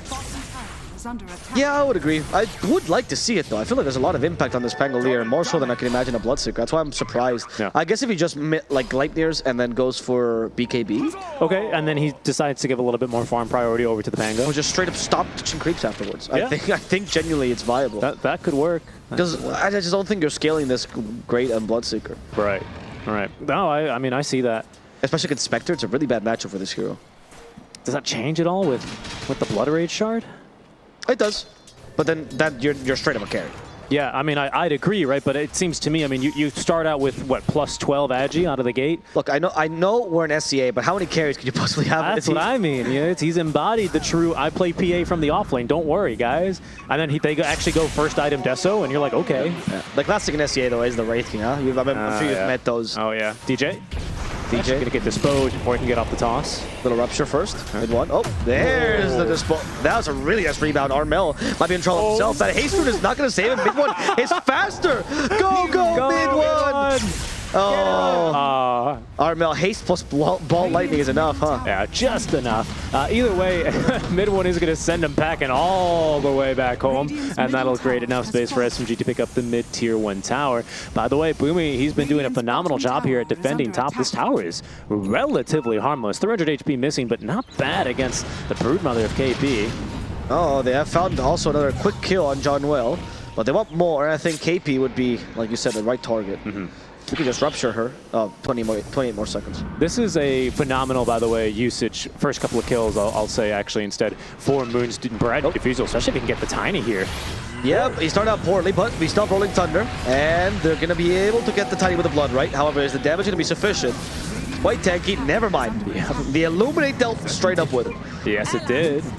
Rupture is available in 6 seconds, but the Moonlight Shell has already been triggered. Moon's the target now, tries to swashbuckle, gets hit by the Electric Vortex, trying to cover him with that Blood Right. Not going to be sufficient. Moon is already dead. Made one, trying to finish off KP, and he does commit that Rupture for that kill.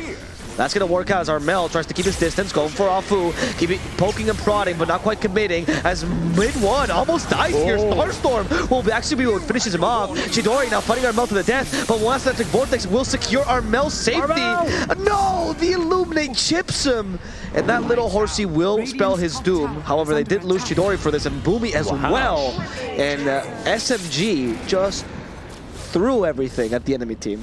They kind of just did throw everything at the enemy's mid in the top lane. I think the operative warriors throw. Yes, and they did really just do that. John Noel's going to come out with the triple kill. He's got 2,000 gold now in his pocket. That's burning a big old hole for him. We'll see what he decides to spend that on. KP all of a sudden is going to feel a lot better as he forces a ginormous fight around him. Remember, he was probably the second target after DJ in that fight. Okay, that was weird. He pick-pulled himself when he was out of leap charges, and he failed to leap to the low ground. So wait, but SMG, they think they can Roche. Maybe they're right. I think they are right. They have really good Roche. Yeah, they have double Maelstrom as well. Maybe it didn't matter that they just threw all their bodies away. I guess not. I guess this was the plan the whole time. The only thing I'm curious about is DJ any closer to his Blink Dagger? And he is. He's much closer after that fight. Not close enough here to contest this Roche. He's still 500 gold off, but it's going to be first stages then into the pause of the Pangolier. The pause? I think he's got pause. Well, that's a good question. I think it's hands. No. How do you hold on to a gun without a thumb? I think he has to have a posable thumb. Well, how does Broodmother use any of her items then? I think, honestly, I think it's her butt. She keeps them all inside, and when she presses for Silk, she presses the mechanism. Like, that's why the aura build's so good on her. Right. I see. Another deep delve into the mind of Alvaro Sanchez Velasco. Thank you very much. Don't say my full name. Say half of it at least. There's so many Sanchez in the world. Fair enough. Fair enough. Anyway, this butt mechanism is working really well for KP. You know, I was just thinking, actually, that might be a really interesting mechanic in Dota, right? You have heroes that can only use a couple of their active item slots. I feel like Nick should be in that. Yes, I'd agree. That Dota 2 reporter thing where Nick starts to pick up a rapier, it had me in tears. Armel is in stitches here because they cannot catch him. He's trying though. I love the point. He's trying. It was an arcane rune. You might as well. You might as well. We have Atos now on the Bloodseeker, so that will assist significantly in catching this pesky Storm Spirit. They're really looking to give the boot to KP, by the way. Look at, oh, hello. There's a Rupture. Swashbuckle, and they push him back. Wow. Yeah, it's stronger. They wanted him dead, and they'll get him dead. Boomy, especially now with his full Guardian Greaves, is going to be able to really supplement this push, fortify or not. With Chidori joining, I think they even fortify the wave and heal the wave. So they want this tier 2 tower. The very first tier 2 tower is the offlane tower. That is rare. That is rare, actually. I was gonna They're comment. going for more? Wait a second. What is this? I mean, I guess they can, right? What's stopping them? SMG went, you know what? We've had some trouble finishing out games. Sub 20 minutes, boys. Let's get them. Honestly, I appreciate this from SMG. But it's not going to work out. I think they would just wanted to force the enemy team back. There's no way they actually wanted to push that.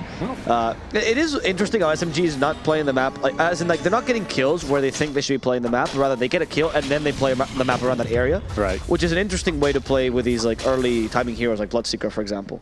Well, speaking of timing, DJ's just hit one himself, and he's going to smoke up with the boys in the base. His Blink Dagger ready to go here on the Tiny. They want a bigger catch than this Coddle. We'll see what they can get. Actually. What can they get? Not much, with the way that SMG have kind of just cleared out this side of the map. They've even got wards here in the river. If Boomy sticks around a little while longer to break those smoke, Chidori as well with a BKB freshly delivered, so he's not... Whoa! This is perfect. Chidori was not expecting lightning to work against them.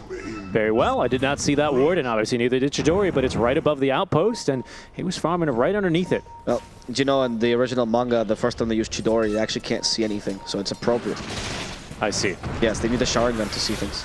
Okay, that's a Haunt. A Haunt and a Rolling Thunder trying to be used here by Moon to save his Bloodseeker. Mid one is really close to death, and he'll finally find death as Moon runs away. TP's in the middle of this, and they have to lose off Fu instead. Boomy also finds a place to TP, and DJ really close to finishing him off with the Avalanche. Yeah, he's going to make it out alive. That was a bit of a close call there for SMG, who kind of just get picked off around the map. I don't think they were quite expecting the Shadow Step and the Blink Dagger dual timing. Boomy? Okay, he really tried to illuminate the wave, but instead he just found his... Still mana on Armel. A graveyard hero. Chidori's alive, he could TP in for this. He is doing that, but DJ covers, or tries to cover Armel's escape. Unfortunately, the Sprout. Okay. Armel's biggest enemy, trees. All of a sudden, that's an extremely worthwhile play. Can they kill Moon? He caught an arrow. It's a long stun, but no one's around to follow up. I don't know. Maybe you could have gone for Leap Storm? That was a little bit too crazy. I really like that with the way you say it. It makes it sound like Dota is like some fighting game where like that's a special combo, you know? Leap Starstorm, you know, you do like a special attack with that. And then he goes for down B, and then it's done. I know you're a fighting game guy. I know you'd catch that reference. Here it is, though. The Gleipnir's already done. Actually, 4 mid 1. That is decent. But I don't feel like it does that much this game. I feel like it really is about who initiates and maybe who initiates properly, because we've had a lot of haphazard. Well, I'll say that the thing is, it's going to feel real good until the Storm gets his BKB online, which is not too soon. Midwood might just be dying here, Gleipnir. Yep. He has a Rupture, though. KP is walking with the Rupture on, showing dominance, then killing. He's walking a little bit more. Walking a little bit more. A little bit more. Spiders can't be this dominant. Oh, no. Oh, use the mech. Oh, yeah, can't use it. No, he's died. Okay. What is that play? KP just got left behind by his teammates. Yes, he did. He was unfortunately left on his very own web of chicanery, as he is going to be taken down. Now, KP, he thought he was spinning webs of friendship, but they were webs of betrayal and lies. Webs of friendship. Unfortunately, not the case here. Mirana does have the first 4 staff online, so even though... Oh, hold on. Turn into a ball for the DJ. Once again, intimidation factor. Toss. Nice toss, but unfortunately it's not going to matter as Chidori is here. And the Shadow Step quickly realities back to where the Spectre was supposed to be. Not want to fight those 4 heroes, especially while your Storm still does not have BKB. Armel very, very quickly closing the gap, though. Just needs about another 900, and he'll have that item online. So that's at least something for him, as there goes Armel into the river. Wants his free kill onto Boomy, but it's actually not as free as it would appear. And he is forced to zip and zap all the way out of there. Okay. Scary moment as well with an Arcane Rune on the Storm Spirit. He's probably making, looking for a quick pick off into the farming the jungle, and not really eager, too excited rather, for him to spot a lot of SMG heroes clumped up like that. Oh, I agree. Radiant's bottom tower. Okay, so this BKB is still fresh, 9-second BKB for Chidori. The rest of the teams, actually both teams, are going to smoke up. They're still just shy of this BKB for Storm Spirit, but they feel spurred to action here. It's interesting when both teams choose to smoke up, because it means they both think they're the strongest team right now. Who is it actually going to be? It seems like for now, Moon will be dying. That's a really big loss here, unless he can get Rolling Thunder off, and he does. However, the Storm is destroying off Fu, but he himself got caught there. And that stun will be enough to secure Armel's head. John Noel will be the next one to die, together with also KP, who fell in the middle of the fray. Perhaps DJ too. SMG looked to be by far the stronger team in this engagement. Wow. Yeah, not even close. That was not that close. I have to agree with you. I'm surprised at how tanky. Who's that Moon, right? That they initiated on? Yeah. Comes out of this fight full HP. Pick a couple of big Illuminates. That Guardian Greaves as well, making a really big difference. And dare I say, was there a Glimmer Cape in there? I think so too. Yeah, that helped avoid a little bit of damage, and most importantly, give them all that magic resist, right? Yeah. It does really add up, and straight up to high ground they go for not even the first time this game. SMG, they might be finding... Oh, no, never mind. They might be finding it easier to close games like this, but unfortunately they're still a little bit scared of the high ground. Instead, go for the Roche, perhaps, who might be up in 40 seconds. It's definitely a big call to action here for the side of Fnatic. Armel really needs to get this last 1,000 gold for the BKB. Gabby as well, quickly making his way towards the Manta style, which, obviously gives him that dispel. But most importantly, I think for his build with the Zag Scepter does give him some real solo kill opportunities here. Not to mention the split pushing that comes alongside with it. So it's a pretty big item here for him. They really need to get these 2 big items, and I think these fights will be a lot easier for them. For now, though, SMG have just been able to, stack numbers to barely just survive, using a little bit of mobility here on the Pangolier and all the heals from Boovie to sustain him through the fights. And from there, they've looked very convincing. Yeah, I agree. I feel like the choice to have all these heals on a support as well as liberated their offlaner to be much more useful as a damage dealer and as an initiator, right? Because I guess mid one is the offlaner, I keep forgetting. And I guess when you do go for these kind of more greedy item builds, right, like Gleipnir into BKB on the offlaner, yeah, sure, it's a little bit of catch, and I guess this game, Rupture is pseudo catching away Armel. Chidori has been found, and Chidori might just die here. He tries to go to invisible. No way. 2 cores, no detection between them? Wow. You blew it! No, you blew it, Armel. And he's just out of there, man. I think Armel should definitely be carrying Dust, man. He's a Storm. Should be, yeah, someone should be there. The Storm of all people, I feel like he's one of the better Dust carriers of the game. Oh, now he's going to be a big BKB carrier. He's got that one at least finished off. By the way, I want to say SMG, the way that they're playing, they are going to scale very nicely into this late game. Moon did not listen to me at all. He did go for Blink Dagger, but then immediately back into this Ag Scepter. So he is going to scale and be a force to be reckoned with later on. Mid one has BKB finished, so he is going to continue scaling. Maybe it was the first time they saw Shadowblade, actually, to be fair. Maybe that was the Shadowblade It could have been. I mean, he already finished Crystals and now the Silver Edge, so I would be doubtful, but maybe he hadn't shown himself on the map. Right. I mean, it is an NP, right? He just presses R and farms the map out of vision. So that would justify what they had no detection. That could be. That could be. Storm, either way, is not carrying any now, but it's okay. Good old trusty DJ is, as is Jean-Noel. Okay. Okay. That's just, it's an item that looks much better in the supports inventory. It does. It does. It's done for supports, right? By supports, for supports. And right now, Fnatic here feeling a little bit more at ease, thinking that they can posture and potentially go for this play onto Roche. They've got a second 4-staff now for DJ, but the big item here is going to be that BKB for Armel. I don't agree that they can posture KP. They know where he is, more or less. Yeah, there we go. They smoke will reveal. Gleipnir, you don't need vision to use it, which ends up being super useful at catching KP. Yes, they really killed him. Thankfully, they did not actually end up following through on that Rolling Thunder, so they still conserve that for a potential upcoming Roche fight. Arrow's not into the pit, actually, so they won't have that for a couple more seconds. DJ positioned quite nicely on the high ground. Could be looking for a snatch. They have found this Marcy at least, so Alfu could be in trouble. Alfu is going to die. Moon didn't get up to the high ground. Yes, he didn't.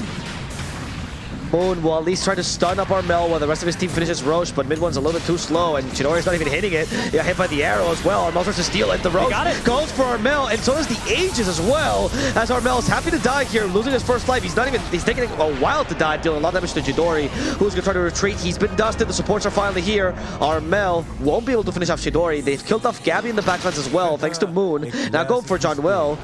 We do have a shield crash ready in a second, which should be able to slow him enough. Unless you miss it, then it doesn't matter. The swashbuckle will hit. Now with the dispose, they'll kill them all. Didn't matter. Out of leap charges there for the bottom. A hectic, chaotic fight in which a buyback is forced out from Alfu. The Aegis does get reclaimed basically immediately as Armel's got to go for a real big YOLO play on in. He does tank quite a bit and does get the Roche kill as well as the Aegis, so a bit more gold here into the hands of Fnatic at the very least, but SMG, they are going to be a little bit sore from that fight. Not how they wanted that one to go whatsoever. At least they also get Gabby on top, so not the worst play in the world for them, but that was meant to probably be the Aegis, quite rarely first Aegis, the one to end the game, the way that they've been pushing so far. So this is going to disrupt their game plan just a bit. Yeah, it really is. I think it's difficult now for I think it's difficult now for SMG to finish up the game as soon as we expected them to, as we see this replay of the fight. But is this enough for Fnatic to come back into the game? They're still 12k behind. They are 12k behind, but they're starting to scale at least a little bit on this Storm Spirit, right? Much like a TA, he's got kind of a crappy start, but now he's got this Kaya Assange, he's holding on to Vambrace, and now BKB, which really does set him free in these fights. Only has to be a little bit careful of that Rupture off the get-go, and just conserving enough mana to be able to, zip far enough away and then TP back to safety.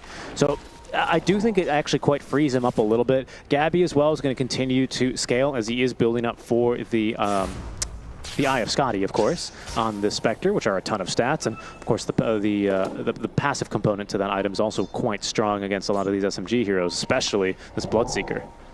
And all the healing that Boomy provides, not to mention, which has been a real big problem for Fnatic in these fights. Yeah, SMG still want to go for a second fight here. Oh, positioning. Yeah, positioning. ends up getting DJ. Not a bad start for this fight. I don't think they ruptured him. They do kill him off quickly as the Spectre plays around with him. Gabby hasn't been caught. Electric Vortex as well in the backline, trying to stop Boomy. Armel has been slowed, but he doesn't really care because the ball lightning. Brought back Fnatic, they like this fight, but they're underneath a ward. It's a little bit difficult of a fight to take. SMG's still strong. Now the BKB's come out finally. Nice avalanche into toss, and it's going to be Boomy they're going to go for. Get rid of the healing first. Armel is going to succeed at doing so, but Armel might be dying. The physical damage chipping him away. He's very low on HP. He's almost done with mana. Look at the MP go. Chidori, he leaves no prisoners, and he's going to kill off Armel. Yeah, that's a nice component of this Bloodseeker pick, right? The thirst, right? Against these heroes like a Storm Spirit, also like a Night Stalker, I'd say in very similar positions where they want to be super annoying in these fights and fully utilize their HP and mana pools. And having, heroes that can follow up and chase him thanks to the vision provided by Thirst, make that just about impossible. Here goes SMG pushing their 17k net worth lead, pardon me. Storm Spirit dead for 30 with buyback, but SMG, this is the third lane they pushed into. They've tried top, they've tried middle, now bottom. It's still not the way in, Avo. Yeah, it's because they're retreating quite quickly. I thought that one person being dead would be their way to succeeding, because now if Stormster were to buy back with only 20 seconds, he's going to buy back like this? It feels very awkward. Whoa, DJ making a play here, but the Satanic just it worked. Goodbye to Chidori. They had dust this time. DJ was with them to save him. Gabby is now, however, stuck in no man's land. Punish. What are they going to do? Gabby, down to the low ground he goes. They even have that Coddle Ball. Will-O-Wisp will stop Gabby from running away, and that's going to be a carry for a carry. Not that great of a trade, honestly. Not that great, not that bad either. I'm not sure how I'd weigh that one. Roche is coming up in 4 minutes. The thing is, they can both basically instantly be back in fights, so their death timers being relatively similar. Obviously it's going to be Chidori's, which is a bit slower or shorter, so I'd be, I guess, advantage there for SMG. DJ still gets out. Yeah, that was a bit of a very aggressive play there from Fnatic. You can tell, I think maybe the pressure is getting to them a little bit here, feeling forced to find some picks and open up the map in any way possible. Yeah, it is odd that they thought that was the play they needed to make, right? Does give Armel probably enough time here to farm up his Ag Scepter. So the goal here, when Storm Spirit used to be played with a very similar item build, used to be get to this 25 talent and go for your little budget black hole in order to really, really amp up your team's damage. So he does have a pretty big spike here at 20 and again at 25 with this Ag Scepter build. Right, because then you go for Shard as well. And then that does the overload bouncing plus the black hole, and it's impossible to deal with. It is pretty good this game as well, because they usually clump up on SMG by accident. It's usually just a Pango that's away from the team. Absolutely. Plus against the Satanic, all that damage that Chidori's going to have treants around him, they'll have teammates around him, it'll just be bouncing. They're going for the same play, by the way. But they know Chidori's around here. Chidori, however, he's become wiser. It's happened to him once. He's not going to fall for the same trap again. Yeah. This time, though, they did carry a Storm, so if it was Storm Spectre and Tiny, I think Chidori definitely does. Boomy also flexing his Ag Scepter money, and he's got himself the Will-O-Wisp. Pretty good item this game, actually. Can really screw with the Spectre's ability to jump around the fights if she's not careful with it. Spectre, who, by the way, has a full Basher now completed for Gabby. Keeping your eye out for that can really expedite the speed of these solo kills and solo pickoff plays that they end up looking for. He's even gone for a shard now, so he has a recall as well, which is... I don't know. It's going to be difficult for Fnatic to deal with this constant creep wave cutting, especially once we hit level 25 when they just profit. Yep. He's already 20, so he does have Sprout leashes, of course, at this stage. That's a big deal against the Storm. Yeah. What is his way to deal with it? Do we have any Force Staffs? He does have two. There's two Force Staffs, one on the Tiny, one on the Mirana. So his supporting crew does have at least a little bit of save for him. But of course, the question is, will Armel be in a position in the team fight? Has he zipped too far away? There's a lot of variables. And with how mobile Storm is and how much you want to use that mobility to your advantage, he might actually be a bit out of range.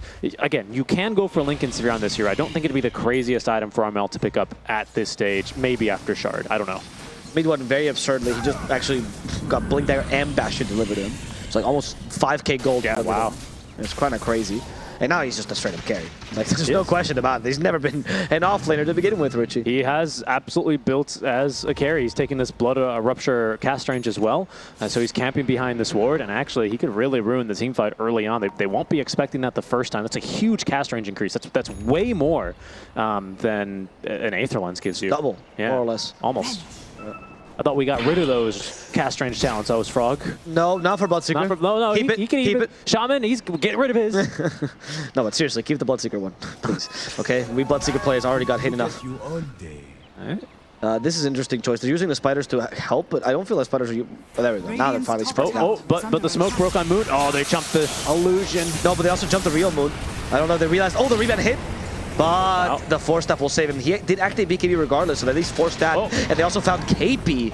The big spider's down. Okay, squash the spider. That's a man advantage now for SMG, and 8 legs advantage as well with that one down. Okay. They're going to continue cutting these waves, so you know, at Fnatic, they'll be able to cut a couple of waves on the enemy side of the map, but SMG are going to be completely comfortable in this position. They still hold all their tier 2 towers, so Fnatic are the uncomfortable ones because they cannot capture the outpost and get that advantage when it comes to Roche. Hence why SMG are completely happy just sitting here on the high ground. In fact, going up to high ground even. Okay, the Storm. Annoying them, you know, trying to bait out some spells. Afu is just straight up going to push this tower with his ultimate. Another fortify. That's the 4th fortify for those keeping track at home that has repelled SMG from a high ground push so far. Okay, but like, surely at some point you go, let's push anyway? After the 5 seconds? Fortifies aren't done well. Force staff doesn't get him out of the blood right, and Chidori is going to be connecting here with that big old break from the Silver Edge. Easy kill there. Okay, now you Roche and then you go high ground for sure, for sure. Yeah, that's going to open this one up almost certainly. This Roche also has an Ags, which you can give to Witch's Prophet, honestly, because I think Bloodseeker Ags is a troll. You don't want Blood Mist? No, it's actually the worst thing. You know, I tried doing it with Bloodstone, thinking, you know, maybe this is good. Sure, I could see that. It was trash. You actually don't even heal enough. It still hurts you more than it heals you. Looks like they're going to give it to Chidori. He'll grab the Aegis as well as that Ag's Blessing, and I believe, yes, Cheese indeed onto mid one. Pretty good. It's honestly a pretty good blessing. Sorry, the Ags for the Witch's Prophet. The Root, especially if it catches a Storm that's, you know, not looking at it. Scotty isn't complete quite yet. There's still a little bit further to go, about 1,500 gold more here for Gabby to have that item online. So all these heals are going to be full value. Another big item, actually, that KP's decided to pivot into here after the fairly standard Brood Aura Carrier build is this Guardian Greaves. Still a little bit more to go, but of course, that's a 5-second disarm here versus the NP. Could really end up making a difference in these fights. Okay, we have Moon going in already for Junwell, and he's got rooted because of Wrath of Nature, so there's nowhere for him to go. Finally, no Fortify. Yeah, there we go. DJ, that's the Fortify that they had. It was just Moon all along, and it seems like he is going to be able to get away as Armel got stunned. Leashed in, that's on the Sprout. What's going to happen to him? He's just flipped. Even with the Force Staff, he can't be saved. Wow. Armel's already down, and SMG... They do have a chance now to at least push one lane in racks. That pipe is not going to help them against the Nature's Prophet. There is another Fortify here as well, but it's still 70 seconds till the Storm Spirit respawns, so they might actually end up forcing the buyback here. SMG, they still have BKB and Aegis on NP. They try to toss him back. Now finally DJ can do the deal, but it's getting the Broodmother dying first. Chidori still has the Aegis regardless. Here comes Armel again with a beautiful trick force onto 3. All fours have been hit with that. The heals are decent, but they still lose Chidori, at least his first life. As they now go for Armel, trying to force that dieback. It's not going to work out. Chidori trying to get away, stuck in the blood right for now, and fighting inside of it because he activates BKB. He knows he can. He's going to go and attack the spider, and Broodmother will fall a second time this engagement. In comes Armel. He's been leashed. No chance for them as the diebacks come in and in and in. SMG have breached the high ground. They have. They've breached it open, and in they go. That's going to be the mid lane of Barracks. That's a couple of diebacks at that as well by my count. 2. And the tips onto Gabby. The only surviving core. I'm actually okay, says Gabby. I don't think that's the case. I think this game is over, Gabby. It seems like SMG have it in the bag. They do. They should anyway. Oh, they found Gabby too. Gabby, and that might be just about the closing move onto this one. Solar Bind. DJ's got a toss back. They don't care. They're going for tier 4s. They know they can win this. They even ruptured Gabby. Oh no, blinding light right into the Will-O-Wisp. Goodbye, Gabby. He has buyback, but honestly, if his first life was 0 worth, then second life is going to be the same. I mean, they'll recover the gem. That'll look nice in the post-game screen, but this game is going to be heading there here in a couple of seconds, Abba. Yep. Ancient's now focused. There's going to be a toss back, but it's not going to be enough. That's a dead Spectre too. goodbye, and SMG will take game number 1 in this series. Pretty confidently, I might add. They got the lead. They were more doubtful than I was hoping for them. Honestly, I think they had a couple of times where they could have just stayed and pushed, but they played patiently, they didn't throw, and they managed to finally secure a game, which was something they've been struggling with a lot. Yeah, absolutely. I think that's the biggest thing I've noticed here. SMG, who, again, have struggled to close out games, clearly had a plan in this one, right? They had a timing that they wanted to hit, they had objectives that they wanted to destroy, and they did exactly that. Top, mid, bottom. You know, sure, they got rebuked a couple of times, but eventually they forced the issue, get up to the high ground, and then make it happen. Yeah, SMG's looking good. And it seems like they're fixing their mistakes, whereas Fnatic still hasn't quite found their identity just yet. It seems like this team is still on the struggle bus, but of course, it's not the end of the series. There's still a second game here. Yeah. That we do, and with the end of this one as well, SMG maybe a bit of wind in their sails, so they finally find a victory and are just now one away finally from finding their first win. For Fnatic, of course, they might need to go a little bit back to the drawing board. I don't know if maybe the Storm Spirit gave them everything they were looking for, but I don't know. I don't think we'll see that Storm again. No, but at least we can get to hear more about SMG's great victory and how good they're looking right now as we go back to our lovely panel. One orange team had to prevail this game, and that team was SMG. Tell us, boys, what exactly happened? How did it happen? Top lane.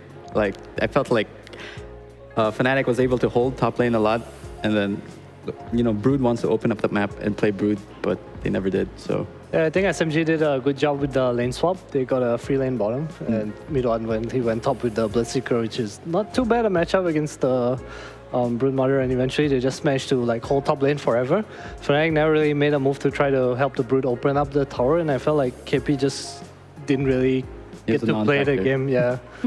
So what about the Storm pick? You guys were really hyped on it during the draft, but then it didn't seem like it really went anywhere. I feel like they were too far behind. Like, Armel couldn't go to either side lane to like really make anything happen. They had a draft where they needed to like open up the map, and then Storm and Spectre, they excel at like this pick off, open up the map. I think Gabby bought X, and they like kind of tried to like take team fights with it, but I feel like they needed to just play the map, but they also were in a position where SMG kind of didn't give them any map already, so it was kind of confusing on like how to come back into the game. Yeah, no, SMG definitely played great. They didn't really throw, so...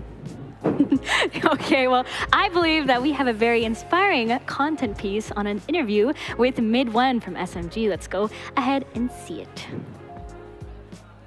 Interview with SMG's offlaner, Captain Mid One.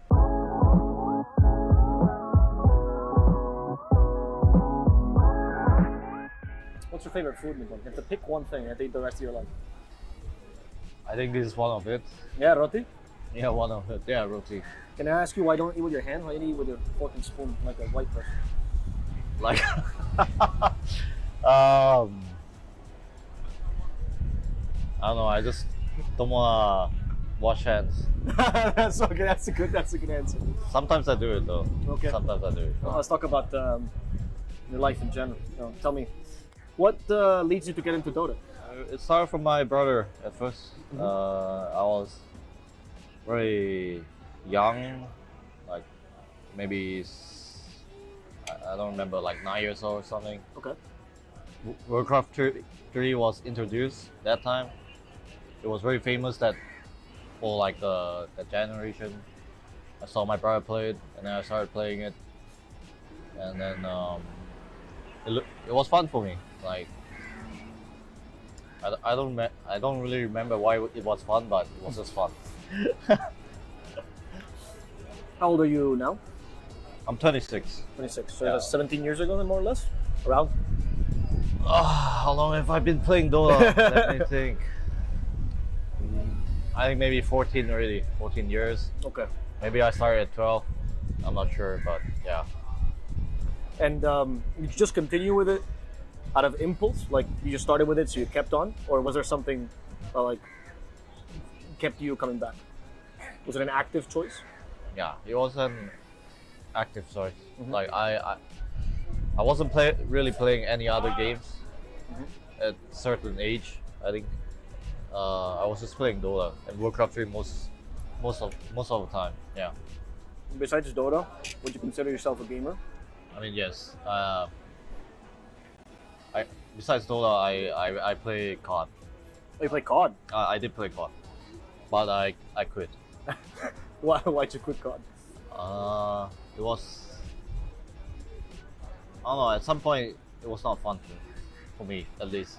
Like maybe everything was simple, and I think it was time wasting for me because I think I played too much COD and you know, I fucked up my Dota career. So yeah. Okay. When do you start considering a professional career as a Dota player?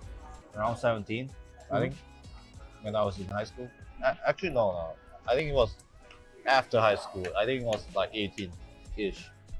I always wanted to be a pro at that time. Somehow I got the opportunity. Like, it was presented in front of me. Like, Fnatic asked me, so I'm like, yeah, sure, why not? Easy right, you know.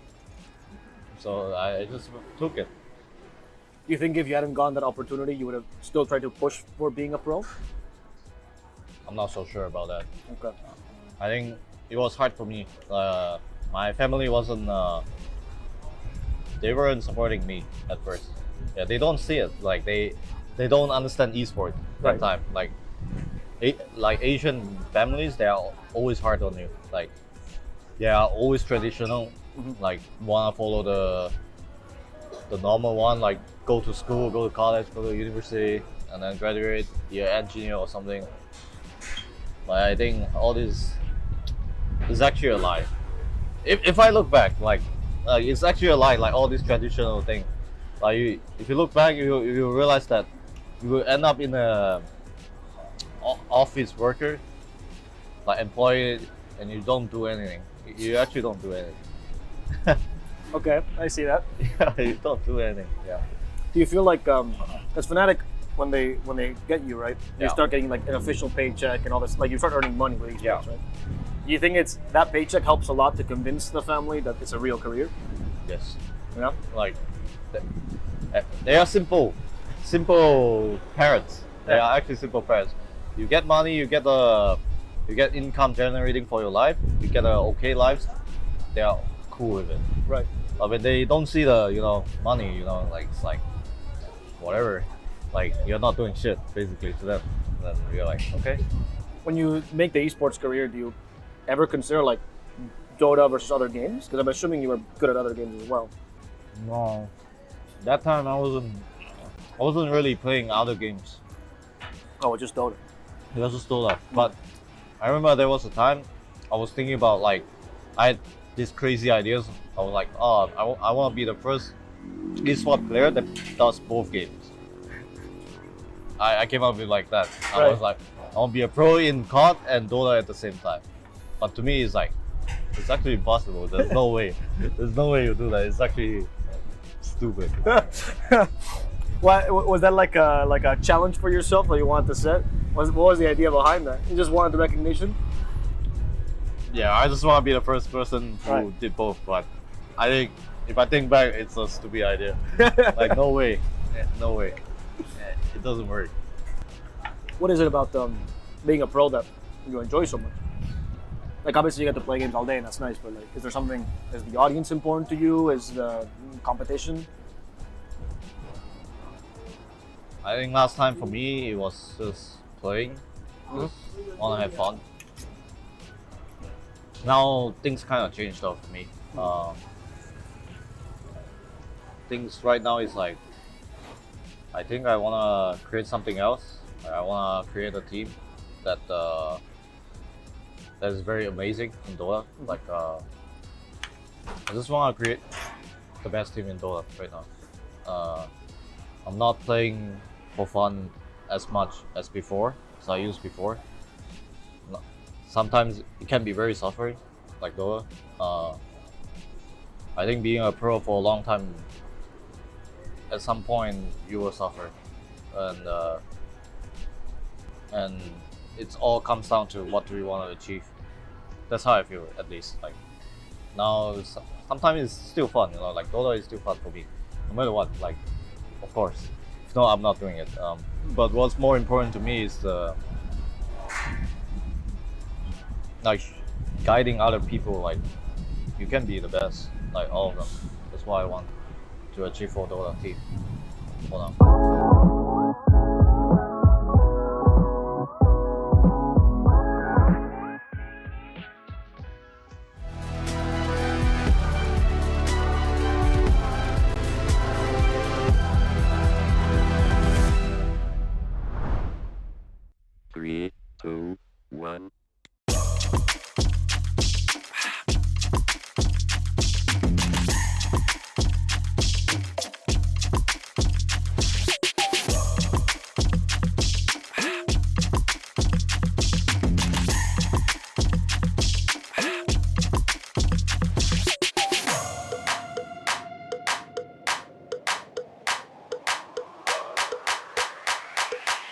Practice ground, he's actually able to do so for a decent amount of time. Have to take out like the flame cloak. Does get a lot of damage, but here comes the black hole.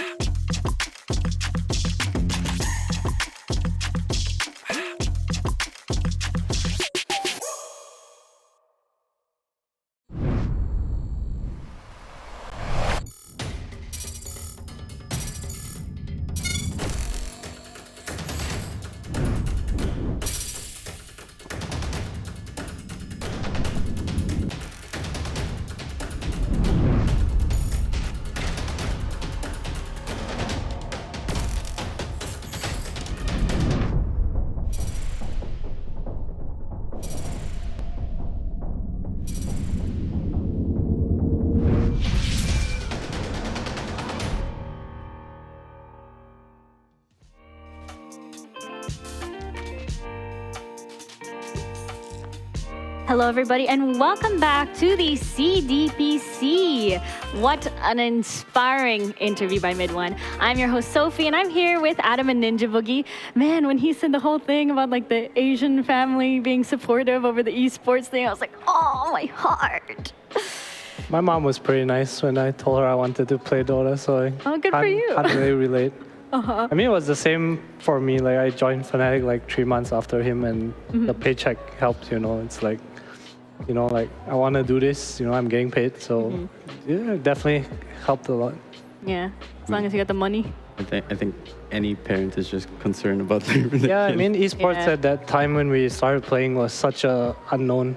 I think even today it's like a top 1% kind of thing, right? Like, we have a lot of players in even, I would say, Div 2 is like not a real very stable job for certain regions as well. So yeah, it's good to have like the support and backing of the people around you. It's a lot easier now, though, like knowing that the foundation's already built. Yeah, for back sure. then it was a bit rougher to convince parents and whatnot. Did you have a hard time convincing your parents? Yeah, I think I finally got them off my back like around 24. I gave them like half of my paycheck. Wow, but you started young, bribed them, Mike. Yeah, I started like 16, started playing for Mineski. And So 8 years. yeah, because I mean, Southeast Asia, it was really hard to make money then. Like there was not really much support in the past from Valve, and even the limited tournaments to like qualifiers. You know, you have you have the Fnatic, the Orange, the Zenith, the MUFC. So it's like there's no like, sure, you can probably get one game off of them in the best of 3 series, but you know, experience. Once you start playing in a tier 1 tournament, you'll start dominating in your region. The amount of experience you get is pretty baffling, to be honest. Yeah, it was kind of different. Definitely had like a, I guess experience is the right word. Like you lose enough times to like a certain team, and you kind of learn. And I guess ultimately that's how players kind of develop, right? It's just develop through loss. Like you kept going and kept going. Like for me, my biggest growth in terms of like understanding Dota was when I started playing under Mushi. Before I was just like, oh, you pick heroes, you win, you think about winning team fights, and that's it. But then he introduced like all this lane dynamics and like we're both sons of Mushi. Yeah. So. All right, well, let's see what we get in these lane dynamics. Sand King cometh. Give us this draft. Oh, Sniper. Fnatic going back to their TI picks. I think Armel played Sniper like every game at TI. Really? I think so. It was either Sniper or SF. I think it was Sniper, yeah. They decided to remove the Coddle. Boomy played a really good Coddle. Dude, he had like same net worth as the Brood. He was so annoying. I really want teams to stop picking this Brood when the player it's not their Yeah, comfort. I feel like it's a... It's such a... You need a special understanding, right? You need a specialist.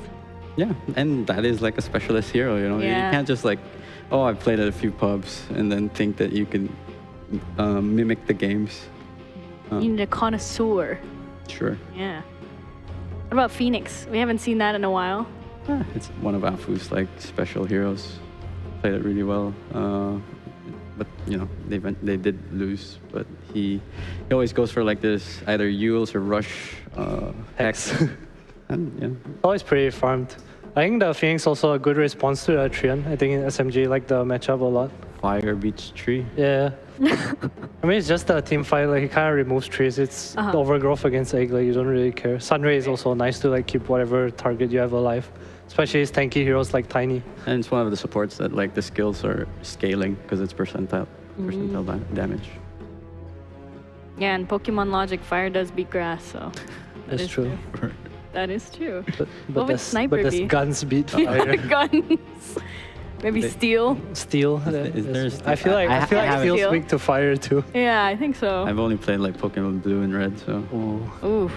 Boomer alert. Catch up. they haven't really changed their, the So it's game. a 3D open world now. I heard it Very was really buggy, bad. but it is what it is. If one day it becomes like Breath of the Wild, but Pokemon, sure. maybe There's I'll put it- Arceus. Well, Yeah. it's not the quality of Okay, Breath of the Arceus. Wild. I'm into Yeah. quality games. Yeah, if you Yeah, haven't that's- played Arceus, don't play Arceus. No, I've seen clips. Trust me, It's not that bad. it looks really bad in the clips. Quite fun. Surprise, surprise! Nature's prophet once Some more again. trees. Some more trees. More grass. I mean, yeah, I can see the Spectre ban. Sniper's pretty bad against Spectre, but Fnatic used to always pick Dawn against Nature's prophet. Do you think it's a good matchup? Sure. Yeah, like the lane is pretty strong. Doesn't really care about tree and terrace, and you just jump at him once you're like level 3 with the level 2. What's the throw spell? Celestial hammer. Mm-hmm. And then what's the first spell? Starbreaker. Starbreaker. But does the stacks of luminosity, is that still a thing? Is it crashing the game? I have no idea. I'm sure it got fixed. No one's complaining about it anymore. That's true. Just check now, your Twitter. now it's about Lincoln's and like Satyr or something. Oh, right? yeah. That's crazy. But yeah, I'm surprised they let Fury go through instead of the Naga. It's hard, right, to ban for the sniper. Yeah, but I mean, like, did SMG run Naga yet? Like, Yeah, I guess so. But Naga Phoenix sounds pretty scary. I don't know. sure, but I mean, I get you. It's more like, why not remove their comfort, right? They're a comfort team, especially for Chidori, I think. especially when it's like they're trying to rack wins, right, and build confidence with each hero. You kind of want to remove the heroes that they already have confidence with. Yeah, I wonder if this is KP Marcy. He's the one who played he played Marcy against Nature's Prophet the last time against Blacklist. Yeah, it was going good, but they. I mean, he just rotated bottom and got nothing done, right? He could have just stayed in his lane and farmed. He also went 1-1-4, I think, so couldn't really like jump on people. Yeah. He definitely did own his lane though, so I wouldn't be too surprised if he's the Marcy again. Pretty nice against Phoenix too. You hit the egg. Yeah, it is a core Marcy. That sound is so satisfying. I know it is. Every time you get the full like combo Yeah. off. Oh. I'm usually at the receiving end of that, so I don't like that sound. Must be rough. So most likely gonna be a DJ Hoodwink. He does play a pretty impressive Hoodwink. Hoodwink's such a great hero. What's the Moon Hero? I mean, he could be tiny, right? That's true. I like Wyvern here. Nah, I'm just a Wyvern mid? Wyvern fan. Sorry. Alright, so they choose to not show They're it. probably gonna leave Moon last pick because Darkseer Tiny is pretty good. Now they have to like make a decision whether they want to put Sniper against this Darkseer +1. Not really the best, but Shrapnel can do a lot of damage. I feel like I haven't seen Darkseer being played much in SEA. Should be the first pick. I think it's good against Drow. I don't know how I feel about it Yeah, against Sniper and Lina. Lane looks rough, but I guess as a concept, like you can run at the Sniper, you can reach the Sniper, but Because it's like a displacement skill, right? And then you kind of like get the Elu, and then yeah, he's a Sniper normal. doesn't really care. He's a right? normal Greaves. No, I'm referring to like against the Drow. Ah, fair. Yeah. Just build armor. Yeah. Drow's pretty bad against like all these team-based items, but yeah, people are kind of like shying away from that. It's kind of the lane, right? Mostly, I think. Lane's kind of rough sometimes. And the constant buff with like frost arrows and the multi-shot, and then also like weakening the Darkseer, laning. Bit of both. Oh. What are we so looking at? SMG gets last pick.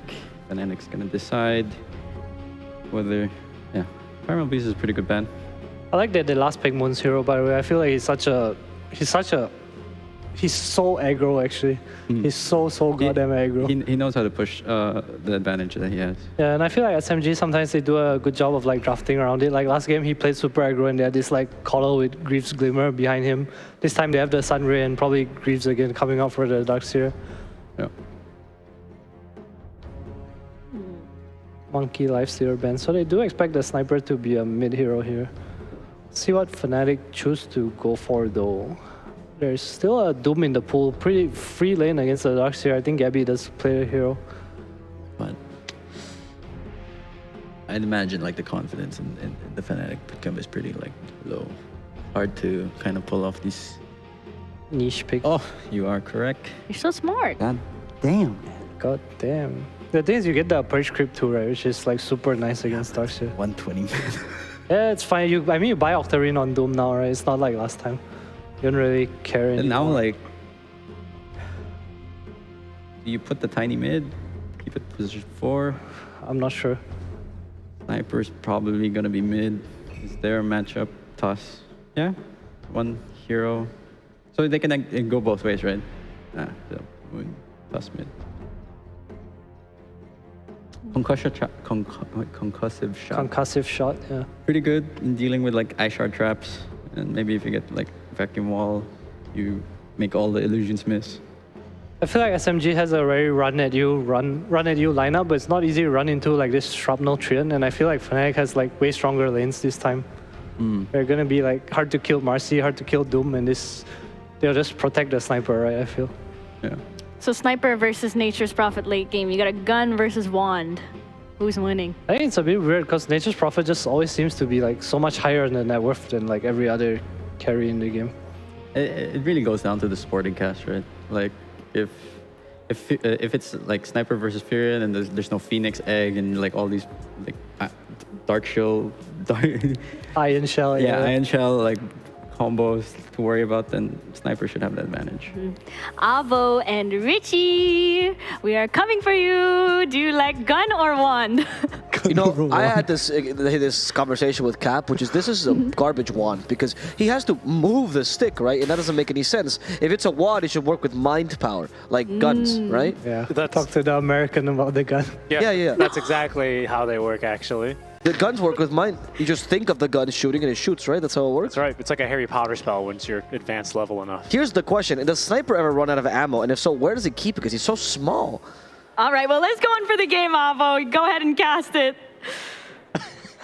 My goal is for Sophie to be speechless every single time she throws stuff. I think we've been doing a pretty good job. I didn't know that was the goal. In fact, I'll help you out because I think Sniper keeps his ammo the same place he keeps his Divine Rapier.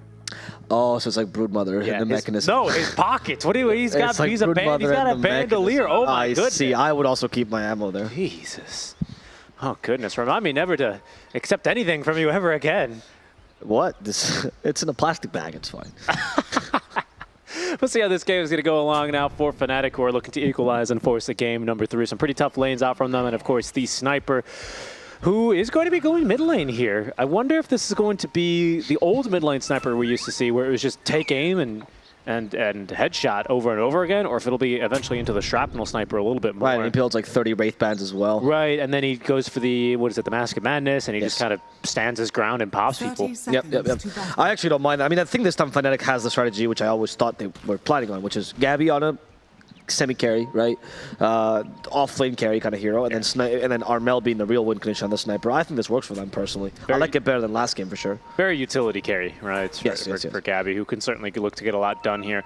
We've seen the kind of proliferation of the Acceptor build for the Doom on that AoE self-Doom, and it's pretty good actually, especially because you will dispel things, well, basically everything that the Darkseer hopes to apply. He is pretty hard countered by those dispels and will be very displeased to have to fight into that when it eventually gets there. Yeah, it's true. Darkseer does get displeased when he gets dispelled. Love that alliteration. Yeah. I mean, yeah, do you just run around with a Purge Kit this whole game, do you think, as your Gabby? No, the Hoof Stomp is too useful, right? Yeah, I mean, it'll be Hoof Stomp. I was more focusing on when you have the AoE Acceptor, debuff on Doom, and you apply that and dispel everyone, right, when you're running around in the fights. Oh, you don't? Does it apply to dispel as soon as you touch him? Are you sure? Yeah, I think for the first time. Really? Uh-huh. Oh, I wasn't aware of that. Yeah, because it'll like cancel TPs and mute you still, right? No, I know that applies to mute. I don't know that applies to this spell. I'll look for it this game. I thought it did. I was of the same camp that it didn't, and then I saw someone get something dispelled once, and I was like, I didn't know it did that. Well, look forward to it anyway. But I do think on that note that maybe for KP, since he's playing an offlane Marcy, right, and he's going to actually scale, I think Nullifier is a good consideration for the late game as well. Yeah, very true. Nullifier would be real nice. Nullifier back. Well, first probably what? Phase boots, BKB Basher. You know, the pretty simple build up there for the Marcy. Yeah, I agree with that. I like that idea. It is going to be, by the way, this sniper. It's 0-1-1, and Wraith Band #1 delivered. Second one already in the quick buy. So Moon very quickly is going to need to get some armor online. He's probably going to make a B rush for that bottle, but then I wonder if he just instead goes for the chainmail earlier.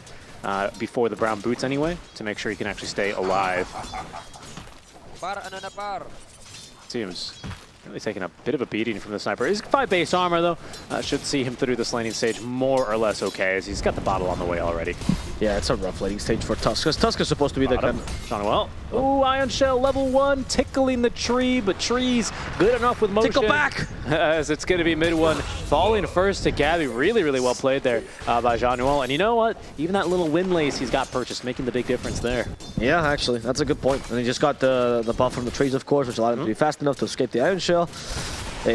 Darkseer does suck at level 1 though. Like, he really is. He's real bad. He's really bad. That Ion Shell nerf was ridiculous. I think that level 2 is a humongous power spike for, or level 3 rather, humongous spike for Darkseer. It's always been the case with the heroes like this, heroes like the Primal Beast as well, right, on that trample. They always have that one signature ability that they're looking to max first, but yeah, it is especially punishing.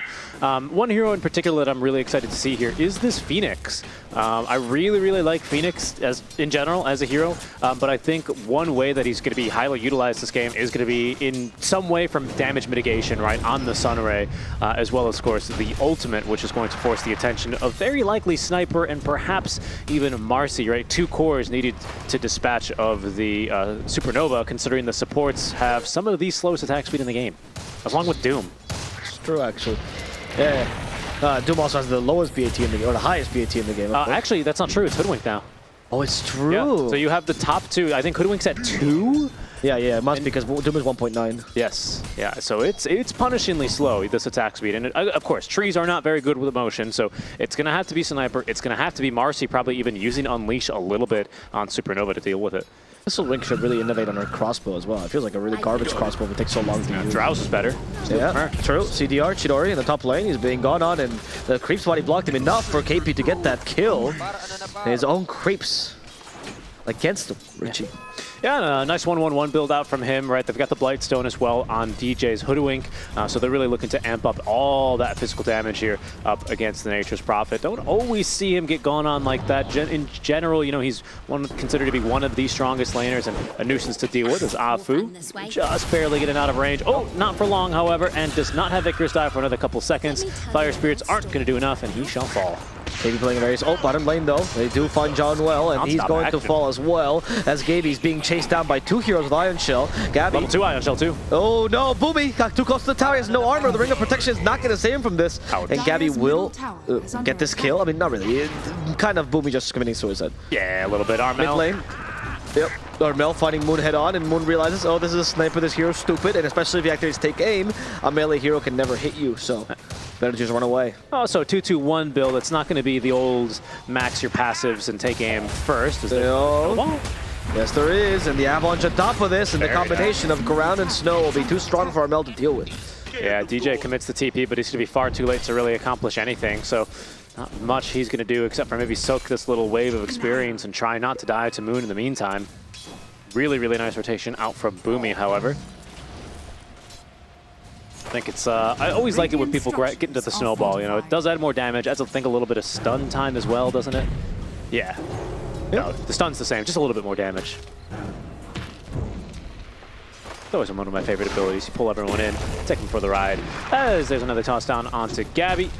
Jean-Noel nearby and ready to go with his 2 points in Leech Seed already. Not a single point in Living Armor quite yet for Jean-Noel. True. Interesting. I mean, I'm assuming it's going to be a 1-3-1 build, because this is definitely a good lane for Leech Seed, because Leech Seed will counter the Iron Shell pretty strong. Right. Yeah, actually, what's that damage look like? So 50 heal per second compared to the Ion Shell, which is 70, but of course reduced by 25. So yeah, it's pretty close. Yeah. Nice whirlwind. Yeah, got Hurricane. I hear also in the top lane there's another fight going on. In fact, it's Chidori who's going to fall to KP. Wow, yeah, down bottom they were skirmishing as well. They used the Hurricane to try and get a kill into mid one, but he's just a little bit too speedy with that first point in Surge. He's coming along very nicely for his itemizations. As Moon is going to secure the top rune for himself. It will spawn bottom, however, into the hands there of Johnwell. Johnwell with an arcane rune that can't really utilize. Maybe gets leech seed off, but that's pretty much it. Yeah. But at least you prevent the Tusk from getting it, because Tusk is now in the moment where he can actually gank.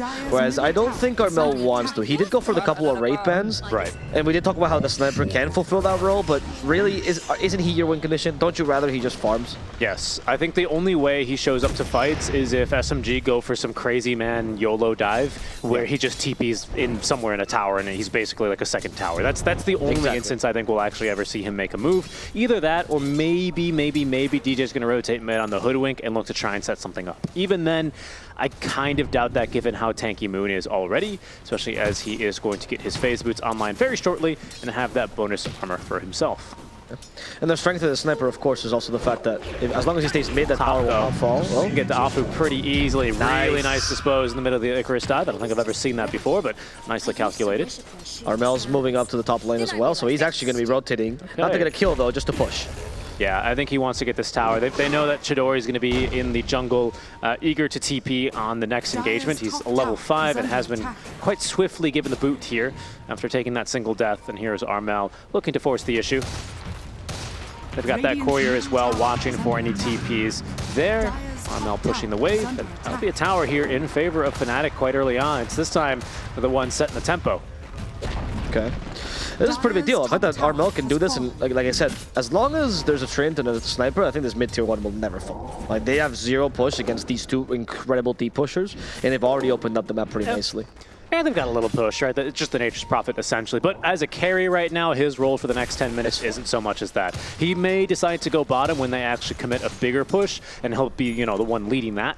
But until then, as you say, he's maybe only going to throw a couple treants there for a couple seconds. And in fact, Armel, he's going to throw a couple auto attacks towards that tier 2 tower and force out the 4-5, but he'll back also, out the jungle.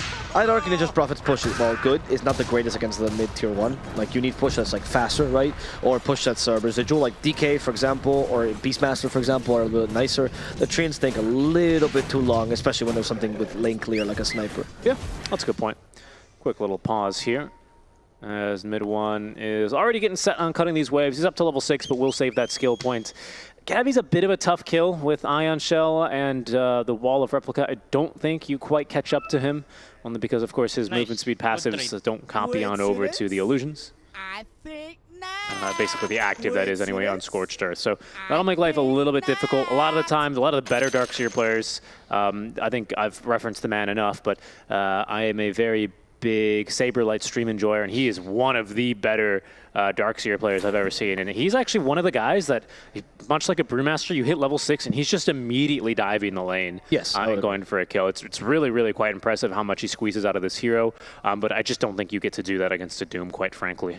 No, because he's one of the best heroes to deal with Darkseer, right? Because then to be able to dive the lane, you need Boomy essentially with you as well to commit, and it's just a little bit difficult.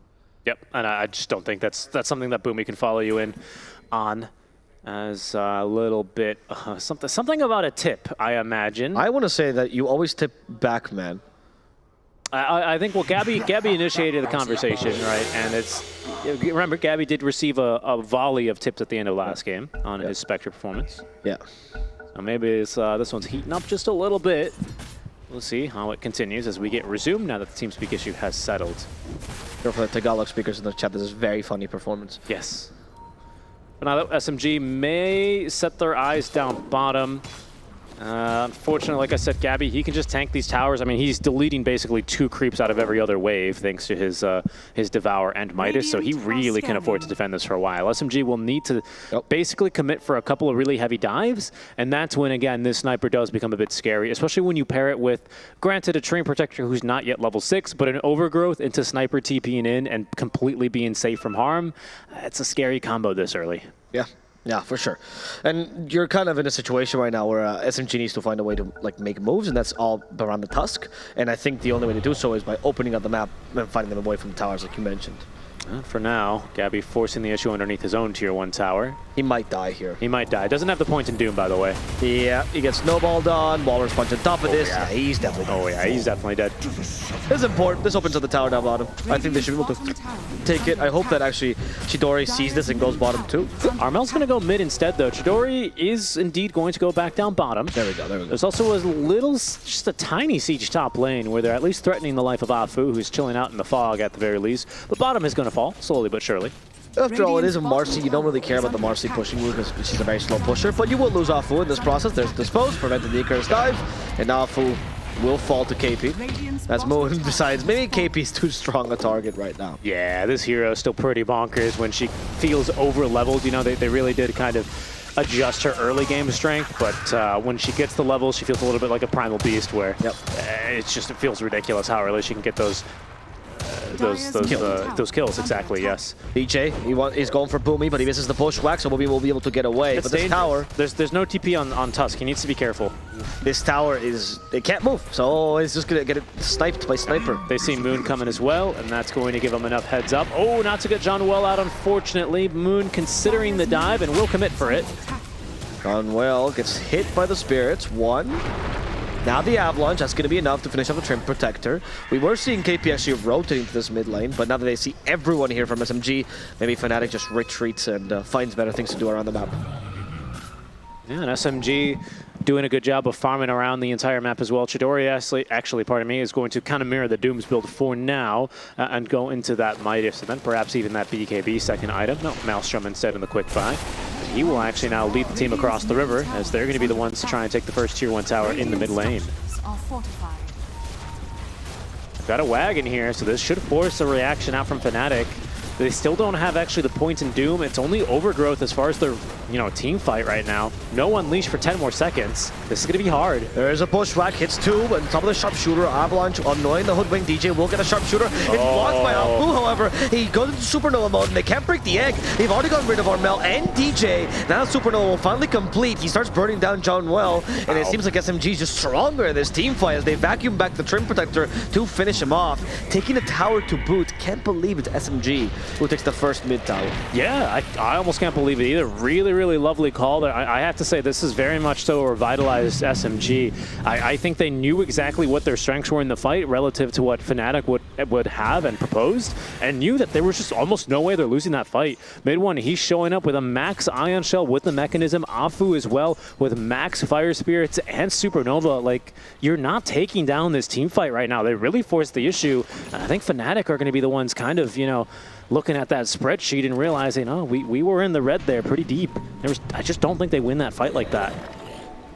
The execution was great from SMG as well. Let me mention that, but particularly Afu, who literally tanked the sharpshooter to go and turn into an egg. I still think it was just about an impossible fight for Fnatic there. I agree. I think it was, especially because the positioning of Armel in the beginning of the fight, right, getting killed off so easily. Yeah, Gabby, be careful. Gabby, who shows up with basically just Toughness Aura and Scorched Earth, is about all he can offer there. As there's going to be yet another kill onto DJ. Yeah, Vacuum will do this trick. Minute-long cooldown now on that ultimate from mid one. Goodbye to poor DJ. As I guess Fnatic now lost not only the map control, but also the security of being able to farm out anywhere in the map, because the strong ganking squad from SMG is still present here. Right. Yeah, it's very much a Tuscan NP with at least one support probably roaming with the Tusk. Yeah. Or the Tiny, who is... Tiny is the support, but I'm saying I think that's the support to roam with the Tusk and kill anything. Right. Yeah, agreed. I think even then the Phoenix isn't too bad. Right now, until you have no Blink Dagger on Tiny, you're mostly relying on the catch of Moon, as he's the one out and forward and trying to scout things. Careful though in the trees. Once again, Fnatic, they're going to rally up for a defense of the last tier 1 tower they have. This time with Doom, and still Overgrowth ready to go. We go for KP. Let's see, Surge, Avalanche. Okay, toss him back. KP, nope. The bushwhack actually saved they cut the tree with the Icarus dive. DJ.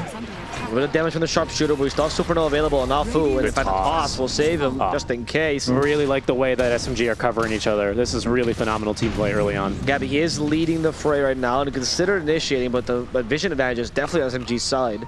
Yeah. Armel's showing up to this fight with Dragon Lance and full treads, as well as the double Wraith Band, so he's got some items. Moon, nice about making a jump. He's going to commit. Nice. Okay, the snowball hits, and with the Walrus Punch, they also drop the wall replica. Gabby's illusion is not very useful, but he's stuck there forever. In addition to that, the Supernova on the high ground, trying to break it, is KP. Vacuum is not going to be able to save him, and now they finish off Moon. Boom is trying to TP in the middle of the fray, but oh no, never mind. It's going to work, actually. Yep. It will work. Unfortunately, unable to make the same move as Afu, as he's going to commit the Supernova, but very quickly to close the gap with the rebound was KP. Immediately nukes through that thing. I think you only need, what, like 5 hits on it? 6 hits on level 1 Supernova. It used to be 5, and then they gave it that major buff a while ago. And Marcy's going to get, 3 in about a second. So she easily dispatches of the Supernova. Other than that, a pretty decent fight from SMG. I gotta commend, their fortitude to really try and make that play so deep early on. But they will be kind of punished for that one. Good hold for Fnatic. SMG. Moon's back in action, though. He wants DJ. He's going squirrel hunting. They go for a second play. Boomy's also backdooring them, but I think the curve will actually reveal his position, which makes this harder. They kill DJ, but they really want the juicy target, which is a sniper. Armel now finally in toss range. What a combo with Icarus dive. Can they cancel his TP? Armel was too quick to do it. So unfortunately, he gets away. That was cool. That was very really cool. Of course, you obviously follow the toss target for a while, as we could see there on the Icarus dive, perfectly getting in range and then pulling that sniper very far from his allies. Really, really cool stuff there on that combo. Nice. We even got a fastest BKB this DPC on the Marcy. By 2 minutes. I mean, this is a little bit hard to gauge because Marcy's usually plays support. Right. KP has played her a couple of times as an offlaner. He's not the only one either. Yeah, that BKB is going to free him up to basically just focus down onto the Supernova, I want to say, most of the times in these fights. Also allows him to not get easily too caught up on this tiny toss combo, and as we can see, get tossed super far away from the fight. So he'll be able to maintain his relevance here early on. The 2 Midas builders checking up on them. Chidori already with his next item, Maelstrom, online. Gabby as well, the hyper farmer that he is, also nearly at his first item. In fact, BKB is now being fetched to him by the courier. So BKB online for Gabby should allow him to get off an ideal Doom in these Flint engagements. KP. Baiting his BKB. Yes, he is. Initiation with a Walrus Punch. On top of the Sunray. KP losing a lot of HP too quickly. Activates BKB. A little bit of heal thanks to the Psychic and that Unleash, which allows him to stay alive. However, they do want to kill him as soon as the BKB expires. He's been healed a fair amount regardless with the living armor. Now the toss back. That might condemn KP to a surefire death. Oh, wow. That indeed does. With a Supernova being used, so nobody can go help him. DJ is going to die to this Phoenix alone. As Idora even joins in. That wall replica to protect SMG as they take cover once again, looking for the next objective. Yep, there's no Assassinate right now for Armel. Very standard, very typical of the sniper builds these days. So no chance to secure that last little kill onto the Tiny, even if he looks low enough. And SMG, once again, just really flexing their strong team fight right now. Gabby, I want to say, until he gets his Blink Dagger, is going to really struggle to, I think, enact, or to really make his net worth felt. He's the richest hero in the game right now. Of course, he's got the Devour and the Midas effect both playing him up, but until they can really get in position in these fights, I don't think we're going to really feel that at all. Because SMG, just to prove the point, they're going to move right into Roche and take him down. Aegis for Moon. The Blink Dagger reveal for him really worked out. I think KP was not expecting the Blink Dagger so quickly, so when he got blinked and Walrus punched, he wasn't ready. And now Gabby as well. Yeah, they have a Walrus Punch in 6 seconds, but as the Doom perhaps allow Gabby to TP. In fact, they're actually just going to go for the kill. It's going to be Afu who dies. They force the Tusk away. Oh, and they caught Chidori. This would be huge if they can finish him off, but they do it dispose. He's in a really bad position. Chidori falls. Okay. Hard to tell what the next target is, as Moon might still be a little bit too quick, but Fnatic was looking out for blood here. That time it's SMG who are a little bit too... Oh, hold on, maybe? They're still even out for blood? No. Well, you say that, but look at where Moon's at right now. Oh yeah, Moon is squirrel hunting again. Yeah, he's going squirrel hunting again. He really likes this, huh? He's like an old European monarch. And he'll get him. Careful mid one as well. Is going to run into Januel, and there's actually Afu connecting. Will they scout him? Yes, indeed. Okay. He's got overgrowth. Has shards, so slows him down as well. Oh, wow. Oh, they commit the wall replica, huh? And the snowball. Okay, so it's just kill after kill. Here's the name of the game for SMG as they wrestle away, wrestle back map control. Boomy actually, he's nearly got enough for Blink Dagger. He doesn't want to get caught now. Actually, I think he's going to go for the kill. Gabby? He's going to try to get the whirlwind off. They'll save himself spot for vision, but the help from KP comes just in time. In fact, Chidori doesn't want to die here. Boomy's happy to sacrifice himself. Chidori gets to live. The Blink Dagger, though, was only 20 gold away. His TP is not going to be successful. No He gets Inferno Bladed and then Bushwhacked to the high ground. Really, really good stuff from Gabby. I thought they actually had him dead to rights, but the Hurricane away actually just made enough space for him to get out of there. So good execution and good read of the situation, knowing that he needed to get out right away. Moon has bottled up the DD rune, and still with 3 minutes on this Aegis, I dare say he's once again itching for a bit of a fight here. We'll see what we can find. One as well is going to end up joining him. Who is it that should be itching for a fight? Like, who is in a better position right now? Well, honestly, the way that SMG are playing this game, it feels like they've agreed. They're on the same page. They want to be the ones setting the tempo. Sure. I don't know if it should be them, but they certainly feel that way. Okay. I mean, that's fair. Are they playing in the right side of the map? Because they're playing on the triangle constantly right now. Yeah, they did this last game as well, right? They also really wanted this top tier 2 tower, so maybe they have a bit of a strat around it. For now, the fight's mid lane, where KP is going to find himself burning alive here to that Sunray, although counter initiation from Jean-Noel. Yeah, it's game. Moon is in trouble now. They still have the Supernova to cover him. Moon has the Aegis, so it's not looking bad for SMG just yet. They're going to retreat for now. Well, they got that. Lick their wounds, cover their losses. Yeah, they got that BKB out from KP, so that'll be pretty good news for them. Chidori holding on to his teleport, so he can join the fight shortly. And in fact, he'll be joining with the BKB. So there'll be KP without a BKB, Chidori as well with BKB soon to be completed. This might be go time soon for SMG, but they might just be preempting this timing. They're going on this DD rune for Moon. Moon with a DD rune is looking to maybe even dive the tier 2 here. He's not that afraid, but they need control over the area. They don't have vision. This ward is really screwing them over. Avo BKB is like 20 seconds away from Chidori. Okay, maybe not the best time to initiate, but they will do so anyway. Indeed, they finish off John well, but the Doom onto the Darkseer has nullified mid-1 for this fight, as they also break the egg. Gabby gets rid of 2 targets immediately. It's a level 1 Supernova, and you can see Chidori, he TPs in, and the Courier hasn't quite reached him, so he's still got his BKB on Courier. Hyper-aggressive. Moon, though, in an awkward position. Sniper, how many hits is he missing in the high ground? Apparently, too many. He's going for Boomy instead, as Moon gets away. Wow. I can't believe he gets out of that one. Finally, the BKB is delivered. Really. The ward is still there, man. Great Avatos. Yeah, Fnatic saw that one coming too. Good point. Just really hyper aggressive there on the Phoenix Supernova. He's going to go down pretty quickly if he does not catch Sniper with Fire Spirits or anything like that. Arbel tears right on through him. The fight's fairly easy from there. I dare say, I think SMG are a little bit lucky that, you know, Fnatic didn't reinitiate with them, because I don't think they would have come out better for wear off of that one. This is this first Aegis. SMG, seemingly they wanted to at least get a tier 2 tower with this. They will fail in that regard. However, in terms of team fights, they certainly have shown that they will not be backing away from any of these fights anytime soon. Any opportunity they get, they're so eager to go on in.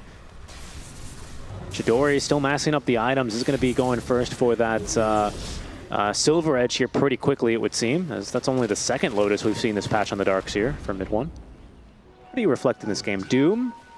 Yeah, it's pretty good. You're dispelling Overgrowth. That's probably the biggest one. Pretty good, and probably, as you say, the biggest one. Yeah.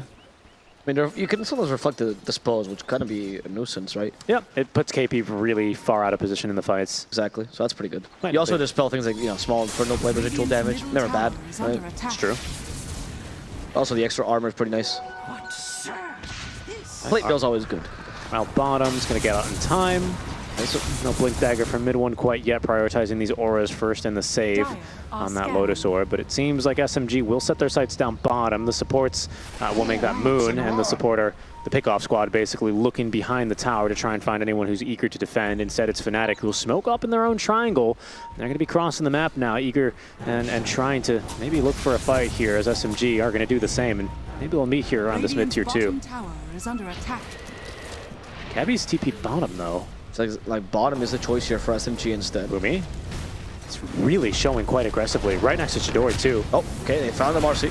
Snowball, tag team, nice. By the K2. Yeah, that was the BKB reveal. Not ideal. That was. The Doom, though, got used, and Moon could be in trouble. He's going to die immediately, and the Sniper still hitting Boomy from the backlines. Nobody can get to the Sniper either, which means that's going to be 2 dead for SMG, even if KP did die in the exchange. In fact, they're going for more. Can Zhao do his job? No, he's too far. He has no Blink Dagger either. So I think something that SMG kind of have to chill out and wait for is this Silver Edge on CDR, right? Because you actually break both components of Sniper. I believe you can you break? Yes, you break the bonus range on take aim as well as, of course, the headshot damage and chance. So I do think that's something that they ideally want to do, because I'm starting to think back to like, oh, when I see this NP Sniper matchup a lot, most of the times it seems like NP's job is to get on top of Sniper and be the one that breaks him and really reduces efficiency in these fights. He's not able to do that, of course, until a Silver Edge. SMG, they're still really eager for these fights, though, and maybe they need to reevaluate, take a deep breath, and just let him get his item. It'll only take another 2 minutes anyway or something like that, because this hero is pretty strong at farming. I think they can afford to sit back and just wait a bit. That being said, Doom has been used, so they don't seem to give a shit. Yeah, they don't care. They don't want to hear any of that. Yeah, they want to hear the smoke sound effect. There we go. Double damage as well on the stun, so that's going to be a guaranteed kill onto 4 KP as Chidori also joins the fray. Trying to save the Touch Sunray might just be barely enough healing to get Moon out safely. Zhao Noel, unfortunately, will not be that lucky. Okay, I mean, I'm down for those kind of scrappy fights around the DD runes, nicely utilized there by Moon, who's immediately going to set his sights back down bottom. That's also now his Desolator fully completed, so he's going to be eager now for even more scaling potential as he's just hit now his level 15. I'll say I've been really impressed with, pardon me, I've been really impressed with Boomy's blinks this game and the catches he's been able to kind of set up for the rest of his team. That's been, I think, a key component of SMG being able to be in positions like this, where once again, they decide that they are the tempo setters and will demolish the first tier 2 in this game, this time down bottom. Yeah, which I think is the easiest tier 2 to demolish for sure. And now you take out the outpost, you can take over the enemy jungle. That's classic. I also feel like Moon has been wild. I don't know what to say. Like, I can't believe he's living through these engagements. He's just trusting the Sunray to save him, and it's working. Yeah, Sunray as well as these Guardian Greaves and the Dispel from Lotus, right, all coming in handy there to keep him alive. And I can't blame him, right? I do think this is the best way to utilize your Phoenix, right? The ideal Sunray catches your strength core and their strength core at the same time, right? And it's just like the heal the heal, which is basically damage reduction on top of your percentage-based damage, it just absolutely melts enemies. That's true. That's true. I really like that aspect of this hero, and I like that he also has now his Ag Shard, which is going to allow him to utilize his Sunray while supernova'd. Key components of this hero. So SMG certainly still looking to force the objective here, force the fights around their supernovas. What is the case for Fnatic though? Like, what are they hoping to achieve in the next 10-15 minutes? I think maybe best they can hope to do is very similar to last game, where they kind of interrupt and maybe steal that Aegis and really look to try and deflate, you know, this SMG lineup just a bit. I don't think they're quite out of it yet. This game is trending, of course, as we can see in the SMG direction, but I don't think it's you know, totally closed out to go there. Wow, that was a fast kill to Jean Noel, though. Yeah. Minus armor really making a difference. Just absolutely expired. Let's see if Moon can find something else, though. He's going up top for Gabby, but unfortunately, Gabby will be too quick on the TP. The counter initiations felt pretty bad, I have to say, in the last couple of fights from Fnatic. Yes, KP's just been getting 100 to 0, and ideally he's able to get off BKB, and now with his new Skull Basher, flex that power a little bit in these fights, right? Hasn't been the case here for the past couple of engagements. SMG always finding the better jump. So Fnatic, I think that's going to be their immediate goal. You know, don't get KP jumped like that. If you do, at least have some really good counter initiation so he can get off his abilities and full heal. Because he can full heal with his Unleash now being level 2, as well as that sidekick being max. BKB Basher, like, he'll do some damage and he can heal, but he just is getting perma-stun. Got it. Maybe around Roshan that becomes easier. I don't know. I mean, yeah, certainly they have a decent area control, but I think the biggest concern, of course, is in Roche, can Sniper really hold his high ground? Is he not going to be in the middle of the fray? Is it not going to be easier to kill him? It's true. And now, especially with Silver Edge long completed here from Chidori, right? He has that double break against the Sniper. Again, I really think that's probably the biggest deal. One of the bigger deals in the matchup. What is the second break? Sorry. Well, you break headshot and take aim, right? Oh, right. Okay, so you break 2. Yeah. Yeah. Okay. So you break 2 of them. Doubly effective. Yes. Yes. Yes, you're right. That was a little bit unclear. You break 2 of Sniper's passives, which is always really strong, right? That's why people like the Vipers into the Spectres and all this stuff. You nullify 2 abilities, basically. Yep. And headshot is pretty much what makes Sniper Sniper. So yeah, it's true. As long as you get rid of it, Armel. Okay. Okay. He tried to get away with a Hurricane Pike, but they still hit him with a Walrus Punch. Luckily, the Biggie will save him. In fact, it's going to be Afu who falls to KP's wrath. Look at KP go. He found Chidori, and Chidori, he's going to be surged, but they get a bash every single time with an Unleash. One more bash. They didn't find it there. which allows him to get away. However, the sharpshooter assassinate. This combo of sharpshooters will be able to kill him off. Gabby! Gabby even found a Tusk. He has the Doom ready. Moon is going to try to TP. Can KP stop him? No. Moon, good positioning. Okay, and I think this still easily allows SMG to respawn naturally on their supports and look for another fight. I think these kind of fights around Roche are much scarier for Fnatic now that Armel does not have his BKB. I think now that the team fight actually can come to fruition, now that Tiny can actually get an Ava toss back potentially, I'd much rather be SMG in this spot. You can see Fnatic kind of forced into the pit. That sidekick is going to provide some decent healing for Armel, but the support's respawning very quickly for SMG. I think they'll get a stab at this. Yeah, Moon's certainly going to try. Ice Shards for vision already. They actually block Roche in a really awkward position, so they can't get to it any longer. Second Roche, by the way, this one with the Ag Shard. Yes, indeed. Like the Ice Shards. Yes, very good. Phoenix has a supernova as well for this Roche, by the way. But Gabby, he's at Octarine Core, so he'll have really short cooldowns on all of his abilities. They're wrapping around here. And both wrapping. The two classic toilet bowl maneuver. Oh my god. And of course, this in Southeast Asia, because in the equator, they don't know what way to go. It's true. Because the Coriolis effect doesn't determine it. I believe it's the Borealis effect, isn't it? I don't have no clue. I think it's a lie, actually, regardless. I believe that. You are correct about that. However, Fnatic, we'll see if they're correct about their position. The courier reveals where Boomy was hiding. He has to smack that bird. Okay, they're also going to find Jean-Noel. They like that for a pickoff. KP not willing to jump in and save him. Jean-Noel's going to die. From bird to tree. Not a bad upgrade here from Boomy. This should enable them to actually just go into the Roche, but the other Tusk, they have a pretty fast Roche they can maneuver, but immediately the buyback comes from Jean-Noel. And I think Moon is going to try and scout him here in the mid lane. Oh, they've cut the wave. He got scouted by the Assassinate. Moon gets surged. Moon brings creeps with him. He's like, God damn it. These stupid creeps. I think he wants to bring the creeps with him, though. You could see Bottoms pushing, Tops as well is about to shove it tier 2. The catapult, though, harder to kill as the Walrus Punch if he wants to finish it off. And in fact, SMG will be utilizing this vision from the creeps. Whirlwind plus 4-step, though, same Boomy. Snowball, they're going for it to finish off Gabby. They bring back Boomy. Boomy stuck in the wall replica. A little bit of help for him. Nope, he's done. They did Doom himself. Gabby does not succeed with that Doom. That was Supernova. That was Supernova used. They do kill 3 people in the process. Yeah, and of course Tusk, the mid laner, is going to go down there as well. I don't know if SMG were really prepared to fight against basically all of Fnatic. A really clean maneuver. Whoa, Boomy, you madman! He does kill 3 Protector in time, though, thanks to that Iron Shell. It's a tie back on him. That's pretty bad. I mean, can mid one defend this? That's Chidori joining again. Mid one like crazy. He's surging in. He's trying to distract him. He avoids the bushwhack for now, but now he gets him with the Hunter's Boomerang. He's going to go down. KP does fall for this. Chidori close to Armel. Sprout to keep him away from the high ground, but Armel has the Hurricane Pike. He will be able to slide his way to safety. That was madness. Can't believe I saw mid one just run through there. Absolutely no disregard for his life. That man does not look both ways before he crosses the street. In the same way as no disregard for the curry on his face, this man has no fear of what he will look like. Seriously, just went right on in. And now we're still contesting, we're still vying over position for this Roshan. No BKB for Chidori, no BKB for Sniper for another minute, and it looks like Fnatic are going to be forced to let this one go. BJ, seeing the acorn shot, no, the bushwhack. Oh, he's actually can still get through the ice shots because he's so small. I don't know how Boomy made it back, but he is being sent forward finally. And now the shard is in possession of Chidori. Yes. He also took the Aegis. Is it like is it a cursed shard? You know, like it owns you, you don't own the shard? No, it's in the possession of Chidori. It's just a passive sentence, Richie.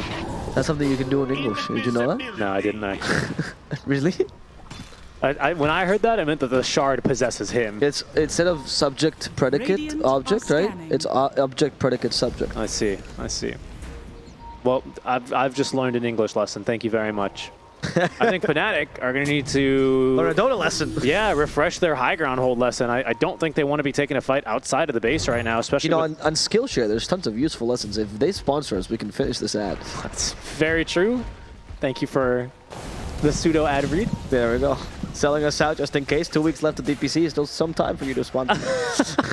In any case, I don't think they want to be taking a fight outside the base right now, especially when, you know, Chidori can basically ignore high ground and just TP on in. I think you want to force him to be as isolated as possible. Then again, Fnatic, they know that they've won 2 fights already in this triangle area, maybe even 3 if you count that last little engage where Moon kind of died.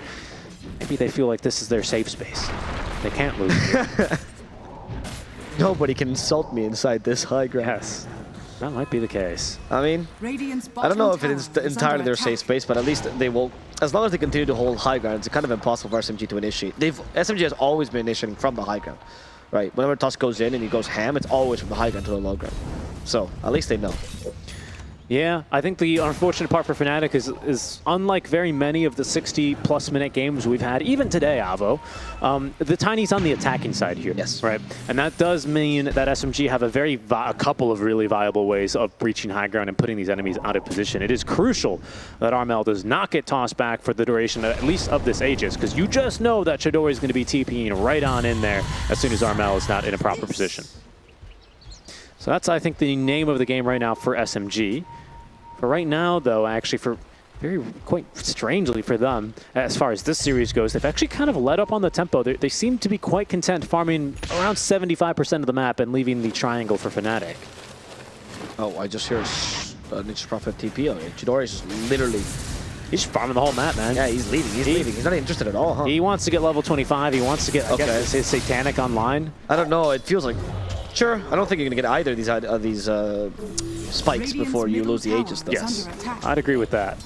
That's why it's surprising. Fnatic, they're smoking to the Aegis? Okay, this is a bold move. They do have... I saw them, they just bought an item. Marcy does have Blink Dagger now, which facilitates her closing the gap, of course, onto this Phoenix especially. And a full Satanic on Sniper, but he's spawned out for this, Abo. They found Chidori, but he still has the Aegis on this. The Aegis already dead. Chidori fighting KP head on. That is not going to work out. KP punches him to death. Pummeled Esports Chidori as the vacuum avalanche plus the wall replica. That's going to hurt a little bit more. Armel gets the BKB, fights back, and the Tiny's now stuck thanks to the pushback. Boomy capable of saving himself for a second there until he is destroyed again. Snowball now saving Chidori from a surefire death.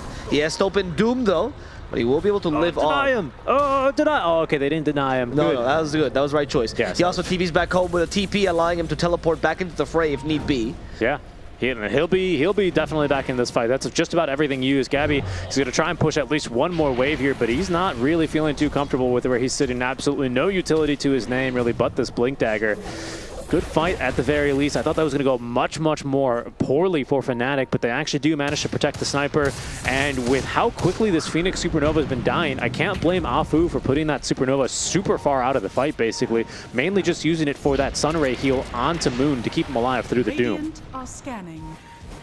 But SMG, they're going to be a little bit rattled after that fight. They're not really going to look to force the issue as much.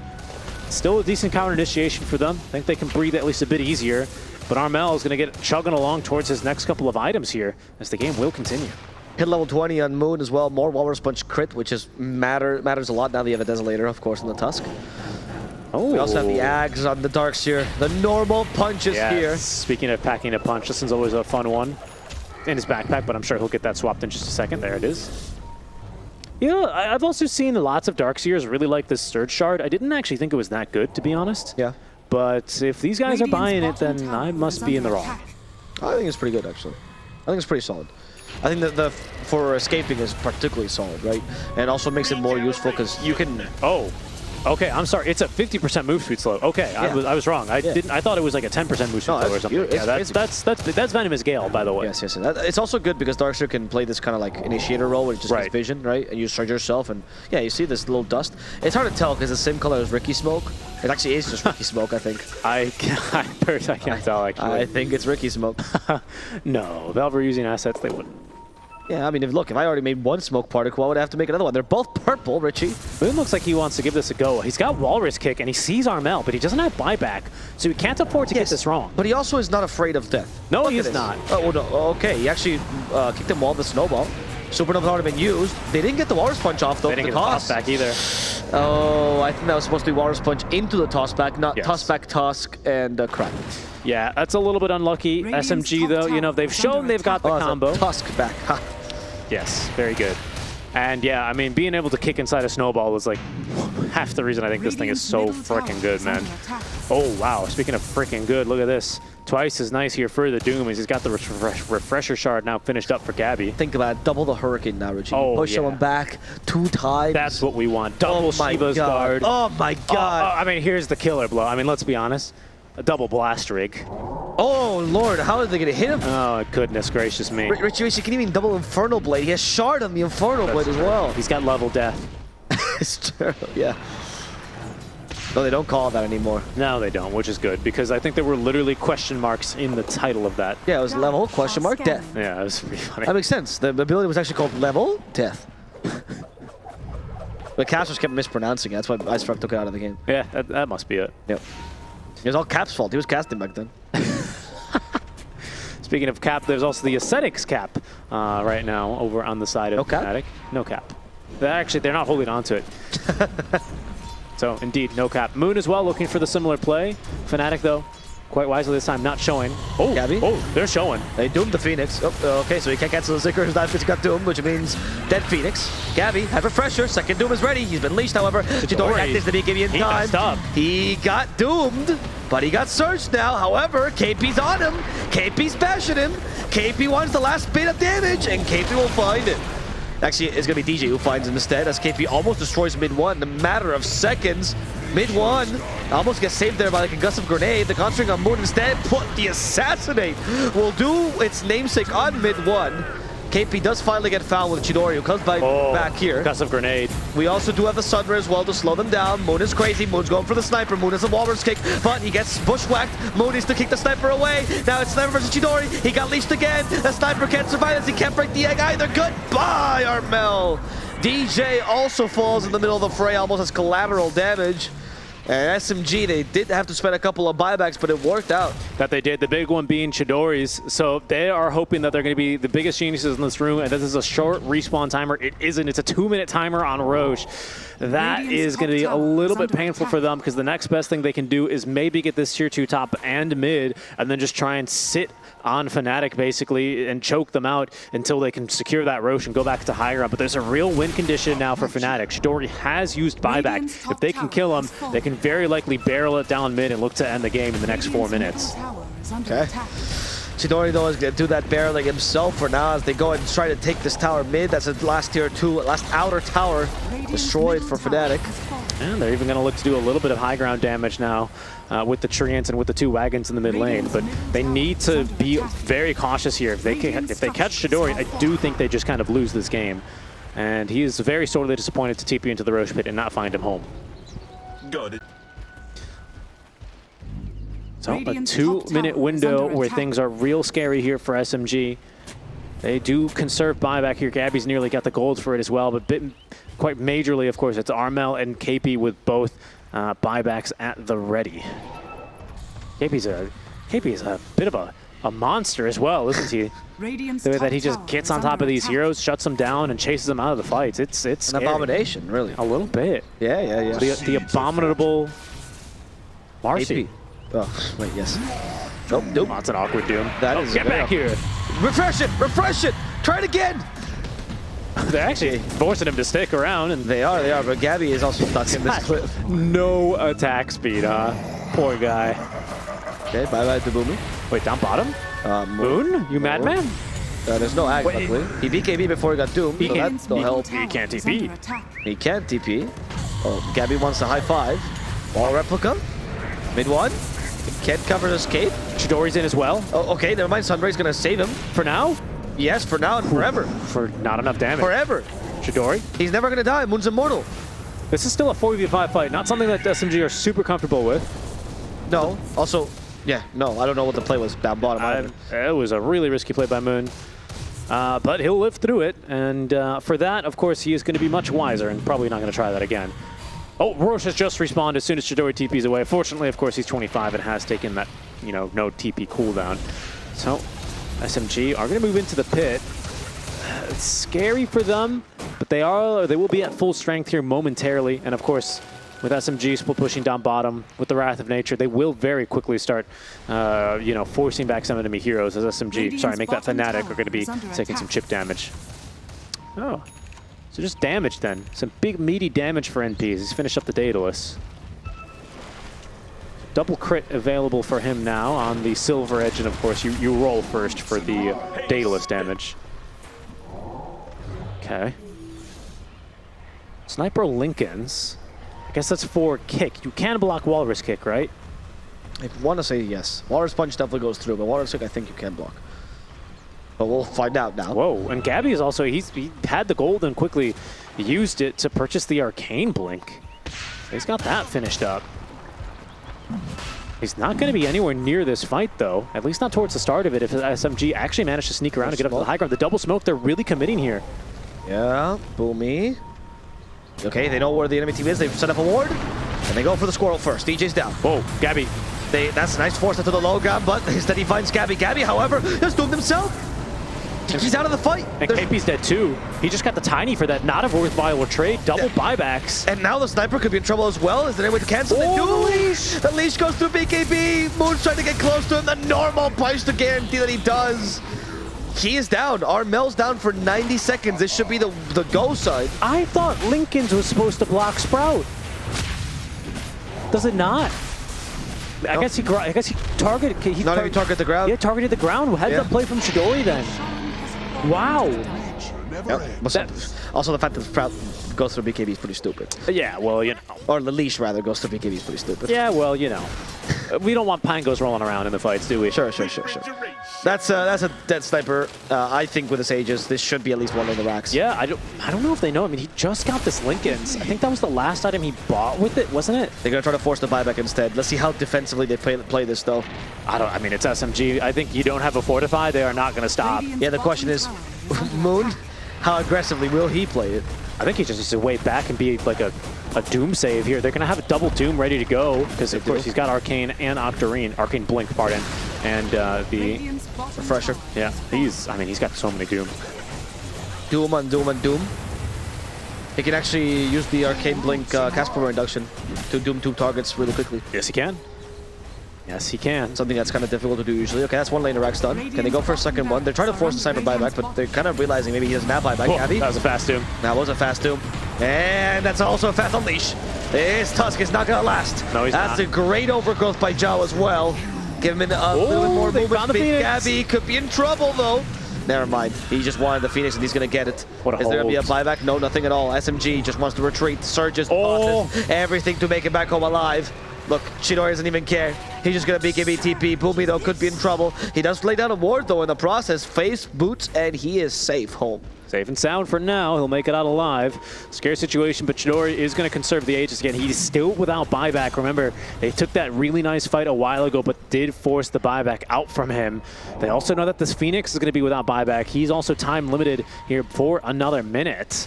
SMG, they don't look like they want to completely cede the map, though. They're still, like, kind of positioned like they could go for a pickoff here. This is, dare I say, quite bold. A pickoff onto the sniper ends the game, at the very least, until he farms his buyback, which is not very soon. He's still 1,000 gold away for Armel. Chidori then is just going to spawn TP bottom and continue to flood the base with creeps and summons. Sure. That's not really going to deter this push at all. Fnatic has a similar objective as SMG last push, which is force some buybacks here, ideally Moon's. But if Moon buys back and you're in the wrong position, he just wallrush kicks and you lose the game. Yeah, and you're not going to get the buyback out of him. And they can just simply fortify. At most, they lose the tier 3 tower, and then you put yourself in a really bad position. So, effigies are going to fall. And that means chip damage to the tier 4 tower is going to come on through with these super creeps backed by the wagon. Worry not, though. Gabby's here to eat them. Wow. They didn't glyph the tier 1. Bottom tower has fallen. Sad. TP's now coming on back as SMG are going to be back at full strength and still with Aegis here for another further 2 minutes. Chidori's popped Blink. He wants to go for Swift Blink. Yes. And I wonder if he's going to say buyback for this. I hope he does. Very interesting choice to go for Swift Blink now. It feels like it's the right move for him. Yeah. Fnatic, they feel like the right move is to smoke out of the base here. The smoke, that might be successful if they just catch... I mean, Tiny actually seems like a really good target. Yeah, I'd agree. I think I'd be happy with catching the Tiny right now, and they're going to find him there. Yeah, he should be dead now. Even with the Yols. I mean, he can delay this. He cannot delay this. No, he is super dead. There's nothing he can do there. He could Yols himself. He could not have, unfortunately. He was just permanently stunned. Infernal Blade is very good, especially when you take that 25 talent on Doom. I suppose, yeah. They burninated him. Yeah, sure. Pressure shard still for Afu. It's the problem for him is he's been finding himself doomed in the middle of these fights. It's not even by Gabby going either for like the Ag Scepter AoE Doom. He's just really finding his marks, and of course I'd imagine that his Arcane Blink has a lot to do with that. Him being able to find the right marks. There's going to be the upgraded Blink now for Chidori. He has conserved buyback. We'll see now if he feels like this is the right decision. It's in the backpack, at least until Aegis expires. That's another 45 seconds away. But Fnatic has managed to hold out against this third Aegis now that SMG have had.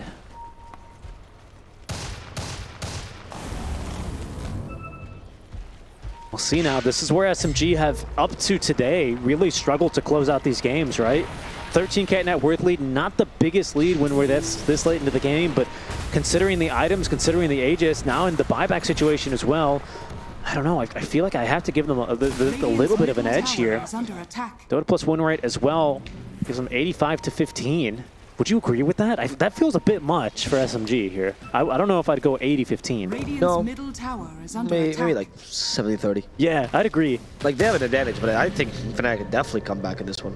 Especially with the way that Fnatic have been focusing onto the right targets time and time again in these fights. I have been quite impressed by that. Oh, they've cut Chidori! Okay, well, there we go, 70-30. That's what we talked about. A BKB. Immediately, that's not going to help him. Doom, yeah, he's dead.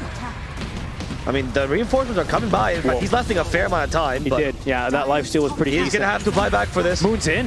There we go. Moon's in. Is Chidori in as well? He's TPing already. The damage onto Armel. Armel's just going to die this way. Nice overgrowth, saving them. That the storm is really impactful. In addition to the Doom. Second Doom. They're going to kill Chidori a second time. No, they heal enough. Snowball from Moon. He's committing. He wants to kill Armel. This sniper has to die to the wall breaks, but the sniper's beating it right now. Oh. Finally killed off with a toss. Moon's going for the squirrel. They don't care if Chidori's dead. They've killed Armel. They're going for Gabby as well. He is going to be turned into a ghost straight up as Moon about to die to the two supports, helped by the Phoenix. Moon still alive. He has the snowball ready to eat vision of John Well, but unfortunately the sentry wasn't there in time. Doesn't matter though. SMG will succeed in this fight. Zhao will get away, but who cares if SMG just killed your main carry? Gabby and Armel have buyback though. Unbelievable fight. Once again, Chidori is not only going to buy back, he's going to die back in this fight. So the push, not that much to write home about out from the side of SMG. Let me check Tiny's items real quick. Yeah, it doesn't have a shard, did not take the 20 talent of the grow damage. So the push isn't that scary, but the creeps are going to be filtering into the base. This is maybe still another lane of barracks in favor of SMG. Phenomenal fight there. I cannot believe Moon doesn't die a single time in that fight, Abo. Wow. Amazing fight from him. Really, really playing this Tusk just on the edge. Now Sniper does have the buyback. SMG's, oh, I thought they were going in.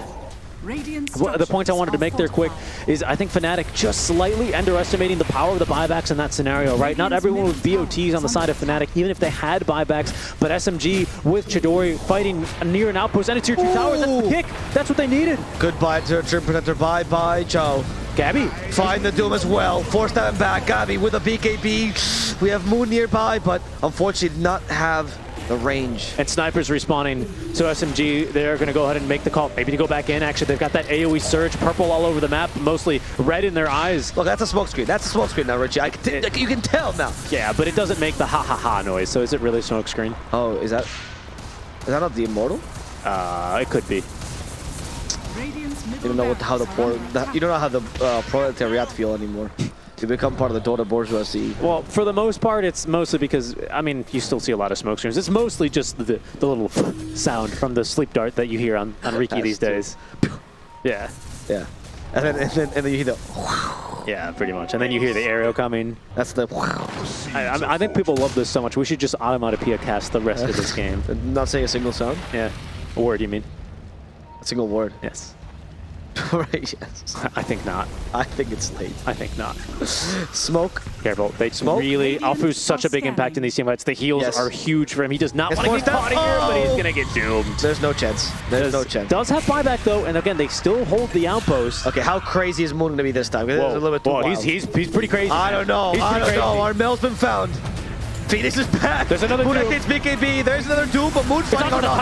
Armel, he's healing back up though. Armel can't be killed that easily. Walrus punch on him. They're trying to stop him. Moon is going to die at this rate. Armel, the sniper. That's all the buyback. The gun's found. The wand, Richie. Look at how fast he's hitting. Chidori's been hit by the bushwhack. No chance to finish this dwarf off. He has the hurricane bike. They send him around like a pinball machine. He's not a pango, but he is capable of TPing himself to safety with one last movement. Oh my goodness, and once again for SMG, they're just getting a little unlucky here on the Roche time. It's another long Roche Avo, 2 minutes until he's back. They won't know that. Most importantly, Fnatic won't know that either. They just know that they're 2 heroes down without buyback, and SMG have just committed everything. This is it. Oh, SMG, they've constantly baited out because of these buybacks. I don't know, Armel, he can still fight this. He looks a little bit too strong. Armel's getting tossed back! Someone save him! Concussive grenade, but he's broken. He's dead! He's got five. He's got has the buyback immediately. This is going to be Megas at least. At least, for sure. Fnatic has done this before. He's learned. There's the buyback. He's not Gabby. It's fine. He hasn't learned. There's no learning here. That's Mega, so...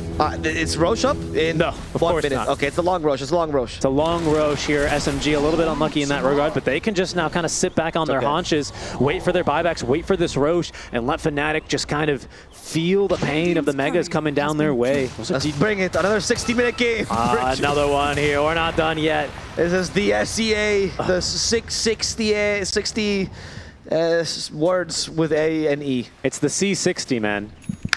There you go. There it is. It was right. 60. It was right in front of you, and you That's how I say it too. The 60. The 60. That is it because the Spanish is the Spanish part. Welcome to the 60 minute game. Estamos aquí al rumbo. What? I don't know. What was that? That's not even a French sentence. Glenn, can you come here and hit him? He's gonna take over the Spanish cast for me now. That's okay. What is Fnatic meant to do now? They have to just turtle. Okay, with a sniper. I believe Tortuga is the name. Did you learn that from Pirates of the Caribbean? Yes, I did. Yeah, because you said it just like that. He's going for rapier. That's the strategy. I think that's all they can really hope to do at this stage. Just Courier's dead, so he's going to need to make a secret mission out there. SMG are going to secure this 5th Roche, I want to say. 5th Roche? Yeah, I think this is 5th Roche, because we've already seen a refresher shard, which is 4th, right? Yep. Or 3rd? It's 4th or 5th? Oh, it's 4th. Okay. Because he has refresher shot and axe. He has 4th. Or actually, you're right. 4th. I don't know. It could be. I only know because SMG did take a really early Roche this game. Yeah, so that's true. It could be the 5th, but I suspect it's the 4th. Either way, he's dead now. And he's dropped a lot of bananas here. Yep. Ags for Nature's Prophet, okay. There's no better Ags, really? I guess Booby's Ag is pretty terrible. I would still give it to Afu. I personally think those extra hits might end up making a difference here. He already ate it, so. It's too late then. Yep. Oh, he initiated. Armel's stuck in the high ground. Heck, did BKB? Okay, guess it got some grenade. He's fine. Boomy, doomed. Boomy, dead. No. Still alive? The Sun Ray is saving him for now, but he's going to eventually fall hard. Mid one, he is stuck in the middle of the fray. Gabby now dooms himself to make sure he can doom anyone around him, and Gabby, he is dead. So is mid one. He's killing mid one. Mid one is going to fall. Moon as well. That Supernova will cover Nature's Prophet. But it's a little bit of a difficult fight. They gotta chill. These are the only 2 heroes left alive. No! He didn't chill. Oh no! Chidori got killed instead. SMG! A fool, you can't run away. You left your carry behind. They don't have any buybacks. Chidori's gonna fall a second time. They have 0 buybacks on them. It's over. SMG just lost it. No! They couldn't have. They have, Richie, accept reality. No. 1 minute till the buyback for Nature's Prophet. It's not 60 minutes yet. They're not allowed to. No. By the time that they push, it might just be 60 minutes. Oh. Guy, Fnatic.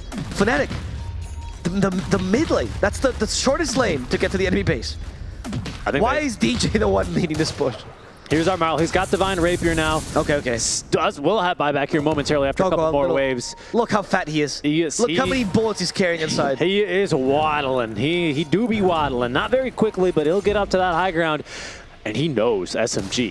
No buybacks. They have perhaps just committed themselves. They've booked their ticket for a game 3 here potentially. It's only the Phoenix, but what can he do without his ulti Avo? Concussive grenade just so he can get closer and closer to the tower. There will be a second fortify here, which is why they fortify on this first one. After the tier 3 goes down, they'll get a second, but you can see they're escorting the creep wave down mid, and now they've recalled the troops. Everyone from Fnatic mustering from the push, trying to push and force for a game number 3. There's a buyback for Chidori though. Okay, but he can't defend this alone. But they can base race. They can base race. Will Chidori do this though? Afu's already back in the base. They have a super. Oh, he got AoE doomed.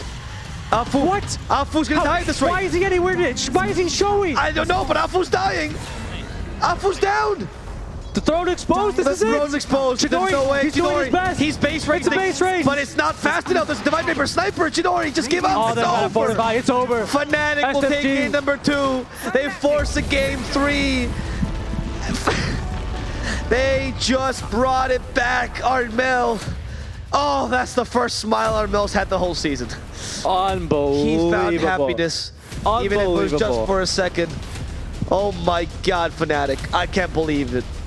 Neither can Mid1. Yeah, I mean, that's unfortunately a situation that SMG have found themselves in here before this DPC season. I mean, this game... Oh, look at that. Oh, wow. Yeah, a lot of emotion. I can't believe they lose the game in that fashion. Once again, that triangle, that Radiant triangle is so cursed for them. Every single fight that they try and take there, I'm pretty sure they lost at this game. Yeah, I mean, that last fight, though, as well. Like, the AoE Doom was such a big impact. It literally stopped the Darkseer and the Tusk completely from moving in general. Like, they just got stuck in this, like, kind of crevice point near the ward spot, and they just couldn't do anything to survive. I don't know, maybe they got surprised by that AoE, that Ags, but I think they should have expected that at some point for the Doom. Regardless, we have a panel here to describe this for us, so, take it away, Sophie. Well, Avo, we just found out that gun does beat wand, especially a gun with a Divine Rapier. What a crazy twist we had just at the end of the game. Guys, let's talk about it. What happened? Is it really that crazy, though? SMG happened. Feels like just another day in an SMG series. Just when they were, about to, show us that they've changed, SMG happened. They did do well. No, for sure. The game took way longer than it usually does. Their buyback usage was pretty impressive. I'll give them that. But I don't know. SMG happened. Do I want to talk about Gabby's Doom? When I talked about this Doom, I thought he'll buy like Greaves, Pipe, like beat his wall for his sniper, but he fucking went Hand of Midas, BKB. Like, that's not what I saw, man. When a lot better than 23 Savage's Doom, though. I feel like that was a shit game. You're gonna start a war in chat. No, I mean, I'm just spitting facts. Mike enjoys wars. That is true. I can hear you smiling through your teeth. The gun versus wand. I'm hot-headed. Man, I feel like SMG had like such a big lead. They mega creeps, but I don't know, man. I don't know. What was the turning point? Dying. That little fight? Yeah, no, I mean... I can see why they took that fight at near the triangle. Furion had DD, but the AoE Doom just kind of like negated all the Darkseer and Tusk abilities, and SMG happened. SMG happened. Oh my gosh, this play here with Moon not dying, that was kind of crazy. Dude, there was this cool play where he tossed to the diving Phoenix. Oh yeah. That was actually so cool. I wonder how many times they've like played Tiny Phoenix in scrims to like do that. It was more just like an on-fly thing. And here, tossed me. Armel just was not dying. Remember this? That's with the sidekick. That was crazy. The sidekick kept them alive, and then also the Satanic, and yeah, here this fight. Jesus, I don't know how they won this. Like I thought it was over when the DD Furion, but I guess he couldn't really. Why is he tickling Gabby? Where's his damage, man? No, Armel just. So he didn't use his Sprout either. Assassinate. He wasn't doing... MVP did assassinate. He was TPing in Shadowblade. Yeah. And that was cool. Gabby went back in too. Yeah. So here's our MVP, our rivalry MVP. It is Armel. Crazy. Quack. Pog. Quack. Quack. Oh, the gun. Sniper. Quack. Headshot sound. Yeah. Yeah. What a hero. He played really well. Did well in his lane. Yeah, I think Fnatic just. I think they had a good strategy. It's just I mean, to me, the Doom's iron build was weird.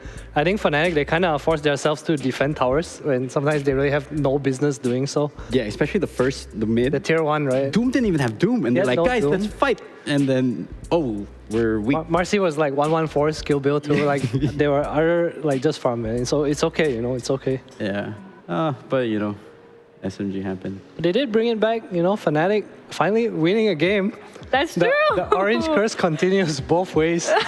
But I will say that SMG definitely looks like the stronger team so far in both these games. But how do you keep resetting your mentality, like losing these kinds of games? I mean, at some point you lose enough that it doesn't matter anymore. Like, what's one more loss? That's like, this is like a mega creep. Yeah, that was hard. Into like, That one's hard because it's a mega creep. I mean, it depends what you tell your team, right? It's like, okay, guys, we were 30k ahead, we made one mistake. That's late game, that's late game. Oh, yeah, no. Early game, you throw a bit, they ran at them again. Like, SMG definitely did lose one or two fights in the early game, and they just went again and went again. And, the early game's less punishing. When you get to, like, 50 minutes in the game where a sniper just walks to the secret shop, buys a divine, and runs down your throne, it's kind of It's hard. Yeah, that's true. Well, someone has to win these series. One of these orange teams. I'm very excited to see who it will be right after this break.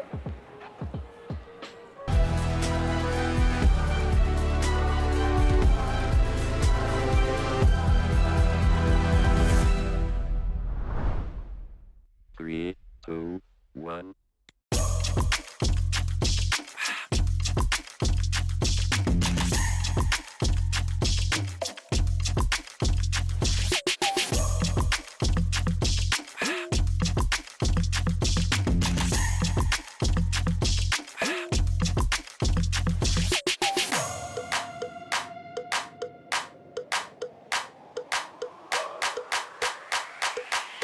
This crowd is actually able to do so for a decent amount of time. Time to take out like the flame cloak does get a lot of damage, but here comes the black hole. Just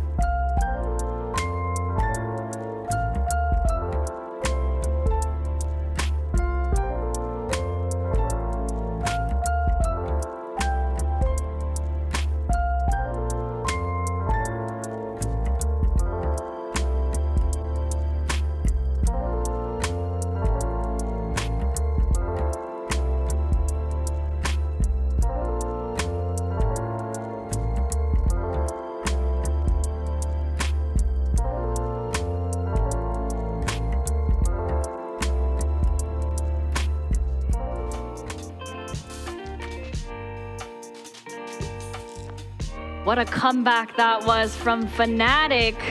I am ready to see who is going to end off the day with a win. Finally, one of these orange teams will win. I've been waiting to see who it's going to be. But you guys, this is our 12th game of the season. How do you feel about this upcoming orange game?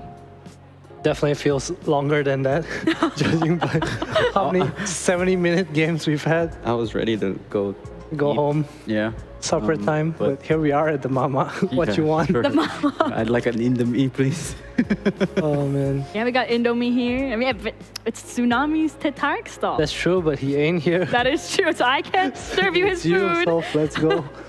But yeah, I mean, Mike, you must be smiling through your teeth right now. Not really. I mean, I was already preparing for an interview, but whatever. Play with my feelings, I guess. Oh no, who comes up with these jokes, guys? Kill me. Why did Trian abandon the game? I don't know. Wanted him to leave. Yes, Dad. Thanks for these jokes. Call him Dad? I mean, those are dad jokes. Like, Oh, these. what are you talking about? Oh, I don't know. You just call him Dad. But, you know, speaking about the game, this is going to be intense because, you know, it's all on the line now. You know, it's like back to 0-0 basically. Who do you think has the stronger mental to prevail? I mean, I don't know. On one side, you have Fnatic, where like, guys, we barely won that, and it wasn't really because of them. Yeah. Yeah. On the other side, I can see like signs of improvement in SMG. You know, their buyback usage was a lot better, but they did still choose to pick that last fight without any buybacks. So I think there are signs of improvement on Fnatic too. I think last time KB plays Marcy, he like kind of left top lane. Like, yeah, now he's like, I'm getting my BKB. They're farming, right? Yeah, they're farming and they're like not rushing things as much.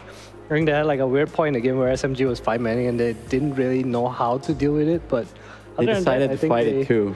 Like that, like we were talking about the mid tower, and then Doom had no Doom. It was all in the plan. You need to give SMG map so they come to that one hill. That's the SMG hill. It's where they lose. So how do you guys think this next game is gonna go? Do you think it's a coin finally 20-minute, you know, just get a coin and flip it, and then winner wins. So I think they should just ban the sniper. For real. And for real? Why do you care about this Lina and should just ban this Armel mid sniper? Maybe Lina, so he doesn't play like both heroes, and then you can argue also the same, like just ban this Furion. Like, I feel that Furion and Phoenix had like super high impact, but I'm not sure what Fnatic actually banned. I didn't really pay attention because they traded the Trian for the Phoenix, right? My memory can't. Like SMG didn't care about the Trian very much, so I'm wondering if Fnatic would change priority on that. Because the Trian didn't really seem very impactful, especially since SMG plays so fast and they're willing to like bring heroes. He had some crucial OGs though that won him, you know, like protected the sniper, and he was able to get like some life steal off. Yeah, I just feel like the hero is a lot about like protecting your area and map, and like SMG dominates that, and Fnatic clearly isn't very good at that early fights. I think the issue like Fnatic has in terms of drafting is like what do you open with? Like what are you comfortable? Who do you play around? Yeah, like, I agree. Like, you know, like teams are opening with Brood, but you know, Brood doesn't seem to be their kind of thing. They had some success with the Clockwork, but you're giving away Trian and possibly like Phoenix. Does Tiny. SMG play Trian? Yeah, they did that one game. Yeah, so I feel like the opening is the biggest issue with Fnatic. I feel like though as Tree, you have to be in such a good position too, because like at the start of a lot of the fights, he was just getting deleted by Moon. Just one punch. Yeah, Moon was deleting a lot of people from Saitama for a bit. That was crazy. The Moon is definitely the most aggressive Dota player I know. No, Really? I mean like it's just a Spirit Breaker without the Spirit it's Breaker. fun being a support like with that kind of player because like it's Yeah, never boring. he You know, just like, goes in for you. like, Yeah, I feel that.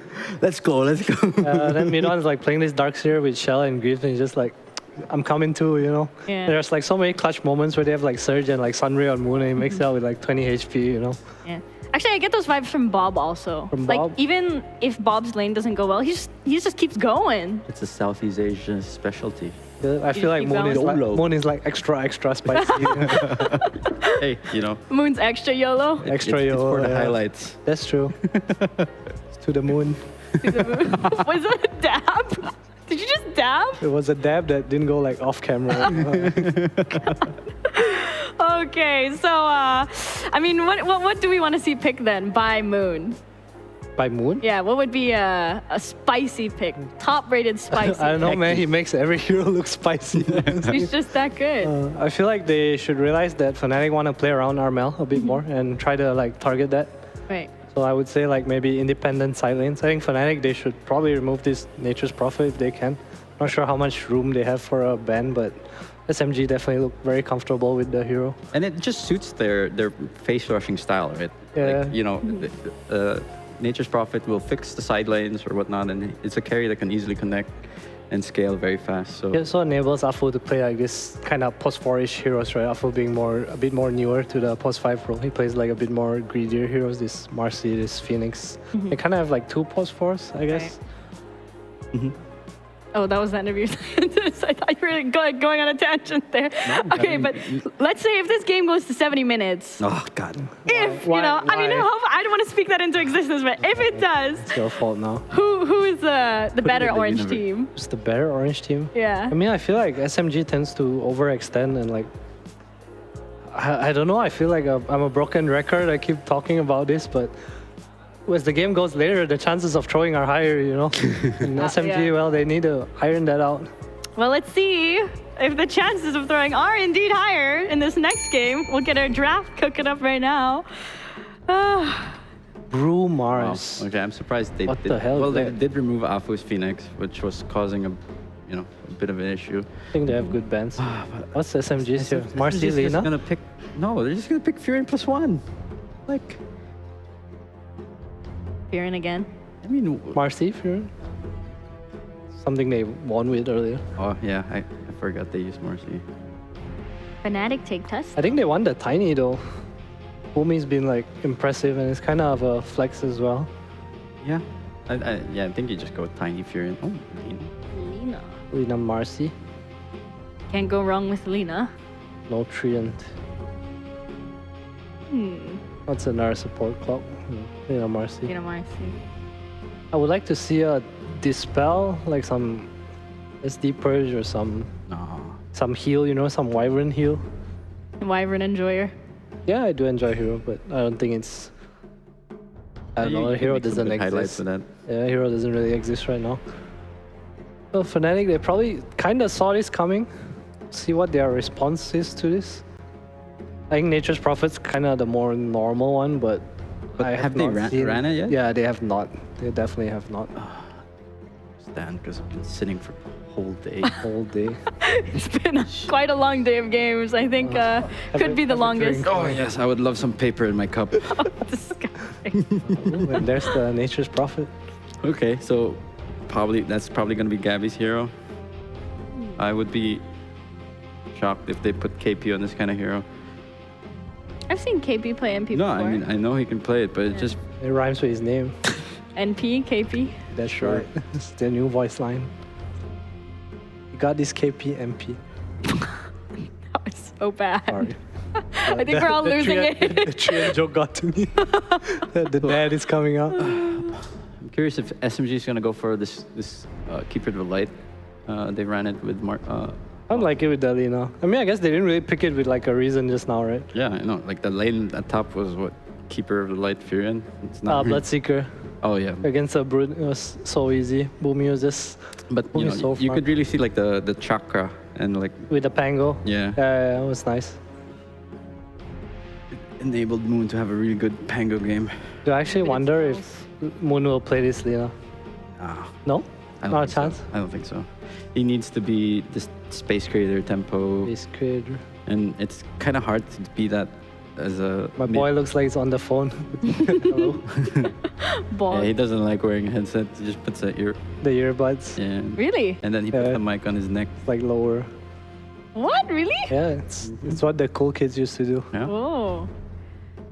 That is indeed badass. Well, all smiles in SMG, so it looks like they've recovered. they weren't smiling at the end of the game just now. They're probably like, guys, this happens all the time. Just another day in the office. Nothing new. More practice. Though honestly, that's the right mentality. Every game is like more practice. Sure. But look at the LCQ teams at TI. Second and third place. Practice, guys. That's all it was. Sure. Can't argue with that logic. Yeah, you lose and you learn. Shit, guys, we're winning. Well, Darkseer. Go. Okay. Ooh, that's an interesting ban. I think Darkseer is so hard to lane against Nature's Prophet. But so it did do a lot. It did do a lot, Fair.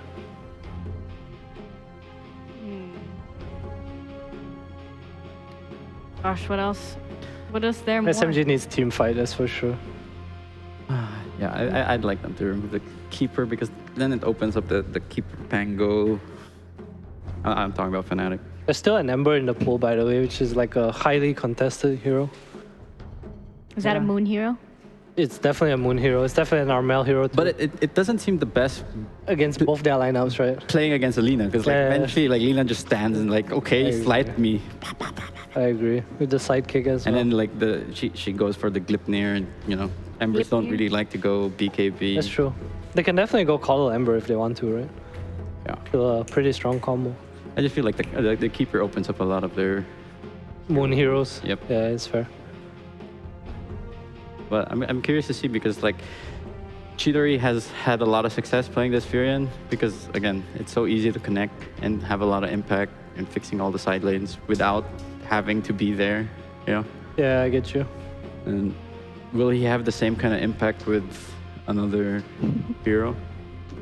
We shall see. I like seeing when Hyde's drafting and everyone just huddled around the computer. They're all hiding. Wow, nice one, dude. Go home, Dad. You're drunk. Go home drunk, your dad. Getting a bit late, you know. Oh man, I was so looking forward to getting a food. What were you thinking of getting? Good old mama. How do you say it? Charcuterie? Char cow. Char kway teow. Yeah. Oh, charcuterie. There you go. Always the ember. Okay, I mean that's good for SMG. You know what I want to see from SMG? I want to see a Magnus. Against Nature's Prophet is like a free ass lane, right? Sure. What happened to that hero? How come you don't see it much I don't know. anymore? I thought Hero was like super good, and then he just never showed his face in DPC. Yeah, until like someone like Collapse comes around and like showcases the true power of the hero. The horn toss of L. Yeah. Yeah, I just thought it fits this meta. It's like a decent lane once you see the matchup, and then you're like a Grief Pipe Fire. Yeah, and I mean like the way Seb used to play it before, you know, the mech. Yeah, I mech like that too. Could be a potential comeback. Oh, juicy hero. DK. Timber banned as well. Darkseer banned as well. So I think they were probably expecting this Ember. Okay, part of me now kind of wants this game to go a little bit late because you already said it. Because- You want it later no, than because- 70 minutes? Because it was the game. I think one of the first games today when it was like 70 minutes, and there was the Dark Willow late game with like broke the record? the Ags and the He Moon didn't Shards. do anything though. Like No, but it's always I mean, he fun did. to He see did, it. Yeah, in the end. Like he like the Octarine or was already doing a lot. Like, but he Yeah, didn't that's really like. Oh my God, he's solo killing the carry. You know, like none. It's just fun to watch. It's so goofy. We've established that Sop's the type of person to watch the same movie twice. I mean, that's true. Okay, so Beastmaster. Yeah, good dealing with this Furion. SMG has a scary ass draft. Yeah, a lot of fire. A lot of fire indeed. Morphling time? For Gabby? Morphling Gabby? Nah, it's a trash morphling. So KP's gonna be this DK. So now, yeah, like I think Fnatic is going the route where you prefer them to, where they prioritize Armel as the last pick. Is Armel the DK? Or do you think it's a KP DK? KP probably. I would KP. assume. It'll be weird for all of a sudden the mid DK. Yeah, and they don't really have like an offlaner to pick, right? Alright, what's a good mid here? Kunkka? I can kind of see Kunkka. Yeah, but has it had success? Does Armel wanna? Rival. I mean, I kind of sure it's a bit greedy. I kind of dig the SF. The SF? Like They don't really have lockdown though. It's just one. But it's DK. SF versus Ember. You know, like. But obviously there's that Marcy you have to deal with. But Armel plays a pretty mean SF. Are you Oh, gonna SF ban the banned. Coddle? Yeah, SF is banned. Did not see that. Yeah, it's late. Good catch. Oh yeah, they banned a Coddle. Thanks for carrying. You're welcome. Yeah. Dude, they dancing on Fnatic, man. Jiving. Late for them too. They're trying to get the spirits That's up. true, that's true. SMG needs position 5. I'm assuming. I think it's Marcy with the Lina lane, and they'll pick like a Boomy hero to go with the Beast. Yeah. Probably. I like that Fnatic jacket. It looks pretty cool. Isn't it the old one? Or is I like their demon jacket, but it's like gone from the store now. SMG taking some time here. I'm wondering if they just remove the Night Stalker just because they have a Beastmaster. Yeah, probably. But like, doesn't it go like both ways? Like you just roar him when you see him. Yeah, it definitely does go both ways. But Fnatic have like a super paced lineup, right? DK Nature's Prophet. But that's why it's like Night Stalker has like these timings where like he's like a non-factor, right? Yeah, I guess so. I mean, I think he can kind of kick the Ember out of the tower. Because yeah. SMG doesn't really have anything that wants to stand there and like stop it right now. Sure.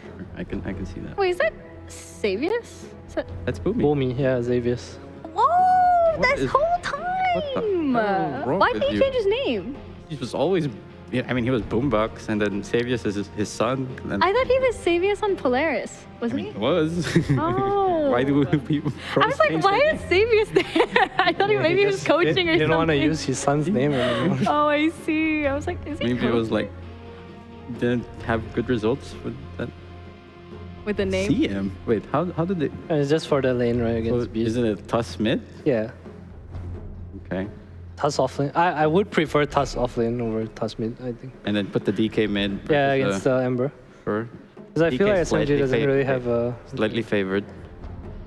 But I feel like I haven't seen KP play much Tusk offlane, so... So I don't want this CM Willow duo, man. The double root. They need to play so fast. I mean, that's just a strong laner. Nothing. You favoring anyone here, Mike? Do I need to answer that? All right. I like SMG's draft. I think Fnatic has pretty... I don't know, I think they're on a big timer. Wait, Fnatic isn't a big timer? Yeah, I feel like their 'cause of the lead supports are gonna be food. to the Ember. I mean, it could go both ways, right? Let's say the Ember's falling behind. Like, Oh! what? It is What? KP Tusk. Yeah. Yeah. No, I mean, we said They should put Wow, the you guys DK are mid. so I think Tuss against Ember is like what they're doing. I think Gabby and Armel have to have like a really good game. While the three of them like keep killing people with their heroes. Like they have this very like early mid game, I kill you kind of lineup. I kill you. Yeah. So you guys are SMG enjoyers? I'll be a Fnatic enjoyer. I mean, Mike's definitely not an SMG Oh yeah, enjoyer, that's true. Avo and Richie, are you guys SMG enjoyers or Fnatic enjoyers? These goons, man. Told you stop putting stuff in their food. I know. Hello, Mike. How's it going? Yeah. You know, the thing about Adam is because his voice is so soft, you don't expect him to be so savage. That's true. He just fucking That's brings very it out. true. All right, go take it away. Casters, enjoy this game. Did you actually know his second name is actually Adam Savage? He used to be the host of Mythbusters. Yeah, it's very true. Yeah. And he's like, will Ninja Boogie ever like an SMG drop? Mythbusted! One actually of his myth bust was, would a human die if he inhaled copious amounts of helium? And as you can see, he is still very much alive. What a series we have ourselves. Honestly, Abo, you asked me 30 minutes ago if we'd be sitting here welcoming our wonderful guests for an amazing game number 3. I would have said no. I would have said SMG, they've learned from their mistakes. They've displayed that in game 1. They displayed that in the first 55 minutes, really even, of game number 2. And yet again, here we are. I don't know if a team can come back from that. Yeah. But now, if you ask me, is this going to be a 60-minute game? Oh, 100%. I think the answer is yes. I don't know if SMG is going to come back from this, but I know it's going to go past 60 minutes. Oh, yeah. And I know Boom Esports CEO Nachuba is watching this and praying that it does, because he's already tweeted us saying, "Let's go 60-minute one more time." Another 60-minute game. I think we got another one in the back ready to go, and we'll see if we can get that one right and started. And this one is going to be starting off with some action right off the bat here. Mid one, you can see this Train Protector come from his high ground. I don't know if he quite saw the smoke break on that bad boy. Oh, but he actually still might run into this. The axes don't scout anything. 30 seconds to battle. Fnatic, though, pretty sneaky positioning here. Pretty sneaky indeed. Now, is there anything to do with this sneakiness? Clearly not. Look, the sneakiness is only equal to their own cowardice as they immediately leave this position. They're going to sneak and strike here onto Boomy. Oh, no. Last time someone sneaked and striked into this cast didn't bode well for them, and Boomy will be the first to die, given to Armel as well. That's real Perfect nice. start. Yeah, that is a really good start. I think the more regen you get up online on this DK, the earlier, you're gonna be swimming into HP easily. How the heck has someone who has gotten first blood at minus 47 seconds? Don't you load in at minus 110? Is that DPC? Yeah. I thought it was my pubs. How? That is pretty impressive. What game? I need to look at that game. That's like you run into mid into a 5 enemy smoke gank. Do we have the stat for what team did this? We'll try and. Or actually, what team lost the first blood? I'm more interested. I guess so. Yeah. All right. Let's look at this game though. I feel like we deviated from what we had last game, which is Gabby on this kind of like semi-core, right? He's not on full core, I would say, they just Prophet. Yes. He is variable. Mind you, he's very much more of a core than Doom. Yeah, that's true. We casted a game, I think it was game 1 today, where it was like the Witchblade game, which is still like carry, but it's like fight now, you know, kind of a carry, instead of I go Midas and I'll see you in 20 minutes kind of a carry. Do you reckon this time is going to be the same thing, where it goes Witchblade? No, I don't think so, honestly. I'd be very surprised. You know, actually, interestingly enough, if I'm recalling that game correctly, it was an NP carry against a core Lina, which we can see Boomy on the losing end of this trade. Auto attacks from the Maiden aren't enough. He'll make it out alive down bottom. But it was actually against a Lina. I don't know, though. I don't know if that's going to be the move this game. That was also an hour-long game, wasn't it? No, of course. I'm already expecting that here. So I'm not sure how that one was supposed to play out, because I feel like once you upgrade into that Revenant's Brooch, I feel like everything kind of goes out of the window. No, I agree.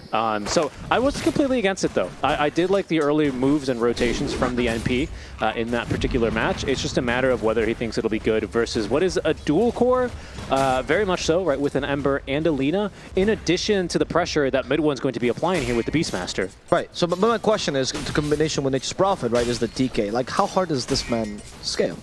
The DK? Yeah.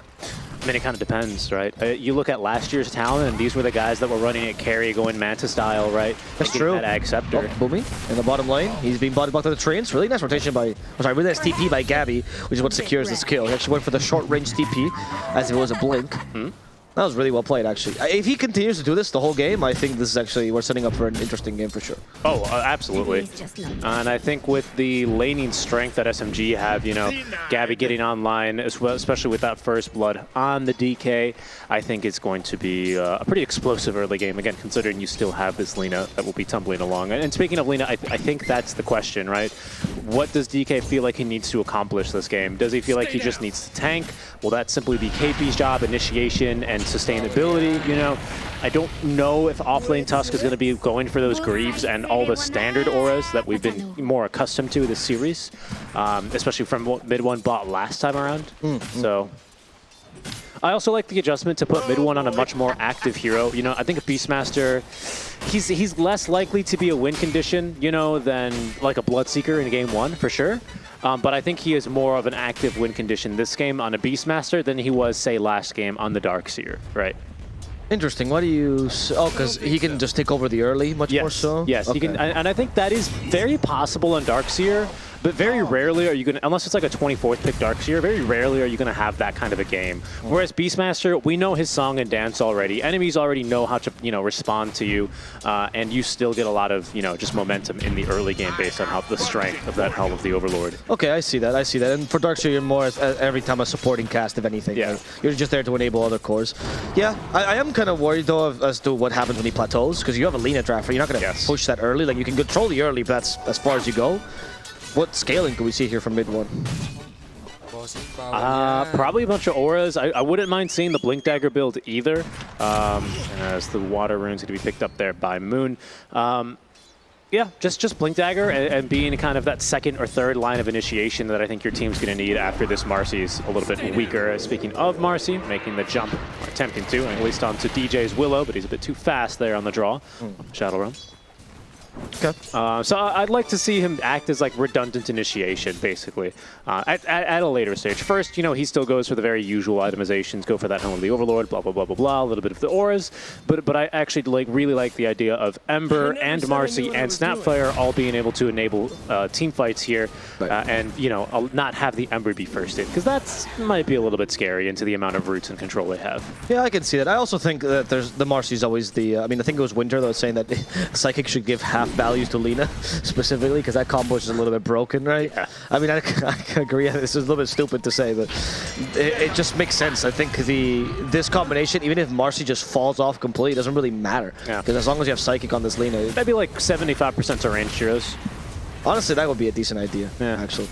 feel like maybe it goes a little bit too hard, but, you know, on most range carries, I think that feels just about right. 5 more seconds till another Whirling Axe is here. 8 stacks now, so this is trouble and maybe disaster for Gabby, and likely his death. Yeah. As the Axe is... Yeah, nice snap fire, or sorry, nice scatter blast.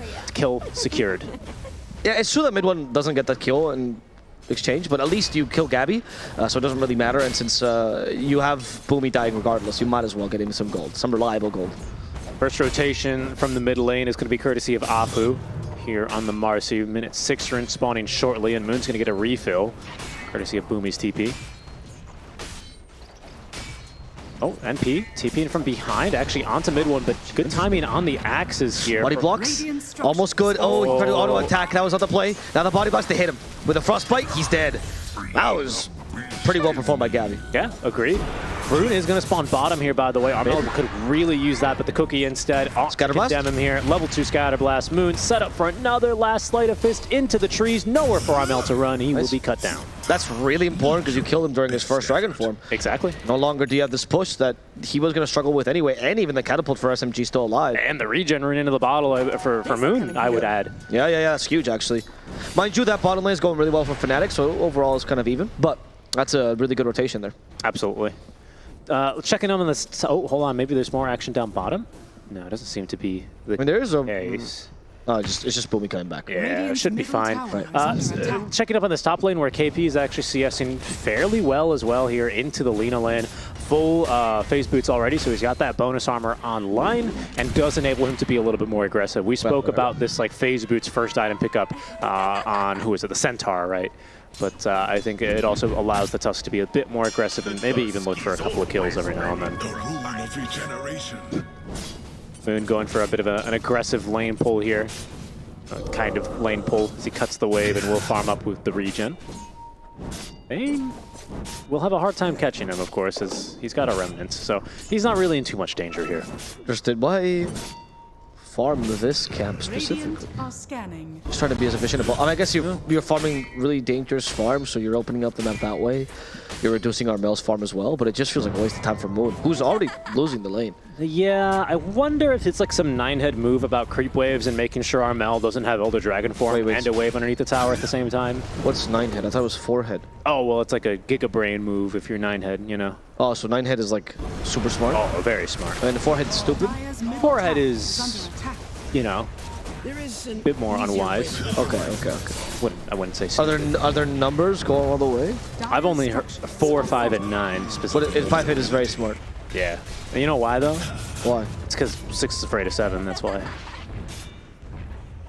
Because 7, 8, 9. Right, like what does that have to do with 5? Well, just you skip over 5 is 6 cousin? Something like that. Okay. Anyway, don't look too much into it. It's okay. Little forehead. I don't understand what's happening. He does not understand Twitch emotes. It's adorable. You mean the Just turned 26, by the way. Happy birthday, Oliver. Do you mean? Don't say that. Do you mean the emoticons? Yes. I thought what the people call the emotes, the pictures. Yes. Okay. He's learning. Day by day. We'll get him there. All right, we have Orbital Corrosion on Moon. Much like you corroded my brain right now. Now he could actually start rotating. He didn't go for a single point searing change, which I'm surprised by. Maybe he doesn't see any kill potential anywhere. Maybe he decides he doesn't really need it with the Snapfire and Marcy being able to close the gap. Roar as well for the lockdown. I don't know. It does seem like just a nice, good to have.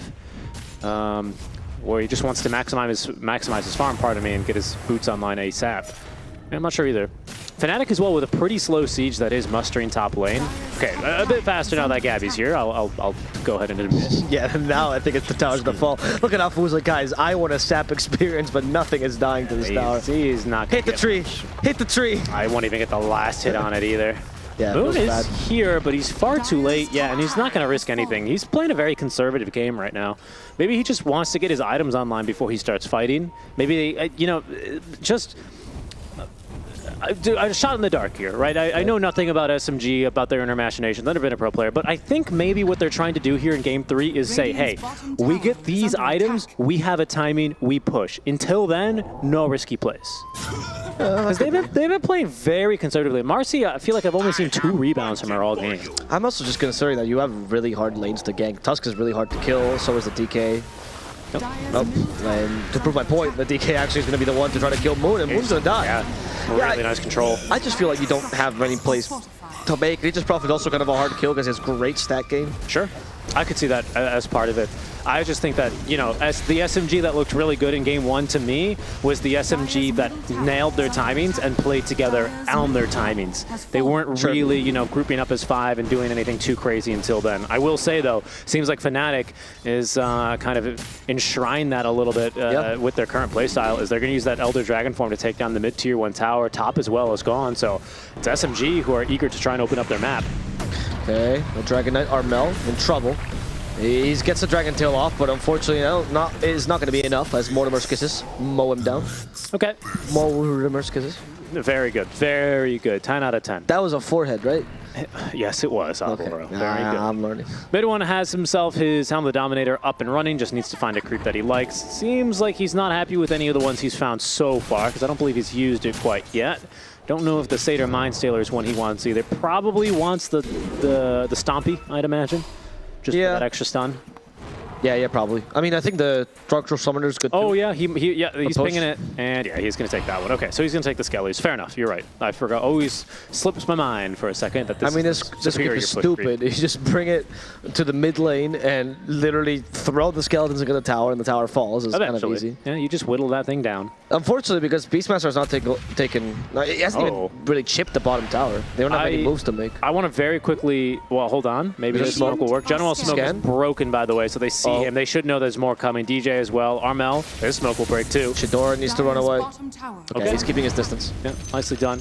Fool me. Okay, did they just lose? No, that was Armel that took it, actually. Wait, but look at this. Fnatic are still sieging for this tower. They active. They want this thing. Now we have Searing Chains. I strike away on top of that. Going for Armel. Laguna Blade. As much magic damage as possible as we get Cookie plus rebound. That combo works out. John Well close to dying, but Freezing Field has a counter attack. That is going to work out, even though they still lose Gabby and Armel, who was in a really awkward position there. The magic damage is just too high from SMG. We're going to go for the 3rd kill here. Sorry, 4th. Yeah. There's a 3rd core here for SMG. And now they probably swing back here and end up taking this tier 1 tower. Fnatic, a little bit too big for their britches there, are going to be punished by SMG. I think this team needs to lose to do well. I think this team just excel in this behind position. Well, speaking of from behind, I think the farm from behind mechanics now online for them. Actually, Armel's decided to go for the Hand of Midas here on DK. That's active. He's just actually transmuted his first creep. So I suspect he's going to be looking to scale a little bit more, and I'm not super up to date on what the build used to be for the carry DK with mid. I don't suspect it was this, but well, yeah, the Midas. So it was Midas Blink Ags month. So maybe it is actually. Maybe he is looking to scale in that oh, maybe you don't even blink. Sometimes they would go like BKB instead. Okay. I feel like he's going to want a BKB this game for sure. Yes, probably after this blink. He still does need to be the catch in the front line for his team. Looks like KP is going to struggle a bit more to get this Blink Dagger online himself. Yep. But I did want to point that out because he is eventually going to scale pretty nicely. So if we do have a crazy 60-minute Clown Fiesta game, Armel is going to have a lot of money. I mean, that's undoubtedly what's going to happen here. Well, I mean, maybe that's why he's doing it. Yeah. Who knows? I mean, either way, he wants to scale, and he'll start doing so in the next 20 minutes or so. That thing will start really paying off. Like, if you were an analyst for the DPC, you'd go, guys, the average game time for DPC is 60 minutes. Yeah. So we should all play late game. I'm actually really curious what our average game time is, because it certainly does feel that way sometimes. It depends on if I'm casting or if it's cap. Fnatic. Oh, smoke. Smoke on smoke here.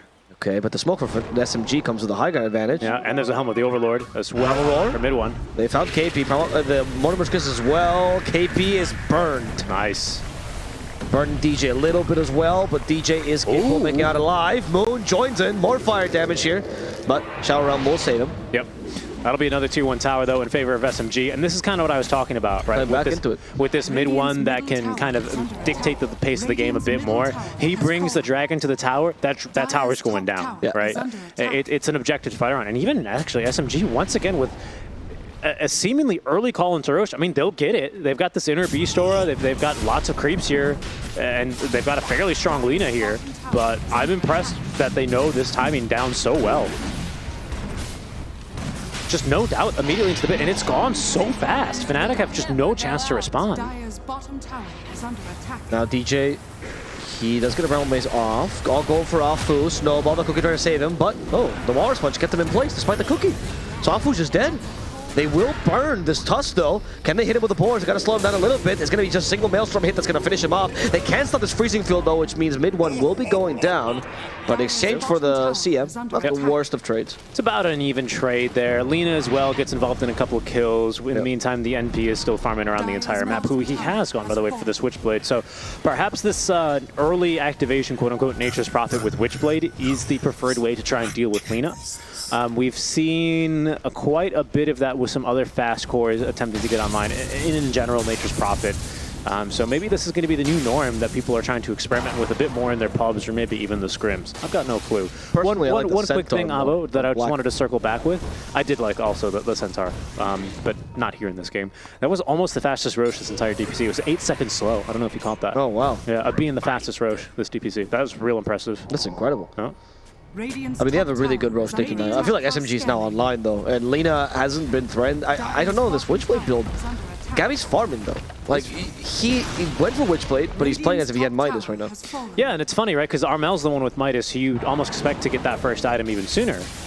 But he's not. But he's not. Well, now Blink's on the way, right? But SMG, who very similar to game one, who, by the way, SMG, Dire all 3 games in a row. I have no idea if they chose that or if they just ended up on Dire all 3 times, but very similar strat. They even popped the mechanism here on the Snapfire in an attempt to continue this tower siege, and they will. Goodbye to the tower. That's it. And once again, it's off in tier 2 they go for first. It's just like game 1. That's what I mean. That's why I suspect, like... And they tried game 2 as well, it just failed. And they're going to do the same thing. They're going to try and go high ground. Again, there's another fortify. I suspect they will be repelled after a quick one. But this is kind of what I was getting into, right? When I say maybe this is something that SMG just have down, that they agree to these timings. Because here they go. Fnatic, yeah, okay, there's the fortify. This time in game 1, SMG simply just backed out, and I think they might need to because Lina tanked a lot of tower hits there from tier 3. I don't think they want to push anymore. Well, maybe. I guess we'll just full heal thanks to sidekick. I mean, this time it seems to be the strategy is a little bit better though, because you have the control of Beastmaster, right? In addition to his push, his vision, I guess, with the Hawks. What was mid 1 in game 1? Bloodseeker. That's right. Yes, that's right. Yeah. See, this time he does a little bit more, right? As far as the pushing aspect goes at this specific part of the game. Okay, KP got hit by the rebound. Good kisses. And the kisses as well. KP's dead. In exchange for the Marsh, it seems like at this rate. Yep. That's going to be awful for KP, but tower already goes down. Tower down. So it's a win for SMG. And I don't really see... Oh, even they suspect that Fnatic are going to go out for a little bit of farming. And they are going to correctly intercept anyone that would be heading here and cut another wave. This is some pretty serious farm here from SMG. Really, really putting their foot on the gas. I quite like this playstyle. You don't really see this too much, but if it can work for SMG, you know, I think that means Dota's in a fairly healthy spot right now. It's not, you know, the sit back, let Lina farm, get big item. Like, she is pushing. She is pushing with this team. That's true. But that's something that I know Winter always kind of complains about, how, oh, you can only do the one style. This is certainly a different style. Forcing Fnatic to defend their high ground at 18 minutes in. When's the last time you've seen a team defend high ground this early? That's true. Besides Visage, I guess. That's true. And I mean, they're playing on the Beastmaster. Yeah. Right? They're going to find Armel here. They might roll. Light Strike Array as well. And his Dragon Armor is not going to save him. The mana magic damage that SMG can put out so quickly is dangerous. And this That's a tower down. This is exactly when you're regretting this hand of Midas. Our fastest tier 3 yet? I'm not sure. It just might be. There's another kill onto DJ. Koki to try to save this Afu, and he will be saved by the mech instead. Psychic before he gets out. As Shidori continues to push. Janwell has been found out. Frostbite, not going to save him from the damage of the dragon and the boars, but they can't really chase after Zhao. Yeah, they're trying to focus structures here, and I think that's the call. Tips onto Gabby. My God. Look at this from game 1. It ends up making a comeback here. Gabby back to defend. Yeah. He's got Witchblade, he's got BKB, but he does not have Maelstrom, and he doesn't have a top lane of Barracks anymore, Avo. SMG, they're looking to clear house here. Who initiated the tips this time? It was Boomy. Okay. Good to know. All right, it looks like they're going to probably lose this Ancient Black Dragon, though. Oh, they're going to keep it alive, but it should go down relatively soon. They have mechs soon, I believe, right? Yeah, in 8 seconds, so a little more healing. Koki, they hit John well with the boar there. That could be Moon dying. Nope, never mind. Dragon Tail came a little bit too late. Moon avoids it. And thanks to the mech, Boomy's capable of making a lot of space for himself. Maybe even surviving. No. Okay. They do hit him with a fireball. That's going to kill him off. As KP goes in. They're hoping to go for mid 1. Rebound misses. Light Strike Array does as well. As Gabby activates BKB. Goes for Afu. The DK also leading here. Terrorize trying to be used, but it doesn't succeed. At least Chidori will be... No. Chidori will TP in the face of danger. And Armel will ensure this TP gets cancelled. I think that's a mistake from him. I think he had BKB TP the entire time. He used BKB and just should have committed on teleportation scroll. There's just no way they... Well, there's Walrus Punch, of course. Yeah, my bad. Stuck between a rock and a hard place, and now mid one running for his life. Is going to be assisted here by Moon, and actually now it's Fnatic who find themselves a bit deep. Mid one is to fall here, but Armel and now KP set up to die as Moon is going to be able to evade for now, but he's stuck inside the Bramble. And DJ blinks on in with the Bedlam. He'll be eventually put down by Offboot. There's buybacks coming out 20 minutes in. Fnatic from the high ground find themselves behind the tier 2 tower and are wiped off the face of the earth. Fnatic, the world went way too far in. They got sucked into the temple SMG has been running this whole game, and the simple buyback just canceled them. That's an incredible sequence of events. I don't even... Southeast Asian sequence of events is what I would say, considering this DPC. The first 3 letters in sequence are C, right? It's true. It's true. And you know what? We're well on our way towards our C60 sequence. No, it is not a 60-minute game. Not yet. And maybe I don't think so. I don't think this game... Well, I don't think we're going to get there. I don't think we're going to get there. I think this game ends early. I mean, I honestly thought we might have been in there if SMG held a bit better, that we'd be... on for a pretty early GG, maybe one of the fastest, not the fastest in DPCs. We had some 14-minute GGs, I believe, already. What, in Western Europe? I'm not sure where they've occurred. Was it against Secret? I'm not 100% sure. But yeah, I have seen that stat as well. Okay, so they've smoked underward. That's a stinger. Junwell, he doubted himself a bit too early. Yeah, now the gig's up. And in fact, SMG are prepared to break smoke. Yeah, I don't think the smoke is going to succeed, especially from the low ground. It's been scouted. It's been scouted. So they are completely in trouble here. They hope they don't go any further, because this is going to turn into a bad smoke. Scan, though, knows where SMG is. Yeah. We have a blink tower on KP, right? I mean... I don't know. Let's talk about KP. Have not felt the impact of this Tusk, huh? Nope. It's been a tough game for him. I don't know if it's probably a twofold problem. It just doesn't feel like he's got a kill partner with him. Who, me? Yeah, that's very confident. That's a very confident Cookie. Yeah, he did clear the wave, though. But you can see that's... You remember the one time where you're like, does Snapfire Cookie really clear wave? You're right. It does. Yeah, I was about to talk about that, actually. It does. It's real darn good when you pick it up this early. Yeah, it's incredible, actually. Well, how long would you say cleared waves for? I think once they get upgraded a couple times, like past 30-something minutes, it doesn't. Because creep waves upgrade every 7.5 minutes. Yes. Except for Siege Wagons, I think. They never get upgraded, even if you get Megas. They're really weird. No, they do. They upgrade once to Supers. Yeah. But that's it. Okay. There are no Mega Wagons. Mega Wagon. We're gonna take this tower now. I mean, now Fnatic has retreated. This tower seems like an easy pickings. It's easy, and they're just so strong here. Lincoln Sphere on the Lina. So she is committing into this death ball. I like this because that means Dragon Tail can't stop her. So how do you stop this Lina? How do you get close to her? Yeah, Walrus Punch into maybe not enough damage. There's a mechanism, and this early on, that mech heal is still actually quite significant here. So Gabby's going to set the trains to work top lane, but it's SMG who are going to propose another fight here down bottom, at least until they lose their creeps. Roshan, it's another long one. I feel like SMG... they smoked twice, just to make sure that they're actually smoked. Yeah, SMG have gotten a little bit unlucky, I have to say, on their Roche timings this entire series. Yes. This being a long Roche is very punishing for this kind of lineup. It's very true. I mean, that's just part of the builds game. As well. Yeah, it's just part of the game. You know, it is what it is. You got to roll with the punches. But it is, I will say, remarkably unlucky. I feel like I've said, wow, SMG has another 2-minute Roche timer. Like, this is maybe the 4th time this series. It's interesting. Maybe Icefrog didn't like the mid-1 interview. I'm not sure. I thought it was pretty great. I'm not sure either. Now a second Lincoln's, by the way, in the quick buy from Moon. He's nearly got it. Just needs enough for the full perseverance. But Fnatic playing this one very patiently. Yeah, they are. Allowing Gabby to maybe try and carry them out of this one here. It's rough. I think Armel has to be the one that carries them out of this one. Well, it's a good thing that he... Or both, rather. In that case, then it's good that he went for the Midas, right? Because he's going to continue scaling. I'm not Purge. I think there's a Midas efficiency thing somewhere tool that we have. But I know at some stage it does start to pay off. After like the 11th or the 12th Midas usage, I believe. On Transmute. Off the top of my head, I used to know the number, but now I don't. I mean, I think the classic thing would... Oh, wait. I'm going to roll for initiation. You'd have to calculate the Midas and halfway through realize you read it wrong. So something along those lines like, well, so if you consider that it's 160 gold. Oh, right. 10 minutes, 90 seconds, so...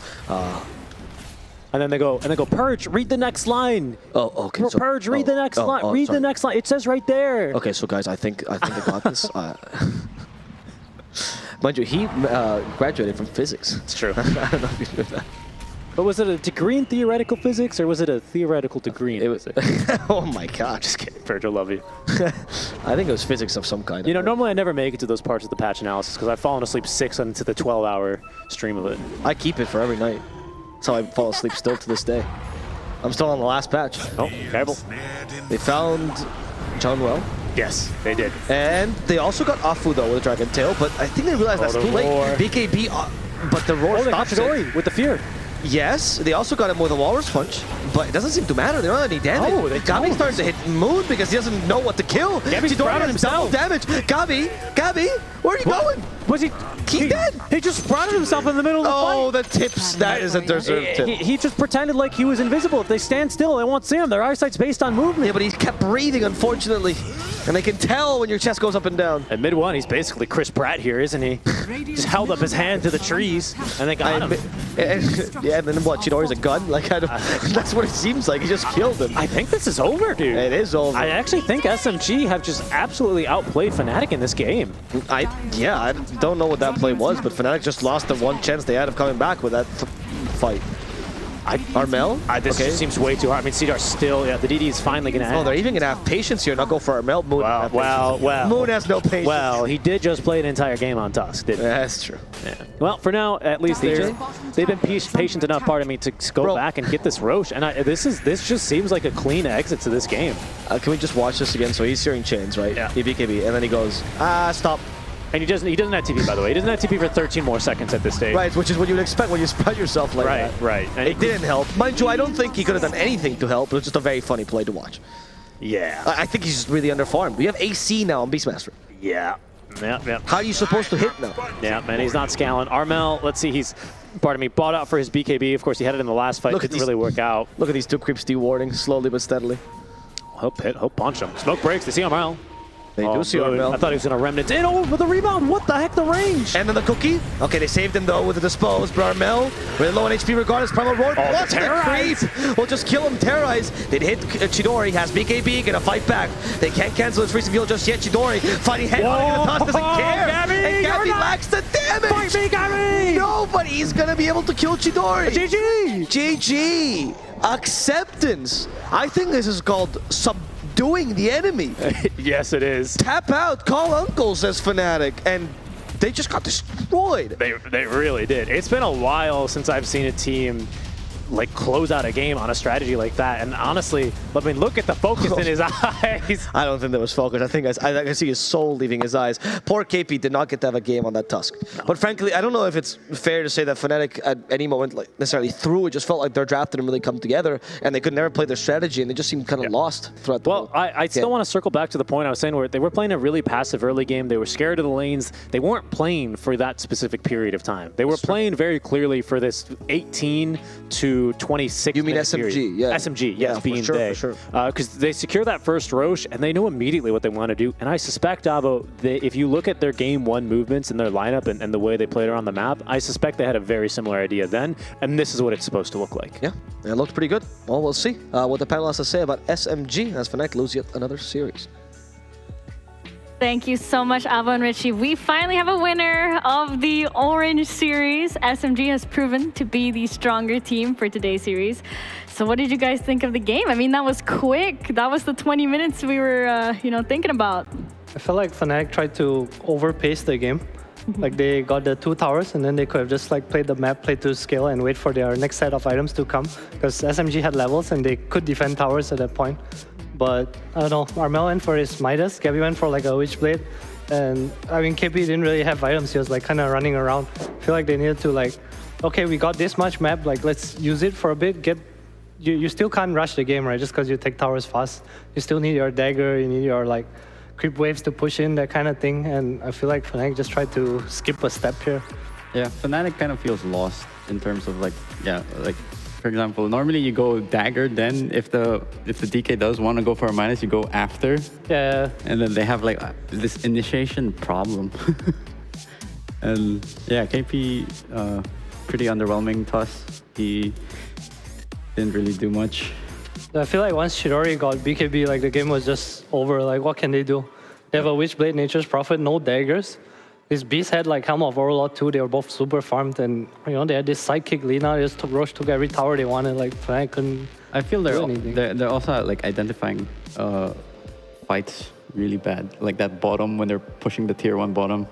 Like the one where Armel like went in, he was like 2.1k gold. Okay, like how do you do that? Like you are fighting without that much network, and your network advantage is fake, right? You basically have like 2k fake gold lead, and I think they like could have used the map to like punish and pick off and like snowball off that, but instead they chose to take team fights with this like super strong Lina, Beast, Ember, whatever SMG had. It just felt like they kind of turned off their Bane for a bit, and SMG punished them hard.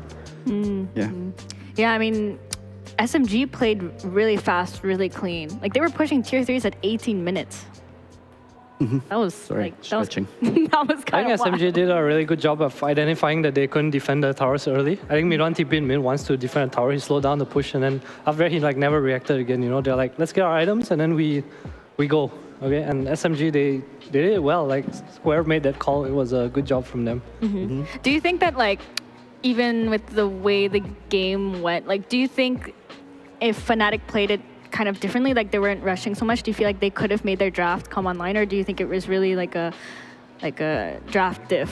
I think by nature of heroes, they could have like took the map, and then they just have like they just need a scale right on their heroes. Like I agree with Mike to like go dagger before the Midas, or like unless your Tusker already has a dagger, then sure, I kind of get it. Their itemization doesn't like go with what they want to do. They want to fight, but they have no initiation. And then they go Midas, and then they take these bad team fights, and then it just makes them look really sloppy. But I do believe, sorry to cut you off there. I mean, you can bring this thought to it, but we do have an interview coming up with Moon from SMG. Let's bring him up here. Hello, Moon. Congrats on your first win of the season. How do you feel? Man, it felt good. It's the first win for us. Feels good. You're all happy. Is everyone cheering? Yeah. I mean, so not that feeling, like happy. Yeah. happy. Okay, that's good. So what like changed for you guys over the weekend? Was it like was there like a big pep talk, or do you feel like you guys just played better today, or was there like weekend reflection or anything? I think nothing changed. I think we just try to throw lesser, I guess. Adam and Mike, do you guys I have questions. How do you guys end up with this roster?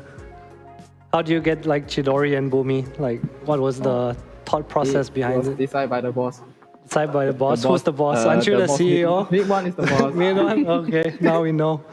I think for you, like your playstyle as a mid player is like more aggressive than a lot of other people in SEA, and like I think you're like the most aggressive Dota player I've seen. Like, 你很牛，你懂吗？ Yeah. Why are you like this? I die a lot of time. You die a lot of time, sure. Is this like a team thing, or is this like a Moon thing? I don't know. Maybe I'm just not disciplined enough, I guess. That's fair. How do you guys reset mentally when you guys throw so much? I think we just everyone do their own stuff for like 5 minutes, and then we have a talk about what we're lagging off in the second game, and then we just move on. I want to ask about the draft. I think like before today you guys had like very nice drafts. I think you guys had like a game plan where your heroes like came together and like made each other stronger, like this Marcelina, Beastmaster. I think before today we see like some weird heroes like this offlane Earthshaker and stuff, or the mid Slark you guys played. Like, who makes these calls? Do you guys choose your own heroes, or like is one person drafting? I think we just suggest for our own hero, and the doctor thing is good, then we just go for it. We're trying to answer for we're trying to counter the matchup. I see. I have a question. I want to know, like, now that you guys have won this game, what are you going to do after? You guys going to go have a team dinner? You're just going to go home or go scrim, play Dota some more? No, I think we just chill, and then we're going to have a match 2 days after, I think. Yeah, on Wednesday. We just gonna chill. Gonna chill? Yeah. You guys have any more questions? You guys lose a lot of games with like a big advantage, like a lot of 20k goal leads, and then you guys lose. Like, what are you doing to like try and fix that as a team? I mean, we do talk a lot, and then we watch replay together. Like, we are still trying to reduce lots of pro play, I guess. Okay, good luck. Congratulations again. Go. All right, thank you so much, Moon. Congrats again on your win in that series. Take care. Thank you. Bye-bye. We'll see you soon. Yeah, I mean, the interview's done. It kind of calls for the end of our day. It's been a long one at that. Time to close the Mama stall. Yeah, it's time to close Tsunami's Tetaric stall. But we got a couple things we need to do before we do that. Let's finish up our little wraps on the game and the series as a whole. And, let's talk about the day as well. What was your guys' favorite game of the day? Anything without SMG? I loved every 70-minute game today. It was so nice. I love your honesty. I love the long-ass Dota games where anyone can win. Yeah, the suspense is killing you. It's fun. It's fun to watch. Would you watch it again? Sure. What kind of question was that? No. I ain't you. Would you watch? No double movie watchers here. I'm totally a double movie watcher. But here, we're closing the stall now. I think this stand's a bit sussy, but yes, here it is. We're sold out for the day. Quite... No more Bakso. I know. Business too good, guys. Sorry. Business is really good. I really want to see Tsunami do this, like pull that. Me too. Me too. We gotta get it. We gotta like train him and then like do that in like real time, and that would be really spicy. That would be pretty spicy. Well, let's see today's results. We had 3 series of games that went on today. Quite an exciting day. We have Execration versus Boom, who Execration won 2-0. Talon versus Blacklist Rivalry, which went to a 1-2 in the result of a win by Blacklist. And then we have Fnatic versus SMG, which we just watched. I don't know, my brain's all fuzzy. We know whose team you're on now. Oh, no. But yeah, SMG did take the win there. They were the better orange team for today. But yeah, that has been our games day. Quite a long set of games. Lots of like 1-hour games, which has been quite wild. But yeah, I'm quite excited to see the games that we have for Wednesday. If we could go on and check Wednesday's games out. It's looking really grim for Fnatic. It's like a high chance of them being relegated if they keep, performing like that. There's a world where Boom beats SMG and Fnatic beats Boom, and then we have a 3-way tie. You're doing the math. In classic SEA fashion. That's true, the 3-way tie. But on Wednesday, we have Geek Slate versus Execration as the first series, Talon versus SMG as the second, and Bleed versus Boom as the third. So, well, this is good for Fnatic. They got like a long break. They can try to iron out some things and fix some issues. Yeah, a lot of ironing to do. A lot of ironing. I mean, they definitely look... Their games don't look as one-sided as the last game did most of the time. The games are kind of close. I think it's a lot of small details and, as like I said, matchup understandings. I think Fnatic, their drafts definitely look better to me. I think they just don't fully understand their drafts as a team yet. I get that. But it's rough to be Fnatic and Boom right now. Yeah. As we will see in the league standings coming up. This is going to be a painful one. Not if you're Execration, though. Execration are on top. Hot, spicy, super duper spicy with 6-0. Very clean wins, followed by Blacklist Rivalry with 6-3. They're technically quite spicy and perfect as well. And then we got Geek Slate in third, Bleed in fourth, Talon in fifth, SMG in sixth, Boom and Fnatic. Okay, Adam, I want you to make a prediction. Is Execration gonna drop a game? Yes. Yes? Yes. Okay, well, you said that really fast. I don't think they look that clean. Yeah, but like the composure, that's... I feel like they're just having fun. I mean, they're like, shit, guys, we lost our lanes in like 3 games. It's like, oh, just chill. But that's very important, right? But it depends who you're playing against, right? Not every team's gonna let you lose your lane and like get away with that game. That's true. I feel like, well, I'm super excited to see like Execration in the Blacklist game. Geek Slate, you mean? Geek Slate? No, like in the future. In the future, yeah. Okay. Because like, the two Pinoy teams. Laban. Yeah, it's gonna be exciting. First one to lose, and world's gonna go crazy. Yeah, and I think that's like a match that is gonna really, it's gonna be important for Execration because those are like the old TNC boys, right? And they were like the kings of the Philippines. Oh, that's true. So it's like the Pinoy battle. Dethroning, who's the strongest in the Philippines. Yeah. Strongest ones beside me. Yeah, but all right. I mean, that's the end of our day. It's been quite a fun one. It's been quite an entertaining one. Long games, and hopefully we'll get some more long games, as Adam loves those long games on Wednesday. That is the next day. You can catch us again on ePulse Gaming, Twitch.tv. I'm your host Sophie. I'm here with Adam and Ninja Boogie. We're gonna give you a little good night or good morning, good afternoon, wherever you guys are watching. So. Makan. That means eat.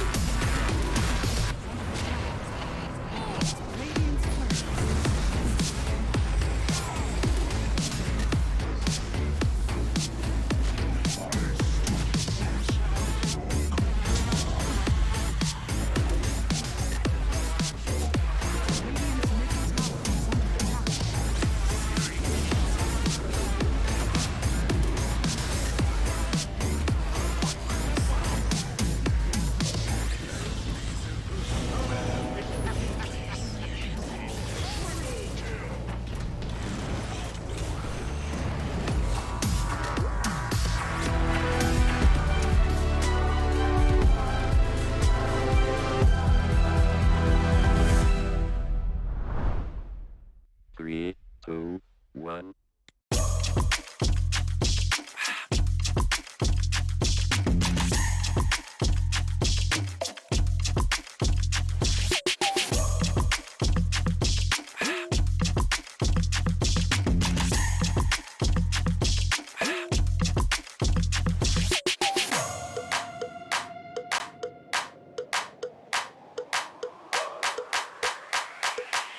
This crowd is actually able to do so for a decent amount of time. Has to take out like the flame cloak. Does get a lot of damage, but here comes the black hole.